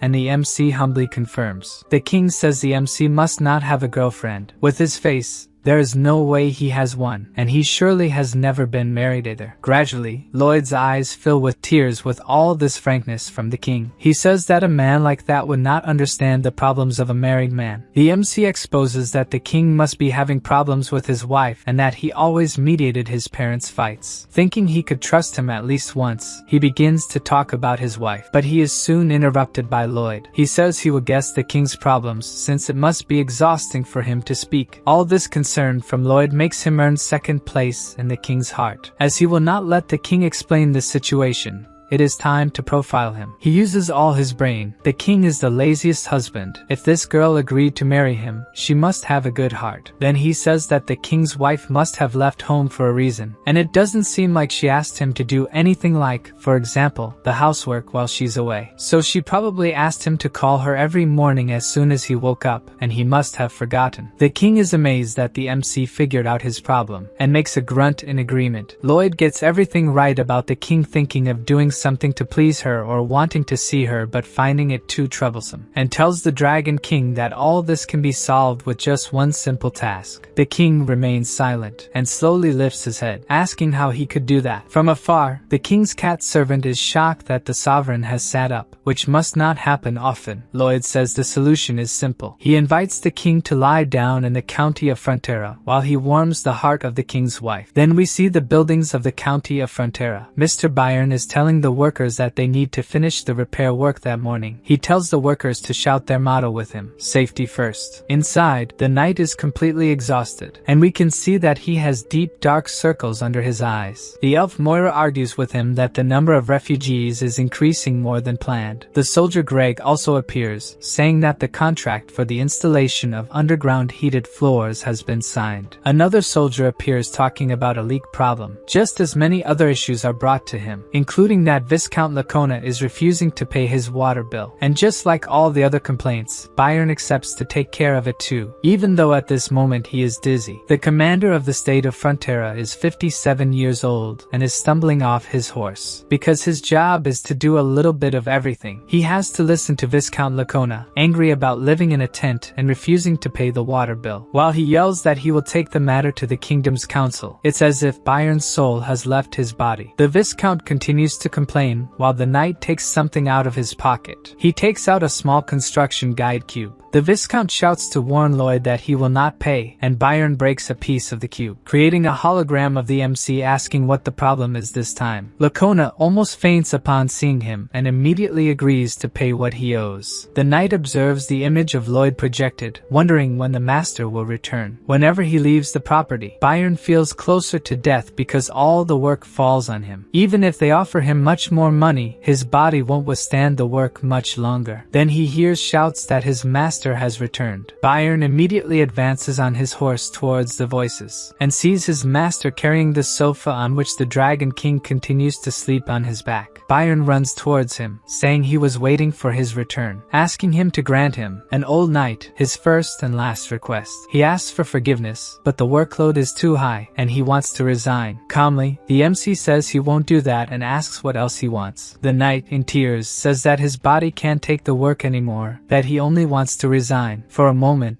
the MC looks at him thoughtfully. Then with an impassive expression, he walks past the knight and says that from that day, his payment will be 3 billion gold per year. Byron shouts to his master that this is not a monetary issue, and that he won't disappoint his master. It seems that it was a monetary issue in the end. Then Lloyd notices something right ahead. His parents and several people from the county he helped are gathered to welcome him. For a moment, he wonders what that feeling is, until he smiles when he understands that that place has become his home, and he smiles happily at them. Sometime later, at the Frontera mansion, sleepily, the king says that the deal is that Lloyd will wake him up every morning so he can call his wife, asking if by doing this, it will make up for not calling her for a month. Seriously, the MC says that it won't make up for it, and the king questions if he trusted him and was deceived. According to the MC, they will start over, with the king showing that now he is a sincere man by calling her every morning. The Dragon King just stares at Lloyd, then gives a slight smile, and goes back to sleep, while the MC tries to ask about membership in the Dragon Club. With a sleepy, trembling hand and calling him annoying, the king asks Lloyd to bring his neck closer. He draws a very crooked design on the MC's neck, saying it's his bonus life. The king congratulates him on now being a member of the Dragon Club and goes back to sleep. After that, the MC takes a deep breath, carefully opens the room door, and calls Javier to leave with him. In the hallway, he says it's done, and Javier asks what he's talking about. Lloyd says he is now the richest man on the continent of Laurasia. He will ask Mr. Byron to deal with whatever happens. His guard has become a great master. He has the Dragon King as a patron and 2 lives. So now he is invincible, and from this date begins his lazy life, as nothing could stop him. Javier thanks the master, and he asks why the gratitude. The swordsman heard many things in the village, including that Mr. Byron sent his 2 children to study in the capital. He also learned that Soldier Greg is good with machines and now has more time for it. Everyone is chasing their dreams. When the county was poor, everyone's dream was not to starve to death. Calling him Suho Kim, Javier says the MC gave everyone many dreams. After just looking at Javier without saying anything, the MC asks what the swordsman thinks of him, if he doesn't have any suspicions. Javier thinks for a moment, then says that he is glad the MC came to this world, catching Lloyd by surprise with his answer. Then both get disgusted with the conversation they just had. The system shows the MC that the number of people he saved starts to rise again, but suddenly, the number drops by 1. Then the numbers keep plummeting, terrifying the MC, who just watches the count drop until it reaches just 1 life. Then the count hits 0, and Lloyd is in shock, not knowing why. After that, we see the whole county illuminated, as if there were a festival. Emily is dancing with her orc cheerfully, and someone calls out to Javier, who was just watching the party. It was the count, asking where his son is, as this event was made for him. He asks if the swordsman hasn't seen him. Javier can't answer. Remembering the look on the master's face when the saved lives count hit 0, he asked if something had happened. The MC leaves, saying he needs to do something urgent and should not be followed, even though the guard said his party would start soon. Seriously, Lloyd says maybe there won't be any more parties, and leaves without saying anything else. Back in the present, Javier continues not to respond, and we see Lloyd running somewhere. The swordsman says he believes his master went to do what was necessary. Then we can see the whole county illuminated behind the MC. Javier continues, saying the master went to do what was necessary for there to be more parties like that, leaving the count not understanding what that meant. Alone, Lloyd shouts to the system that he wants to see the final spoiler. A system message asks if he really wants to use the final spoiler, and he selects yes. Then everything around him goes black. Another Lloyd behind him calls him Suho, saying he hopes he's seeing this because now he doesn't need to worry, because this is not the future that will happen. It's just one of the bad endings that can occur if he is foolish and doesn't see the final spoiler. But if he doesn't act after seeing this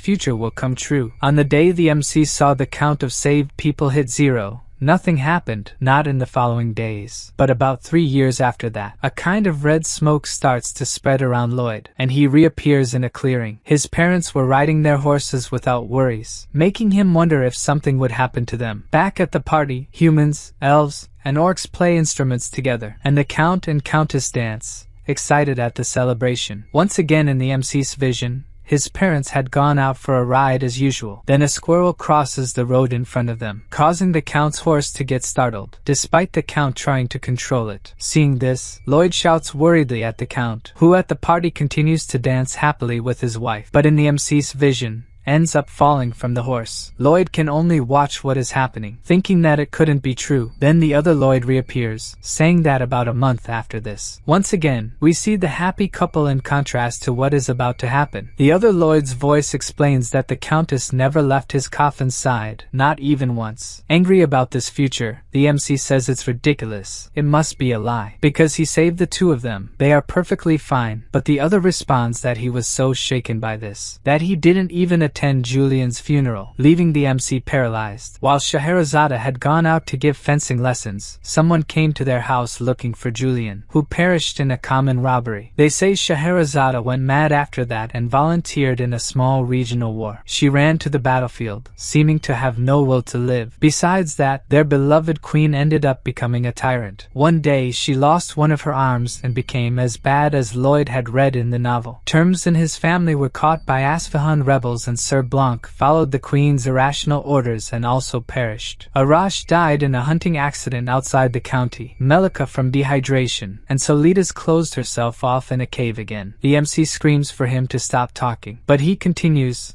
saying that each of them will die. So the MC tries to punch him, but the attack goes through him. Lloyd keeps saying for the spoiler to end. However, the other Lloyd still asks what he thought of this ending. If after seeing all this, he still believes he can stop this ending, then he chokes and starts coughing uncontrollably over the table. Then his trembling hand falls, but soon stops moving, and the MC witnesses the vision of his own end. He is completely silent, remembering that he lost his parents in his original world without being able to do anything. Then back to the county, which he observes from the top of the hill. The Count and Countess continue to dance without any clue of what awaits them in the future. Lloyd is fearful of losing everything he has again, but he is determined and refuses to lose everyone for the second time. In tears, he says he won't stand by and watch this future happen. Then we see Draghi roaring. He is flying out of a lake, carrying Bibiang on his back, who is very excited, playing with his new friend. Meanwhile, at the Frontera mansion, it's time to wake up the Dragon King, who is sleeping deeply instead of calling his wife. Lloyd watches the king for a moment. Then he raises his hand, taking a deep breath. Then he uses his incredible musical talent to wake the sleeper. It works,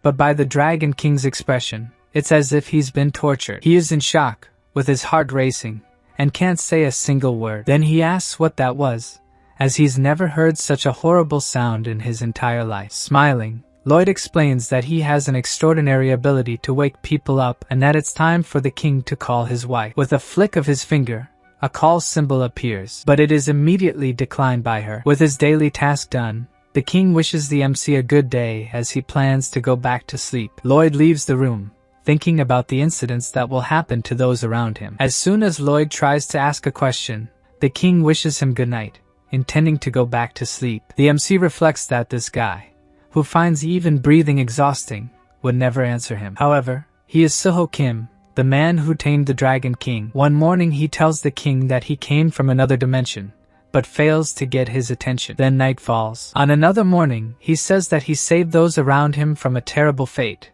but is ignored again. Another day passes. The MC tries again, saying that the people around him keep facing the same terrible fate. And once again, the king barely responds. Another day dawns. Once again, the Dragon King is sleeping. Half-conscious, he thinks that by this time he should have heard a noise terrible enough to wake the dead. Slowly, Verkis opens his eyes, realizing that Lloyd is sitting in front of him with his head down. He asks what the MC is doing, why he didn't wake him up, and Lloyd apologizes. With an unapologetic expression, he says that he forgot to wake the king for the last 10 days. This leaves Verkis paralyzed. He starts sweating cold, incredulous that this could have happened. Then he asks if he heard the MC right, but Lloyd explains that he was just joking. Verkis remains silent. He didn't like this joke. With a terrifying look, the MC says that this could happen if the king continues to ignore the questions he asks. Faced with this, the king falls silent again, until he says that the MC's audacity has limits, asking if he knows how easy it would be for him to wipe out the MC and his entire clan. Thus Lloyd kneels, saying that he knows the high risk he runs by threatening the Dragon King, and asks what Verkis risks by not listening to him. The king would certainly cut off his legs, arms, and burn the entire village, but in that case, Verkis would have to find someone else to wake him up every morning. The king widens his eyes, hearing that he would have to get up from the couch. Lloyd further says that the king would have to go to a human village, walk through it, and look for someone who wakes up at a decent hour. His legs and feet would hurt, and he would still lose precious hours of sleep. Horrified, the king orders him to stop talking, but the MC continues, saying that the person the king found might be late, and he would have to go back to the village to find another. How painful it would be for him to go through this. As if it physically hurt, the king screams for Lloyd to stop in desperation. Even with Lloyd in silence, Verkis remains lying on the couch, tired just from hearing that he would have to move. Finally, he accepts that he has more to lose than Lloyd, conceding that the MC won in his argument. With a serious expression, Lloyd celebrates his victory. They talk about the fate of the people the MC had saved not changing, and Javier listens at the door, ready to attack. Realizing that everything went well inside, he thinks that his master doesn't pay him enough for everything he has to go through. Verkey's calm says that fate works like that, as if it were the string of a bow, but Lloyd doesn't understand. The king explains that no matter how much the string is pulled or manipulated, it always returns to its original state and resists changes with even more force. The phenomenon of forced fate is like a rule that can never be broken. Outraged, Lloyd asks if there is no way to stop it, but Verkey asks if he didn't hear what he said, emphasizing that no one can do anything about it, whether it's him, the king of hell, or even the archangel. He compares life to a game, where people are subject to how it was programmed to be. Then Lloyd asks if there couldn't be a secret option, if there's any way to find one. With his continued apathy, the king asks if he doesn't care that his family is just a line of code. But Lloyd doesn't care about that. All he wants is to be able to save them. Javier continues listening to the conversation behind the door silently. Even the Dragon King is surprised at how tenacious the MC is. After a brief sigh, Verkey tells Lloyd that there is the Jewel of Truth. This is a legendary jewel said to be capable of answering any question. Perhaps it can provide the answer the MC seeks. Tell how to prevent this fate from coming true. Immediately Lloyd stands up, determined. He apologizes to the king but wants to ask him one more thing. But Verkey refuses and reveals that the jewel is in the kingdom of the mermaids and wishes him a good journey. The MC thanks him for the information and says that from now on, the skeleton squad will be in charge of waking the king every morning. Then he turns decisively, leaving the room and telling Javier that the two of them will go to the kingdom of the mermaids. Soon after, we see the duo flying on Gomi. Javier asks if it wouldn't have been better to ask Verkey to send them to the kingdom of the mermaids.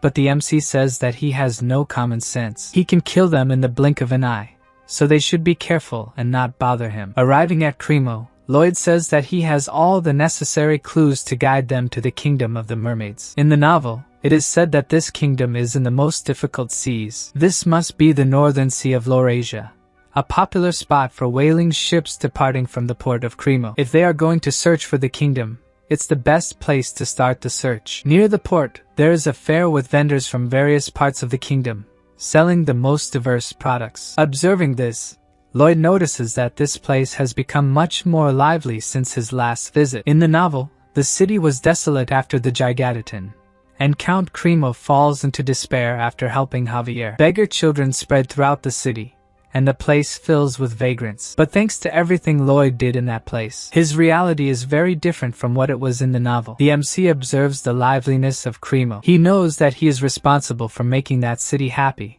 for it to flourish. That's precisely why it's so annoying. He should have asked for more money when he was there. Javier notices his master's pained expression and smiles, thinking that he was right.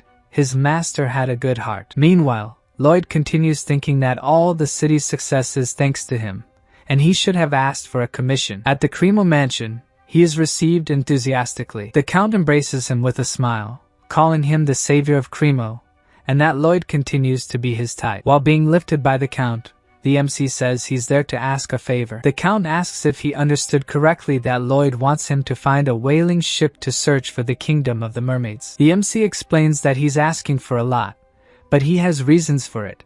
Count Cremo knows a very talented captain for this, but he is known to be a pathological liar, and whenever he drinks, he claims he went to the kingdom of the mermaids when he was younger. If Lloyd doesn't mind an eccentric guy, the Count can introduce them. For Lloyd, this is perfect. It's been easy so far. Then, at the port of Cremo, the captain is recounting how he was invited to the kingdom of the mermaids. He explains that the mermaids determine if someone is their enemy or ally through that person's singing. You can see on Javier's face that he's thinking his master will never be invited like that. Shocked and apprehensive, the MC is outraged to learn this. There must be another way.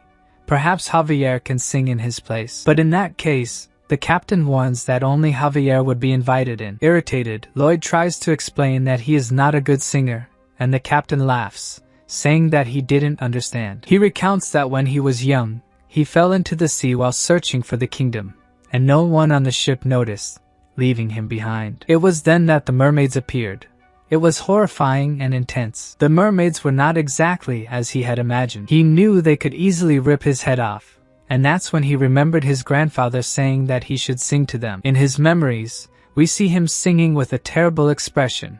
His voice must have been torturous. The captain sang like a terrifying banshee. At first, the mermaids made faces as if they couldn't stand the sound. But then something happened. Their ugly faces turned into gentle smiles. The mermaids don't listen to the rhythm or tone but to how true the person's heart is. Lloyd reflects on what he said, remembering his parents from this world. He thinks of his brother and Scheherazade, and all the important people to him in the county. After thinking of all the people he wants to save, the MC decides to hire the captain and his ship to take them to the Mermaid Kingdom. At first, he was only thinking about making a lot of money. The captain says they can't leave now because it's not yet whale season. But now Lloyd doesn't care as much about money and offers a large sum to the captain. Seeing the amount, the captain immediately changes his mind and says they will depart in 10 minutes. One night, a month after they set sail, they reach their destination. The MC chose not to ride Goming or Draggy on this mission, as the mermaids might see them as a threat. That's how desperate he is. All those people were destined for sadness, but Lloyd gave them the gift of happiness. From the deck, the captain says that the mermaids must have already surrounded the ship, as they are very vigilant in protecting themselves. With that, Lloyd glances at Javier. Javier thinks the captain is right.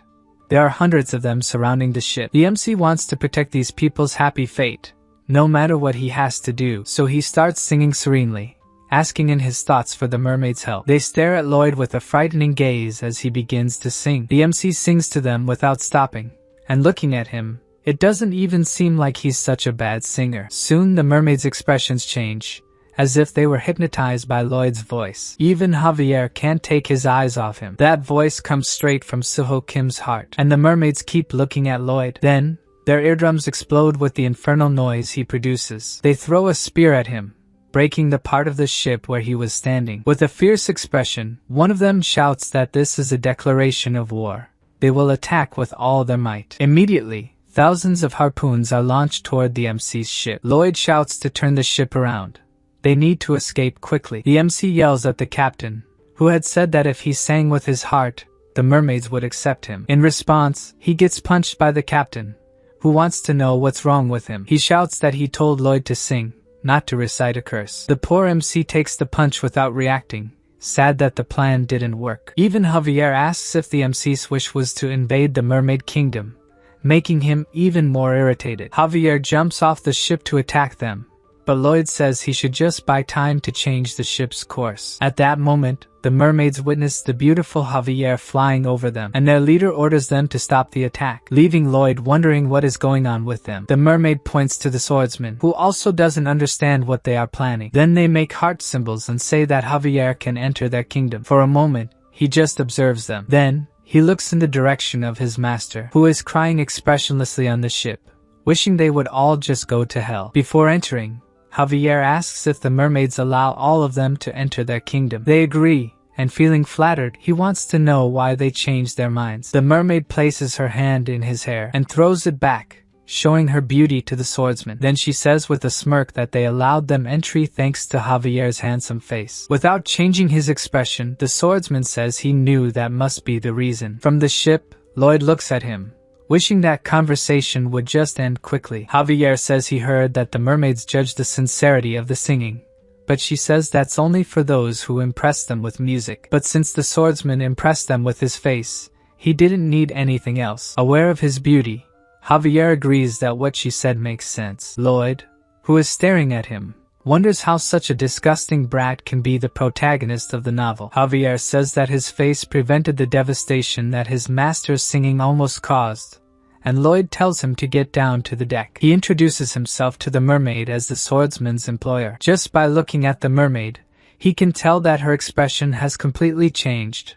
having to look at someone ugly. But as he has to win their favor, he says he is eternally grateful for being invited to enter their kingdom. The mermaid leader immediately shows that the invitation was not for Lloyd. He knew that and thinks that, as always, he will find a way to make things work. He needs to discover their weakness, open an opportunity. While the MC is thinking about this, Javier asks the mermaids if he can make a request. Their leader, mesmerized by Javier's face, agrees. Lloyd continues with his thoughtful expression, and neither of them says anything. Even when Javier looks at the master, who is starting to tear up, Lloyd wonders if it might be the salty sea air making his eyes water. From the MC's face, the swordsman knows that he must work hard and wishes him luck. Then the mermaid places a necklace around Javier's neck that allows him to breathe underwater and prevents pressure and temperature. When it's Lloyd's turn, they just throw the necklace at him. At least he was invited to the Mermaid Kingdom, no matter how sad he feels about how things turned out, as long as he can find the jewel of truth and save the county. Suddenly, he is caught by surprise when he sees a light coming from the ocean's depths. Getting closer, the MC's eyes widen. There is a gigantic octopus holding a city that seems to be in a dome. He can hardly believe that an octopus could be the size of a city. Lloyd asks the mermaid about the octopus,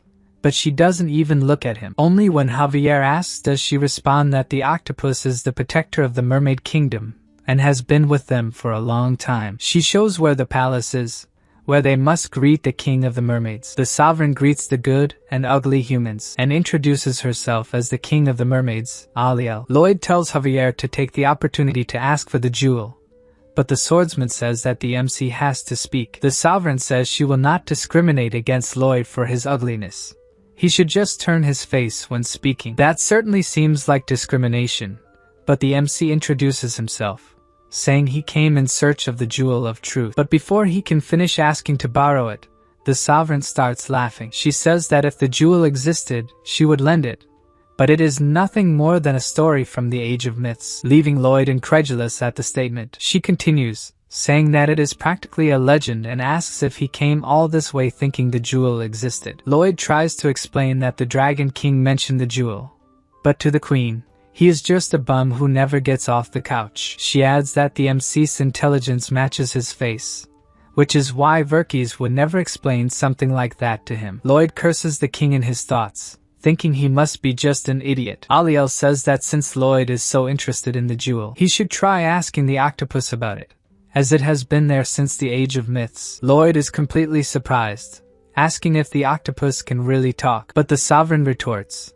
asking if there is any octopus that talks, and concludes that the MC is a fool. Her attitude only makes him even more irritated, so he asks just to make sure he understood correctly, inquiring if the jewel existed in the age of myths and is not just a made-up story. Aliel cannot say. Her predecessor said it was real, but no one in her generation has ever seen the jewel. To Lloyd, this means that at least the probability of the jewel's existence is not zero.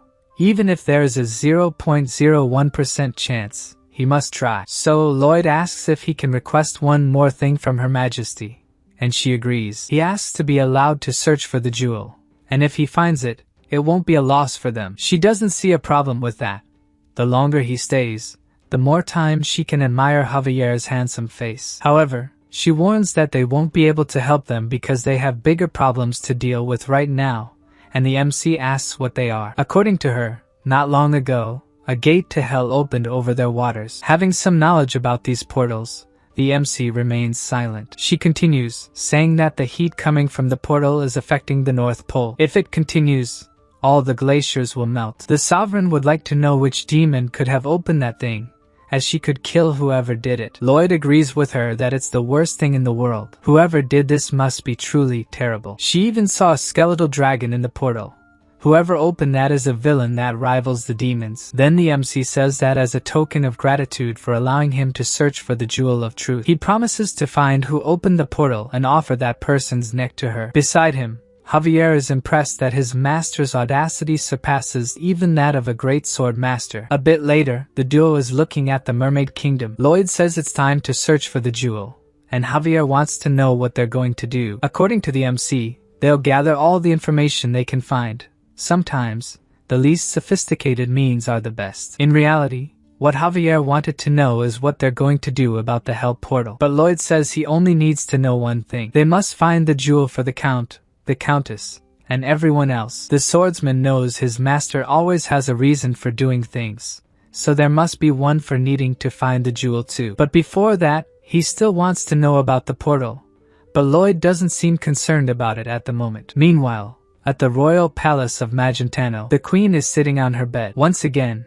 She seems out of her mind. The voice tells her that she spilled her family's blood, her brother's blood, all to reach the throne. But she is determined not to lose to this poison. She tenses her arms, causing a powerful aura to emanate from her body. Despite this, the poison in her veins doesn't weaken. It travels through her entire arm. Alicia continues to use all her strength to prevent being controlled by the thing inside her. Then she falls forward, clutching her wrist. The Sovereign is exhausted from the effort she's made to control the voice. She looks at her arm, still catching her breath, thinking that at least she managed to move the poison, concentrating it in her arm. With that done, what she wants to do now is cut off that arm. She reminds herself that she's the queen.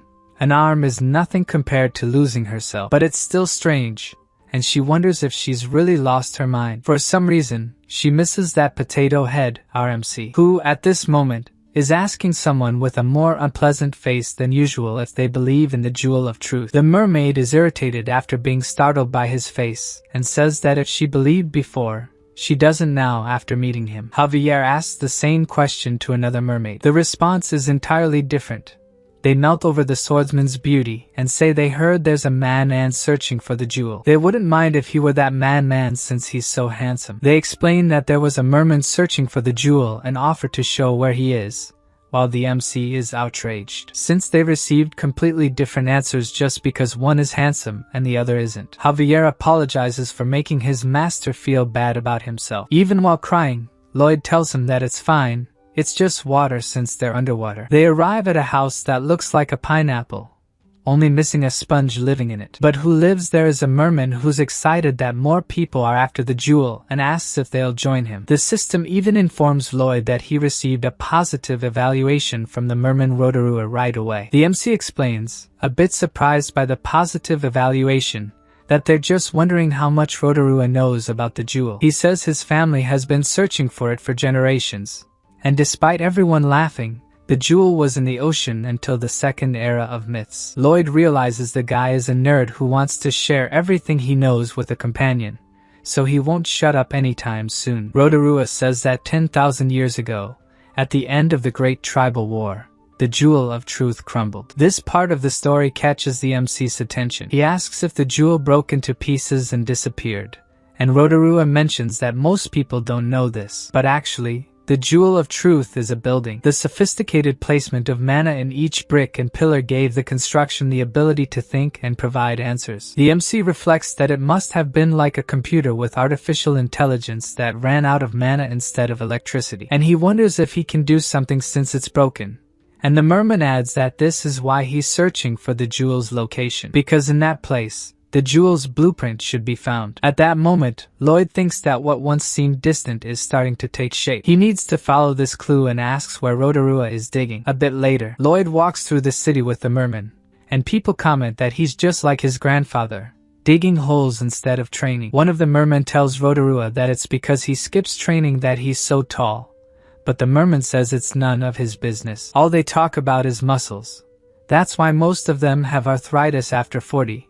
They don't take care of their insides. Rotorua yells that the guy lived long enough anyway, while the other enjoys Rotorua's massage, which leaves him tossed in a corner, complaining that he's always treated like an idiot by them. Changing the subject, Lloyd asks why his family still hasn't found the jewel if they'd been digging for generations. Looking at the horizon, the merman explains the reason for this. It's because the northern sea is vast. He points to some holes, saying that he dug them, and he shows an exploration map with hundreds of markings of where they've already searched. At this rate, the MC thinks he won't have found it even when the mermaids evolve and grow wings. Lloyd reflects on whether digging is really their only option. Measuring it is useless due to 10,000 years of sediment. If Javier uses his power to sweep the ocean floor, the blueprints might get blown away.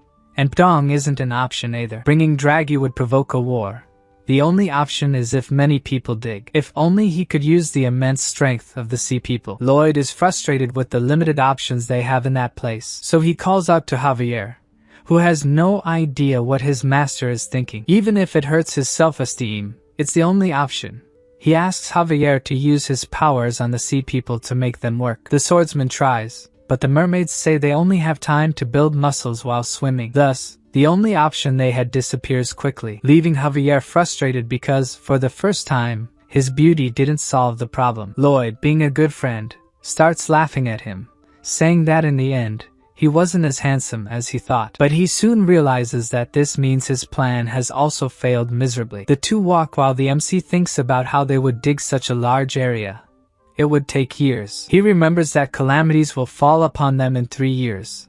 They don't have much time until then. Then Javier says the area they're in is much warmer. Lloyd explains that it's due to hydrothermal vents. The water flowing down there is heated by magma, and then expelled upwards. As soon as he finishes saying this, an idea pops into his mind. He remembers Rotorua saying that sea people over 40 develop arthritis, and he looks towards the heated water rising. He's found a way to get what he wanted and calls Javier to help with this plan. Lloyd wants to make a sauna there. With one of those, he can easily turn the sea people into his slaves. Manual labor paid better than Suho had thought, yet he wasn't earning much, because there were various reasons for the work to be cancelled. Like rain, for example. His physical condition was also one of those reasons. Since his exams were over, he thought of just relaxing that day, given that it was raining. So a college mate walks by him. The guy asks why he looks so miserable, but Suho just stares at him with a closed expression. His colleague suggests that if he's not busy, he could join him for a sauna. He asks if the MC isn't sore from work, and could use the opportunity to relax his muscles. Suho Kim remains silent, until he irritably says that he doesn't have money to go to a sauna. But the guy retorts that he knows he's poor and has no money, making the MC look at him seriously. Then the guy explains that he is working at the sauna that day and will let Suho stay there all day for free. The MC questions why the guy is working when his family is rich, and that's precisely why.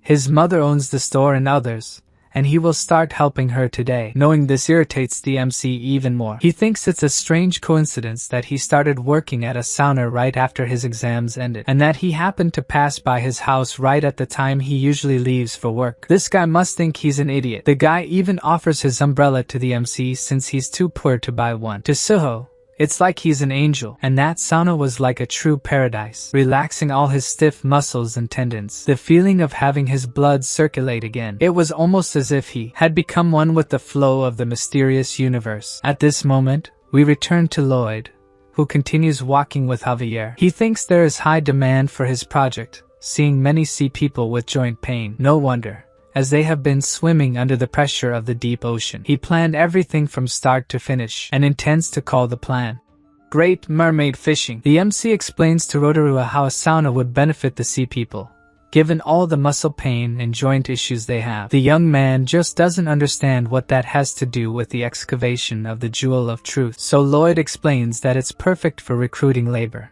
That area is too large for just the 3 of them to excavate. At this moment, Rotorua mentions that the plan might be difficult because the sea people are afraid of heat therapies. He recalls the chimneys on the ocean floor, where recently several mermaids were lured by the heat and approached them, and ended up dying.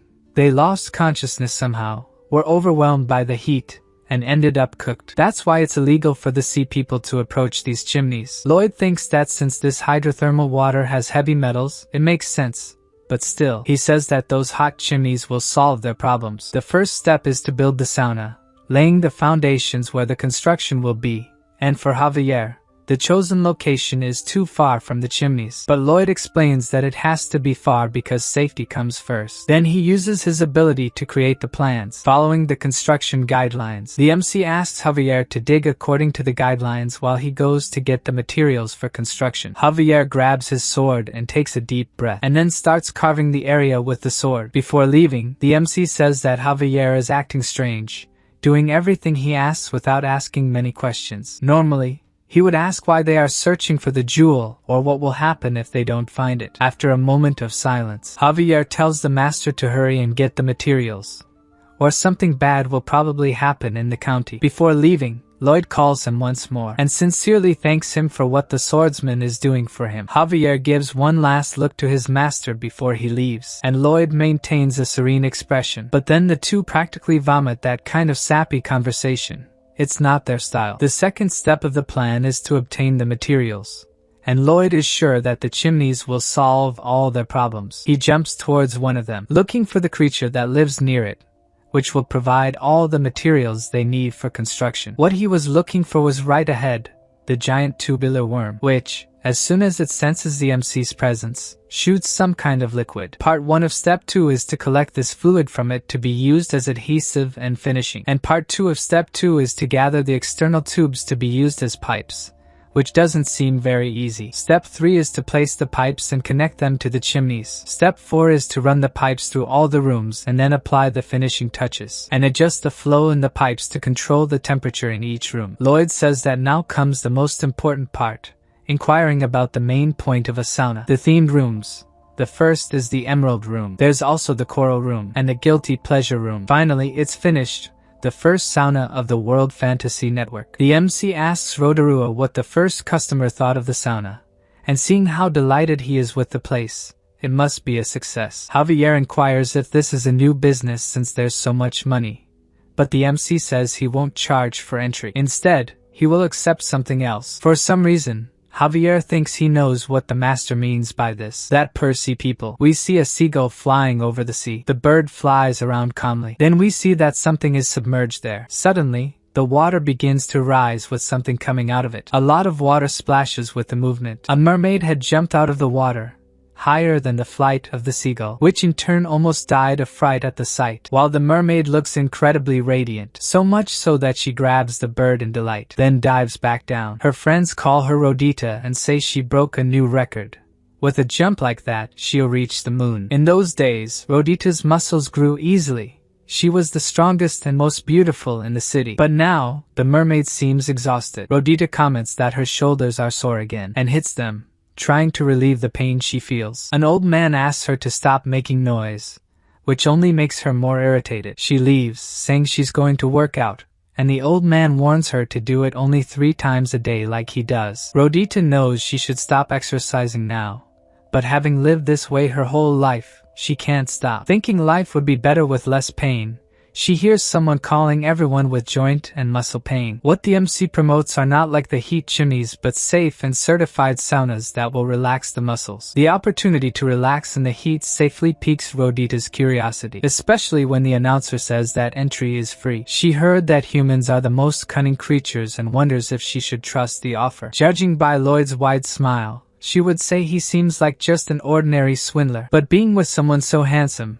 he wouldn't do anything bad, and there shouldn't be any scam with a sauna. Even if it's some kind of scam, she decides to try the sauna. Her expression changes as it starts to warm up. The sauna heats up a little more, and Rodita's eyes widen. She feels like in the old days, when she was young and pain-free. As soon as she leaves, she goes home to tell her husband to go to the sauna with her, mentioning that it's free for a week. Lloyd greets them with a smile, wishing them to relax thoroughly, which is exactly what the couple does, in ecstasy at the place. The MC thanks them for coming for 5 consecutive days, saying their eyes even look brighter now. They mention they have been working out together and are more vigorous, and Lloyd says he's glad to hear that. Not just them, but many other sea people are more than satisfied with the sauna. With his commercial smile, the MC thanks them, saying that their happiness is his own, and says he hopes to see them again the next day and the day after. With that, the days go by, and this time, Lloyd is no longer smiling. Instead, he stares at Rotina sitting at a table with some contracts. She glances toward the sauna, which is locked that day. She questions why it's closed,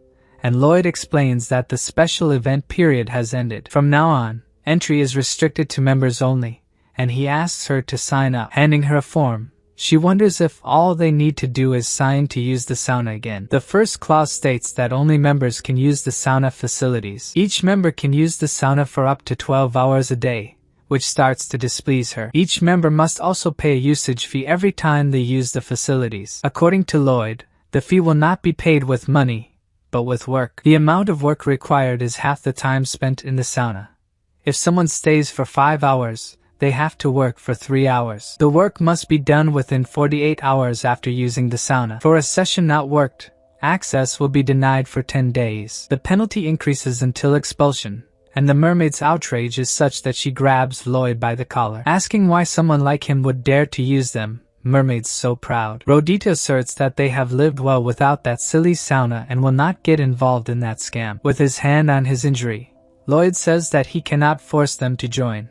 And before he could get up, all the mermaids had left. With this, Javier asks if the master's plan has failed, but the MC asks if the swordsman lived well without his lullabies before.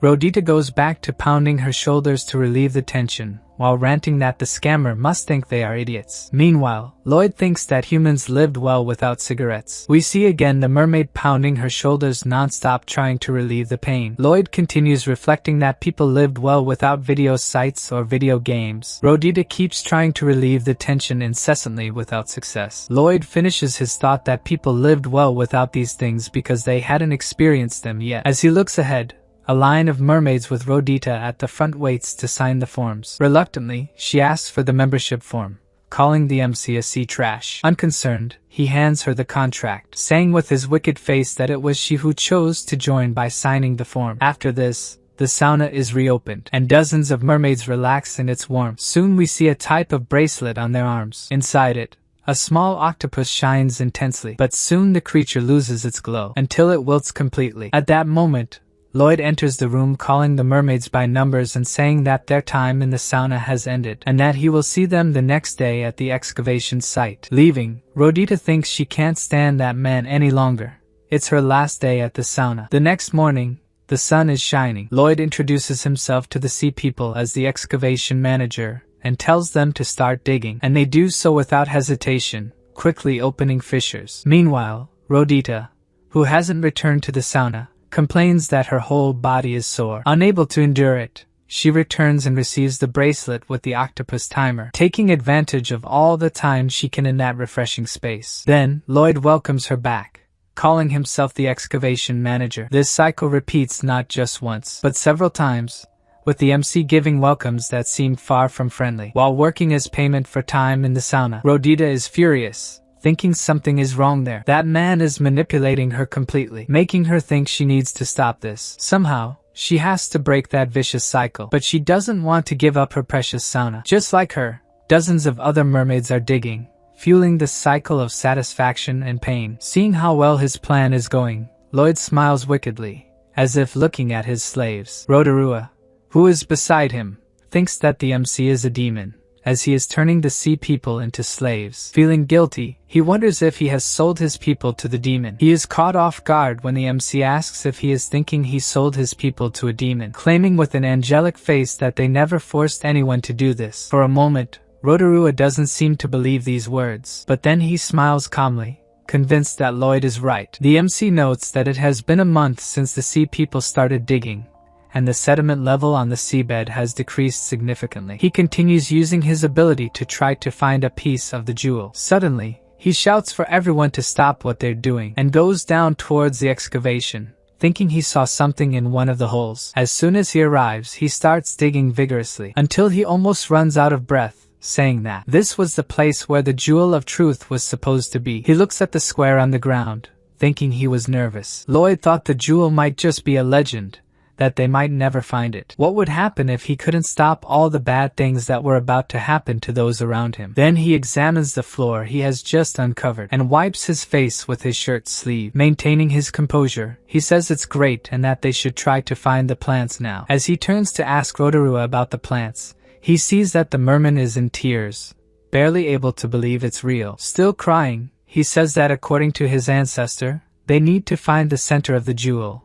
There must be some sort of keyhole there. Lloyd uses his ability, and they quickly find the magical storage facility where the plants should be. Rotorua says excitedly that the place definitely looks like a lock. This makes Lloyd reflect that if there is a lock, where is the key that opens it? Suddenly, a strong wind blows from the lock, and Rotorua says that his ancestor told him the lock would show where the key is, but he didn't expect it to be like this. Lloyd looks in the direction the wind is blowing, noting that the gusts are going in the direction of the giant octopus holding the sea people's city. The MC thinks the lock would show where the key is, but it can't be in that place. Meanwhile, the poor elder octopus suffers with the wind blowing towards it. Then Lloyd shouts, asking if the key is in the creature's stomach, which, with the force of the wind, can no longer hold the dome containing the city and lets it go, making the city tremble with the impending fall. The sovereign of the kingdom warns that if they fall to the ground, they will be doomed and orders the entire kingdom to evacuate. One of her aides explains that fortunately most of the citizens are outside the kingdom because they were called by the human visitor, which makes the queen think that Lloyd was a good guy in the end. Little does she know who is to blame for having to evacuate. Looking at the disaster about to happen, Lloyd asks if it was his fault, and Javier confirms, to the master's misfortune. The swordsman says he will take care of the mermaid kingdom, and the MC should go find the key. For the sake of the county he wants to protect. Lloyd just looks at his friend, knowing he can trust his reasons. Then Javier takes flight, carrying his master with him. Elsewhere, we see the sovereign of the mermaid kingdom. She is using all her power to prevent the kingdom from falling to the ground, but it is already very close to hitting it. Still, she doesn't give up, holding the dome with her own hands. Despite the effort, she knows it's not making a difference. Suddenly, Aliel notices that something has changed. The kingdom has stopped falling. She realizes it's because of the human beside her, and says that everyone is grateful to both of them. Javier thinks for a moment, until he says it was nothing, having lost all his shame just like his master. Meanwhile, Lloyd approaches the giant octopus that doesn't seem to be feeling well, and puts the tentacles in front of its mouth in desperation. The MC would recognize those symptoms anywhere. That octopus is clearly suffering from indigestion.